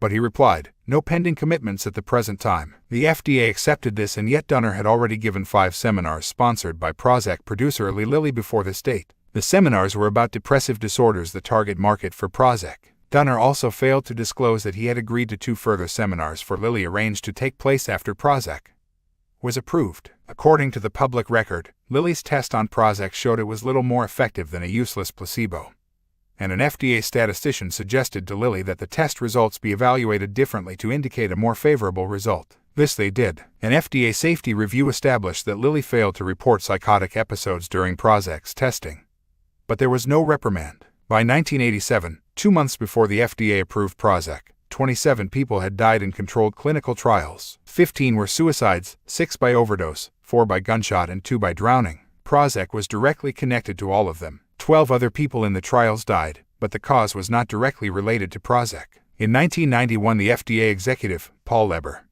said he noted the large number of reports of all kinds on Prozac, more than 15,000. But Leber pressured personnel in charge of the agency's adverse reporting system to discount these reports as of limited value. The number had reached 28,600 by 1992, with another 1,700 deaths. Yet the commissioner of the FDA, David Kessler, has said that, although the FDA receives many adverse event reports, these probably represent only a fraction of the serious adverse events encountered by providers. Only about 1% of the serious events are reported to the FDA. According to one study, on that basis there were really around 2,860,000 adverse reactions to Prozac by 1992 alone. What will it be by now? The number is almost unimaginable. But they are introducing a form of Prozac for children, and it is widely used among victims of mind control. I understand that Thomas Hamilton, the killer of the children at Dunblane in Scotland, was taking Prozac, and Eric Harris, one of the teenagers in the Columbine High School shooting, was reported to be taking the drug Luvox, which is given the same classification as Prozac. The main active ingredient in Prozac was found in the blood of Henry Paul, the driver of the car when Princess Diana was murdered. Prozac is just one of a long list of drugs designed to have the same effect. Ritalin. Ritalin is another mind-altering drug that is targeted at children and can seriously affect their behavior. It has been connected to many acts of violence. A 1995 report by the Drug Enforcement Agency warned that Ritalin shares many of the pharmacological effects of cocaine. In fact, the U.S. government classifies Ritalin in the same category as cocaine and heroin. Dennis H. Clark, the chairman of the Executive Advisory Board, Citizens Commission on Human Rights International, said, "The use of Ritalin on children has no purpose other than to slow them down, shut them up, and make it more difficult for them to move around." He says it is an easy way out for parents and teachers to give them a drug. Clark highlights the findings of the Diagnostic and Statistical Manual of Mental Disorders, 3rd Revised Edition, published by the American Psychiatric Association. He says this supports his claims of the dangers of Ritalin for children. He says that all the critical information about Ritalin has been removed in the more recent edition, and this confirms, he says, that the industry is involved in a cover-up. The industry says the removal was simply an error. Clark suggests that children who take Ritalin in elementary school are often switched to Prozac and other drugs as they get older. The effects of Ritalin can continue long after the prescription is stopped, Clark warns. Dr. Ann Blake Tracy, director of the International Coalition for Drug Awareness, supports this view. She points out that adults who use these drugs are far more likely to commit violent crimes. Dr. Tracy comes from Utah, home of the Mormon Church, where the use of Ritalin and Prozac is reported to be 3 times greater than the rest of the country per head of population. She said Utah's rate of murders and suicides has increased by a similar amount. Dennis H. Clark says that the high number of incidents involving violent children and the increase in child suicide can be attributed to an ever-increasing number of children who are given drugs to control their behavior. Clark gave an example of a youngster involved in the Jonesboro killings in Arkansas. We do know, for example, that the 13-year-old in Jonesboro was being treated. Apparently, they were saying he had been sexually abused as a child. They were saying he was now a sexual abuser. He had a hyperactivity type label put on him as well, or attention deficit disorder. So we had several different things working with him. There is no chance under the sun, moon, or stars that this kid was not on drugs. Clark says that when a violent event happens, the pharmaceutical crash teams go to work to keep things quiet. Teams of psychiatrists are sent to the locations and quickly ensure that medical records are kept sealed. Doctors are convinced to keep quiet. And victims are bought off to stop the case going to court. It's all being covered up, and it's deliberate. There are billions and billions of dollars at stake here, he said. David M. Bresnahan, a contributing editor for WorldNetDaily.com, says he was told by an elementary school teacher in Utah that she routinely makes recommendations for children in her classes to be given Ritalin. She said 11 of the 29 children in her first grade class are now taking the drug in school each day. Dennis Clark predicts that the future will see even more violent children, unless the connection between Ritalin and violent acts is openly accepted. Clark says that the general public, health officials, and parents are not recognizing the extent of a pandemic that is already sweeping the nation. Even the Ciba Pharmaceutical Company says in a product information release. Warning: sufficient data on the safety and efficacy of long-term use of Ritalin in children are not yet available. Unbelievable. They are handing out Ritalin like sweets to ever-gathering numbers of children, and they admit they have no idea of the long-term effects. This warning is only there to head off lawsuits later when the long and short-term effects are accepted. Herbert S. Okun, a member of the International Drug Control Board for the United Nations, told a news conference that his board is very concerned that methylphenidate is massively overprescribed in the United States. He said there are 330 million doses of Ritalin taken each day in the U.S., compared with 65 million for the rest of the world. Our children are being systematically drugged, and the teachers and parents are watching it happen, often encouraging it. The main targets are the kids with active minds and those who act differently to the norm. Fluoride. Come on, drink up. Fluoride is another major intellect suppressant that is being added to drinking water supplies and toothpaste. Sodium fluoride is a common ingredient in rat and cockroach poisons, anesthetics, hypnotics, psychiatric drugs, and military nerve gas. It is one of the basic ingredients in Prozac and the sarin nerve gas used in the attack in the Japanese subway system. Independent scientific evidence has claimed that fluoride causes various mental disturbances and makes people stupid, docile, and subservient. This is besides shortening lifespans and damaging bone structure. The first use of fluoridated drinking water was in the Nazi prison camps in Germany, thanks to the Illuminati's notorious pharmaceutical giant, IG Farben. This was the company that ran camps like Auschwitz, and it still exists as its constituent parts like Bayer. Does anyone think the Nazis did this because they were concerned for the teeth of the inmates? This mass medication of water supplies with sodium fluoride was to sterilize the prisoners and force them into quiet submission. Charles Perkins, a chemist, wrote the following to the Lee Foundation for Nutritional Research, Milwaukee, Wisconsin, on October 2, 1954. In the 1930s, Hitler and the German Nazis envisioned a world to be dominated and controlled by a Nazi philosophy of pan-Germanism. The German chemists worked out a very ingenious and far-reaching plan of mass control, which was submitted to and adopted by the German General Staff. This plan was to control the population in any given area through mass medication of drinking water supplies. By this method they could control the population in whole areas, reduce population by water medication that would produce sterility in women, and so on. In this scheme of mass control, sodium fluoride occupied a prominent place. Charles Perkins said that repeated doses of infinitesimal amounts of fluoride will in time reduce an individual's power to resist domination by slowly poisoning and narcotizing a certain area of the brain, thus making him submissive to the will of those who wish to govern him. He called it a convenient light lobotomy. The real reason behind water fluoridation is not to benefit children's teeth,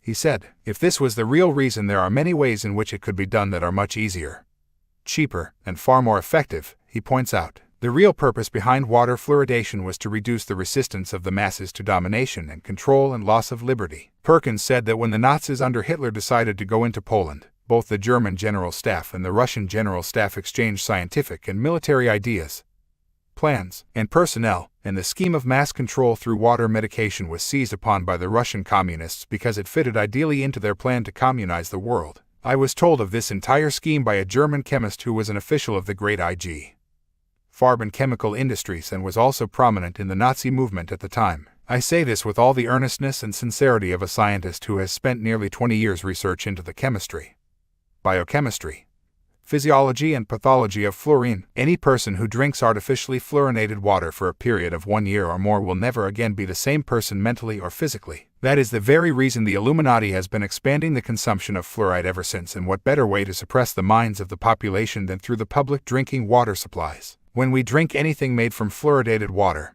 including beer and soft drinks, we are being slowly and consistently drugged. Fluoride is a byproduct of the aluminium industry, and the scam to add it to public drinking water came from the Mellon family in the United States, which controls the aluminium cartel called Alcoa. The Mellons are big-time bloodline, close friends of the British royal family, and dictators of U.S. policy through the Illuminati network. Industrial fluorines are major polluters of rivers and streams, poisoning land, fish, and animals. It was costing the aluminium industry a fortune to deal with them, but the Mellon family manipulated a situation in which this poisonous waste product became an enormous source of income and human control. In 1944, Oscar Ewing was employed by Alcoa at an annual salary of $750,000. Imagine what that would be today. But within months he left to become head of the U.S. government's Federal Security Agency and began a campaign to add sodium fluoride to public drinking water. The Mellons now sell it for use in drinking water and toothpaste at a 20,000% markup. Fluoride goes into drinking water at approximately 1 part per million, but we only drink half of 1% of the water supply. The rest goes down the drain as a free hazardous waste disposal for the chemical industry, and we pay for that. But the main reason, as always, is not money. It is control. A former mind controller with the Illuminati told me of the Mellons' deep involvement with the Illuminati and Satanism. She said that to her knowledge the Mellon National Bank in Pittsburgh, Pennsylvania is an Illuminati operation that launders money for them. Would you trust such a family to put chemicals in drinking water and toothpaste because they want to keep your teeth healthy? Not that fluoride does. We have a member of parliament here on the Isle of Wight where I live in England called Peter Brand, who is pressing for fluoride to be added to our drinking water because it is good for children's teeth. This man is a professional doctor and the health spokesman for the Liberal Democratic Party. In fact, he doesn't know his arse from his elbow and provides yet another example of how doctors are so deeply uninformed. But because they are doctors, many people think that they must know it all. Dr. Hardy Limeback, BSc, PhD in biochemistry, head of the Department of Preventive Dentistry for the University of Toronto, and president of the Canadian Association for Dental Research, was once Canada's leading promoter of fluoride in water supplies. But then suddenly he announced he had changed his mind. He said, children under 3 should never use fluoridated toothpaste or drink fluoridated water, and baby formula must never be made up using Toronto tap water. Never. A study at the University of Toronto revealed that people in cities that fluoridate their water have double the fluoride in their hip bones compared with non-fluoridated areas, and they discovered that fluoride was changing the basic architecture of human bones. There is a debilitating condition called skeletal fluorosis caused by the accumulation of fluoride in the bones, making them weak and brittle. The earliest symptoms are mottled and brittle teeth, and Dr. Limeback said that in Canada they were spending more money treating dental fluorosis than treating cavities. But hold on, at least putting this poison in the water and toothpaste is keeping teeth healthy and preventing cavities.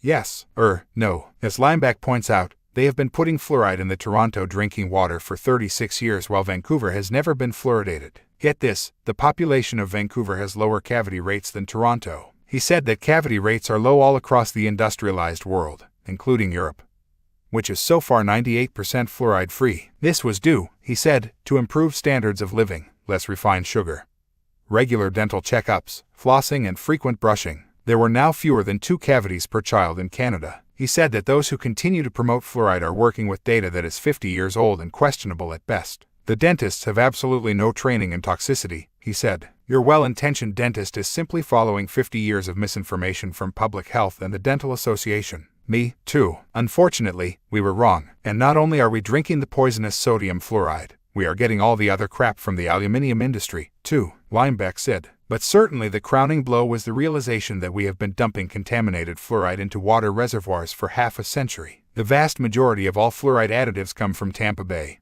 Florida, smokestack scrubbers. The additives are a toxic byproduct of the superphosphate fertilizer industry. Tragically, that means we're not just dumping toxic fluoride into our drinking water. We're also exposing innocent, unsuspecting people to deadly elements of lead, arsenic, and radium, all of them carcinogenic. Because of the cumulative properties of toxins, the detrimental effects on human health are catastrophic. Alzheimer's disease has been linked to aluminium and to aspartame. In an address to students at the University of Toronto Department of Dentistry, Dr. Limbach told them that he had unintentionally misled his colleagues and students. For the past 15 years, he had refused to study the toxicology information that is readily available to anyone. Poisoning our children was the furthest thing from my mind, he said. The truth was a bitter pill to swallow, but swallow it I did. Yet even though the biggest supporter of fluoride has now condemned its use, the Illuminati-controlled Canadian and American dental associations and public health agencies, together with those in the UK and worldwide, continue to tell the people that fluoridation is good for them. This is just one example of the bigger the lie, the more will believe it.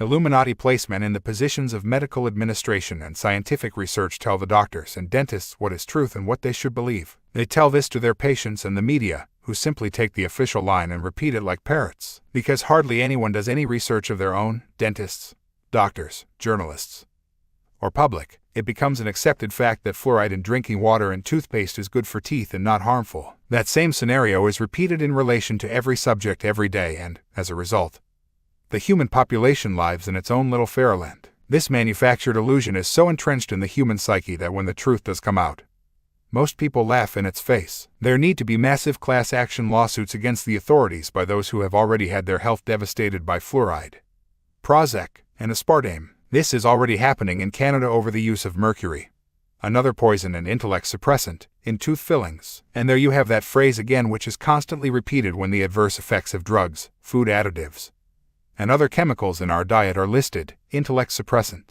With the truth about fluoride now being more widely circulated, suddenly new research has conveniently revealed that it is good for stopping brittle bones and reduces the risks of fractures. This has been used to apply yet more pressure for the expansion of fluoride in drinking water. Fluoride is not there to protect teeth. That's just an excuse. It is there to suppress the intellect of the population so they don't think, question, or rebel. Vaccinations. It is the same story with vaccines. This is a highly efficient way of pumping mind-suppressing drugs and immune system destroyers into billions of people while they think you are trying to help them. Whole generations of children worldwide are contaminated in this way every year, while the figures show that the claims made for the benefits of vaccination are utter baloney. Dr. Ghislaine Langtot exposes the reality of vaccinations in her book, The Medical Mafia. She says that repeated vaccination exhausts the immune system and opens people to all sorts of diseases the body's defenses would normally repel. As so many studies have shown, the diseases the vaccines were supposed to protect us against were in free fall before the vaccine was introduced. Ian Sinclair, an Australian researcher, has documented the lies behind vaccination in a series of books and articles, including Health, The Only Immunity. He says that he discovered the following graphical and statistical evidence showing that more than 90% of the decline in death rates from infectious disease occurred before vaccination commenced. All medical journals acknowledge this decline was caused by improved sanitation, hygiene, better nutrition, and living standards. In other words, vaccination was not responsible for wiping out infectious disease as medical authorities claim. A tuberculosis vaccine trial in India involving more than 260,000 Indians resulted in more cases of TB among the vaccinated than the unvaccinated. But this vaccine is still being given to Australian children and others around the world. The cost of the whooping cough vaccine leaped from 11 cents in 1982 to $11.40 in 1987 because of the $8 a shot the company was putting aside to pay for legal and damages costs for the brain damaged and dead victims of the vaccine. Millions of children in third world countries were still dying from measles, tuberculosis, diphtheria, tetanus, polio, etc., despite being fully vaccinated. The consequences of vaccines for health, both short and long term, are appalling. But they serve the Illuminati perfectly in both the health and mental effects for the population they wish to control and the profits they accumulate. Again, think pyramid. Those at the top, the Anunnaki bloodlines, created and control the World Health Organization at the United Nations. This supports in its statements the agenda of the Illuminati and their drug companies. The World Health Organization announces there is going to be an epidemic of something or other, and the Illuminati agents and government start a mass vaccination against this alleged danger via the medical profession. The Illuminati drug companies then sell them the vaccines. This happened with measles vaccinations in the UK in the 1990s. The mass vaccination programs in the Third World are funded and administered through the Illuminati's World Bank, World Health Organization, and other unagencies. This allows them to target certain peoples in their campaign of genocide. Dr. Langtot writes in The Medical Mafia, vaccination decimates populations, drastically in third world countries, chronically in industrialized countries. In this regard, Robert McNamara, the former president of the World Bank, former Secretary of State in the United States, who ordered massive bombing of Vietnam, and a member of the expanded program on immunization, made some very interesting remarks, as reported by a French publication, Jitaut Compris.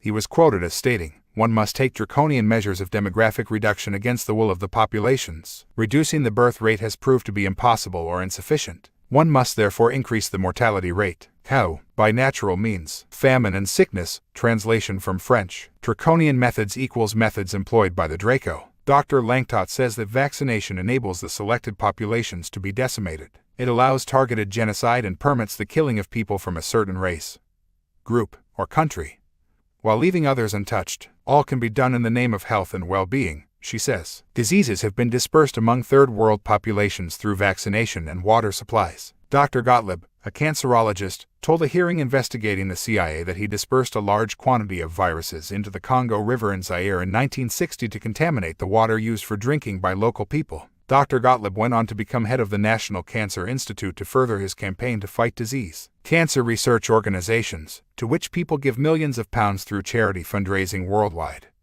are more Illuminati fronts to stop the discovery of a cure those on the inside already know exists. If you give money to them, you are giving it to the Illuminati. Although the genuine people shaking their collection tins in the street are not aware of this. The AIDS scam. AIDS is another of the diseases causing untold misery and suffering, which the Illuminati artificially introduced through vaccination. The biggest smokescreen to this is the claim that HIV causes AIDS. Doctors, media, and public accept this as unquestioned truth. Nonsense. The fact that large numbers of AIDS victims are not HIV positive is proof alone that all AIDS cases are not HIV related. HIV is actually a weak virus, and it has been labeled the all-encompassing villain to hide the real causes of shattered immune systems. What a coincidence that wonder drugs to treat people with HIV, like the Rockefeller cartel's infamous AZT, have a rather significant side effect. They destroy the immune system. No, it's true. AZT was a chemotherapy drug for cancer and was found to be so toxic it had to be withdrawn. When you see the effects of chemotherapy drugs that are still in use, how toxic must AZT really be? Chemotherapy drugs have a simple role. They kill cells, not just cancer cells, all cells. The question is, will they kill all the cancer cells before they kill enough healthy cells to kill the patient? This is why chemotherapy patients get so ill, and even if the cancer is eliminated, they have a permanently damaged immune system because the drug also kills the white cells that protect us against disease. When Illuminati agents whipped up the anger of homosexuals to demand that a treatment be found for HIV, a Rockefeller company took AZT back off the shelf as a wonder drug. Its wonder was that it increased the creation of white blood cells, the body's immune system that HIV is supposed to destroy. What they didn't tell you is that this initial increase in white cells was because AZT was so poisonous. The body's defense mechanism jumped into action when it was administered and produced all the white cells it could to ward off the invader. However, AZT then went to war on these white blood cells, thus destroying the immune system.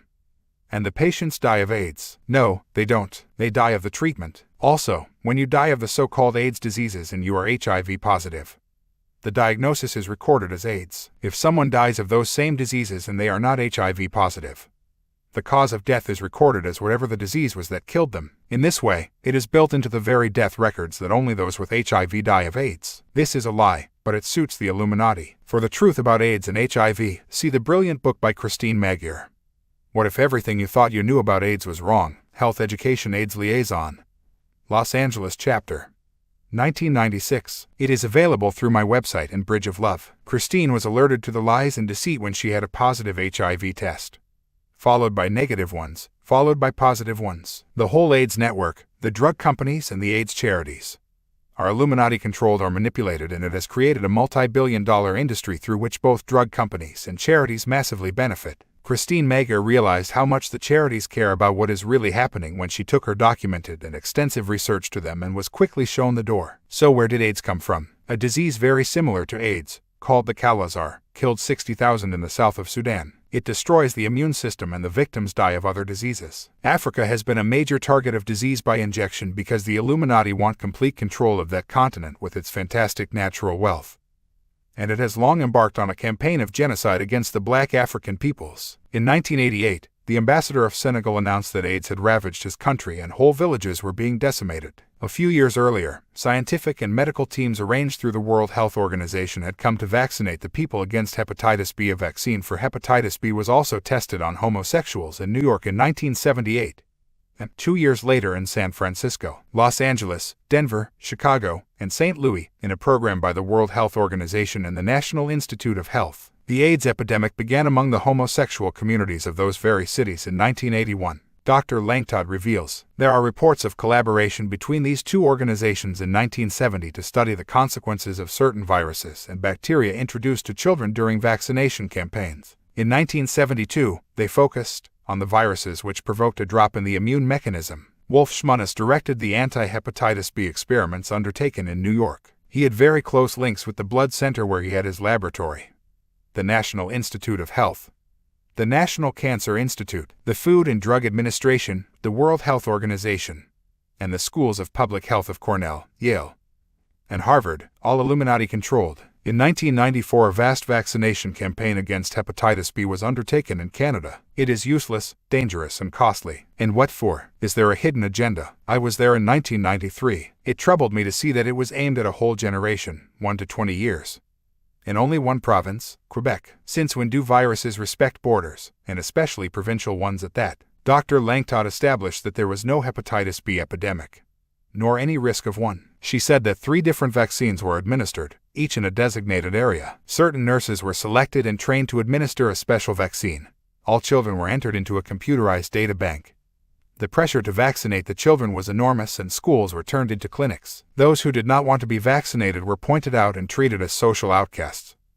Exactly the same happened in the UK with the measles vaccine program in the 1990s. Nurses chased down parents at home who did not want their children vaccinated. Ditto. Dr. Langtot knew one mother who did not want her child vaccinated. A nurse came to the house and made her think it was compulsory. The mother gave in and the child is now physically and mentally handicapped. In 1986, without explanation or permission from the parents, the hepatitis B vaccine was given to Native American children in Alaska. Several died and many became ill because of what appears to have been a virus called RSV, Rue sarcoma virus, in the vaccine. Native North American tribes have been the targets for many vaccination programs because the Illuminati want their lands and resources and to complete the genocide they began when the Europeans came. To this end, as I know from my own research, they have infiltrated the tribal elders and control the agencies responsible for Indian affairs which answer to the federal government. Dr. Langtot tells how she met a group of Native women to talk about health and the subject of vaccinations came up. The group's nurse told her that the federal government had given her complete freedom in the management of their health,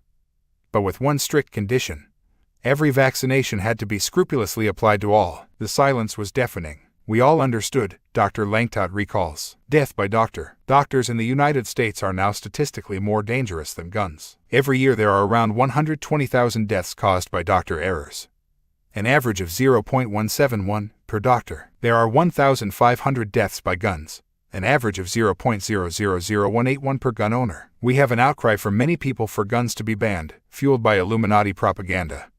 And yet a doctor is, according to these figures, 9,000 times more likely to kill you. Hundreds of thousands of people are in hospitals right now because of the effects of the drugs that were supposed to make them well. The UK National Audit Office also highlighted the astonishing dangers presented by modern medicine. They show that some 100,000 patients acquire infections in UK hospitals every year, resulting in 5,000 deaths and making a substantial contribution to another 15,000 fatalities. These figures also confirm a report in the London Daily Express, which claimed a massive cover-up by hospitals of the dangers patients face in their care and the scale of the annual death toll. The fact that the cause of death is a hospital-acquired infection is being hidden from patients' families and not mentioned on the death certificate. One of the other problems highlighted is that of the so-called superbugs, which have mutated in immunity to many antibiotics because doctors have been prescribing them like confetti for so long. Another Illuminati plan to destroy the effectiveness of the human immune system. As a result, they no longer kill the bugs. Such an outcome has long been predicted by alternative healers and others who could see the obvious. It is staggering to consider the attacks by the medical profession on alternative healing methods when figures prove that the dangers of being treated by the Illuminati-controlled medical establishment are infinitely greater. These alternatives to the drug cartel and the medical establishment have to fight for their very existence against Illuminati-initiated laws to legislate them into oblivion. Even our right to take food supplements and natural alternatives to drugs is being threatened by the Codex Committee, an offshoot of the World Health Organization. Public campaigns are already being fought to protect the basic human right of deciding what does or does not go into our bodies. If we don't have control of our own bodies, what freedoms are left? But that's where we are going. In the UK, we pay multi-billions in our taxation to fund the National Heath Service, or the Human Debris Processing Unit, as I call it. But even though it is funded with the public's money, the public cannot decide on the methods of treatment they have. Alternative methods are suppressed in favor of the scalpel and the drug. Food supplements are being taken to overcome the loss of nutrients we once used to get from our food. The emergence of chemical farming after the Second World War, which is destroying the soil and adding lethal poisons to the food, was another Illuminati operation. When this change in food production methods was being introduced in the UK, the man behind it was Lord Victor Rothschild, friend and advisor, dictator, to shapeshifter Ted Heath.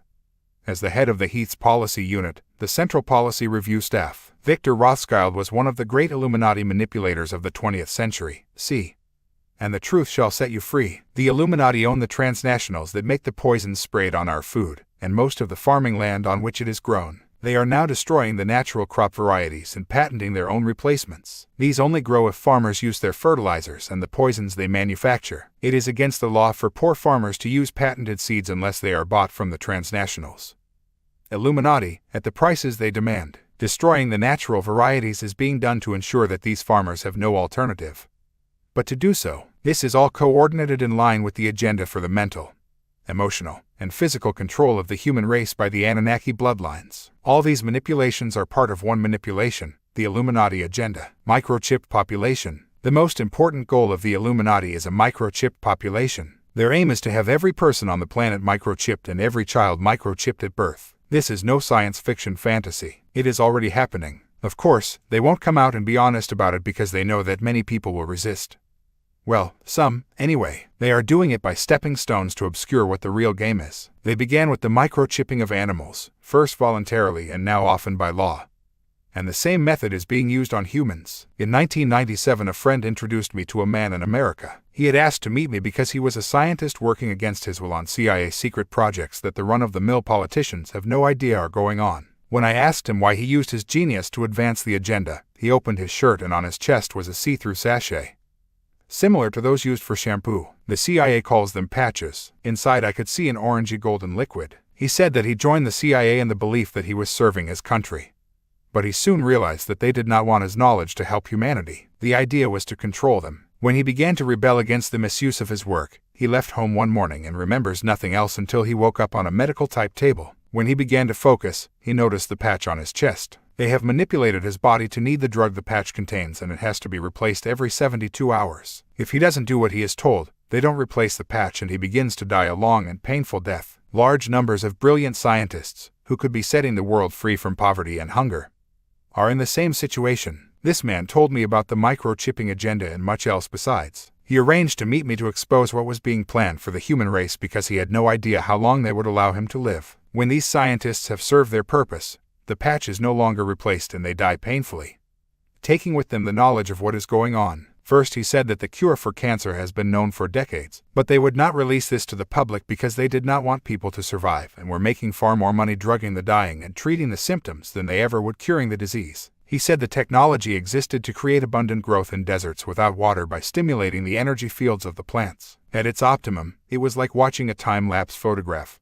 So fast did they grow, he said. This would eliminate hunger by itself if it were made available. But this same technology was, instead, used to kill thousands of people in a mass murder that he witnessed. The CIA, an Illuminati agency, had gathered a vast multitude together in Ethiopia during the famine. He was in a plane that he thought was flying over the area to cast a vibrational field across the land to stimulate plant growth. When he came to the front of the plane to see what was happening, he saw thousands of people lying dead. They had been killed by the power of the magnetic field because the CIA was testing his technology as a weapon that could kill people, but not damage property. He also said that the technology to give us all the power and warmth we need without pollution or utility bills, free energy, has been known for decades. I know this from people I have met who are producing these systems, but they can't get them into production because the Illuminati control the patent offices, the money, and the major companies required to mass produce them. Imagine a piece of kit in your home giving you warmth and power every day forever without cost. Again, this technology uses the pool of unseen vibrating energy all around us and turns it into usable power. All this technology would be ours today if it were not suppressed by the Illuminati. But it was when he turned to microchips that the CIA scientist became most animated. He confirmed that the Illuminati plan was to microchip everybody. On one level it was to tag us and keep a constant track of where we are and what we are doing, he said.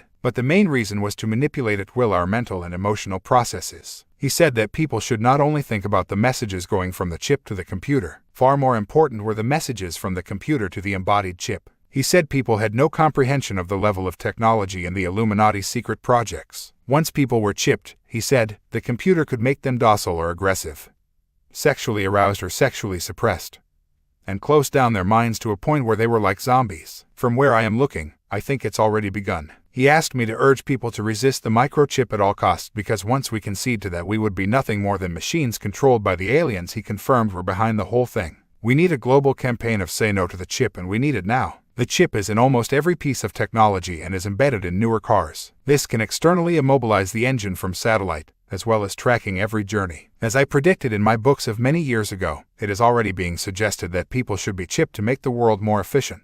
Professor Kevin Warwick of Reading University in England has been used to promote the use of the human microchip. He was implanted with a chip amid enormous publicity and has introduced us all to the benefits of controlling electronic devices at a distance. Wow. The latest I heard was that he and his wife, Irina, were going to be implanted with another chip which would connect their nervous systems to data processors, batteries, and radio transmitters. Apparently their teenage daughter, Madeline, was asked to join the exercise, but said no way. There is at least one thinking member of the family, then. This is the next step of merging man and machine, said Professor Warwick. We will be able to have communications between two nervous systems across the net. Well, glory be. He is being funded, according to the London Daily Mail, to the tune of some £500,000 by major US internet firms. Professor Warwick admits that he and his wife could suffer permanent physical damage to their arms, but added that he hoped there will be no mental damage. One wonders how they would tell. We are now seeing people chipped with their medical records and other personal details. The plan is to sell the chip as a way to stop people being mugged for their money because their financial details would be on a chip under their skin. Preventing credit card fraud is another excuse. They will also promote the microchipping of children by claiming that they could never be lost again because the chip could always locate them. The more children that go missing or are murdered and the more they promote the danger of pedophiles in the community, the more likely parents are to be frightened into microchipping their kids. Of course, the greatest abusers and murderers of children are the very Illuminati who are promoting the chip. Problem reaction solution. A guy called David Adair, who has worked on high-tech projects with NASA, has been on the New Age lecture circuit in America for years extolling the benefits of microchipping our children. I cannot believe that someone with his insider knowledge of secret technology would be unaware of what that would really mean in terms of tagging and mind control. Implants have been found in people who claim to have been abducted by aliens. And how many people are already microchipped without their knowledge? The CIA scientist told me in 1997 that microchips in the secret projects were now so small they could be injected through a hypodermic needle during mass vaccination programs. Some years later, a picture appeared in a British newspaper of an ant holding a microchip in its pincers, and that's only the size they allow us to see. You will find that shot in the picture section. Chipping people so they can talk to their personal computers and the internet is another approach. The London Sunday Times reported, the next computer you buy may be the last one you will need. In future, scientists want to insert electronic chips into our heads so we can plug directly into the information superhighway. British researchers are among international teams working on an implant to translate human thought into computer language. In a generation, one group says, people with a peppercorn-sized chip in the back of the neck will be able to talk to machines. What they don't tell you is that the machines will be able to talk to them, too. In And the Truth Shall Set You Free, I tell the story of Dr. Carl W. Sanders, a highly acclaimed electronics engineer in the UK, who was developing a microchip implant to help spinal injury patients. He said that his project was hijacked by the One World Brigade and he attended 17 meetings with them in places like Brussels and Luxembourg. He told Nexus magazine, I was at one meeting where it was discussed, how can you control a people if you can't identify them? People like Henry Kissinger and CIA folk attended these meetings. It was discussed, how do you make people aware of the need for something like this chip? All of a sudden the idea came, let's make them aware of lost children, etc. This was discussed in meetings almost like people were cattle. The CIA came up with the idea of putting pictures of lost children on milk cartons, which they did. Since the chip is now accepted, you don't see those pictures anymore, do you? It served its purpose. Dr. Sanders said they want the chip to contain the name and picture of the person, an international, world government, social security number, fingerprint identification, physical description, family and medical history, address, occupation, income tax information, and criminal record. People will be told that if they are chipped, they will have no need for passports or any other personal paperwork, and enough apparent benefits will be thrown in to persuade a comatose population unaware of the game to agree to, literally, give their minds away, or their brain function. Anyway, microchipping will begin as a voluntary program, with people encouraged to enjoy the convenience of being the clone of a computer. Then it will be made compulsory. The more missing children, terrorist bombs, mass shootings, and other horrors the Illuminati can engineer, the more the compulsory microchip will be justified and accepted by the sheeple. Those refusing the chip will be said to have something to hide, the old trick, or not care about the missing children or those killed and maimed in the bombings and shootings. The threat of terrorists with nuclear devices and suitcases will also get a mention.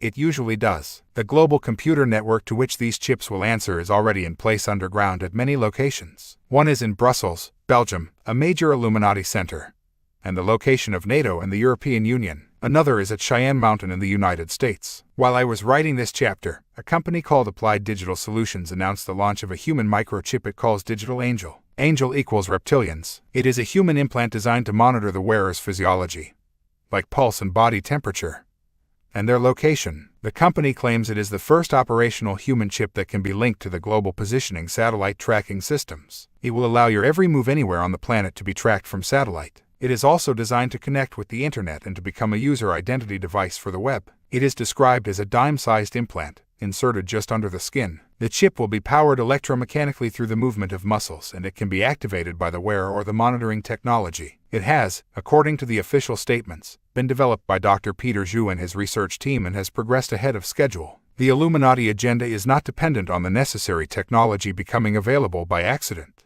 It is developed well in advance and is introduced in line with the planned timescale. At that point we are told the technology has just been discovered when in fact it has been waiting in the wings for years. The tax-exempt foundations, like the Rockefeller Foundation, give vast sums to scientific research, but as a U.S. congressional committee established in the 1950s, they do not lose control of how the money is spent and insist that the research serves the needs of the global agenda. The Illuminati-controlled Princeton University was involved in the development of this microchip along with the New Jersey Institute of Technology. Dr. Peter Zhu is the chief scientist at DigitAngel.net Inc., a wholly owned subsidiary of Applied Digital. He stresses, of course, the benefits for people becoming human robots connected to a satellite. He said he was excited about his chip's ability to save lives by monitoring medical conditions and giving an exact location to rescue services. I predicted many years ago that this would be one of the ways they would sell the chip to the people when the time came for its introduction. He said that the implant would become as popular as cell phones and vaccines, one of which fries your brain and the other suppresses your intellect and undermines your immune system.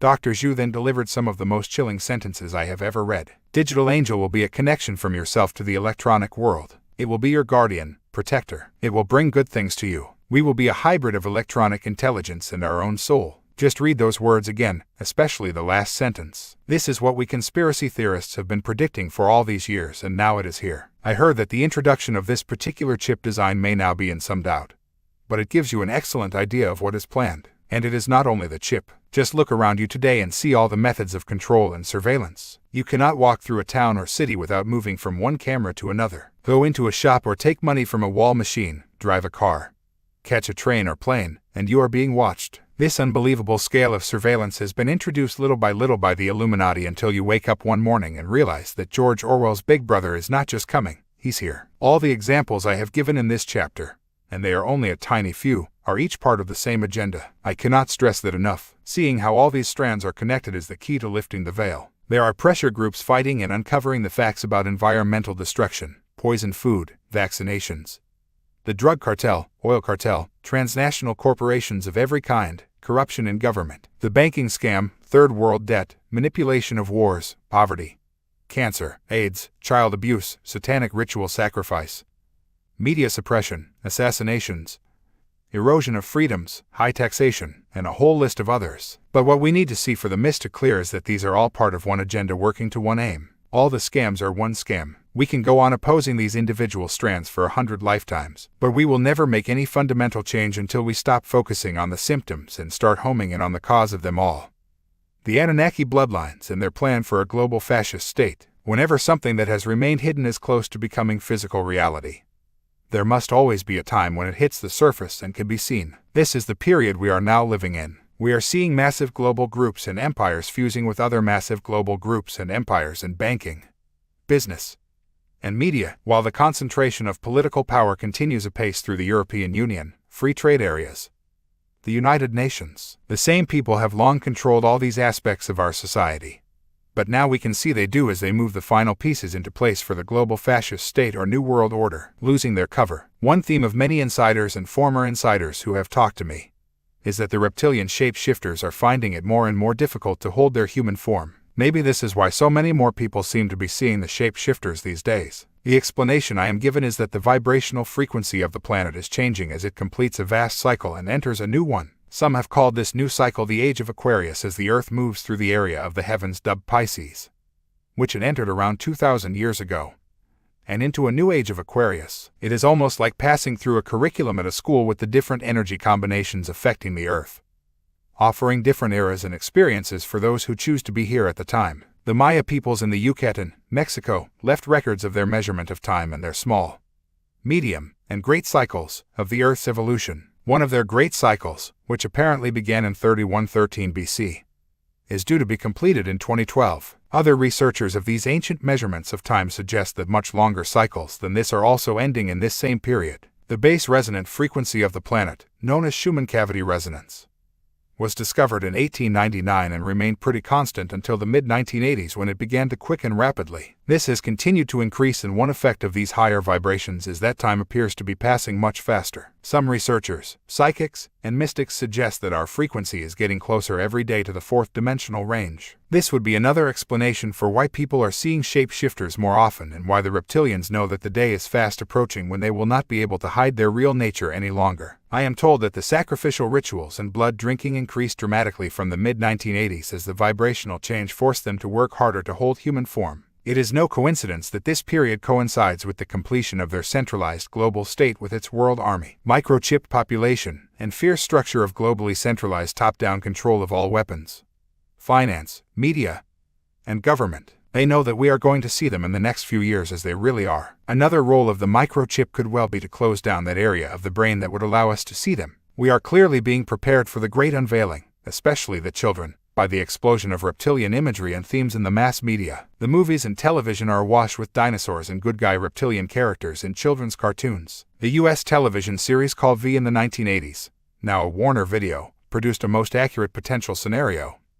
I believe it told the story of a world controlled by reptilian extraterrestrials, which hid their true nature within an apparently human form. These extraterrestrials were called the Visitors and were given control of all the positions of power by appearing to have humanity's interests at heart. They would announce that they were making available to humans this or that serum to cure this or that incurable disease. They also worked with compliant humans who were well rewarded for doing what they were told. One resistance group had realized that the Visitors were not human, but reptilian, and the movie shows how a few human rebels, helped by some sympathetic reptilians, exposed the truth and killed the Visitors by releasing a disease that only affected them. There was, naturally, poetic license in the movie, but the basic theme was extremely accurate, and whoever came up with the plot must know what is going on. I emphasize again here that not all reptilians wish to control the planet and treat humans like cattle. I am talking of one significant faction. But if we don't focus on that faction and its agenda, we are going to deeply regret not doing so. One victim of Illuminati mind control, who claims to have seen the reptilians in underground bases and other locations, said, considering that the Dracos and Greys, in general, lack any sense of spiritual integrity, and are rather controlled for the most part by their predatory instincts, all efforts to negotiate with them are forever doomed to fail, just as if one were to try to negotiate with a cancer tumor. For in every single case that I am aware of, the Dracos and Greys have historically, and without exception, violated every one of their so-called treaties with the human race, and in fact have consistently used these treaties as weapons of infiltration and conquest. It is a widely held view in the UFO research community that leading world governments, particularly the United States, have entered into treaties of mutual benefit with the reptilians and Greys in return for technological knowledge. But these agreements have been used to further establish their control. If these reports of such treaties are correct, they only tell part of the story. It depends which level in the hierarchy you are dealing with. For thousands of years, the top Anunnaki bloodlines have been knowingly working to the reptilian agenda. These guys did not just arrive in the 1950s and start doing secret deals with governments. They have been here all along. If there were treaties agreed around that time, it was with those levels of government that do not have the big picture of what is happening. I have heard it suggested many times, also, that an alien invasion force is heading for this planet, but we should be very careful here. I think, what better way to justify a global fascist state, or giving power to the reptilians, than to sell the idea that we must join forces to meet a threat from beyond. A Swiss delegate apparently wrote down the words of Henry Kissinger at the 1992 Bilderberg meeting in Evian-les-Bains in France. Today, America would be outraged if troops entered Los Angeles to restore order. Tomorrow they will be grateful. This is especially true if they were told that there was an outside threat from beyond, whether real or promulgated, that threatened our very existence. It is then that all peoples of the world will plead with world leaders to deliver them from this evil. The one thing every man fears is the unknown. When presented with this scenario, individual rights will be willingly relinquished for the guarantee of their well-being granted to them by their world government. What an irony it would be if the reptilians that have been here for hundreds of thousands of years were wheeled out as our saviors from an alien invasion. But anything is possible given the stunning compliance of the human mind, even without the microchip. Many of the most important elements of the reptilian agenda are very close, and if we are going to restore true freedom to this planet and dismantle the Anunnaki web, a vast number of people have got to wake up and grow up very quickly. Chapter 18. The Matrix. The Matrix is everywhere. It is all around us, even now, in this very room. You can see it when you look out your window or when you turn on your television. You can feel it when you go to work, when you go to church, when you pay your taxes. It is the world that has been pulled over your eyes to blind you from the truth. Morpheus in the movie, The Matrix. We think we live in a world. In fact, we live in a frequency range. That's all it is. We are trapped in a frequency range and therefore trapped in an illusion. This is what the well-known movie calls The Matrix. The world we see around us is merely the tiny fraction of multidimensional infinity that our physical senses of sight, hearing, touch, smell, and taste can access. The physical world we perceive is like a radio station, and our physical senses are tuned to its frequency, so that is all we see. But all around us are the other frequencies or densities of infinite creation, the ones that science has denied exist. They are all around us on frequencies beyond the range of our physical senses. These are the frequencies that can be seen and heard by animals, like cats, when they react to apparently empty space, and dogs when they hear sounds far higher than we can. Newborn babies also react to empty space until their senses are imprisoned by conditioning. These are the frequencies accessed by true psychics, the oracles of the ancient world, who can raise their vibration to tune into these unseen realms. The Italian physicist Giuliana Conforto, in her brilliant book LUH, Man's Cosmic Game, Ed Asiani Gnosis, 1998, puts it like this: a good 90% of total calculated mass is in fact dark and unobservable, while only 10% is observable by means of the infinite rainbow, which is light. The visible universe we do observe, with its billions of stars and galaxies, is in turn only a narrow perspective of this already scanty 10%. Inside every physical body there is an invisible, but far more massive reality, 90%, a non-observable substance, that can be felt and experienced as emotions, intuitions, and feelings. It is within the realms of this unseen dark matter that other dimensional entities like the reptilians operate. Giuliana Conforto also points out that in some galaxies, this dark matter, unseen by the human eye, is 100 times the mass we can observe. We can see from our frequency range just 7% of what exists in such galaxies. When we open our minds and expand our own frequency range of perception, so we will discover more planets and stars. The atom is said to be the foundation of physical matter, and yet all but a fraction of the space within an atom is, to the human eye, empty. A physical atom, from which all physical forms are made, consists of a nucleus with electrons orbiting around it like a mini solar system. Dr. Douglas Baker said in his book, The Opening of the Third Eye, Aquarian Press, Wellingborough, England, 1977, if we expanded the hydrogen atom to the size of a cathedral, its electron would perhaps be the size of a nickel. The overwhelming majority of the space within an atom is dark matter operating on frequencies we can't see, and it is the same with our solar system and the entire dense physical universe. If only science were led by Giuliana Conforto's way of thinking, instead of the concrete minds of academia, we would already live in a world of infinitely greater awareness of who we are and the nature of life. But look at her figures there and apply them to the scientific denials of intelligent life beyond this planet. We are asked to believe that life as we know it has only evolved on this one physical planet among the billions of planets and stars in this visible universe, which is, itself, only a fraction of visible light, which is in turn only 10% of total mass. What a joke! God save us from official science. And, of course, all this is only by current calculations. That fraction of 10% of total mass that we can see might turn out to be an extremely optimistic view. The kingdom of heaven is within you, all around you now, and sharing the same space as your body, are all the radio and television frequencies broadcasting to your area. You can't see them and they are not aware of each other because they are vibrating to such different frequencies that they pass through each other in your body without anyone noticing. The only time they interfere with each other is when they are very close on the frequency band. When you turn on your radio, the frequency you have accessed is passing through the windows and walls of your house to reach the radio receiver because the walls and broadcast frequencies are so far apart on the density scale. This is how ghosts and extraterrestrials can apparently walk through walls and why some people see them and others don't. It depends whether your mind is tuning to their frequency or not. These other dimensional entities, including the reptilians, are all around us sharing the same space. You can sometimes feel them when the vibes in a room change and you sense an icy chill or, with positive entities, a feeling of great love in the atmosphere around you. They are so close to our frequency range, but just outside it. Credo Mutwa talks of the vibrational blind spot that people have which prevents them from seeing these entities, and I think this is manufactured externally in some way, probably through a frequency broadcast from below ground that shuts off part of our DNA's multidimensional potential. The DNA is a transmitter and receiver of vibrational information and can therefore be reprogrammed by vibrational and electromagnetic fields. Nikola Tesla, whose genius was responsible for much of today's electrical system, understood that other frequencies existed, but the most profound parts of his work were suppressed. He once said, "We cannot even with positive assurance assert that some of them might not be present here in our world in the very midst of us.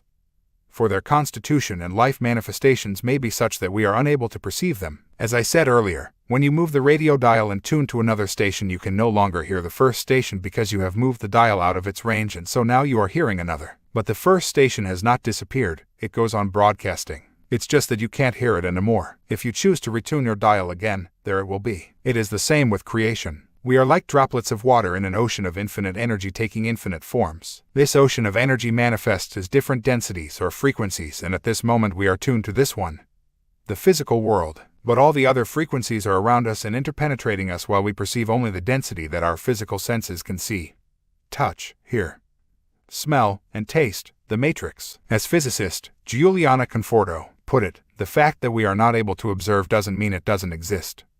Rather, that human perception is severely limited. The late and great Bill Hicks, the brilliant and highly intelligent American comedian, encapsulated these truths magnificently. He said, "Matter is merely energy condensed to a slow vibration. We are all one consciousness experiencing itself subjectively. There's no such thing as death, life is just a dream, and we are the imagination of ourselves." Look at the findings of Albert Einstein, the most famous scientist of the 20th century. His E=mc2 shows that matter is just a form of energy and that energy cannot be destroyed, only transformed into another state. It's official, our consciousness, which is energy, is indestructible. We live forever. The truth is in front of our eyes. Purely by changing the temperature, frequency, ice becomes water and water becomes steam and steam disappears. That simple temperature change turns solid ice into invisible vapor because different temperatures represent different frequencies. It is all the same energy, but in a very different state. Our bodies consist of many different sub-frequencies within the dense physical range. Look at X-rays. They are tuned to frequencies that match our bone structure, and so they do not portray the outer flesh,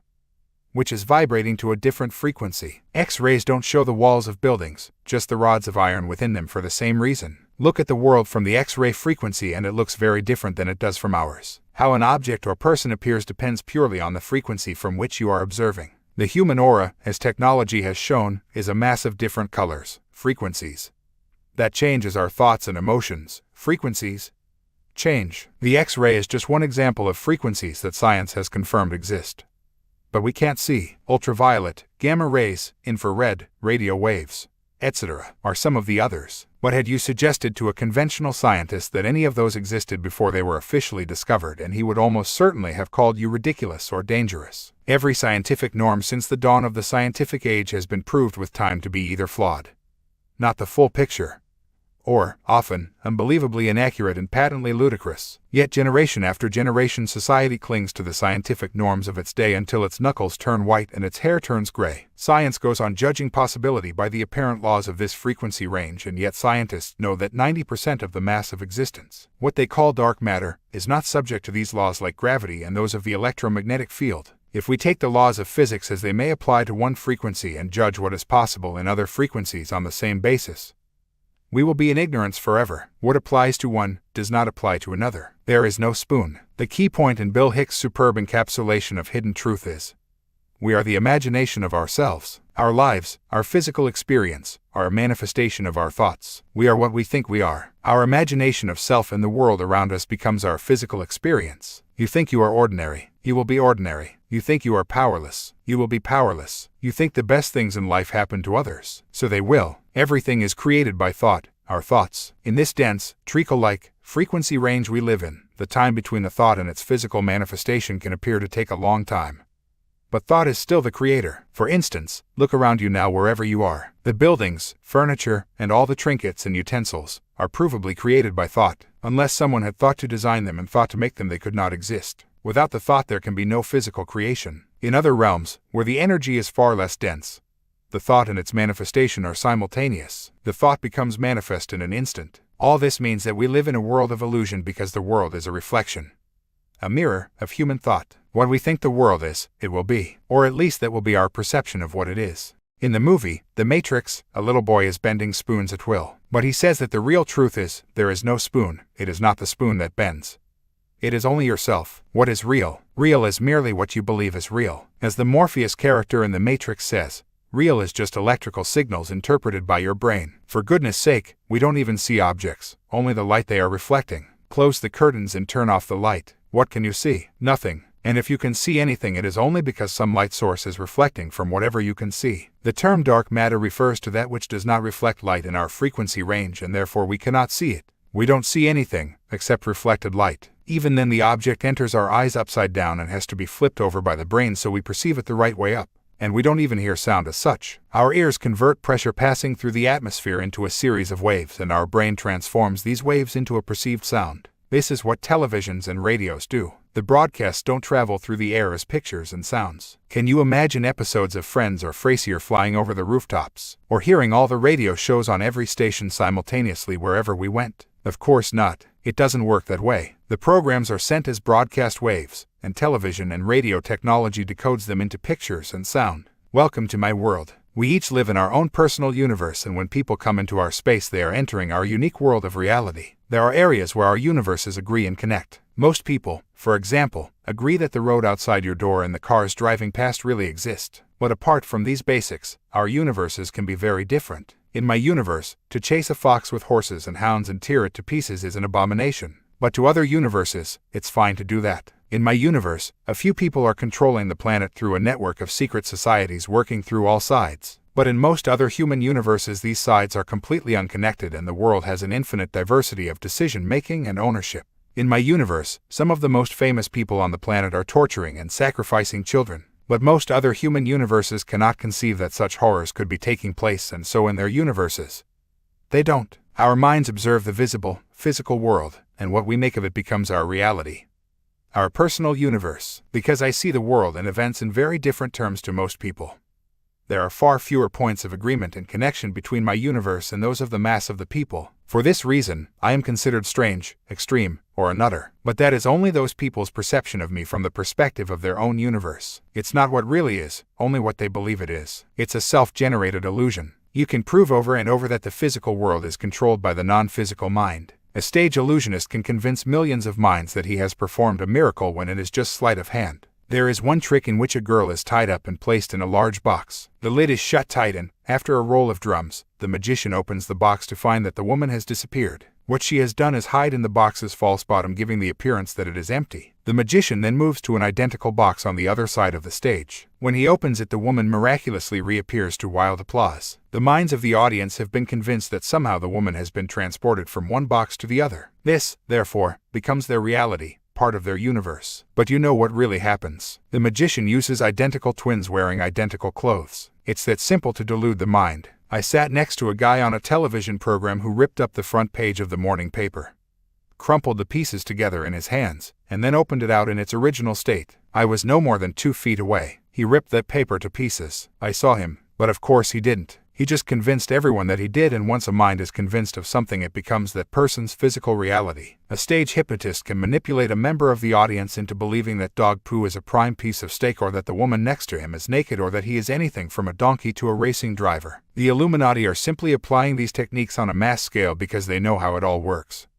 That's the knowledge they have worked so incessantly to keep from us, creating our own reality. We are not our physical bodies. That is merely one level of us for a short time while we experience this frequency range. The body is a holographic projection that allows our consciousness to interact with the dense physical realm. Plato said, quite rightly, that all bodies are only the shadows of true reality. Every particle of a hologram contains a picture of the entire image. This is why every cell of the body contains the information needed to create an entire body. A hologram is an illusion. It is not 3D, but it looks 3D. Same with the body. Conventional medicine concentrates purely on the holographic image and ignores the multi-frequency forces like thought and emotion that can harmonize or destabilize that image. Thus, official medicine has its entire focus on the symptom and not the cause of physical disease. Disharmony. We are certainly more than our bodies. We are, in truth, all that exists, has existed, and ever will exist. I am you are me, I am everything and everything is me. We are not only part of that infinite energy from which everything manifests.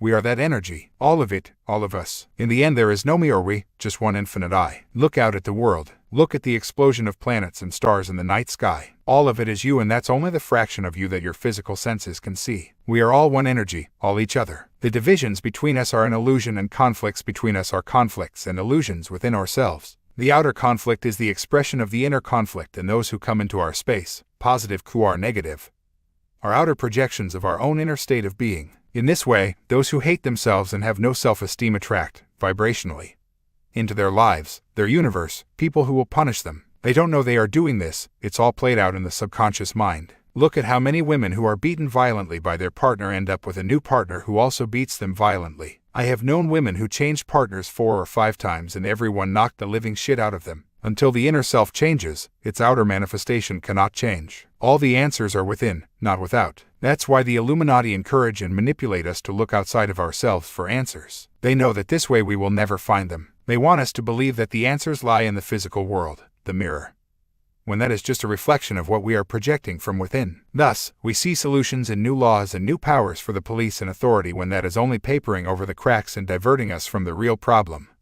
The state and attitudes of the inner self, our consciousness. The Illuminati are delighted with this because they know that nothing fundamental will ever change until we go to the source of all experience, inside ourselves. They want us to believe that we can change the movie by focusing on the screen, when the only way to change the movie is to change what is being projected on the screen. One simple example: if we loved each other, there would be no conflict in the world. Because we don't, there is. It's just a choice, and those choices become manifest on the news and in our lives every day. The reptilian brain. The more you understand about the reptilian mind, the easier it is to see the Anunnaki Illuminati at work in our society across the centuries. They have distinct character traits, and they are seeking to make humans the same. These reptilian characteristics and their connection to the human brain are fundamental to the perpetuation of the illusions I call the Matrix. For those who, understandably, find even the idea of a reptilian race to be unimaginable.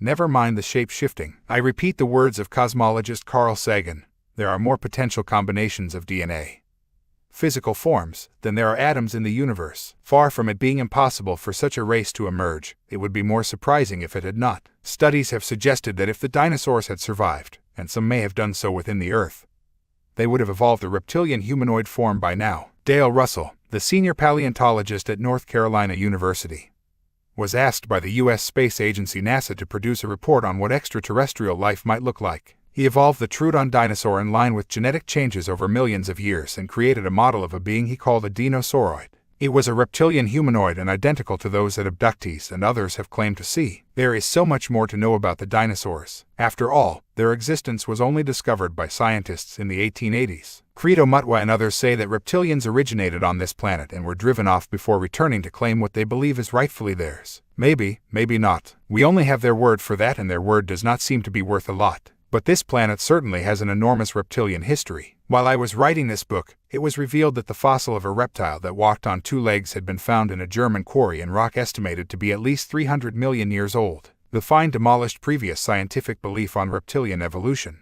Dinosaurs were not, as believed, the first reptiles to run on 2 legs. This newly discovered biped, Eudobemmus cursorus, was a reptile unrelated to the later dinosaurs. The Eudobemmus skeletal structure suggests that it could run swiftly, probably standing up on its toes, with its forelimbs swinging in a pendulum fashion. This is similar to the posture adopted by running humans, say the U.S.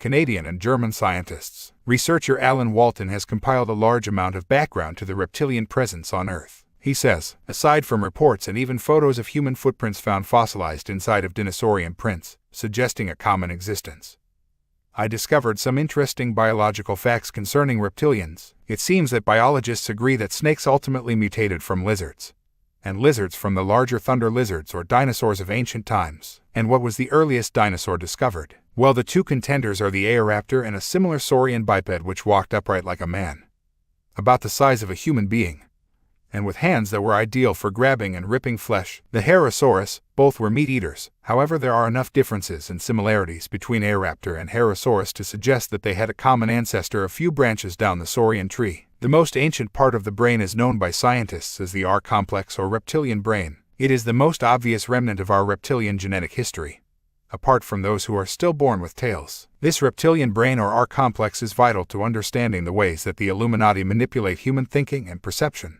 Most people have no idea of the reptilian heritage of the human body and its influence on our behavior. Scientists say that the R complex represents a core of the nervous system and originates from a mammal-like reptile that was once found all over the world in the Triassic period, 205 to 240 million years ago. It is believed this was an evolutionary link between the dinosaurs and the mammals. There may be other explanations, too. All mammals have this reptilian part of the brain. Now look at the character traits of the reptilian brain as agreed by scientists. I quote here from a fascinating internet article by Skip Largent. At least 5 human behaviors originate in the reptilian brain. Without defining them, I shall simply say that in human activities they find expression in obsessive-compulsive behavior, personal day-to-day rituals and superstitious acts, slavish conformance to old ways of doing things, ceremonial reenactments, obeisance to precedent, as in legal, religious, cultural, and other matters, and all manner of deceptions. Add other traits of the R complex such as territoriality,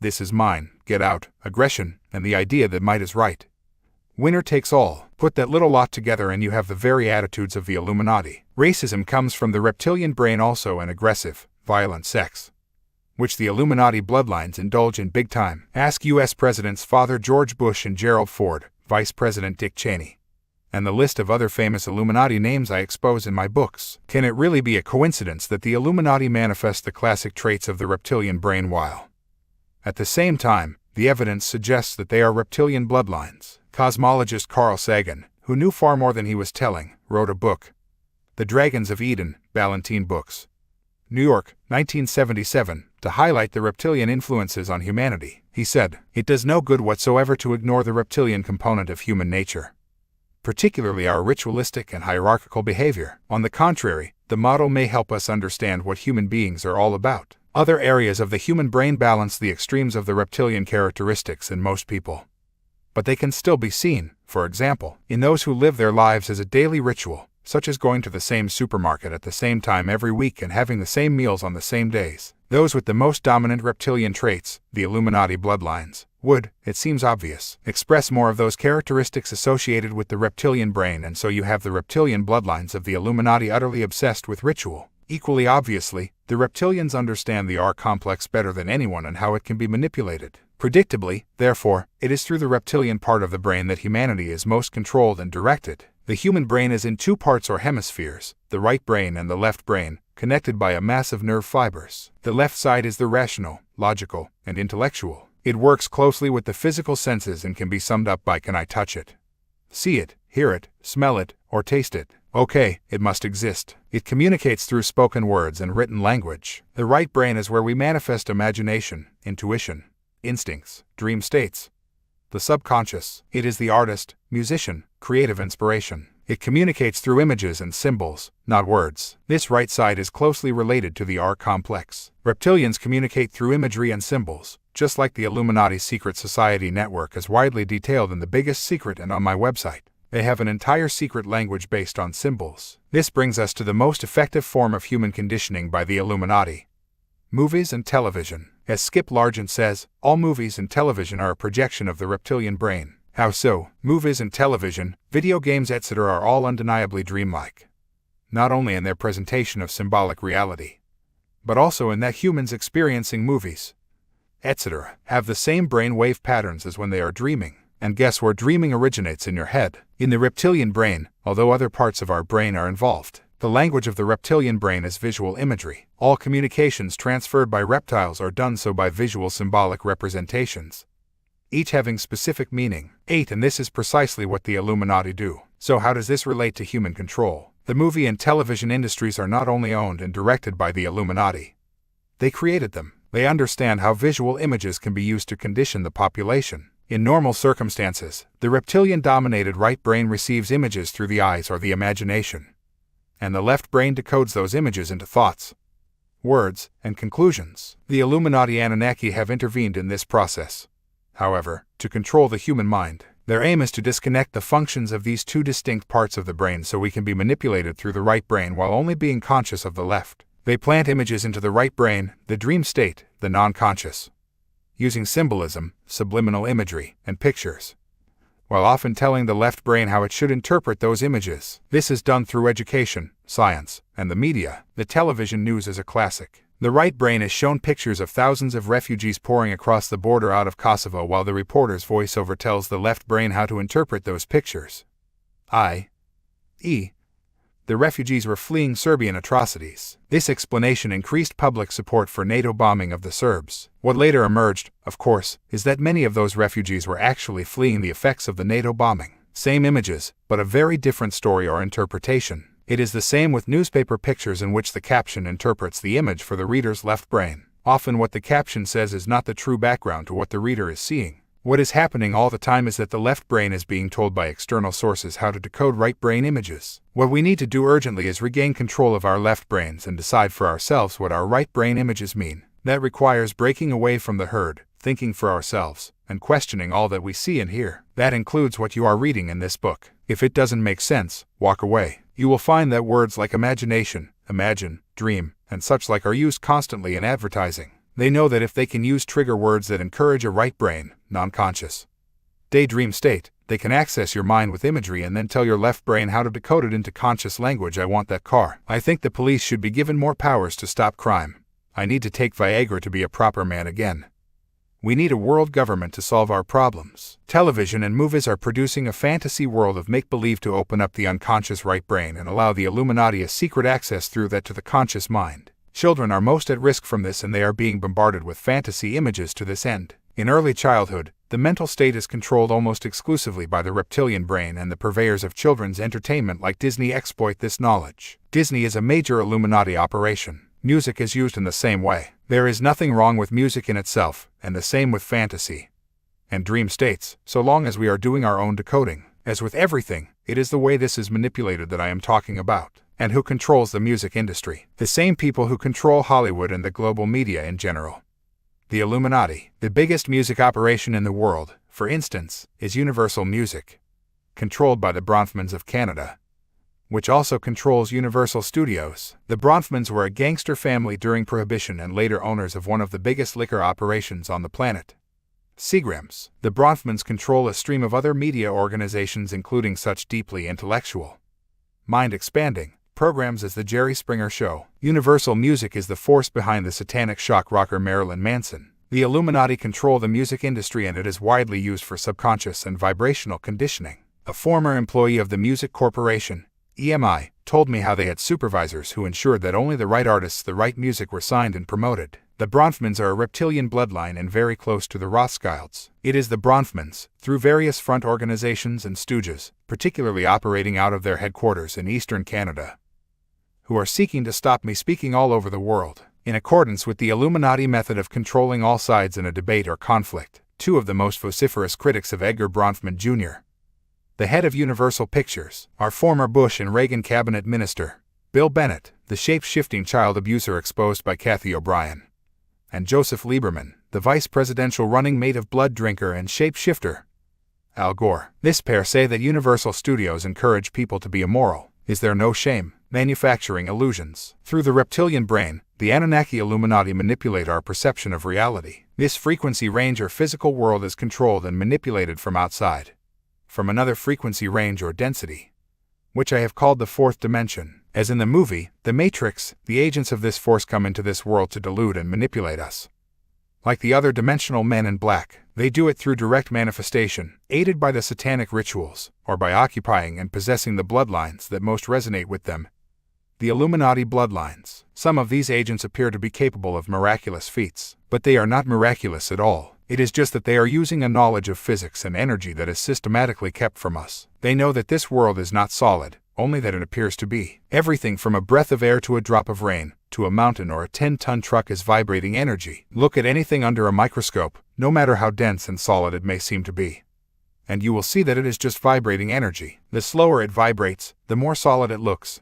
The faster it vibrates, the more ethereal and transparent it appears until its speed moves beyond our physical senses and it disappears. Look at a simple spoked cartwheel. When it is turning slowly, the spokes looks very solid. But when it is traveling at speed, the spokes are just a blur and no longer solid at all. In fact, they can even give the illusion of going backwards while the cart is going forwards. Optical illusions are just simple expressions of the great illusion. I have been writing for 10 years that the speed of light, 186,000 miles per second, is not the fastest speed possible. It is only an outer limit of our frequency range, after which anything traveling above that speed enters another range, another density, and we cease to perceive it. This is how UFOs and extraterrestrials appear and disappear, and how demonic entities manifest and demanifest at satanic rituals. They switch frequencies. As John Icke points out, the color changes seen in interdimensional materializations are often described in UFO sightings as the objects scan the electromagnetic spectrum. UFOs often appear as a purplish blob and then descend the visible scale until they turn red.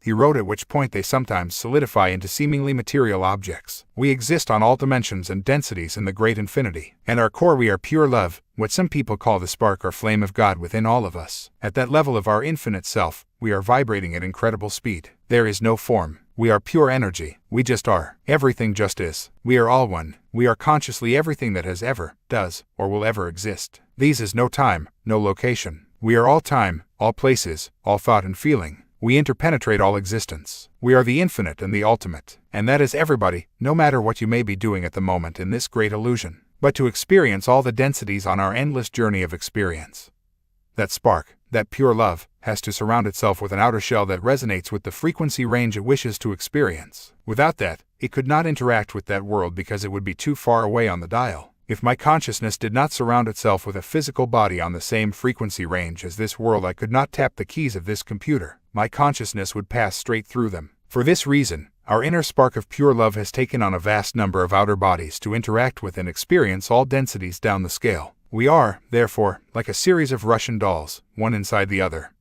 all vibrating at different speeds, and all, except that spark of love that interpenetrates all existence, are illusions of varying degrees. The dense physical body, the outer of all the shells, is therefore part of the greatest illusion because it not only has its own personal illusions, it encompasses all the others, too. The nearest bodies to the dense physical are the etheric, astral, mental and emotional. They are all vibrating at higher speeds than our physical senses, and so we can't see them, although psychic people can when they access those frequencies. We feel them, however, as good and bad vibes. The etheric is a mirror image of the physical, but less dense. And the lower levels of the astral frequency range, lower fourth dimension, appear to be the realms from which the Illuminati demons, reptilians, and other malevolent extraterrestrials largely operate. The lower astral is the traditional home of malevolent entities in esoteric thought. Abductees have reported that when they looked at their bodies during an extraterrestrial experience, they looked different to normal. As we saw earlier, the American, Jim Walden, said that his body looked like those of the aliens who abducted him. Walden felt that this was another dimension of him, which inhabited his human form. He believed from his experiences that the aliens could transcend time, transform matter, manipulate human thought and behavior, and create distracting illusions to satisfy the needs of our simple human minds. He concluded that they could move between dimensions and that they were less extraterrestrial and more interdimensional. I think that is correct. The demonic entities and the malevolent faction of the reptilians are overwhelmingly astral beings that can move between densities, thus appearing human 1 minute and then shape-shifting into something else the next. They are like those agents in the Matrix movie. But, also like those agents, they are still stuck in an illusion themselves. It might be less of an illusion than humans because they know of other dimensions and so on,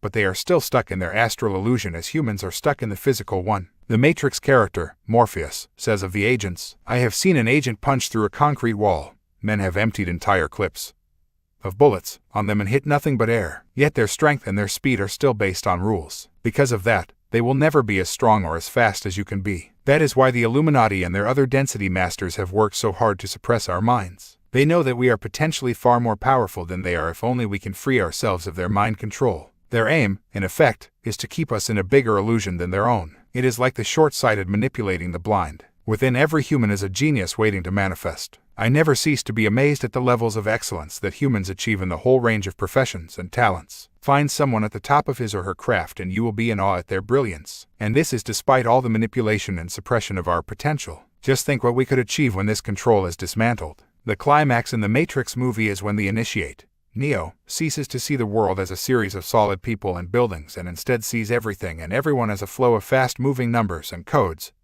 vibrational frequencies. Once he reaches this point of awareness and multidimensional connection, he is able to brush aside the previously unbeatable agents of human servitude because he can operate outside of their rules and limitations. Symbolically, he has expanded the point of his awareness beyond the astral realms to much higher levels of himself, higher levels than his controllers can access. Once he achieved that, he becomes as powerful to the agents as they were to him when he was still in the physical illusion and they were in the astral one. How do we get out of this mess? We open up to who we really are and let go of who the system tells us we are. The whole Illuminati plan has been designed to keep us trapped in the physical illusion and therefore ensure that we can be controlled and manipulated by their astral illusion. This is why, among so many other things, they have done the following. Systematically destroyed or kept hidden as much ancient knowledge as possible because it contained the understanding of who we are and the true nature of life. Hijacked all the major investigations and searches for ancient hidden knowledge and artifacts across the world to ensure that nothing is found that tells the truth of our nature and origins, and if anything significant is found, it is never made public nor its true importance understood. Created religions to seize the minds of the populace, fill them with a sense of limitation and inferiority,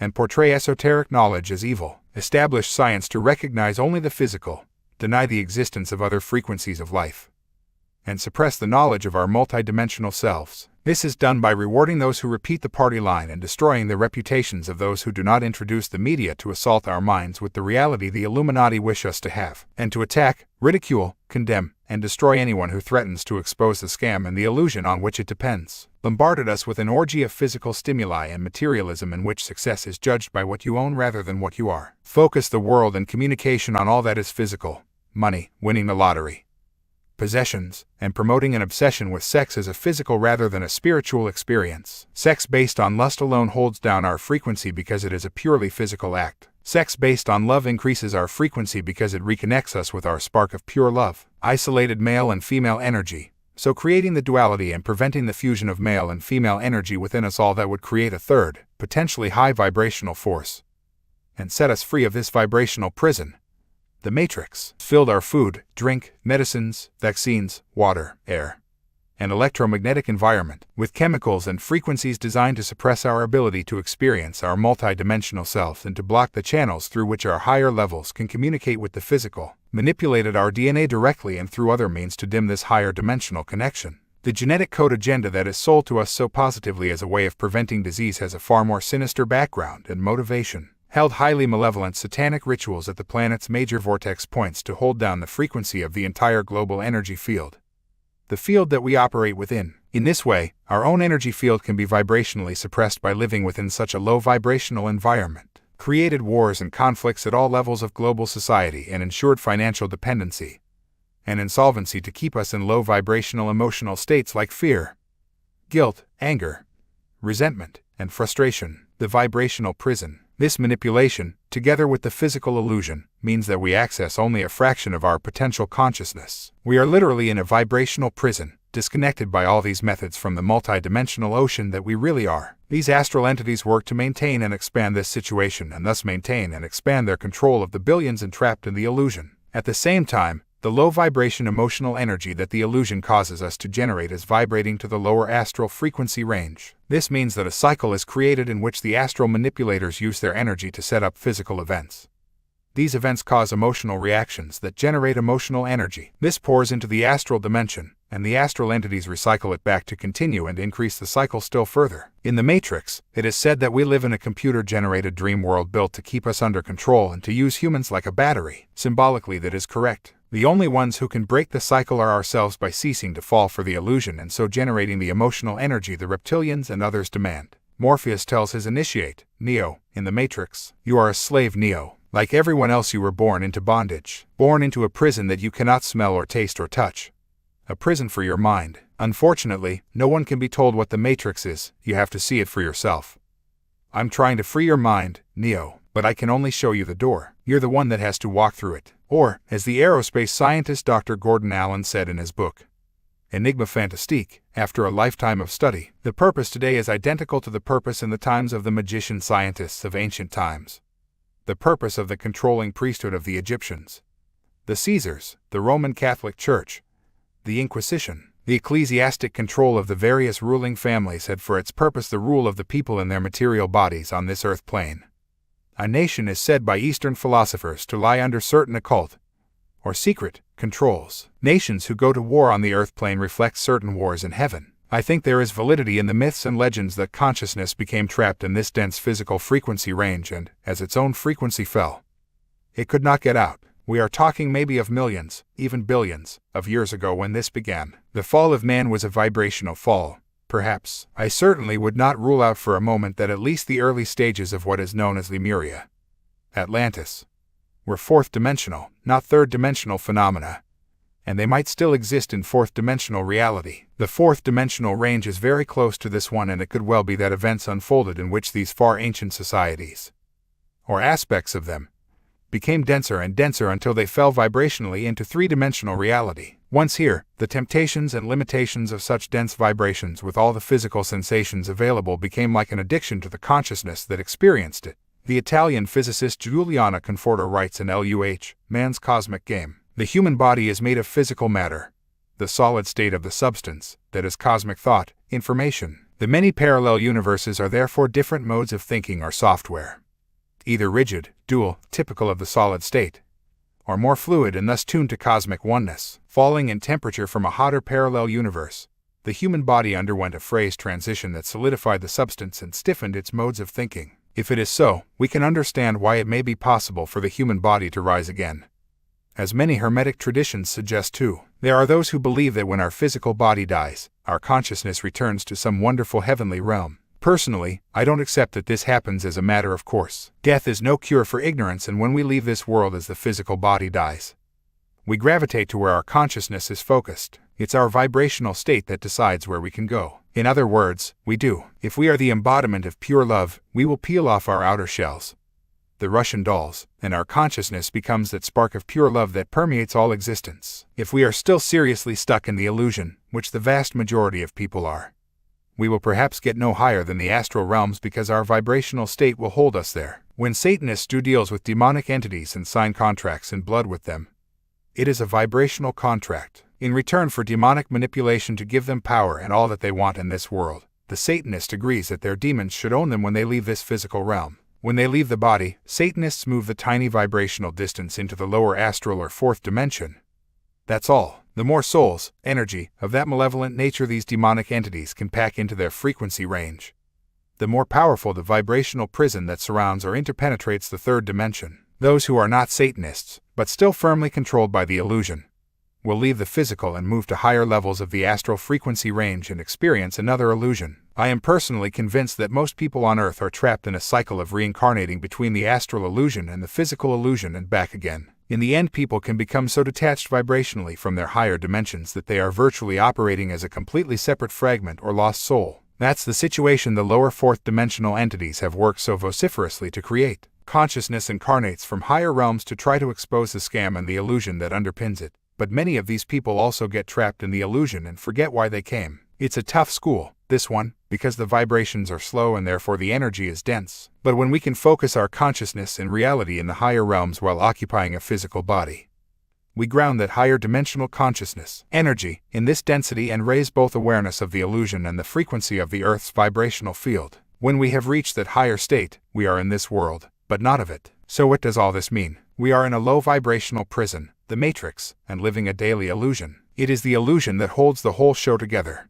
And the Illuminati have set up the media, science, education, religion, medicine, finance, and business, the whole grotesque system, to assault our conscious and subconscious minds with messages designed to program the illusion deeper and deeper into our sense of reality. If we buy that, and all but a few people do, we will never get out and break free. The bottom line of all bottom lines of the Illuminati agenda is the manipulation of humanity's imagination of itself. Without that, the rest of their agenda becomes impossible. I will make some suggestions in the final 2 chapters about how we can get the hell out of here. But our choice is very clear, to exist in the great illusion or to live in the great infinity. Put another way, do we want the prison or the paradise? If it's the paradise, we have some work to do. Chapter 19. Gatekeepers. The Matrix is a system, Neo, and that system is our enemy. When you are inside, you look around, what do you see? Businessmen, teachers, lawyers, carpenters. The very minds of the people we are trying to save. But until we do, these people are part of that system and that makes them our enemies. You have to understand most of these people are not ready to be unplugged, and many are so, hopelessly dependent on the system that they will fight to protect it. Morpheus in the Matrix.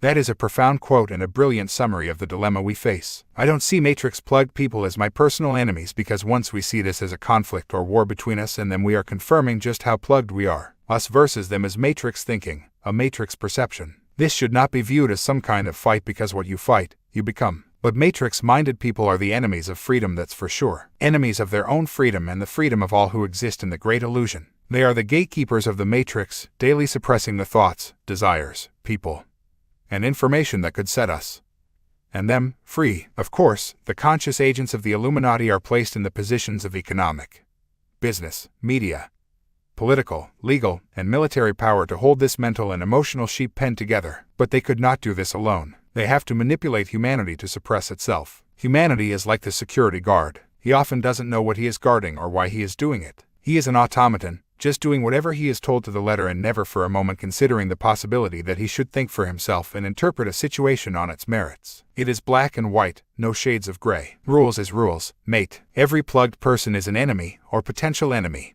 of freedom, but some are more arrogantly enthusiastic about it, or, in other words, more profoundly entrapped by the illusion than others. If we are going to break out of this vibrational prison cell, we all need to resign immediately from our role as agents of the thought police. For us to be free, we must set everyone else free. To cease to be a sheep, we must cease to be a sheepdog. How simple that is, yet how difficult it seems to be for humans in their present hypnotic state. But we can only stop being a sheepdog when we realize that we are a sheepdog and we are so blind to our own desire for control over other people's lives and thoughts. Ask anyone if they believe in freedom and all except a tiny minority will say yes. It's not something that people like to be seen to be against. Not good street cred. So we all believe in freedom by reflex action. But do we live it by everyday action? You have got to be kidding. If we did, this book, and all my others, would have no reason to be published. We would already be free and reconnected to multidimensional paradise. Who are the gatekeepers of the Matrix? Who are the prison warders, the border guards of the great illusion? We are the gatekeeper parents, partners, and priests. We want our children to live in a free world, right?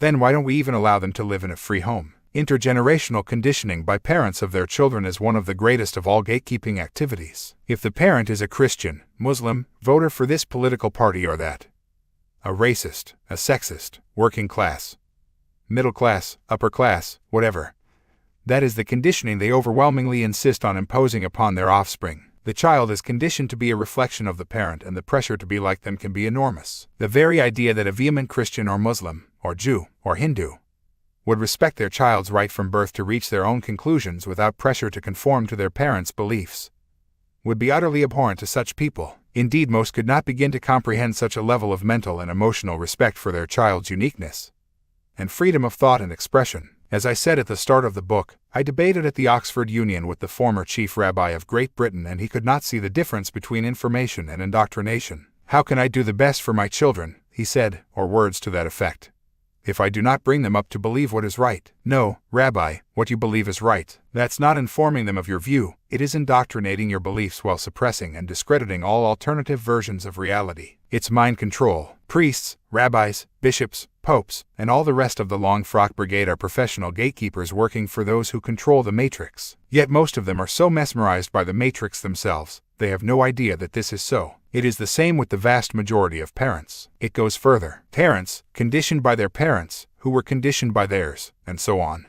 often decide what is best for their children even after they leave the nest. I met a guy once in his 60 seconds who was still being destroyed inside by the guilt that he did not achieve what his father wanted for him. Well, bollocks to the father, I say. If he is such a parental dictator and emotional manipulator, he deserves to be friggin' disappointed. Do him good. But how many of us don't do what we really want to do in our lives because we fear what our parents will say or because we don't want to disappoint them? Stuff that. They either respect our right to be who we are and express who we are, or they can go on their way. Their choice. This is so important to breaking free of the web of fear, guilt, and the need for approval that dominates so many child-parent relationships and continues long after the child becomes an adult. They are not our parents, in truth, anyway, except according to Matrix reality. They are the ones who seeded our physical form and with whom we spent our formative years. They are close by genetics in this physical realm, but they may not be at all close when it comes to vibrational connection. Many are, but they don't have to be. An obsession with doing nothing to upset our parents or the people around us is the Matrix mentality.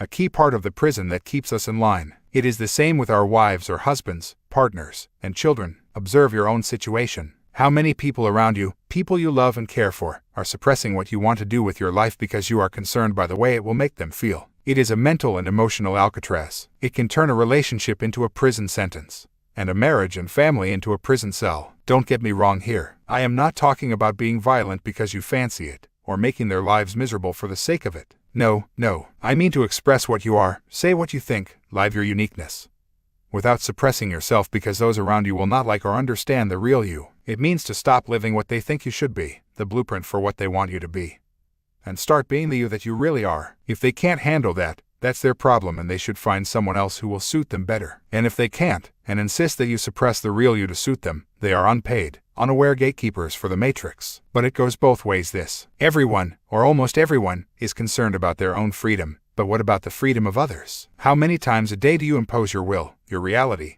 on those around you? I spoke at some financial conferences that were designed to promote freedom. All you had to do was stand on the stage and talk about freedom and you were sure of wild applause. But most of those clapping their hands, and the organizations that promoted the conferences, did not want freedom at all. It's the last thing they wanted. They couldn't handle freedom. Most didn't know what it was and those who had some idea were horrified at its implications. The organizers were terrified that I would use the E word, extraterrestrials. Even the F word would have been less life-threatening to them. They couldn't care less if the extraterrestrial information was true or not. They couldn't care less if anything I said was true or not, so long as it didn't upset the audience, which the organizations were using and manipulating mercilessly to make their fortune.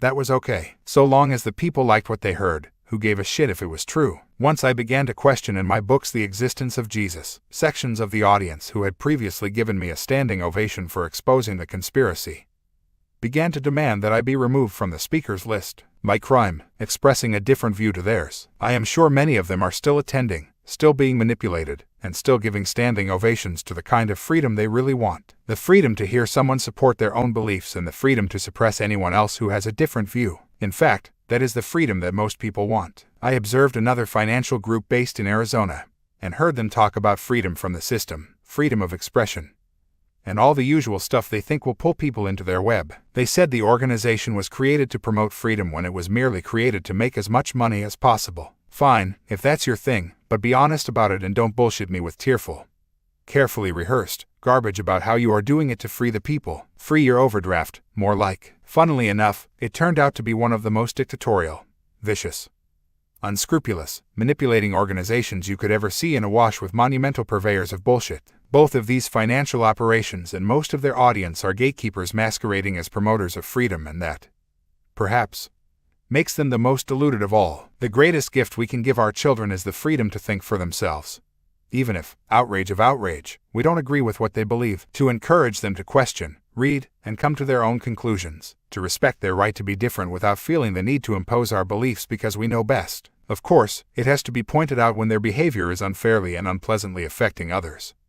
But that's not what I mean here. I mean to encourage them to free their minds and be open to all possibilities. Far too many parents are more concerned with what their neighbors, friends, and the teachers will think of their children, rather than what the children think of themselves and the world. We need to set the children free to think the officially unthinkable and question at every turn the officially unquestionable. If we can't set our children free, we fall on our arses at the very first step on the road to global freedom. In our personal relationships, we need to set each other free of the blueprints for what a relationship must be. We are imprisoned by blueprints and expectations, and who creates the blueprints? The system, the Matrix, does. Once we have an expectation and a mental design for what constitutes love, a relationship, or anything at all, we are imprisoned by that thought form. It becomes the focus from which everything is judged. If the relationship takes another expression, we are disappointed. It might be perfect for our personal growth and evolution, but it is outside the blueprint, so it can't be right. You don't kiss me and hold my hand like the couple across the street. Well, that's probably because I am not the couple across the street. I am me. Ironically, Blueprint relationships are usually the most fragile and superficial because they are often based on image and posturing rather than substance. Relationships are everything. The relationships between planets and stars, water and air, hot and cold, thought and energy, are constantly creating and changing the world around us. Relationships are literally what makes creation possible, and human relationships are an expression of this. It is the main way that we learn and grow. But if blueprint rules are laid down on how relationships should be and the direction they must go, we are immediately building barriers to all other potential experience and, therefore, greater understanding. The flow of life leads us to what we need to experience and who with. And the flow comes from within ourselves. Once we lay down the way it must be, or else, we are challenging that flow, which may have other plans for us. This creates a battle between the inner flow and the outer, conscious, blueprint demands, and there is always only one winner in such conflicts. I love to be hugged and held and operating in harmonious situations, but there is so much more for relationships to offer than the classic blueprints, and often the experiences they present to us are not very nice. But if the love is truly there between two people, they can survive and grow enormously from those challenges, because whatever happens, nothing will break that bond. True love is not conscious, it is beyond the bounds of the conscious mind. It is also beyond words. I think we have lost touch with what love really is. Instead, we often create an illusion of love and confuse it with purely third-dimensional blueprinting. Among the New Age mentality, hugging people is part of the persona, the blueprint, the mental and emotional uniform to show that you are a loving person. But I have seen many in the New Age hugging people as a public show while saying how much they hate their guts once they have gone. I have known many relationships of the kissy,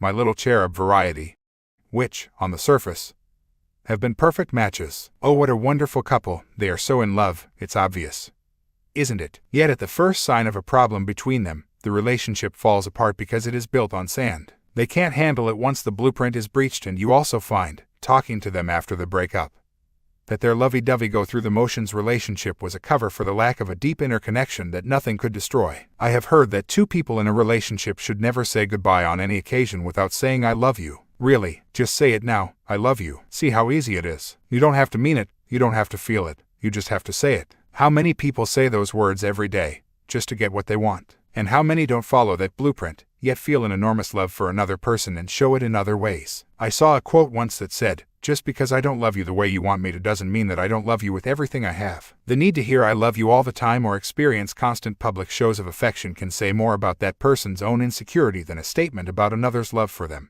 If you had to make a choice, would you rather have a blueprint relationship that collapses when the going gets tough, or one of real substance in which you know your partner will be in the trench with you, no matter what, even if they don't say I love you every 5 minutes? Sometimes you can have both, and that's great if that's what you want, but there are other infinite expressions of love that don't come with a set of rules and regulations. I was married to Linda for 29 years, and although we are no longer husband and wife, we are still very close on a deep level.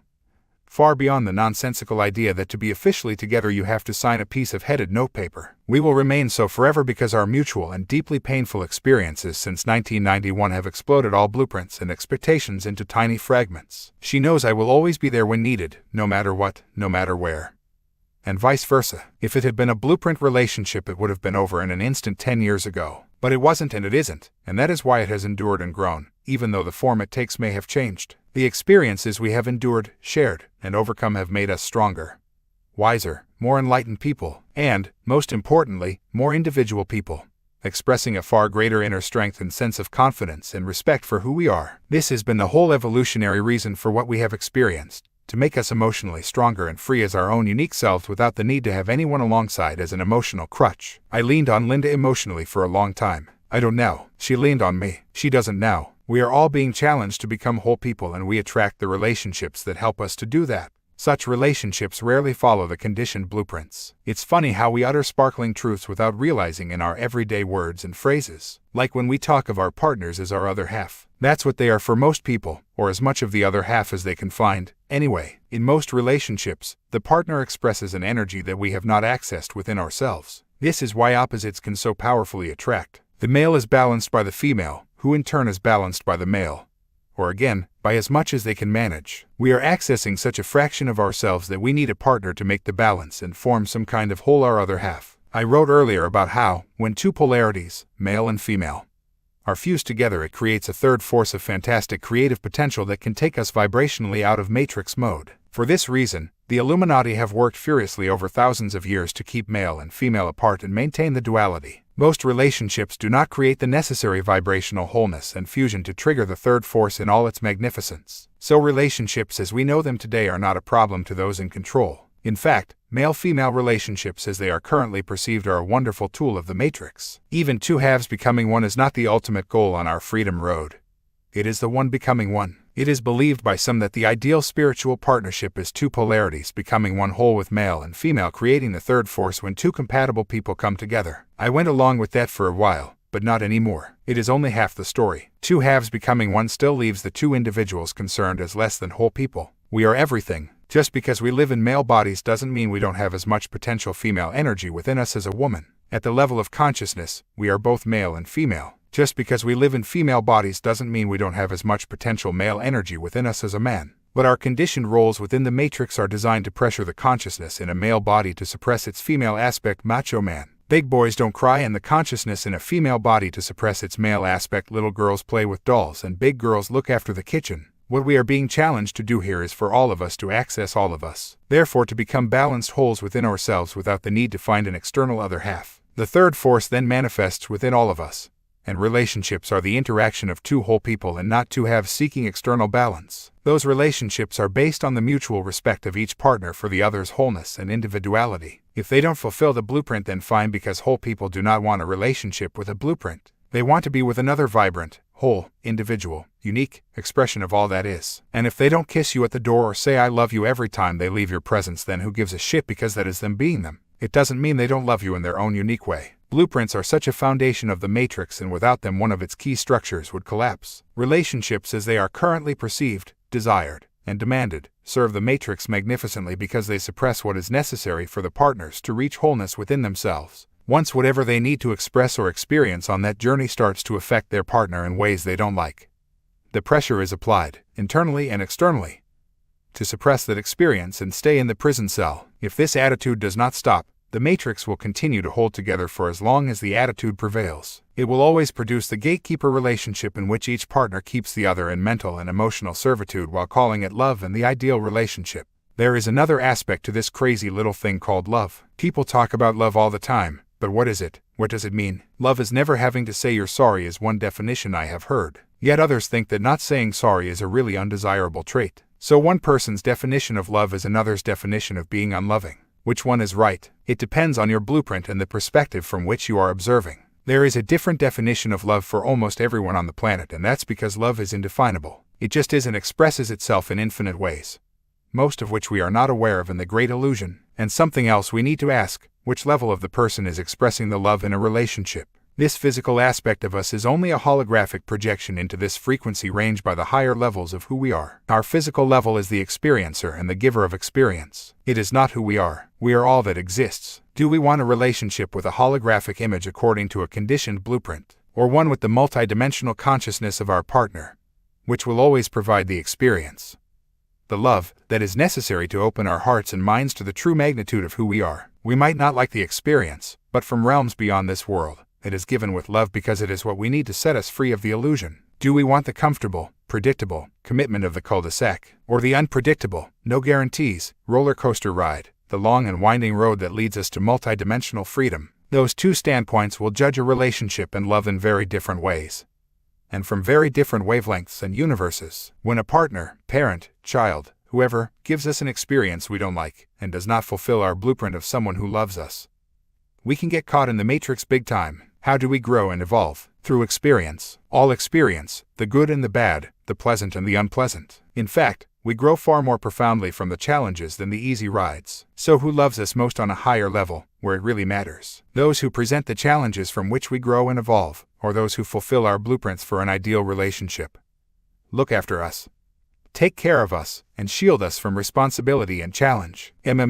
Topsy-turvy world, isn't it? Nothing is what it seems. Gatekeeper teachers. It is crucial to the Illuminati agenda that their gatekeepers serve the cause in complete ignorance of what they are doing. There is no greater example of this than the professional classes like teachers, journalists, doctors, psychiatrists, politicians, scientists, bank staff, and so on. There are exceptions, of course there are, with the great and often brave people in these professions who know the score and try to do what they can within the walls imposed by the system. What I am talking about here, however, is the general rule within which the exceptions have to operate. The emergence of the education system has been hailed as a great step forward in human society. But, like the internet, it is a two-edged sword, and the edge marked indoctrination is far sharper than the one marked enlightenment. Yes, education means that children can learn how to read, write, and understand numbers to an extent. That's a good thing on a basic level. But the education system is a manipulator's dream. If you wanted to turn out adults who thought as you wanted them to think and saw the world in a way that suited your plans,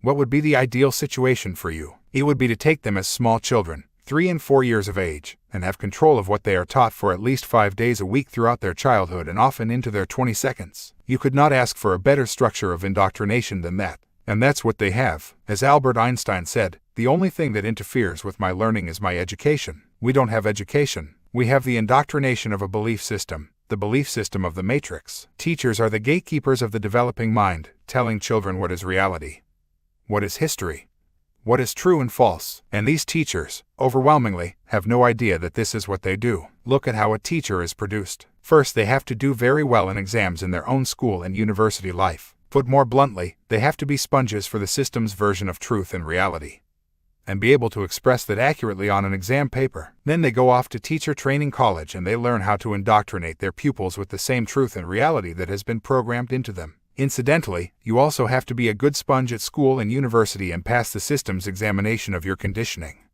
before you qualify to go on to learn how to be a doctor, scientist, journalist, and, more often than not, politician. Those who are good at passing the system's exams are merely confirming their level of indoctrination, and it is a mental prison cell that stays intact in most people for their entire physical life. Children and young people who do their own research, think for themselves, question, and offer a different reality to the indoctrinated norm, do not pass their exams and are called a disruptive influence in the classroom. Oh, you mean they ask difficult questions? Right, gotcha. Much of what young people are taught about politics, history, banking, business, science, and all the rest, is provable baloney. But it's what the Illuminati want you to believe, and that's all that matters. Teachers work to something called a curriculum, a word meaning, in the Icke Dictionary of Terminological Translation, the version of reality we want the masses to believe. This is decided by the top of the educational pyramid and dictated to all below. Either the teachers follow the curriculum or they consider their other career options. This is the way that all of these professional classes are kept in line and any rebels are weeded out. Teachers teach what they are told to teach, or else, journalists write within the bounds dictated by the editor, or else, the editor edits within the bounds dictated by the owner, or else, scientists give a version of reality and possibility within the boundaries of official science, or else, doctors treat patients within the strict, scalpel or drug, dictates of the medical establishment, or else, so it goes on wherever you look. The few at the top dictate and the rest do what they are told to do. It is the same with the teacher-pupil relationship as we come further down this pyramid. Children find out very early on that life is a lot simpler if you don't question what you hear and just accept it. I instinctively knew from an early age that schools were the places where the clones of tomorrow were honed and produced. I was, therefore, a rebel from the start. I have never passed a major school exam in my life, never went to college or university, and have done all my learning in my time and on my terms. Teachers are crucial gatekeepers for the Illuminati, not least because, in my experience, the vast majority are so stunningly uninformed about the wider world.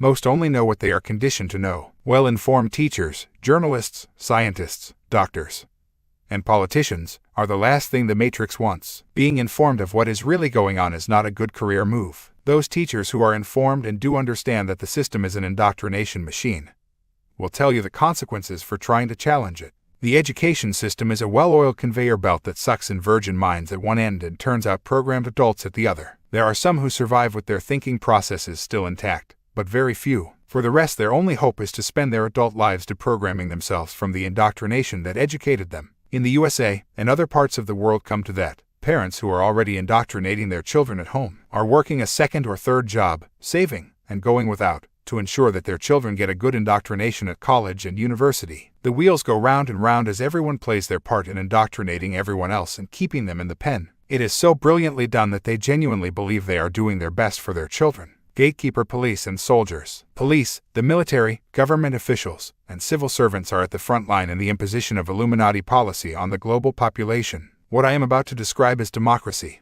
a word that has become interchangeable with freedom in the newspeak of Illuminati propaganda. I wonder if you think this sounds like freedom, First, you elect a government by voting once every 4 or 5 years and choosing between 2 or more masks on the same Illuminati face. These governments then do almost whatever they like in their period in office, and there's nothing that can be done within the law to remove them until another farcical election is upon us in which we can, if we want change, elect another Illuminati mask. Governments pass laws in which you have had no say and, because of their majority in Parliament or Congress among the voting fodder that pass for politicians, they can get virtually any legislation into law. Once that happens, yet more fodder people, gatekeepers, appear on the scene. We call them police and soldiers. Theirs is not to reason why, theirs is just to do or die. You are not paid to think, just to implement the law and follow orders. We pay for the use of your body and your trigger finger, not your brain. Soldier, now fire. Yes, sir, if it were not so tragic, it would be hilarious. Little boys playing soldiers at the expense of other people's lives. Hey, soldier, you left a pile of bodies there in a country you only arrived in yesterday. What did they do to you? They're the enemy, sir. Have you ever spoken to them? Of course not, sir. Never considered that they are just like you, with families and children, and aspirations to build a better life in the face of the bloody dictator your army has been flown in to defend? No, sir. Ever read anything about this country you're in? No, sir. Then how do you know they're your enemy? My commanding officer told me, sir. And who told him? His commanding officer, sir. And who's the chief commanding officer at the top of this heap? The president, sir. And who commands the president? The people, sir. This is a democracy. How many of the people just told you to kill that pile of bodies? Well, one, sir. And who was that? My commanding officer, sir. And who told him? The training in the military is pure, classic, mind control. It is designed to break the spirit of a recruit to the point where he will do, by reflex action, whatever he is told to do. Whenever and wherever he is told to do it. The more elite the regiment, the more profound is the mind control. The training for the elite of the British military, like the SAS and the Parachute Regiment, or the Delta Forces or Green Berets in the United States, is designed to produce robotic psychopaths because that is the mentality most suited to requirements. Thinking in the military is another bad career move. It is these clones of someone else's commands that are used to implement the decisions, often on innocent people, of the Illuminati networks operating within global politics, the United Nations, and NATO. They are perhaps the nearest thing to zombies that you could imagine. That is not to say that out of uniform there are not intelligent, thinking people among them. There are. But once the military garb is upon their person, their programming locks in and the gatekeepers take their positions at the checkpoint. If soldiers, and others in uniform, refuse to follow orders without asking for justification, the Illuminati could not survive. Then the dog would wag the tail, instead of, at present, the other way around. The police are the same. It is not that we don't need the police in today's society.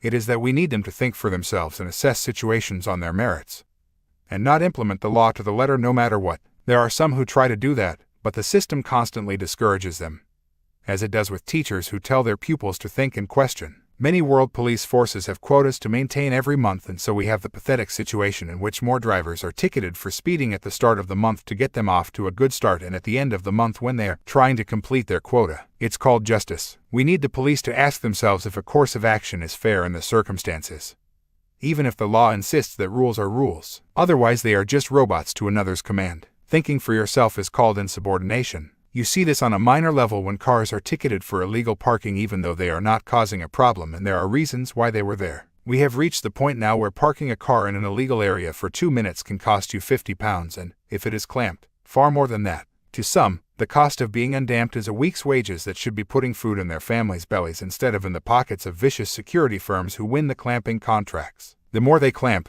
the more they collect. This is another of the system's little tricks. You make sure that those who serve you and implement your agenda benefit financially from doing so. In this way, you divide and rule the population by setting enforcer and victim at war with each other and making the enforcer benefit from the victim's plight. Why is it that dictators always ensure that their army is well looked after? The explosion of laws and regulations and of signs all round us telling to do and don't are designed to bombard our minds with a constant flow of orders and commands. This programs the subconscious into weary submission to following orders and opens people to react robotically to another's instructions. If you drive into your town or city, park the car, and walk through the streets, you will be astonished at how many times you are instructed what to do. People like soldiers, police, wheel clampers, and government officials all glean their power over others from the law. This law, they know, will back them every time, even though to implement it in certain circumstances may be insane. The law has become the god of society. Laws are passed by elected dictatorships, implemented by unthinking yes-men, and defended by the general population who are conditioned to respect the law and be a law-abiding citizen. What more obvious prison can we live in than to see laws passed in which the people have had no say? And those same people to believe that, even though the law is ludicrous or fascist, they must respect it. People should only respect the law when the law respects the people. The law is just a piece of paper that results from a group of mostly uninformed or corrupt politicians voting for its introduction. That's all it is. If the suffragettes had respected the law that denied women the vote in Britain, and had they not protested and chained themselves to official buildings, women would not have won the right to vote when they did. Had the peoples of Serbia and the countries of Eastern Europe respected their laws, they would still live in open dictatorships. The very people who say we must respect the law would jump for joy if the Chinese people broke their laws and overthrew the communist regime. What hypocrisy! What self-delusion! The only difference between the Chinese dictatorship and the democratic dictatorships at the level of law is that one is an open dictatorship, and the other masquerades as freedom. The police and the military are frontline gatekeepers and, like traffic wardens and cops, wheel clampers, security guards, and all the other uniformed enforcers, they are the most obvious examples of the masses policing themselves. They think they administer the law when the law administers them. They do not answer to what is right and just in given circumstances. They answer to their masters who introduce the law and, in truth, the masters of their masters, the Illuminati, gatekeeper scientists. The foundations of science were created by the Francis Bacon-inspired Royal Society in London. This science claims that we come from oblivion, have a short physical life, and then return to oblivion. Even by its own official history, the Royal Society was created by Freemasons. People like the Illuminati agent, Benjamin Franklin. Another inspiration was Isaac Newton, a Grand Master of that elite Illuminati secret society, the Priory of Sion, which manipulates on behalf of the Merovingian bloodline. Newton, like the founders of the Royal Society, knew that much of what official science tells us to be true is utter garbage. But that was the idea, to sell us a lie to keep us from the truth. It is far easier to control people if they believe they are cosmic accidents, who come into existence merely by chemical reactions and then go back to oblivion at death. It is much harder to control those who are aware of their multidimensional infinity. Also, what better way to hide the fact that we are controlled from another density than to have people believe there are no other densities? The scientist, like the law, has become a god, who is given free rein to pontificate about the great questions because he is a scientist and therefore he should know. Modern scientists are mostly babes in arms when it comes to understanding the nature of life and existence. And yet they arrogantly insist that only they know best. Worse, anyone inside or outside of their closed order who questions their norms is subjected to hate campaigns of ridicule and vilification. Virtually every major scientific breakthrough, including the Earth being a sphere, was first greeted with laughter, anger, or denial by the scientists of the day. Science is a fascist club in which all members must stay in line or have their funding and reputation destroyed. When Immanuel Velikovsky published his books on the devastation he said was caused by the Venus walkabout, he was castigated beyond belief because he dared to question the norm of conditioned scientific orthodoxy. The leading experts bombarded his publishers with letters full of bile and vitriol saying they would boycott the company if they did not withdraw Velikovsky's book.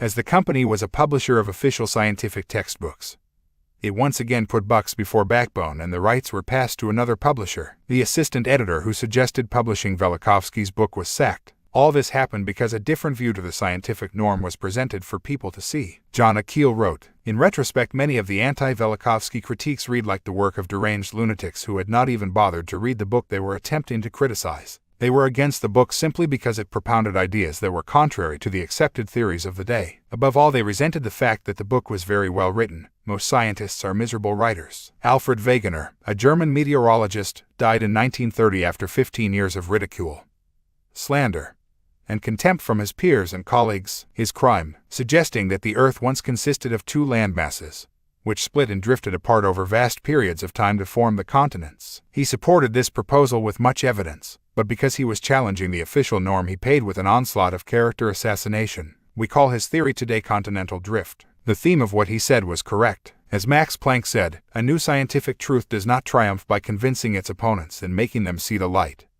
but rather because its opponents eventually die, and a new generation grows up that is familiar with it. What passes for science is a sick joke.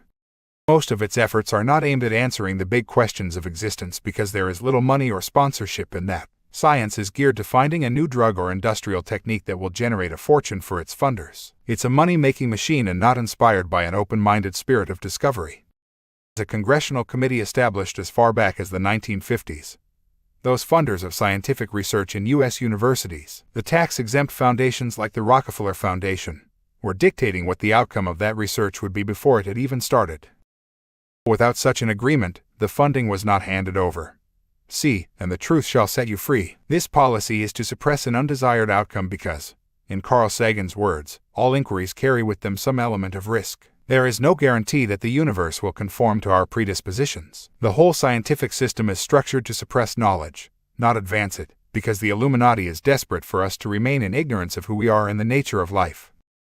If enough people knew the truth, their game would be up. Scientists, and their offshoot, the medical profession, are some of the most concrete-minded of the gatekeepers. They are also some of the most important because they suppress the nature of multidimensional existence, and that is guaranteed to keep us in the matrix. They are fated as experts, and yet they are, like so many teachers, journalists, and politicians, astonishingly uninformed. Their whole structure is designed to keep them compartmentalized in their speciality, so they are partial masters of one trade and jack of none. Only when we connect the dots can we begin to see the picture. But most scientists spend their entire careers specializing on one dot. In the UK, one of the most infamous gatekeepers in my experience is one Dr. Susan Blackmore, who is constantly wheeled out by the media to dismiss any claims of the paranormal. The more that people experience such phenomena, the more ludicrous Dr. Blackmore's explanations become. But, of course, because she is an academic with a title, she is seen as more credible than the people actually having the experience. In the New Scientist magazine of November 4, 2000, she was again given the freedom to rubbish all other scientists who say the mind and brain are not the same thing. The arrogance with which her padlocked mind dismisses anything outside the official scientific norm is a wonder to behold. We, the people, are the only ones who can break this stranglehold on true science. We need to stop being impressed by titles and letters after someone's name and focus purely on the evidence. We are encouraged to believe that a scientist must know better than a layman by definition. He's a scientist, isn't he? The track record of scientists talking complete cobblers is simply enormous and goes back to the very start of the scientific method.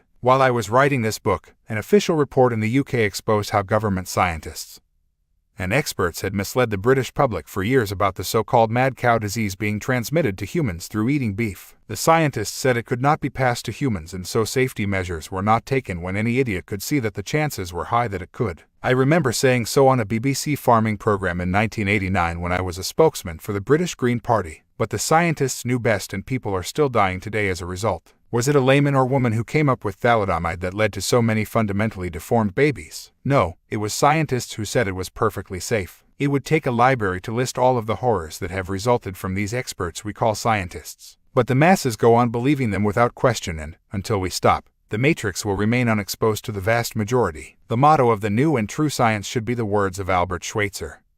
Those who sincerely seek the truth should not fear the outcome. Gatekeeper censors. Censorship is the life force of the matrix. If you can stop the free flow of information, you are already well on the way to global control. If I emphasize one thing and suppress the opposing view, I am going to get large numbers of people to make imbalanced and inaccurate conclusions about a person, event, or possibility. It is that simple. So if you are a censor, you are a gatekeeper, a prison warder for the matrix. All censors are, by definition, arrogant beyond belief because they are saying that their view should be emphasized at the expense of another. They believe they have the right to decide what others shall and shall not have the freedom to hear. I can speak from experience because there have been endless attempts to censor my work. The closer I have gotten to the truth, the more determined those attempts have become, especially since I began to speak and write about reptilian hybrid bloodlines. There have been attempts to close down my website, www.davidicke.com, and to stop me speaking at public meetings and in the media. If what I am saying is so crazy and wrong, why the obsession with denying me a platform? I'll give some examples of how fragile our freedoms really are. The attempts to silence me started in the mid-1990s when I began to publish detailed accounts of the conspiracy in books like "And the Truth Shall You Free," since updated many times. Onto the scene came a couple of naive and immature young journalists called John Murray and Matthew Kalman. They had decided, on no evidence because the opposite is true, that I am anti-Semitic. Their whole case was that I quoted in a previous book, The Robots' Rebellion, from the Protocols of the Elders of Zion, which, I suggest, were planted by the Illuminati to blame it all on the Jews and for other reasons. What the protocols do, however, is reveal in detail the techniques that have been provably used to advance the Illuminati agenda these past 100 years and more. It mattered not to Kalman and Murray that I called them the Illuminati protocols, nor that I had emphasized in the book, and later ones, that this is not a Jewish plot. It mattered neither that the first edition of "And the Truth Shall Set You Free" was funded into existence by a Jewish friend of mine, The vast majority of Jewish people have been victims of the Illuminati, not the perpetrators. But mention a few Jewish people, like Kissinger, the Rothschilds, and the Bronfmans, among the 95% I have named over the years who are not Jewish, and you become anti-Semitic. This has long been the prime and most effective tool used by the Rothschilds and the Bronfmans to stop research into their activities, and its effectiveness has allowed them to continue unexposed with the manipulation and abuse of Jewish communities as much as anyone. Some brave Jewish people are trying to make these points also. Norman Finkelstein, whose own parents suffered in the Nazi concentration camps, has published a brilliant and explosive book called The Holocaust Industry, Verso Books, July 2000, which reveals how the Jewish elite have mercilessly exploited the Holocaust for their own financial ends while denying the true victims their just compensation. There are some quotes from this book in Appendix 3. Kalman and Murray, who appeared to think they were Woodward and Bernstein on the Washington Post exposing Watergate, had decided what I was, and that's all that mattered to them. Don't let the truth spoil a good story, especially when there is money and kudos in it. Suddenly articles began to appear in national newspapers saying that I was an anti-Semite, which in fact really means anti-Arab. What no one was told was that all of these stories were either written by, or the information supplied by, the same disastrous duo, Matthew Kalman and John Murray. Their writings led to my events being banned by venues, so people could not hear how their lives were being manipulated, wars created, their freedoms removed, and staggering numbers of children tortured, abused, and ritually murdered. Well done, chaps, great job. This was in the mid-1990s, and I had demonstrations by the Anti-Nazi League at some of my events. My children have always been brought up to see racism of any kind as silly and ridiculous. My daughter Carrie supported the Anti-Nazi League and wore their badge all the time. She threw it in the bin in outrage at what they were saying about the father she knew found all racism obnoxious. Friends went outside to the protesters to ask them if any of them had read my books. They had not. Had they ever heard me speak? They had not. So why were they there? Because of what they had read in the papers and what they had been told by those who ran the Anti-Nazi League. See the earlier section about the soldier and the commanding officer. Because there is no difference. They were just a bunch of mindless pawns in a game they did not begin to understand. And they were so full of their own sense of self-purity, they never considered that they were behaving exactly like the Nazi fascists who systematically wrecked the public meetings of those in Germany who were trying to warn of the consequences of Hitler getting to power. A policeman who attended one of my meetings because of the demonstrations said that he had policed the infamous and violent confrontations between the Fascist National Front Party and the Anti-Nazi League in the UK in the 1970s. He said that it had been impossible to tell the two sides apart because their attitude and behavior had been precisely the same. Exactly. They are opposames. Just because people call themselves anti-fascist does not mean they do not express fascist behavior. They are just not bright enough to see it. As a result, they become an army of self-indulgent censors, gatekeepers for the Illuminati, and fascists who talk of stopping fascism. When the protesters were invited free of charge to come in and hear my talk and see for themselves, they refused. In doing so, they denied their right to be taken seriously. The same happened at Swansea University. But then universities are the home of mind control and mental conditioning, the breeding ground of what I call the robot radicals. The London School of Economics is a prime example. Kalman and Murray have long since left the scene. They suddenly went very quiet. Maybe they realized they had been massively duped into duping others. Maybe the story got old and the fees from the newspapers ran out. Who knows and who cares? However, their nonsense was now in print thanks to newspapers like the Sunday Times, Guardian, Independent, and the London Evening Standard, all run by highly intelligent people. You'll understand. Once in print, even if the sources themselves may no longer believe it, the articles can be used to further censor what people can hear. Enter stage right, far right from where I am sitting, one Richard Warman. Never heard of him. You are not alone. No one seemed to have heard of him until he decided to dedicate his life to preventing me speaking and anyone having the opportunity to hear me anywhere in the world. No, you didn't misread that. This man, by the way, works for the Canadian Green Party, which condemns the censorship of freedom of speech, just like David Taylor of the British Green Party, who also sought to have my events banned. The stench of hypocrisy fills the air. Richard Warman is an official of the otherwise insignificant Ontario Green Party working out of Ottawa and Toronto, one of the global centers of the Illuminati and one of its key bloodlines, the Bronfmans. This is the gangster family behind Universal Music, Universal Studios, the liquor giant, Seagram's, and the force behind promoters of peace and love like the satanic rock star Marilyn Manson. Warman has worked closely in his campaign of vilification and censorship against me with the Canadian Jewish Congress, or CJC. This was formed and funded by the very same Bronfmans. Just a coincidence, nothing to worry about. Warman wrote triumphantly after denying my freedom of speech in Ontario in 1999.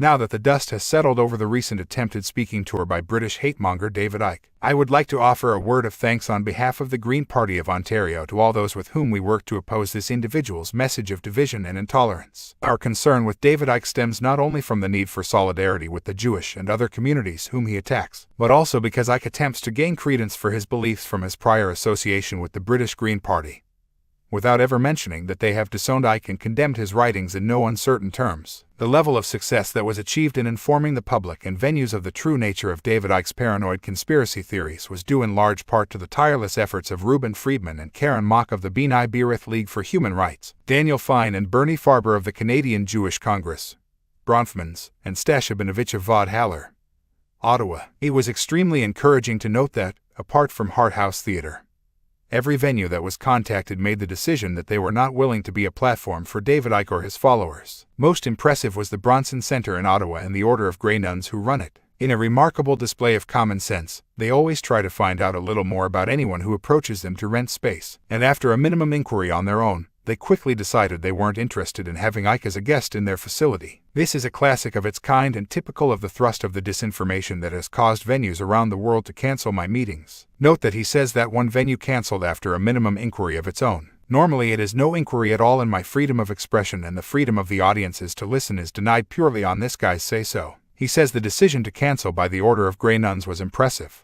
But, of course, like all disinformers, he fails to mention that they did not cancel because they said I was anti-Semitic. They did so because I was questioning the literal existence of Jesus. He also fails to mention that the Canadian Jewish Congress was founded and funded by the Bronfman family, or that B'nai B'rith was founded and funded by the Rothschilds. It is the same with the Anti-Defamation League. They were created by the Rothschilds to use the label hatemonger and anti-Semite to prevent legitimate research into their grotesque activities. You have read this book. Many will have read previous ones. Where am one a hatemonger? Where do I condemn the Jewish people? I don't, and Warman knows that I don't. But then that's not the point, is it? And what are Warman and Farber, the Bronfmans, seeking to do in this campaign of personal abuse? To get as many people as possible to hate me. So who are the real hatemongers here? But the funniest part of all is the claim that I am trying to gain credence by emphasizing my links with the British Green Party. Mr. Warman, when you are trying to gain credence, the last thing you do is emphasize any connections to the British Green Party.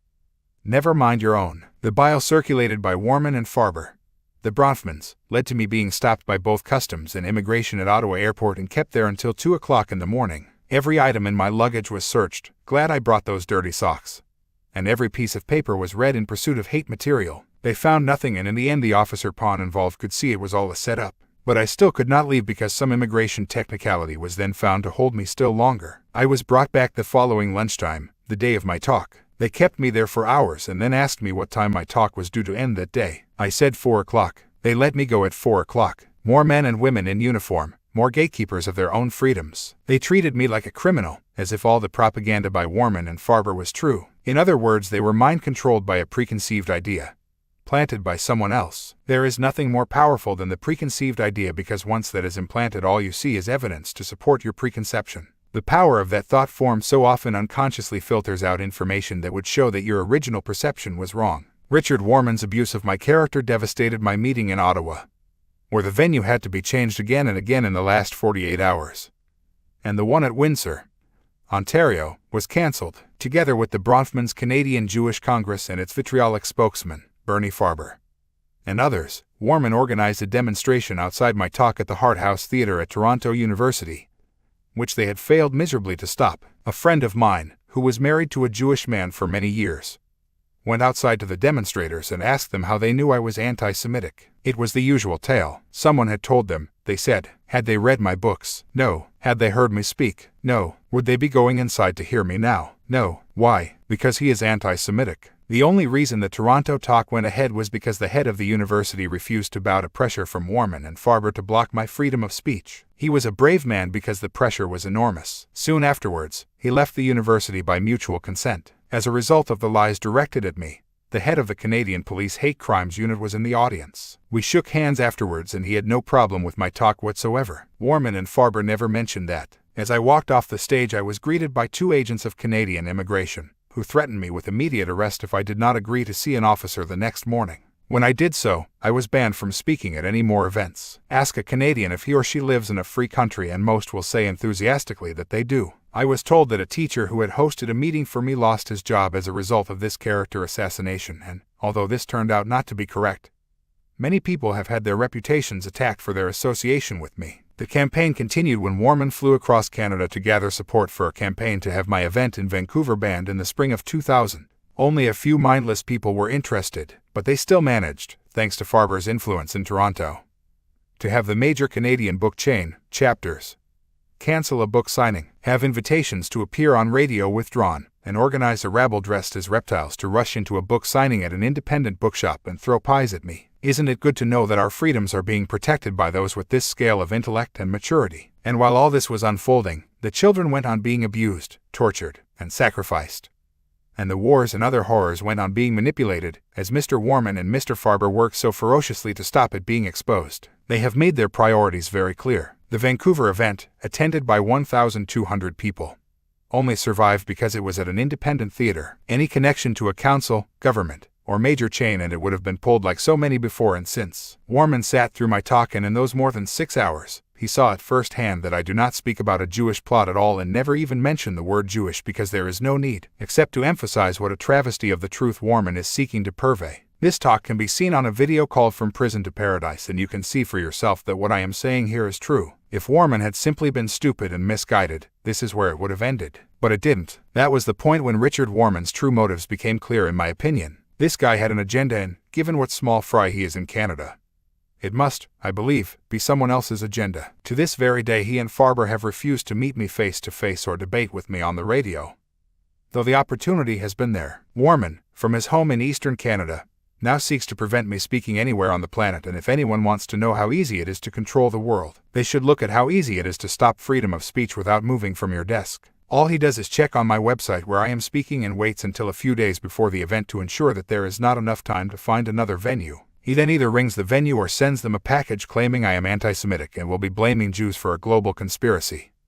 Something he knows from his own experience is not true. Ironically, he quotes the articles in British newspapers written or inspired by Calman and Murray all those years ago. Perhaps most sickening of all, he includes the fact that I am exposing famous people as abusers and sacrificers of children as a reason why venues should not let me speak. A few tell him where he can place a large object and they stand up for freedom of speech. Depressingly, many just pull the meeting on the basis of what he says. Just by doing this, in the course of writing this book, Warman has, from eastern Canada, caused my events at London's Blackheath Concert Rooms, Stourbridge Town Hall, and the Burlington Hotel in central Birmingham to be cancelled because the venues ban my talk. That's how easy it is. The venues refused to discuss the situation and could not care less about the inconvenience and the cost, not least to the audience. And they could care even less about the freedom of human expression. So long as it does not affect theirs, they don't give a damn. They do not have the intellect to understand that in banning my freedom of speech they are undermining that freedom for everyone by setting the precedent that it's okay to deny a person's right to express views that don't suit you, even if you don't know what they are. It has gotten so ludicrous that I was almost banned from speaking down the road from where I live on the Isle of Wight in a theater where I have appeared several times with no problem over many years. If I had not challenged the council on local radio, they would have pulled the event, I am sure. The council even sent a monitor to my talk with legal advice on hand and the authority to stop the event if I overstepped their mark. Not naming people who abuse and sacrifice children appears far more important to them than the plight of the kids themselves. The monitor told the local newspaper that there was not a single moment when I said anything that concerned her in any way. This is what the Canadian Police Hate Crimes Unit said, who were set up specifically to make anti-Semitism a criminal offense. So that should be the end of it, you may think. But no. When the Burlington Hotel in Birmingham had the Warman treatment 3 weeks later, they pulled the meeting and refused to even speak to me and explain. They were given the chance to speak to the council monitor on the Isle of Wight to see that what Warman was claiming from thousands of miles away was nonsense. But the Burlington Hotel did not want to know. I understand that after pressure they did contact the City Varieties Theatre in Leeds where I had spoken so successfully just 2 weeks earlier. But even though the Burlington was told that there were no problems whatsoever in Leeds, they banned me all the same. They sent a very short fax, signed by a Sarah Small, the conference sales manager. My talk had been cancelled, she informed me, because they thought it would damage the reputation of the hotel. It could not possibly do any more damage to your reputation, Miss Small, than the outrageous behavior of you and your colleagues. Paul, the organizer of those British events, had worked his socks off to make them a success. He did it because he believed that the freedom of all of us is under fundamental threat. But it was all for nothing because the combination of one phone call or package from Richard Warman thousands of miles away and pathetic venue managers in the UK is all takes to deny this most basic of freedoms. Everyone concerned with these events is a gatekeeper for the Matrix. There are so few on this planet who are not. People like Richard Warman and Bernie Farber know they are.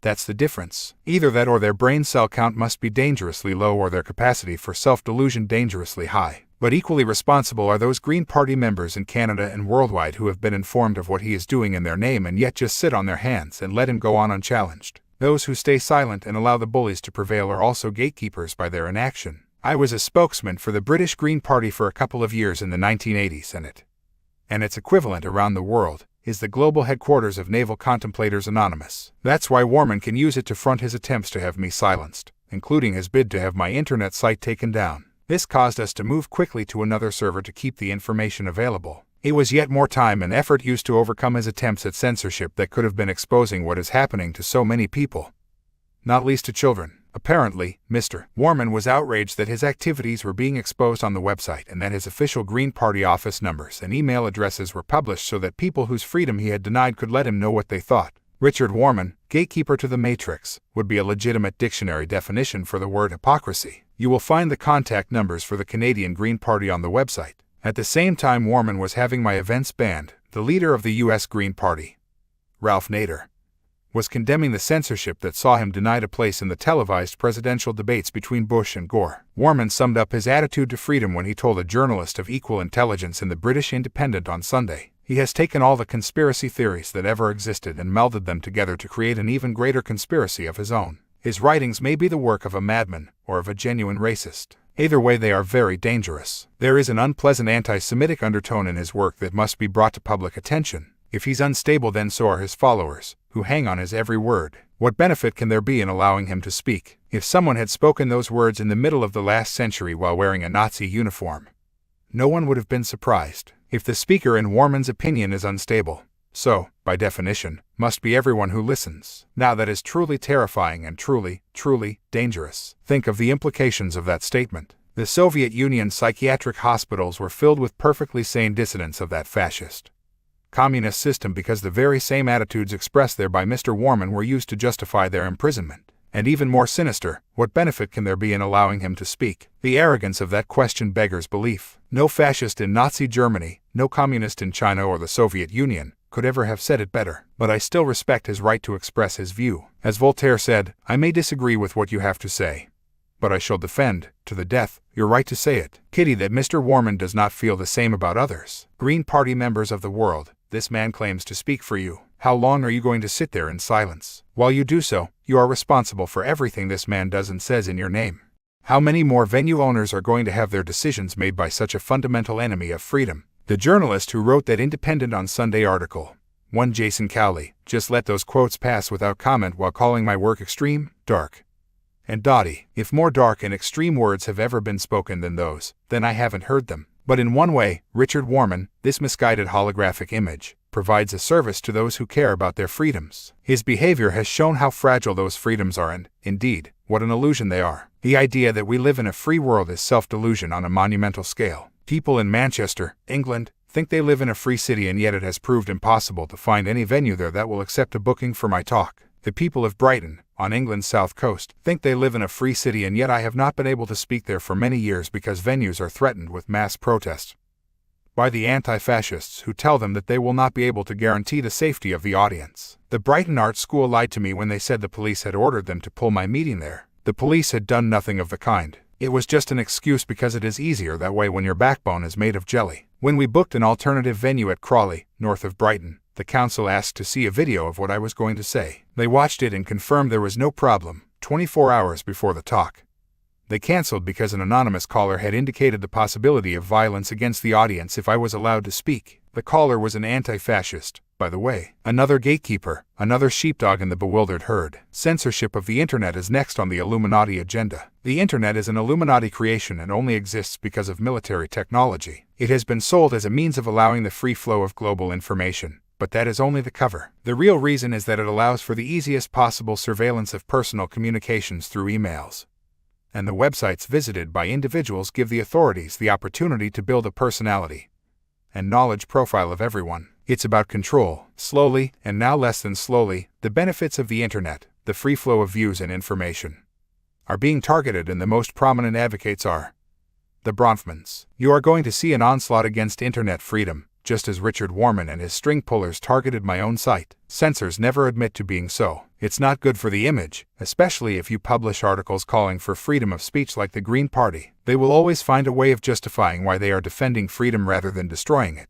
But when the same criteria are applied to them, they scream like a 3-year-old. Self-delusion is the very mind state of the Matrix. Welcome to the Matrix, Mr. Warman. Gatekeeper journalists. The media is the force that holds the whole Matrix together. That's why the Illuminati own it. Without the minute-by-minute flow of Matrix propaganda through the global media, the power of the illusion would be nothing like as fundamental as it is. You don't have to control every journalist to dictate what the public will or will not hear. If journalists were open-minded, thinking, intelligent people who care about freedom, there would not be a problem. But most of them aren't, and those who are aware and try to tell some real truth soon realize what a prison of expression they work in. I was a journalist for years, and I know how uninformed they are about the world outside the morning papers or the TV news. I have seen them at work from the other side since I began to communicate this information, and it is a stunning experience to view at close hand the intellect that stands between what is happening in the world and what the people are told is happening.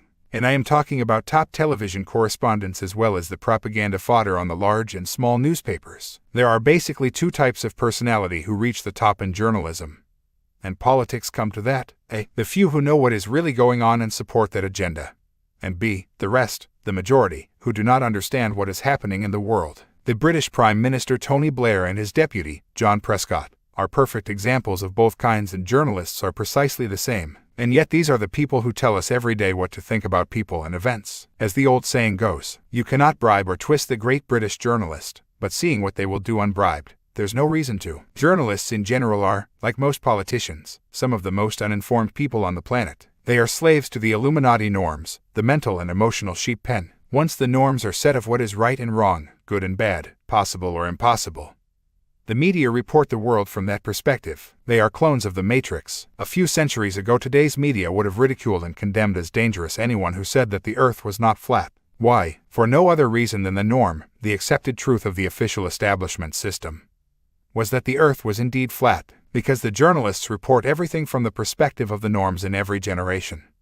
It means that anything that is different is always dubbed either dangerous or dotty, or, in my case, both. They don't do any research into whether that which is different is actually true. They assume it must be wrong simply because it is so different. And, of course, they have the ultimate self-delusion of believing that because they are journalists they would know about it if it were true. Ask a journalist about the Bilderberg Group and see his or her eyes glaze over. Bilder what? I have tried it over and over across the world, and I have yet to find one who has heard of it. But at the same time they dismiss conspiracy information as a dotty and paranoid theory. Now if you were the Illuminati wishing to keep people in ignorance, is not this the very mentality you would want to have working for your media? Of course it is, and that's why we have it. I could give you many specific examples of this, but one experience I had while writing this book can serve as an example of them all. I was called by a guy named Jason Cowley, who writes for The Independent on Sunday. Independent, by the way, is newspeak for anything but. You call a paper independent in the same way that violent dictators who rule with their army call their countries democratic fronts. It attempts to obscure the reality. The Independent newspaper group is owned by an Illuminati frontman called Tony O'Reilly, who also owns a list of media operations around the world, including the main newspaper group in South Africa. O'Reilly, who loves to show off his connections to people like Henry Kissinger, is a close friend of Robert Mugabe, the corrupt and vicious dictator in Zimbabwe. Yep, what a perfect man to own the Independent newspaper. Anyway, this chap Cowley calls me and says he's coming to my talk in the Isle of Wight I mentioned earlier. My first impressions were not good. He had no interest in what I was saying and changed the subject whenever I got into any substance. He said he wanted to write a philosophical piece. Now this, in journalistic speak, means I have got in my head the theme of what I will write, my preconceived idea, and I am not going to let anything get in the way of that. Like the facts, I have had so much shit written about and thrown at me over the years by those of Jason Cowley's mentality, and I knew that he was preparing to throw some more. These days I can see them a mile off because they're such transparent people. I said to a friend, I think this independent guy is a monumental prat and I know what he is coming to do. Cowley also told me that he was coming with an open mind, and that's always a red flag to me. I wish I had $1 for every journalist I have met with a concrete mind who assured me that he or she was coming with an open one. So along he came. He was actually planning to arrive at the talk some 3 hours after the start and then write his article about what I was saying. It was only when I pointed out how ludicrous and unacceptable this was that he agreed to try to get there earlier. This is simply confirmed clearly that my first impression had been correct. He didn't give a damn what I was saying. He had the article and its theme in his head already. Most of them do. Even then, he spent long periods of the day outside the theater and so could not hear the evidence I was presenting. What an insult to his readers, and what contempt he must have for them to behave in that way. Throughout the day, members of the audience were telling my family that Cowley had been asking them silly and leading questions, and it was obvious to them that he had come to do a demolition job. Meanwhile, he thought he was hiding his intentions really well. You have got to laugh. In fact, in the end, people were laughing at him as he flitted around in and out of the theater, making his intentions so obvious while thinking no one would notice. He spoke to me for around 40 minutes about my own mental state.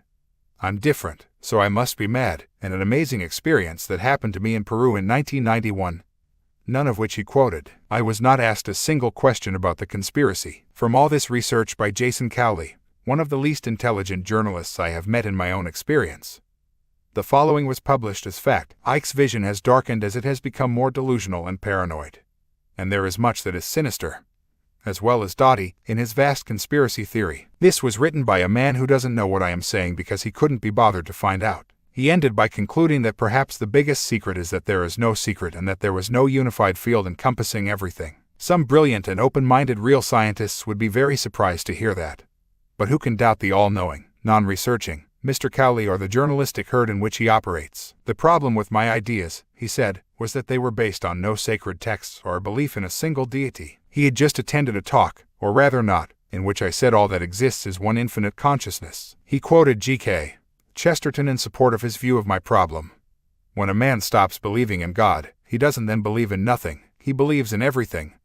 In anything. So if you don't believe in an official version of God, you are not to be taken seriously. So how much research had Cowley done to see if what I am saying is true? None, just like all the rest. And he would have written all that he did had he turned up, as he intended, 3 hours into my talk. Had he read my books? No. This, ladies and gentlemen of the Matrix, is the mentality that keeps the people enslaved in the illusion, because he is not the exception. He is the rule all over the world. The blind leading the blind and the bland leading the bland. I spoke in the talk about famous people sacrificing and abusing children, people like Ted Heath. What did Cowley write about even the theme of massive ritual murder and abuse? Nothing. What research did he do into it afterwards to see if it was true? None. What did he say about all the detailed connections I made in the talk that showed, for instance, that members of the same organizations, like the Bilderberg Group, were named as all the major peace negotiators in the Bosnian conflict? Nothing. What did he report about any specific detailed information I gave that day? Nothing. All this specific information and detail was dismissed as me having a conspiracy theory for everything. That was it. Mr. Cowley, like 95% of his fellow journalists, is not intelligent enough to realize that he is a gatekeeper of other people's minds, as well as his own. But, like I say, he's the norm, not the exception. I don't think that Mr. Cowley and his like would know how to be an exception. They live in the world dictated by norms and then confirm and perpetuate them for other people. I met a journalist on the British Observer newspaper in 1997 while in the United States, by the name of Taylor. I think it was. I told him about the mind control projects and the widespread child murder and abuse involving people like George Bush and others. He called it the story of the century. I offered to put him in touch with victims and those involved directly who could tell him more. I gave him my number to call me for their names and contact addresses. He never called. He just went away and the following Sunday wrote an article that took the piss. And all the time the children go on being sacrificed, tortured, and abused in satanic ritual and mind control projects. If you saw life in a typical newspaper or radio and television newsroom, it would blow your mind. They take reports that come up constantly on the teleprinter from the global Illuminati news agencies and just publish them or broadcast them as if they were true. These news agencies have correspondents in every country, and when a major event happens there, the report of that one journalist is sent all around the world to every major news organization. If that one journalist gets it wrong, or has an agenda, every newspaper, radio, and television news bulletin gets it wrong or communicates the desired spin. Every hour on radio stations across this planet, newsreaders are ripping pre-written news bulletins from the teleprinter and reading them as truth. In the BBC in the UK, this process is actually known as rip and read. The person reading that news has no idea who wrote it or from what source it came, never mind if it is accurate. The listeners hear this news and it affects their view of life, people, and the world. That's why we have to question everything we are told through such sources. Just listen to any television news report and invariably the journalist will have taken the official version of the event and put this in his or her own words. We now have the policy of the newsreader interviewing a reporter about people and events instead of the people directly involved. We go over to our correspondent John Reynolds at the scene. John, what's going on? Well, Michael, terrorists, believed to be from the Middle East, appear to have planted the bomb. Official sources have told him that terrorists believed to be from the Middle East planted the bomb. I understand that police and the security agencies are focusing their investigation on a terrorist group connected to Libya, Iraq, Iran, etc., etc. Official sources have told him they are focusing their investigation on such a group. It doesn't matter if they are or not, he reports what they say. It appears that the bomb was planted as a protest over on policy in the Middle East and the Prime Minister says that the policy must continue because they cannot give in to terrorism. New security laws are to be rushed through Parliament to protect the public from further attacks. All this has come from official sources and the reporter has no idea if it is true or not. The way it is worded, A. supports the continuance of on policy, and B. equates new laws that will remove freedoms with the need to protect the public. The reporter is not trying to dupe people or give false information, but he gets his information from official sources and so he becomes a mouthpiece for the official version of events. This happens every day. He is not an independent observer and reporter. He is little more than a public relations man for the official version that they want the public to believe. When a BBC reporter called Peter Snow tried to report the Falklands War impartially, and used phrases like the British government claims or says, rather than accepting its accuracy without question, he was castigated by the government and the rest of the media for being anti-British. The men and women of the global media, with a few very honorable exceptions, are some of the key gatekeepers for the Matrix and some of the most deluded of the Matrix mentality. One journalist wrote an appalling article indicating that I was anti-Semitic and talking paranoid nonsense about a conspiracy. He apparently even made a call to a television program that led to my appearance being cancelled. Years later he contacted me to say he no longer believed that I was anti-Semitic and had seen enough in his own experience since to see that there was definitely an investigation to be done into a global conspiracy. At least he had the guts to change his mind and he will not be the last as the evidence becomes more and more obvious. When it does, the Cowleys, Taylors, Warmans, and Farbers will have all those abused children to answer to. I trust they will have a good excuse prepared for looking the other way and ridiculing the evidence of this abuse while doing no research to see if it is true. Or, in the case of Warman and Farber, vociferously seeking to suppress exposure of the children's plight. In so many ways, the global media is the Matrix and the global journalistic herd are its largely unknowing propaganda machine. Gatekeeper people. We are all gatekeepers to an extent because the illusion is so powerful. It is just a matter of degree. Among the major gatekeeper professions and mentalities I have highlighted here, there are many decent, caring people who are intelligent within the Matrix version of intelligence. It's the intelligence of the inmate who is streetwise about his prison, who can duck and weave and play the game successfully within its confines and rules. What this intelligence cannot see, however, are the prison walls. It thinks it's free. It's not intelligence that we need to break out of here. It's wisdom. I have been emphasizing in this chapter how the closed minds and matrix conditioning of the gatekeeper professions and mentality lead them to stand on guard at the gates to mental, emotional,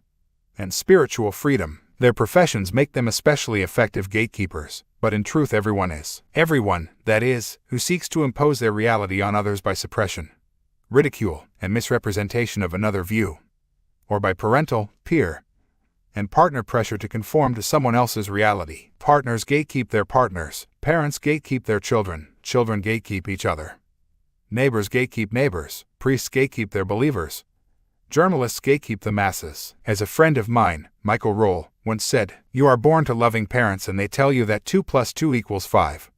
You go to school and teachers tell you that 2 + 2 = 5.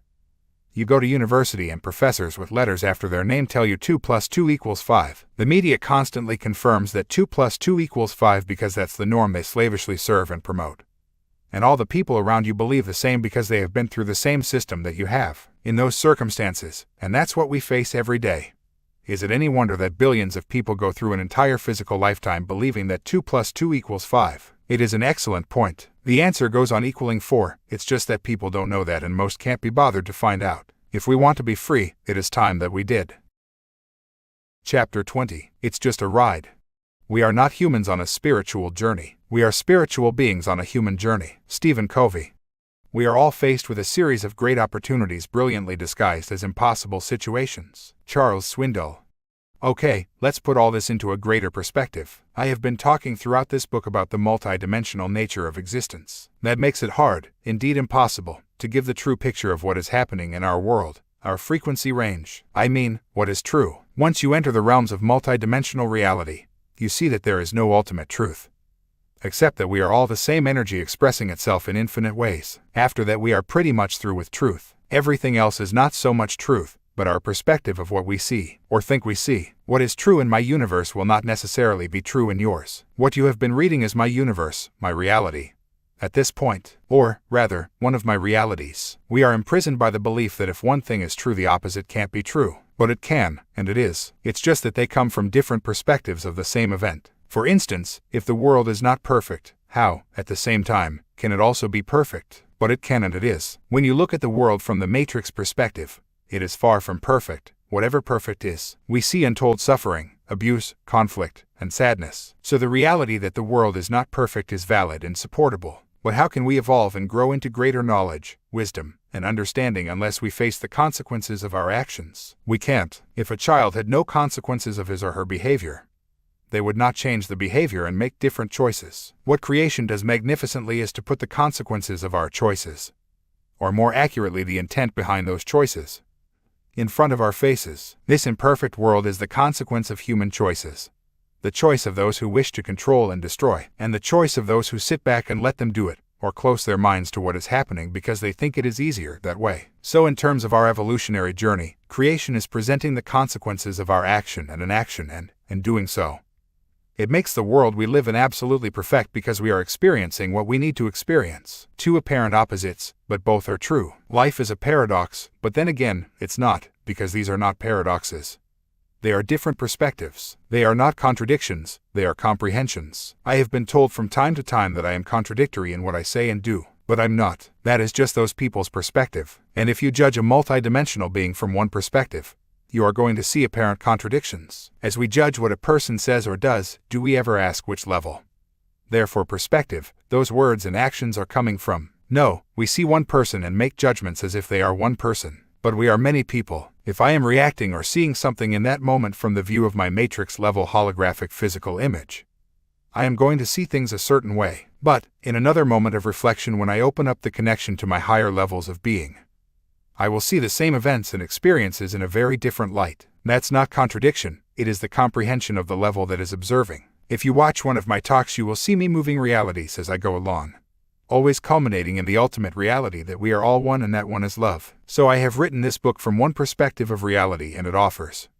I would submit, an accurate theme of what is happening in that reality. But it's not the only one, and I see this same theme and story from many other realities. At the highest reality I have accessed thus far, it's all just a game, a cosmic game called evolution, a game called love. The Matrix is like a cinema screen and we are the cast in the picture. Or, as Shakespeare put it, all the world's a stage and we are the players. If the reptilians and other astral manipulators did not exist, we would have to invent them. In fact, we probably have. They are other levels of ourselves putting ourselves in our face. They are a level of our own infinite self, one of our realities, that we are being challenged to face and transform. If we hate them, we hate ourselves. They are our shadow, that part of ourselves that we do not want to face, acknowledge, or admit to. While our shadow self is hidden from us, the reptilians will stay hidden and continue to covertly control. As we acknowledge it, so they will emerge and we will see what is going on. One is a reflection of the other. The more we deny our shadow side, the more the consequences will be placed before us because that's the way the game works. The longer we stay in denial, the more powerful and challenging the consequences become. That is our choice. See it now or see it later. Because we are going to see it. The question is how extreme must be the consequences before we do. In this movie, The Great Illusion, we play our parts in mutual service to the cosmic game. If Richard Warman did not determine to silence me and suppress my information, I would not have the challenge to overcome that frustration and grow from it. If Richard Warman did not have me, he would not face the consequences of his actions and learn from the experiences that creation will present to him. If journalists like Jason Cowley did not misrepresent me in my work, I would not have the major challenge to disconnect from matrix reactions and, again, feel the frustration at what is written. Nor would I be given such a wonderful opportunity to see how journalists defend and underpin the matrix mentality. If Cowley did not have me, as the evidence emerges to show the validity of what he dismisses and ridicules, he would not have the opportunity to see what a prison he lives in and perpetuates for others. If we did not have the Illuminati, we could not experience the consequences of what happens when you give your mind away to someone else's reality and insist that everyone else does the same. If the Illuminati did not have the human race, they could not face the coming consequences of seeking to impose their will on others. We are all providing experiences for each other. In fact, we are providing them for ourselves because we are everything. There is no us and no them and no we. There is only one infinite I. We are the reptilians and the demons and, at the same time, we are those they manipulate because we are all the same I. So what I have presented here is one level of the cosmic game, the point where the game interacts with dense physical reality. It is not the whole story, only part of it. The challenge of the game is to see that it's a game. Once we do that and see through the illusion, we hit the jackpot, the doorway opens, and we get out of here. We can still be in it physically, but we are no longer of it. The experiences my life have set before me since 1991 particularly, often extreme and played out in the public eye in Britain, have not yet freed me from the matrix, but they have made me freer than ever before, and I'll get there. I have yet to meet anyone who is fully free of the illusion because we look it in the face every minute of our lives. I have met many who think they are, but they are just caught in another facet of the illusion. They are entrapped by the illusion that they are free of the illusion while continuing to be controlled by it. The more I disentangle my lower mind from the matrix, the crazier and more extreme people think I am. But I'm not crazy and extreme. That is only the perception of those mesmerized by the matrix, and if only they could step back and observe the world they believe is normal and sane, they would see just how extreme and crazy that is. In my experience, and that's all I can speak from, the first step to freedom is to realize that we live in illusion. Without that, the matrix always wins. Doing this is not easy when everything seems so real. Our senses deceive us and confuse us because they are accessing such a tiny fraction of all that is. If our radio and television could only tune to CNN or the BBC, we would get a very narrow band of reality. It would be a desperately limited and biased vision of life and possibility. There would be so much that we would never know about. Our physical senses disinform us in the same way, unless we balance that by opening ourselves to our higher frequencies of perception and intuition that can recognize an illusion when they see one. So the foundation of freedom from the matrix mentality is to know that we live in a dream world created by our own minds and those who condition them. More and more, I look at the physical world and see it as vibrating energy. The numbers and codes in the Matrix movie is a good way to visualize it. I find that this constantly reconfirms to me that I live in a virtual reality computer game, and what we see is whatever we think we see or are told we see. It keeps me on my guard against falling for the Matrix mentality. When you perceive those who harass you and situations that challenge you as merely vibrating numbers and codes, it takes the sting from the experience and your emotional response because you can see it's not real. You know you are like the guy in the computer game dodging the bullets fired by a spotty-faced 15-year-old sitting in his bedroom hour after hour. If you get hit, the game just starts again. No one's really dead. They just play dead and then continue their eternity. We live forever. We are the players in the game and we are those controlling the game and observing the game. We are the game, as Bill Hicks said of life. It's like a ride in an amusement park, and when you go on it you think it's real, because that's how powerful our minds are. The ride goes up and down, round and round. It has thrills and chills, and it's very brightly colored and it's very loud. And it's fun for a while. Some have been on the ride a long time and they begin to question, is this real, or is this just a ride? And others have remembered and they come back to us and they say, hey, don't be afraid ever, because this is just a ride. And we kill those people. Shut him up. I've got a lot invested in this ride. Shut him up. Look at my furrows of worry, my big bank account, and my family. This has to be real. It's just a ride. But we always kill those good guys who try to tell us that and let the demons run amok. But it doesn't matter because it's just a ride and we can change it anytime we want. No job, no savings money, just a choice right now between fear and love. And that's all it is. Fear in all its infinite expressions like guilt and resentment and a desire for revenge is the low vibrational emotion that holds us in the pen.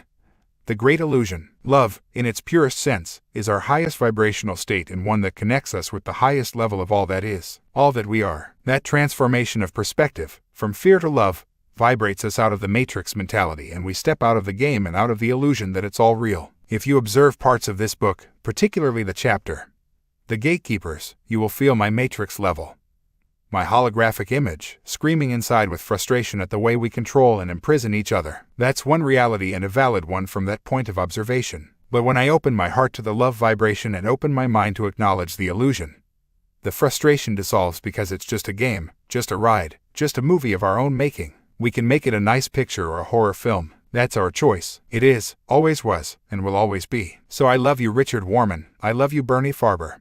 I love you, Jason Cowley. I love you, George Bush, Queen of England, Queen Mother, Prince Philip, Henry Kissinger, David Rockefeller, Edgar Bronfman, Rothschild dynasty, Lord Carrington, Al Gore, Ted Heath, Tony Blair, Peter Mandelson, Billy Graham, and all the others named in my books. If I don't love you, I don't love myself, because I am you and you are me. We are different aspects of the same infinite whole. No, we are the infinite whole. A time to choose. The game is reaching a crucial stage in terms of choice. We can take the left-hand path and live in a matrix controlled by the lower astral consciousness.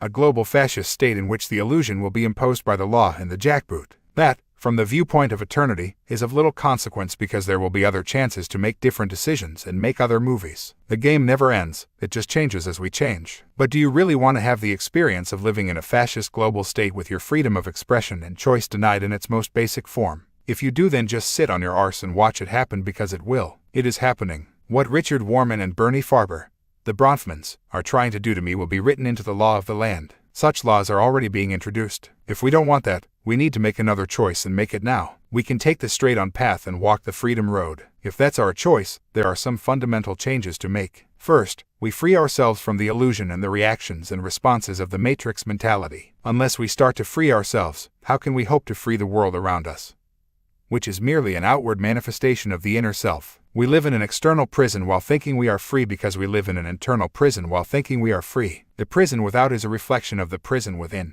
Change ourselves and we change the world. Look in the mirror. Try changing the image you see without changing the image it is reflecting. You can't, of course you can't, but the human race has been trying to do that for thousands of years, and that's why it has never worked. I have written before of the three crucial elements that I believe are the key to unlocking the gates and the portals to multidimensional freedom. 1. We let go of the fear of what other people think of us and start living and expressing our own uniqueness of lifestyle, view, and reality. When we do this, we step out of the herd, and if enough of us do it, there is no herd. 2. We allow everyone else the freedom and respect to express their uniqueness without the fear of ridicule and condemnation for the crime of being different.